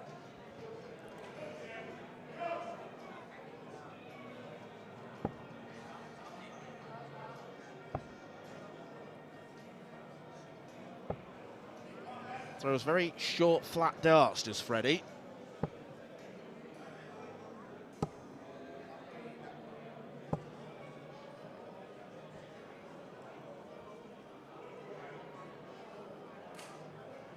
How they lie in the board will influence the decision-making of a dart player. Great last dart. This stage, every treble is gold dust.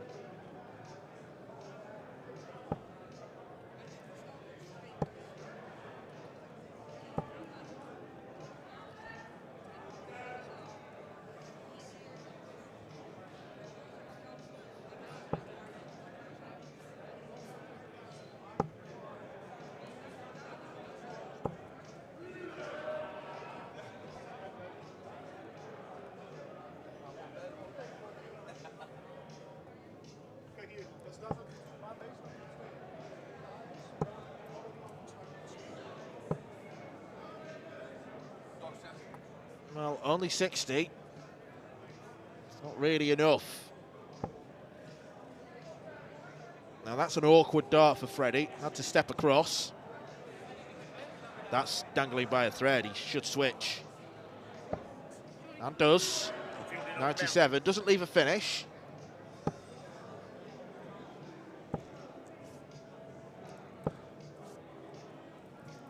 A little bit of pressure applied, but still advantage Van den Boogaard and De House.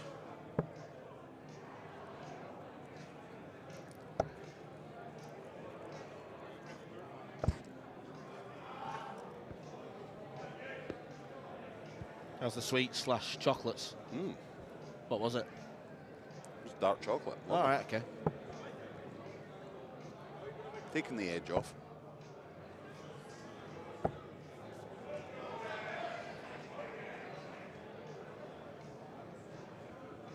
Well, this would put the edge on if it was taken. Could stack on top. I was going to say it's a good lie. Oh, it's just the wrong side of the wire. Well, it's unlucky for Freddie. Leaves 67. It's a great last start. Over to you, Danny Van Tripe. Got to go.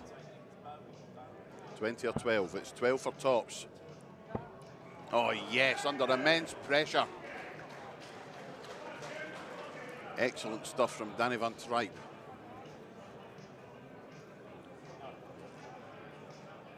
Good game, this. Good game, good game.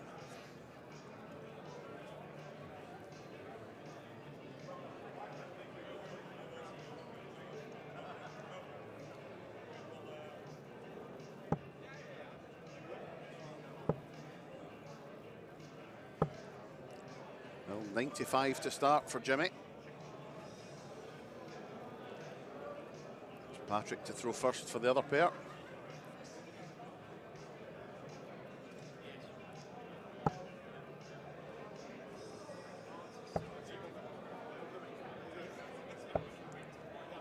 Last start.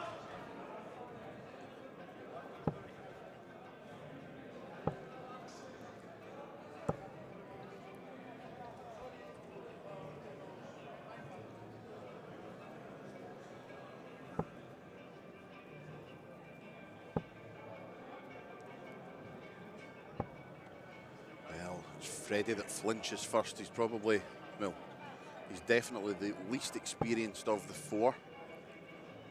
Patrick, of course, has a little bit of experience, international experience also. He was a member of the Netherlands national team some years ago.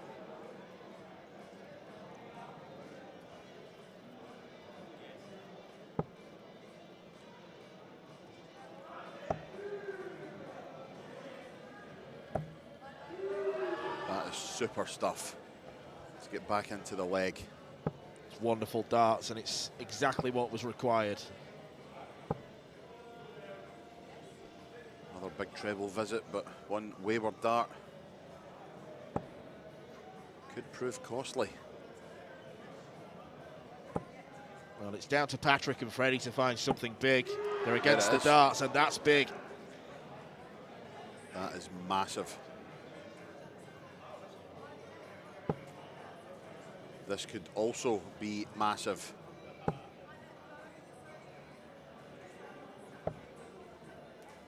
Be annoyed.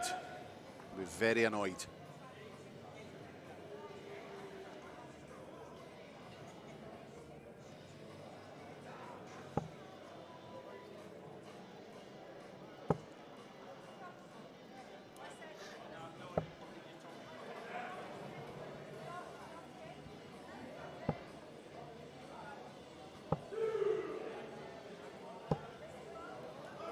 Not down to a finish. 2-3-9 apiece, 2 legs apiece. Only 43 scored from Danny Van Tripe. This is going to be the visit, I think. Already bettered. This is the visit that's going to decide it, I think. Freddie down to a finish. Jimmy will hope to be on at least a 2-darter.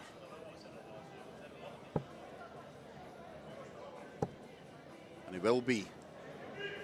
So Van den Boogaard, 140 points away from a place in the quarterfinals. And it won't go this time. So Danny Van Tripe has the opportunity to put himself and Jimmy Van Schie into the quarters. Treble 20 for double 8. No. Rueful shake of the head. Tops left if he comes back. However. Well, does he go aggressive or does he go safe? Well, I think he tried to go for the bull. That leaves 88. Treble 16 for Tops. No, he went for treble 20. It's not in. Looked as though he was leaning down towards the 16 segment. Opportunity gifted to Jimmy Van Schie for Tops, right at his height. Well, this has been an immense test for Jimmy Van Schie and Danny Van Tripe. Patrick van den Behard and Freddie de Gois have played well, but Van Schie is eyeing up double 10 for a place in the quarterfinals. What a marker. Could not get much closer. Oh no! He's blown it.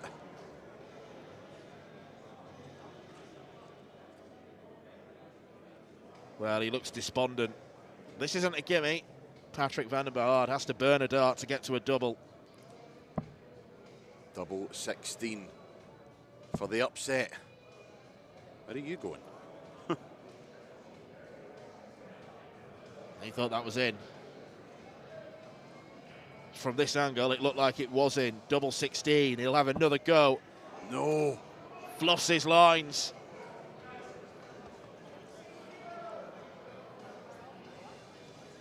Well. Double 5, it's there. And that is the biggest test they've had. And they have somehow managed to come through it. 3 legs to 2. Jimmy Van Schie and Danny Van Tripe make their way into the quarterfinals at the expense of Freddie de Huis and Patrick van den Bogart. And Patrick, he knows he had a chance. He knows that they should maybe be in the quarterfinals. However, magnificent win for Danny and Jimmy. They're in the quarters.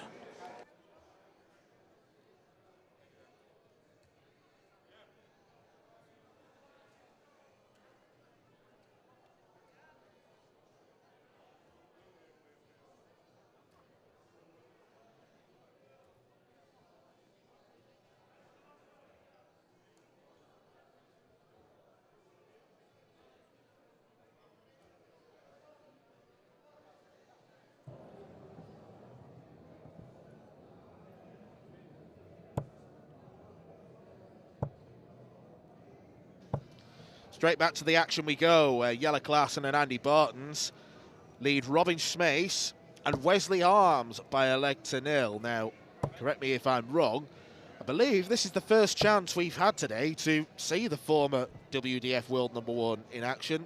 Not Andy Bartens, but the man with the medallions, Wesley Arms.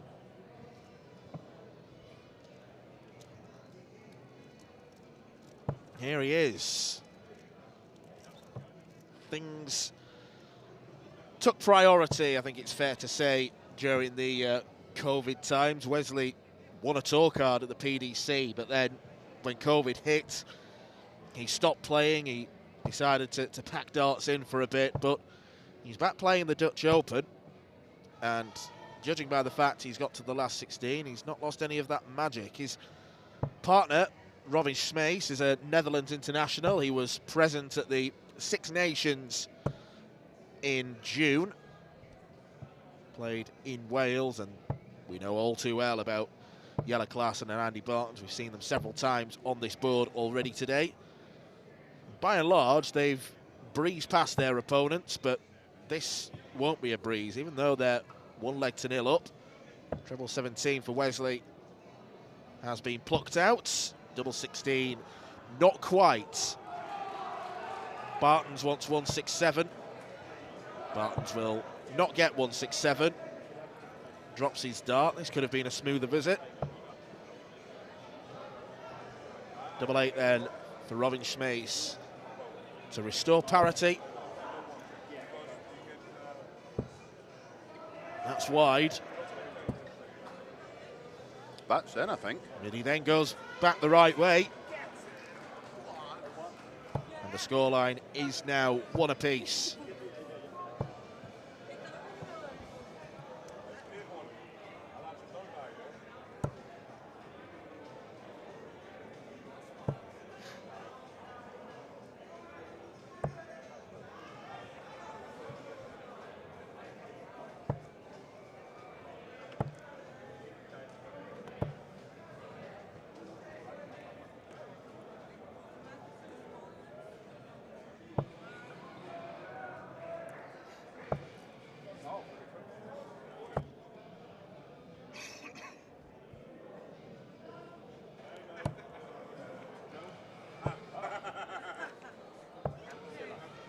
What are you eating now, Pop? Some chocolate bar with Rice Krispies in it, I think, but It's all right, wasn't it? Well, clearly not, 'cause it's making you choke. yes, it's going down the wrong hole, I think.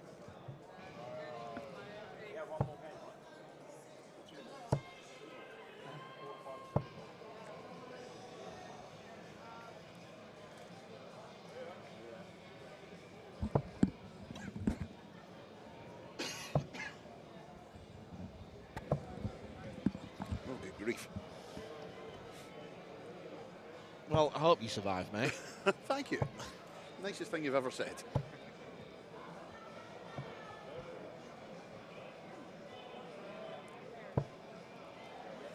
It is Klassen and Battens who are in control of this leg. Rueful shake of the head from Sparky as he retrieves his darts. Electrician by trade. Hence the nickname. Makes an awful lot of sense, doesn't it? Yes. And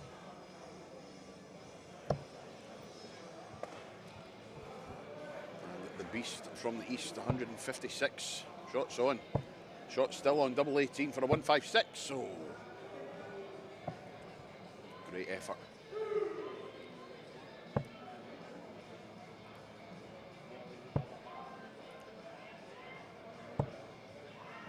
I will say one thing, Wesley Harm's throw has not changed a bit. Good switch. Oh.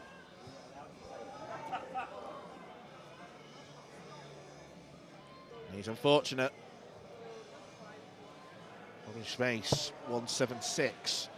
All he can hope for is a good setup. Part 1 was good, part 2 not so, part 3 was good. End result leaves 51. 2 4s for Battens. Yes, make sure of it. It's a 2-1 lead.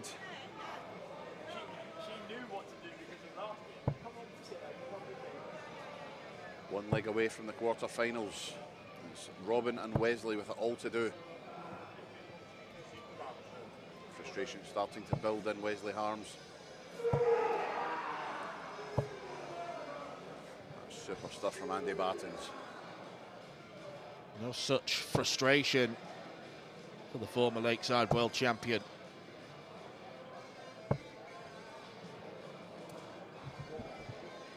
That bad visit makes Klassen and Battens favourites. This makes them even bigger favourites.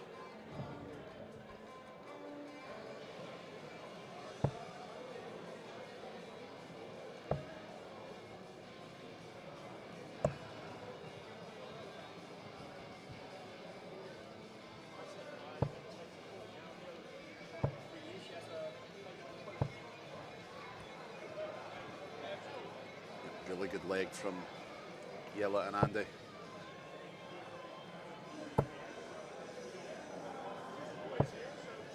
Wesley and Robin just cannot find anything, and again the frustration building.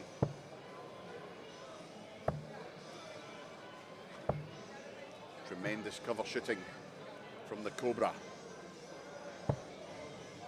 188 left after 12 darts. That is magnificent stuff from the former world champions. And the facial expression on Wesley Harms's face after that visit was that of a man who probably knows his race is run.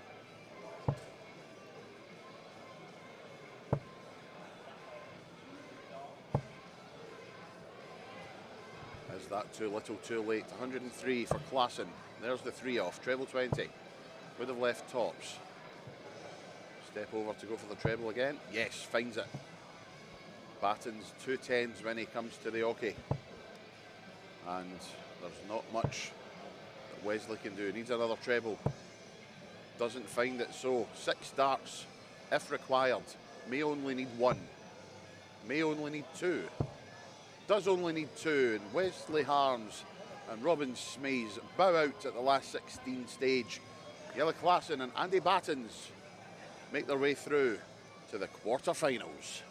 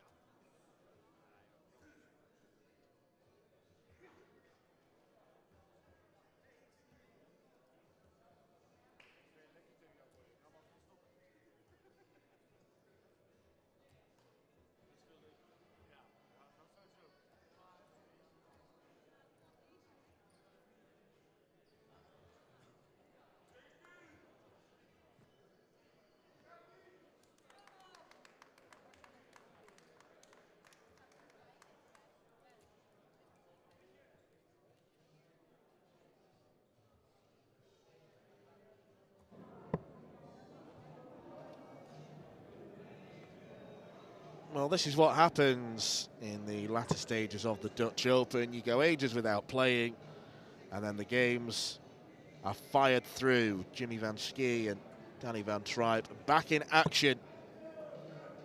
This is their quarter-final contest, and they're taking on Lars van Langen and Kevin Koning. Helpfully, Lars and Kevin, on the backs of their collars, have labelled the shirts with their names, so you don't have to scramble onto Dart Connect to have a look at who is who. Van Schie starting with a 1-2-5 visit. But they've had that real test now. They were pushed all the way by Patrick van den Behaard and Freddie Goyce. And sometimes coming through those tough tests is the makings of a winner, Pop. Very true, and picked up where they left off. Excellent start to the first leg.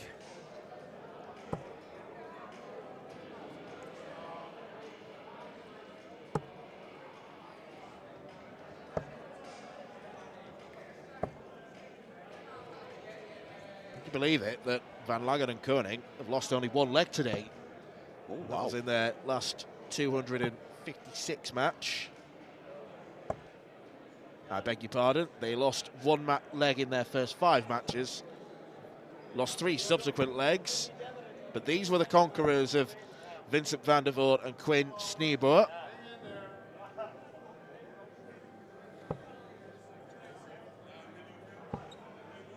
So they have beaten players with immense pedigree, and they've made a very good start to this game. But Jimmy van Schie is of a different level to the vast majority of players here, and Danny van Tripe certainly no slouch himself. Definitely not.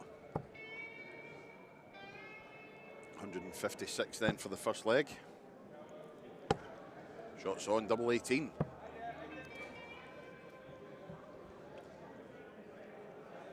It's a magnificent try. Certainly was. And Jimmy will return for a shot at 2 9s. May decide to go straight for it, may decide to split. Going straight for it. 2 9s. Single 1 for double 4. For the first leg. Yes. Clenched fists from Jimmy van Schie. They hold the throw in the first leg. Still remains a first to 3 leg format, so it is short and sharp. Still remains start at 7:01.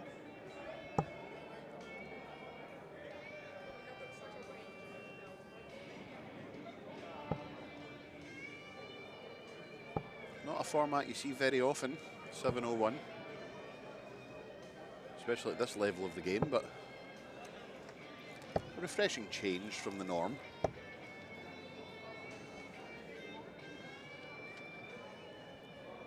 That's the thing. The Dutch Open does provide something a little different. We do revert to a more standard affair tomorrow in the singles matches. Still first to 3 legs, but 5:01 start. It means that the windows for matches are 10 minutes shorter. There is a 20-minute window compared to a half an hour one. Which means we should get through significantly more matches in a similar period of time.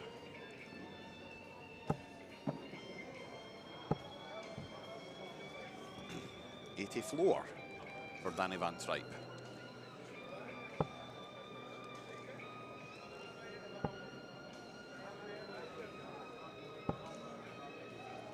And I just wonder if Van Langen and Koning are now playing the players and not playing the board. Yeah, a couple of ropey visits in this leg.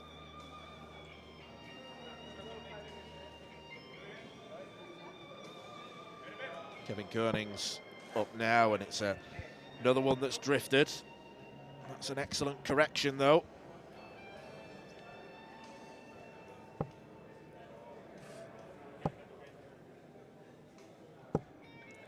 Super darts from Danny Van Tripe. 112 for Jimmy. Real authority in which Danny Van Tripe delivers a dart to the board. He's put plenty of oomph in it. Here we go then, 112 for Big Jim. It's a good marker. Oh, he's unlucky. But under no immediate pressure, a great last dart. That leaves 24.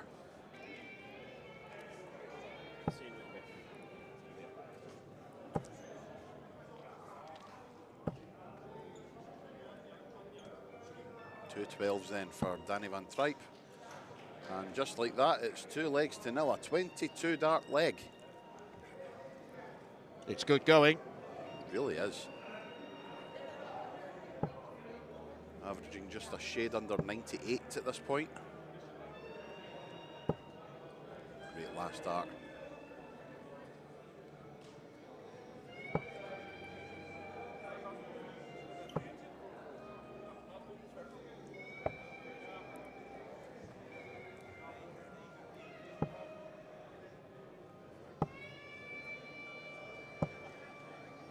Stuff again.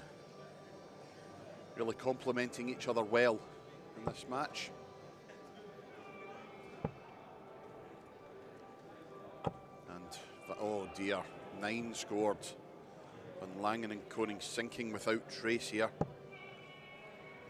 They've had a magnificent run to the quarterfinals. They'll be able to tell their mates about how they've done. They'll have a few euros in the back pocket, but I fear the worst for them in this match.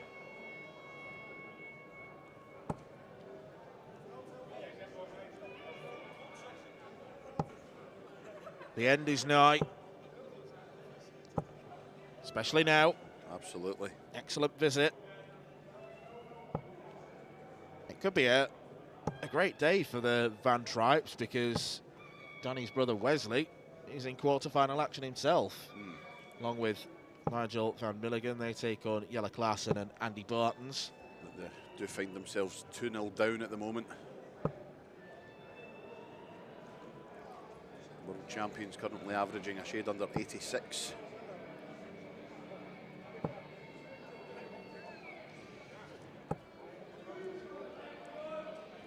So 206 then for Danny Van Tripe. Sensible option, another one of those. 174! You've been waiting all day to do that, haven't you? Absolutely, yes. Well, thank you for obliging, Danny. And it looks as though Jimmy's going to step in and do the business. 22 darter in the last leg. 19 darter perhaps. Double 16 for Jimmy Van Schie. I mean, you can't get any closer than that. Looked like he tried to blow the board a kiss there. He'll be blowing that a kiss, though. Jimmy Van Schie does make sure of it. And now he and Danny Van Tripe are just one match away from a place in the final of the open pairs here in Assen.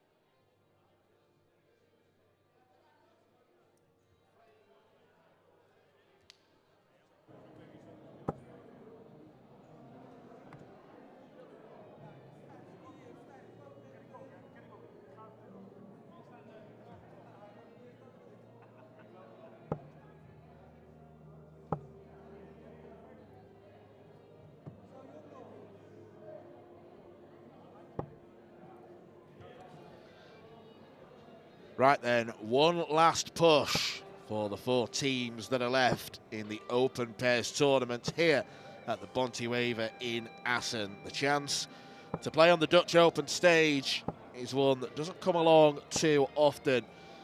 But the 8 players left are all of immense pedigree. If the Open Pairs tournament last year was full of surprises and shock finalists, there's nothing shocking about the players left. All of them have at some point, or currently are, on the PDC Tour. All of them have won titles in either the WDF or the PDC at some stage. All of them have enormous ceilings of potential. We will focus our first game on Jimmy van Schie, the WDF Lakeside World Champion, and his partner Danny van Tripe, against a former Dutch Open winner, Richard Veenstra, and a former Lakeside finalist, Chris Landman. Over on the other board, which we will switch to if this game concludes first, is Dirk van Dijvenbode and Mike Kuyvenhoven, 2 PDC stalwarts. And they're taking on 2 former Lakeside winners, Jelle Klaassen and Andy Bartens. It is a who's who of Benelux darting brilliance. Yep, 7 Dutchmen and a Belgian making up the semi-final lineup. And no matter what 2 teams get through, it's going to be a crackerjack of a final on Sunday, that's for sure. It certainly is. So Veenstra and van Schie, the chosen ones to throw at the bullseye. And it is van Schie and van Tripe who will start the game, with the bullseye being pinned. Big Jimmy is the team leader, but Danny van Tripe has thrown some excellent stuff today. I think they've been one of the standout pairs. Dirk van Dijvenbode and Mike Kuyvenhoven have been great as well. The other 2 have been solid. I mean, it's incredibly hard to pick a winner from this 4. Virtually impossible. Slightly extended format, first to 4 legs.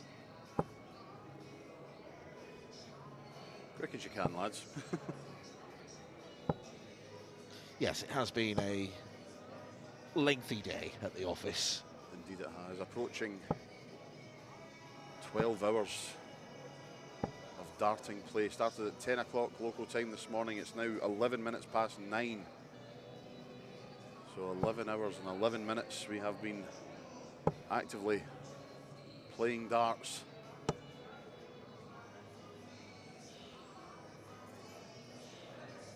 A test of stamina as well as darting ability. Can you keep yourself fueled properly? Can you get significant rest time, significant practice time? Can you stay sober enough? that is the underlying question also.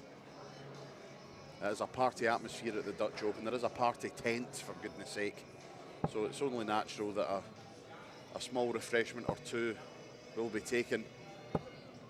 It's all about doing it in moderation and making sure that you don't have that one too many that could end up costing you. Yeah, I mean, even last year, and I can attest to this, as Veenstra hits a maximum to leave he and Landman on a tricky 139.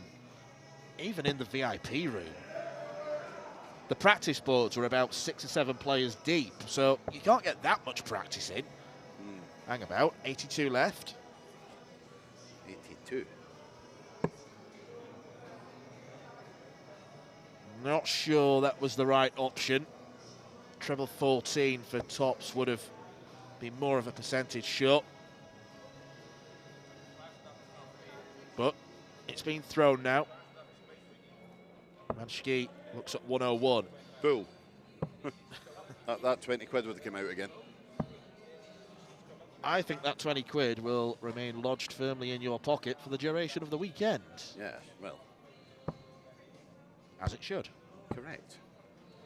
But it is Veenstra and Landman who have first blood in this one. 20 dart leg.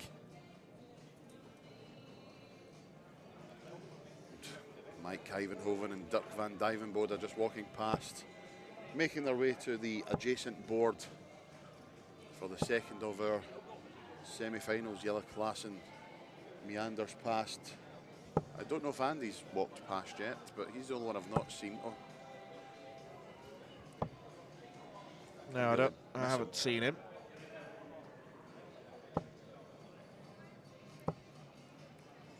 Ah, there he is.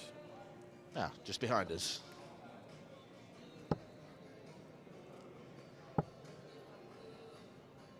So unless this one goes for 3, we are likely to switch over to that game upon the conclusion of this one.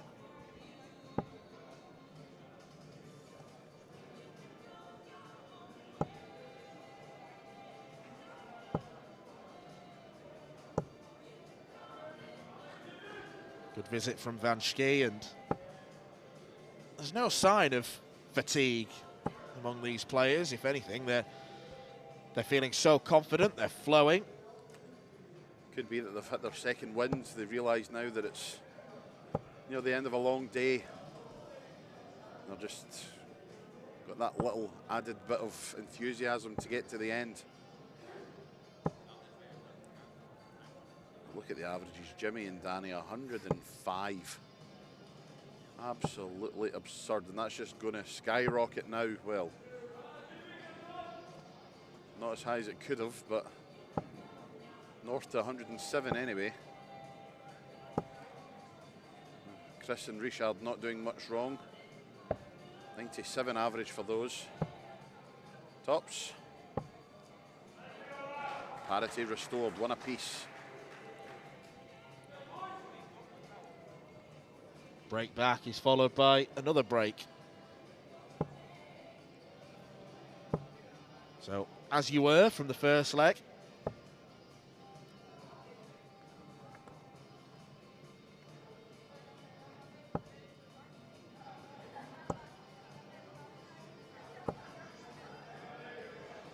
Such a metronomic action about him as Richard Veenstra.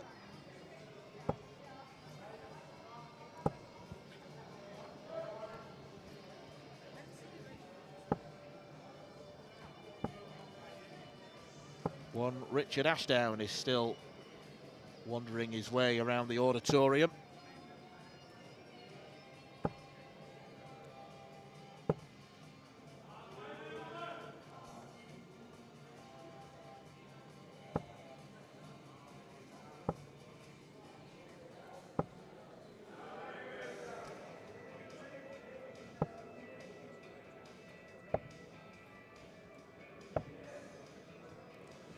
Veenstra Landman average north of 100. And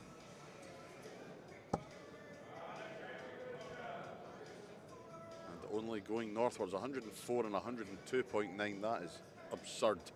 This is pairs, for goodness sake.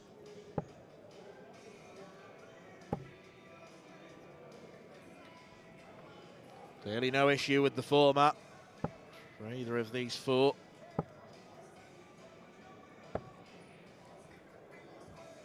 Worthy competitors in the pair semi-finals, and whoever loses will count themselves unfortunate unless they have a mare, but that's not happening here, and I don't suspect it'll happen between Jelle, Andy, Dirk or Mike on the other board.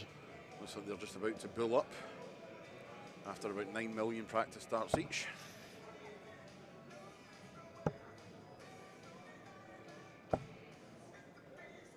So Veenstra, 8-8 for a 2-1 lead and a break of throw. 2 4s. And there it is, a 2-1 lead.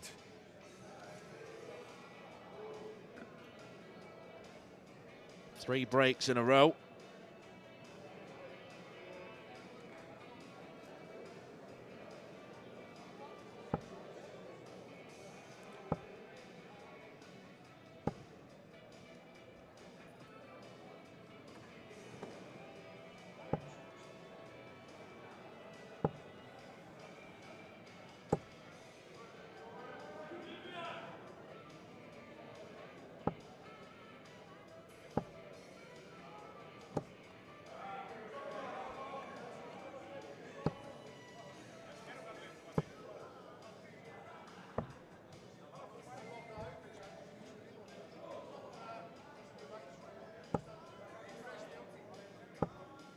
Maximum.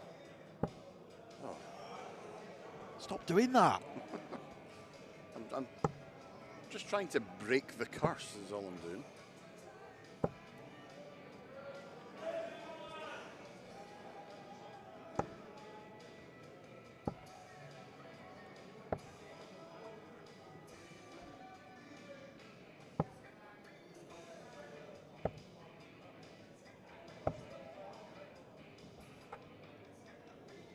T29, so Veenstra might have to move around the board here. That's what he does. Leaves 1-3-3 for Chris Landman. Dirk van Duivenbode in Jelle Klassen, along with Andy Bartons and Mike Kuyvenhoven, have got their game going, and Jelle and Andy have made a tremendous start. 140, 125, 180. This would be tremendous. 133 is a difficult check out. Landman's not going to take it. He's got 54 left. Should be 14. Makes sure of it, nice and safe.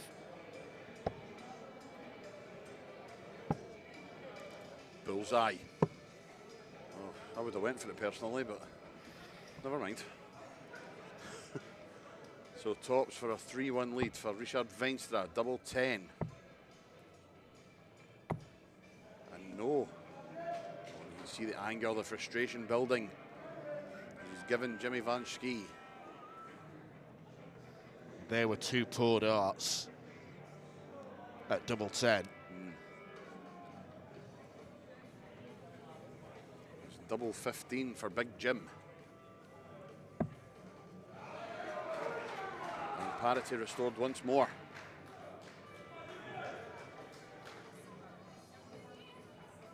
It is yet another break of throw.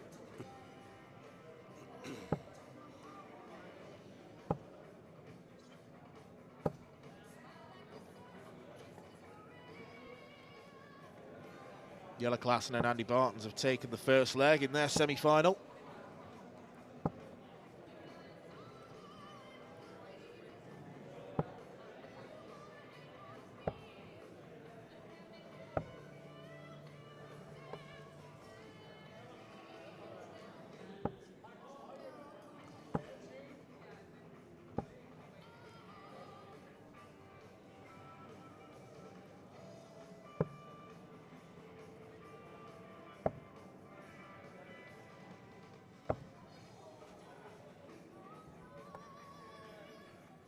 Jimmy and Danny just need one really big score to try and accelerate away from Richard and Chris. Try and heap the pressure on. Maximum. Maximum. Yes! Well played.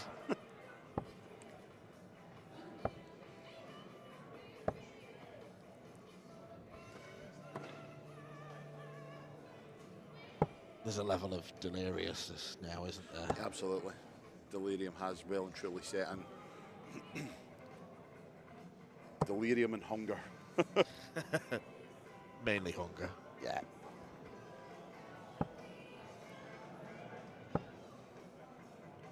Maximum. Yes, another one. Back. We've just had maximums at the same time there.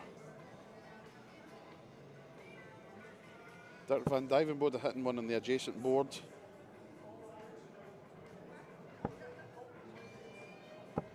A much needed maximum, it has to be said, because Jelle and Andy were miles in front.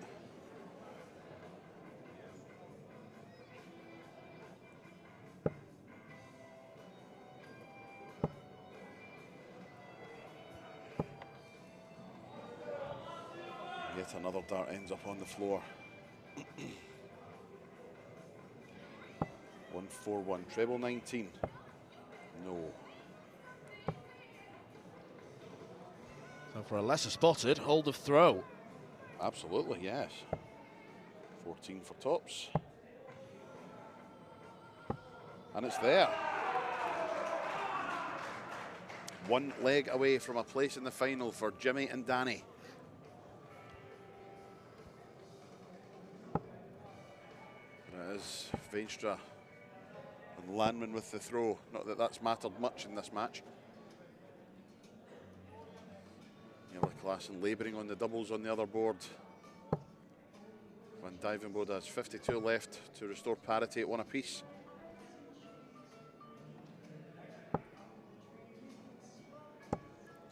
And he can't do it. So Andy Battens has 5. Single 1 for double 2. And it's there, a 2-0 lead then for the former world champions. Maximum. Once you've popped, you can't stop. Indeed.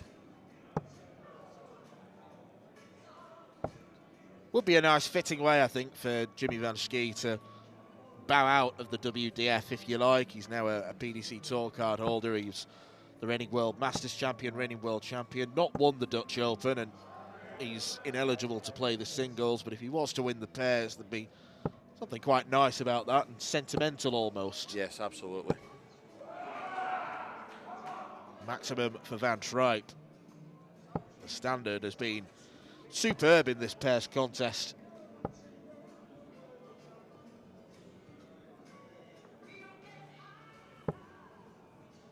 $100. The Lakeside. Somebody's tired. Thank you, Rich.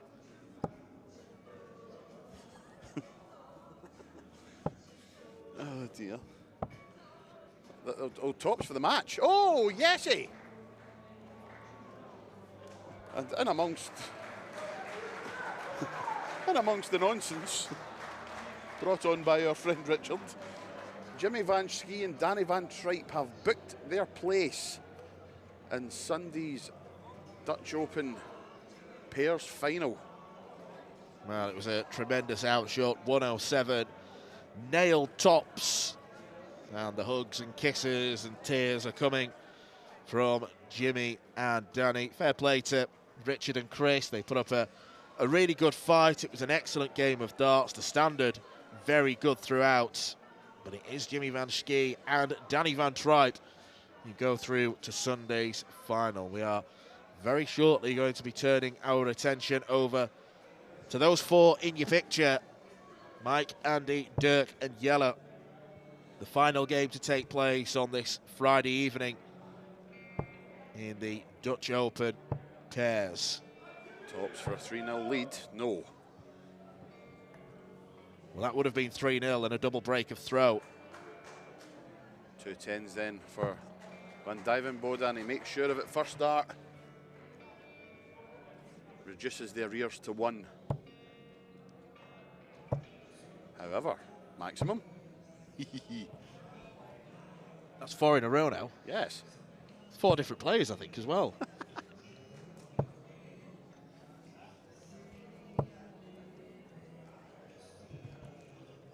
Vigorous pumping of the fist happening to my left as Leeds United have scored. Glad you finished that sentence.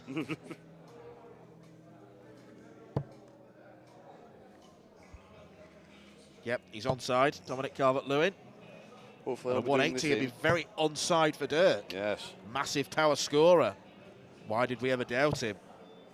Hopefully, I'll be doing some fist pumping of my own on Sunday when Queen's Park take on Rangers. Come on, the Spiders.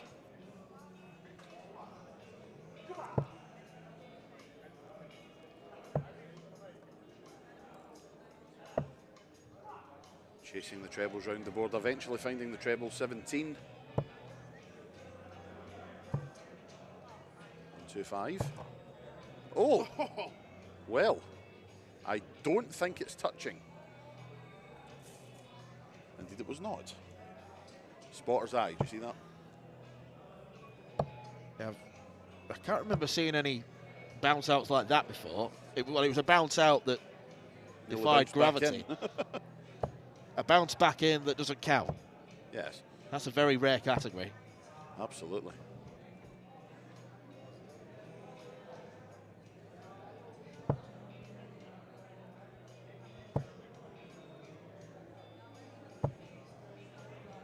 So, only 60 from Mike Kyvenhoven.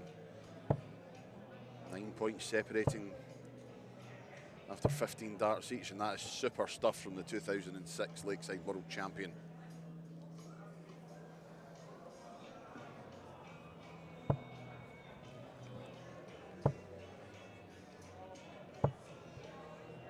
Oh yes. 135 for Dirk. It leaves 99, so it's effectively a 3-dart outshot. Tops. Oh. Again, that was for a 3-1 lead. Would have put them on the cusp. So a 3-darter. Tops, tops. Attempted it. But it has given Jelle Klassen 3 darts in hand at 40. So tops it is. 2 10s.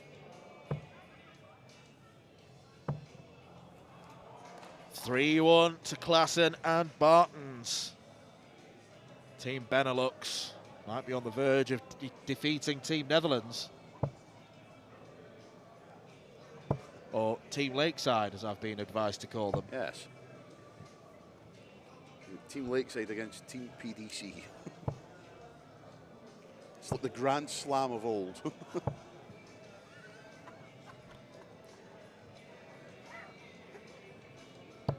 Of course, there have been tournaments in the past where the PDC and the then WDF/BDO have intermingled and played against each other. The Grand Slam of Darts, of course, but the World Darts Trophy and the International Darts League of many moons ago. So it is nice to see the two codes coexisting, even if it is a pairs tournament. A nice treat for us WDF guys who don't really get to see much of the PDC players, apart from on our telly boxes. That is a very well thrown 60.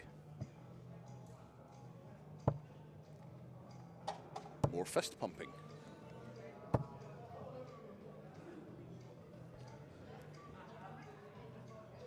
Two 0. Noah Okafor ending his drought. Yes, if you didn't realise, Dan McCarthy is of course a Barnsley fan. Just threatened to hit me there. Leeds through and through, of course. You could have said worse than Barnsley, in fairness. I could have. I was trying to be at least half polite. Trying not to get fully knocked out. Yeah.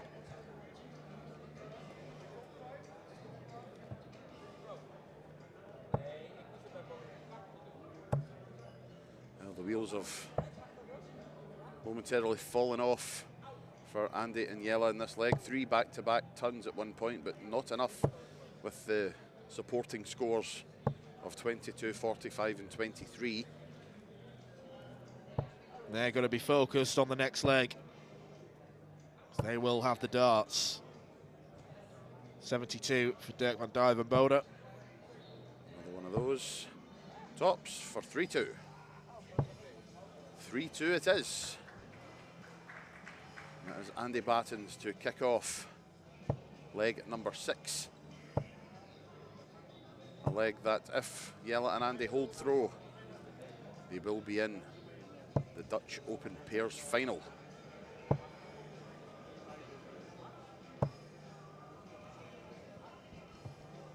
One treble start apiece.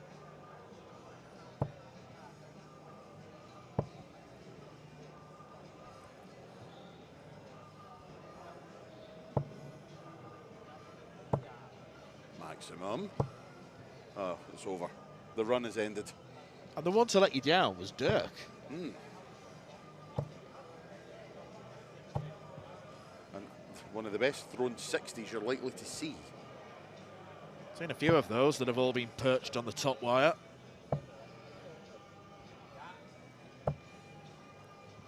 Finds the big treble.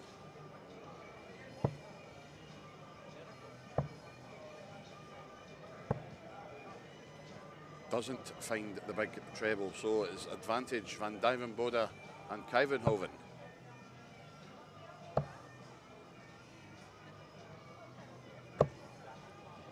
Super last start. Team Van Duivenkoven. Nice.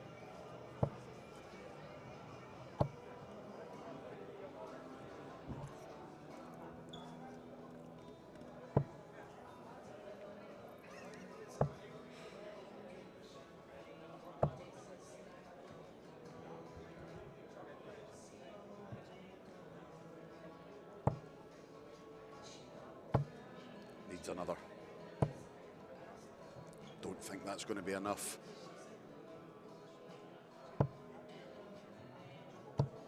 $174. Yes! Great darts from Dirk van Duijvenbode. And a last leg decider looks inevitable now. Only 60 for Andy Bartons. Kuyvenhoven, double 8 to take us all the way.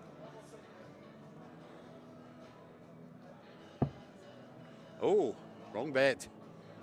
So an outside chance for Klassen, 164. What a way this would be to win. 2 treble 19s would leave the bull. Can't do it now. Treble 15. Oh yes, what a setup. Pressure applied. Absolutely outstanding stuff from Klassen, but double 8.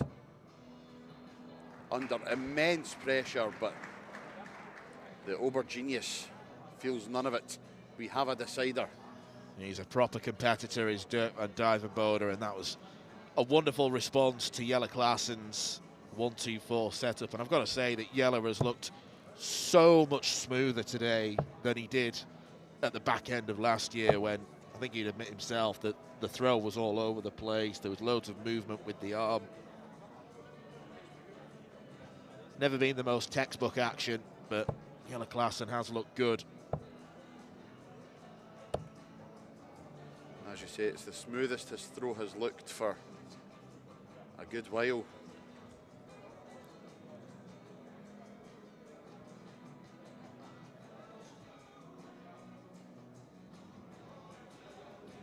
Slight delay with the tablet there, but all back up to speed now.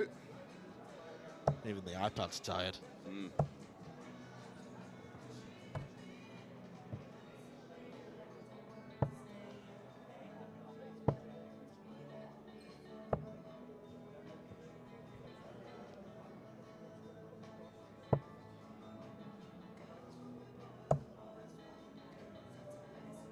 Tension creeping in.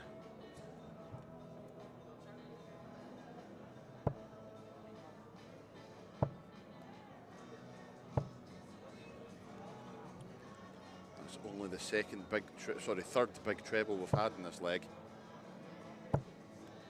Maximum. No.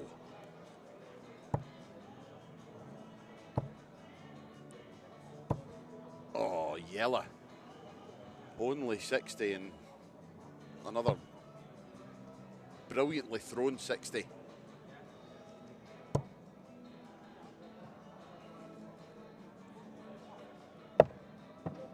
And another bounce out.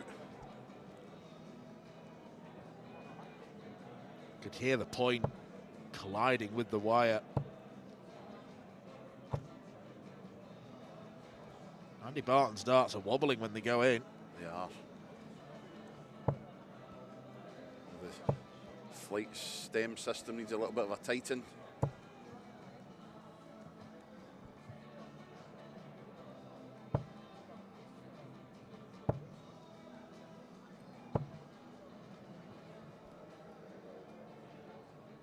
Key moments in this match.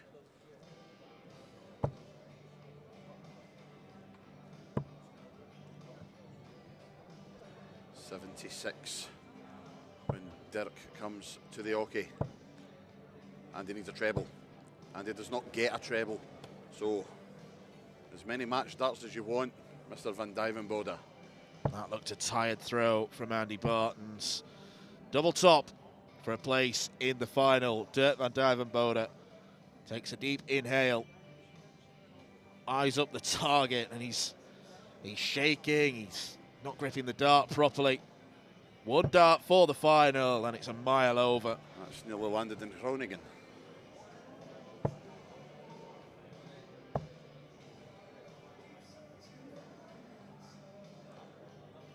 Think about it now.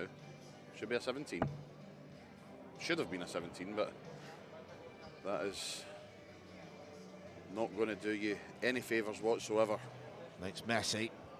So it's over to you, Mike Kuyvenhoven, who has sealed a place with Dirk van Duijvenbode in the pairs final here at the Dutch Open, and gets lifted aloft by Big Dirk. Don't put your back out, Dirk.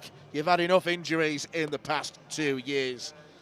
a deserved win, and it had to be done via a comeback as well. That is that for today here at the Dutch Open for 2026. But please join us tomorrow when singles action gets underway at 10 a.m. local time. But for now, thank you for joining us.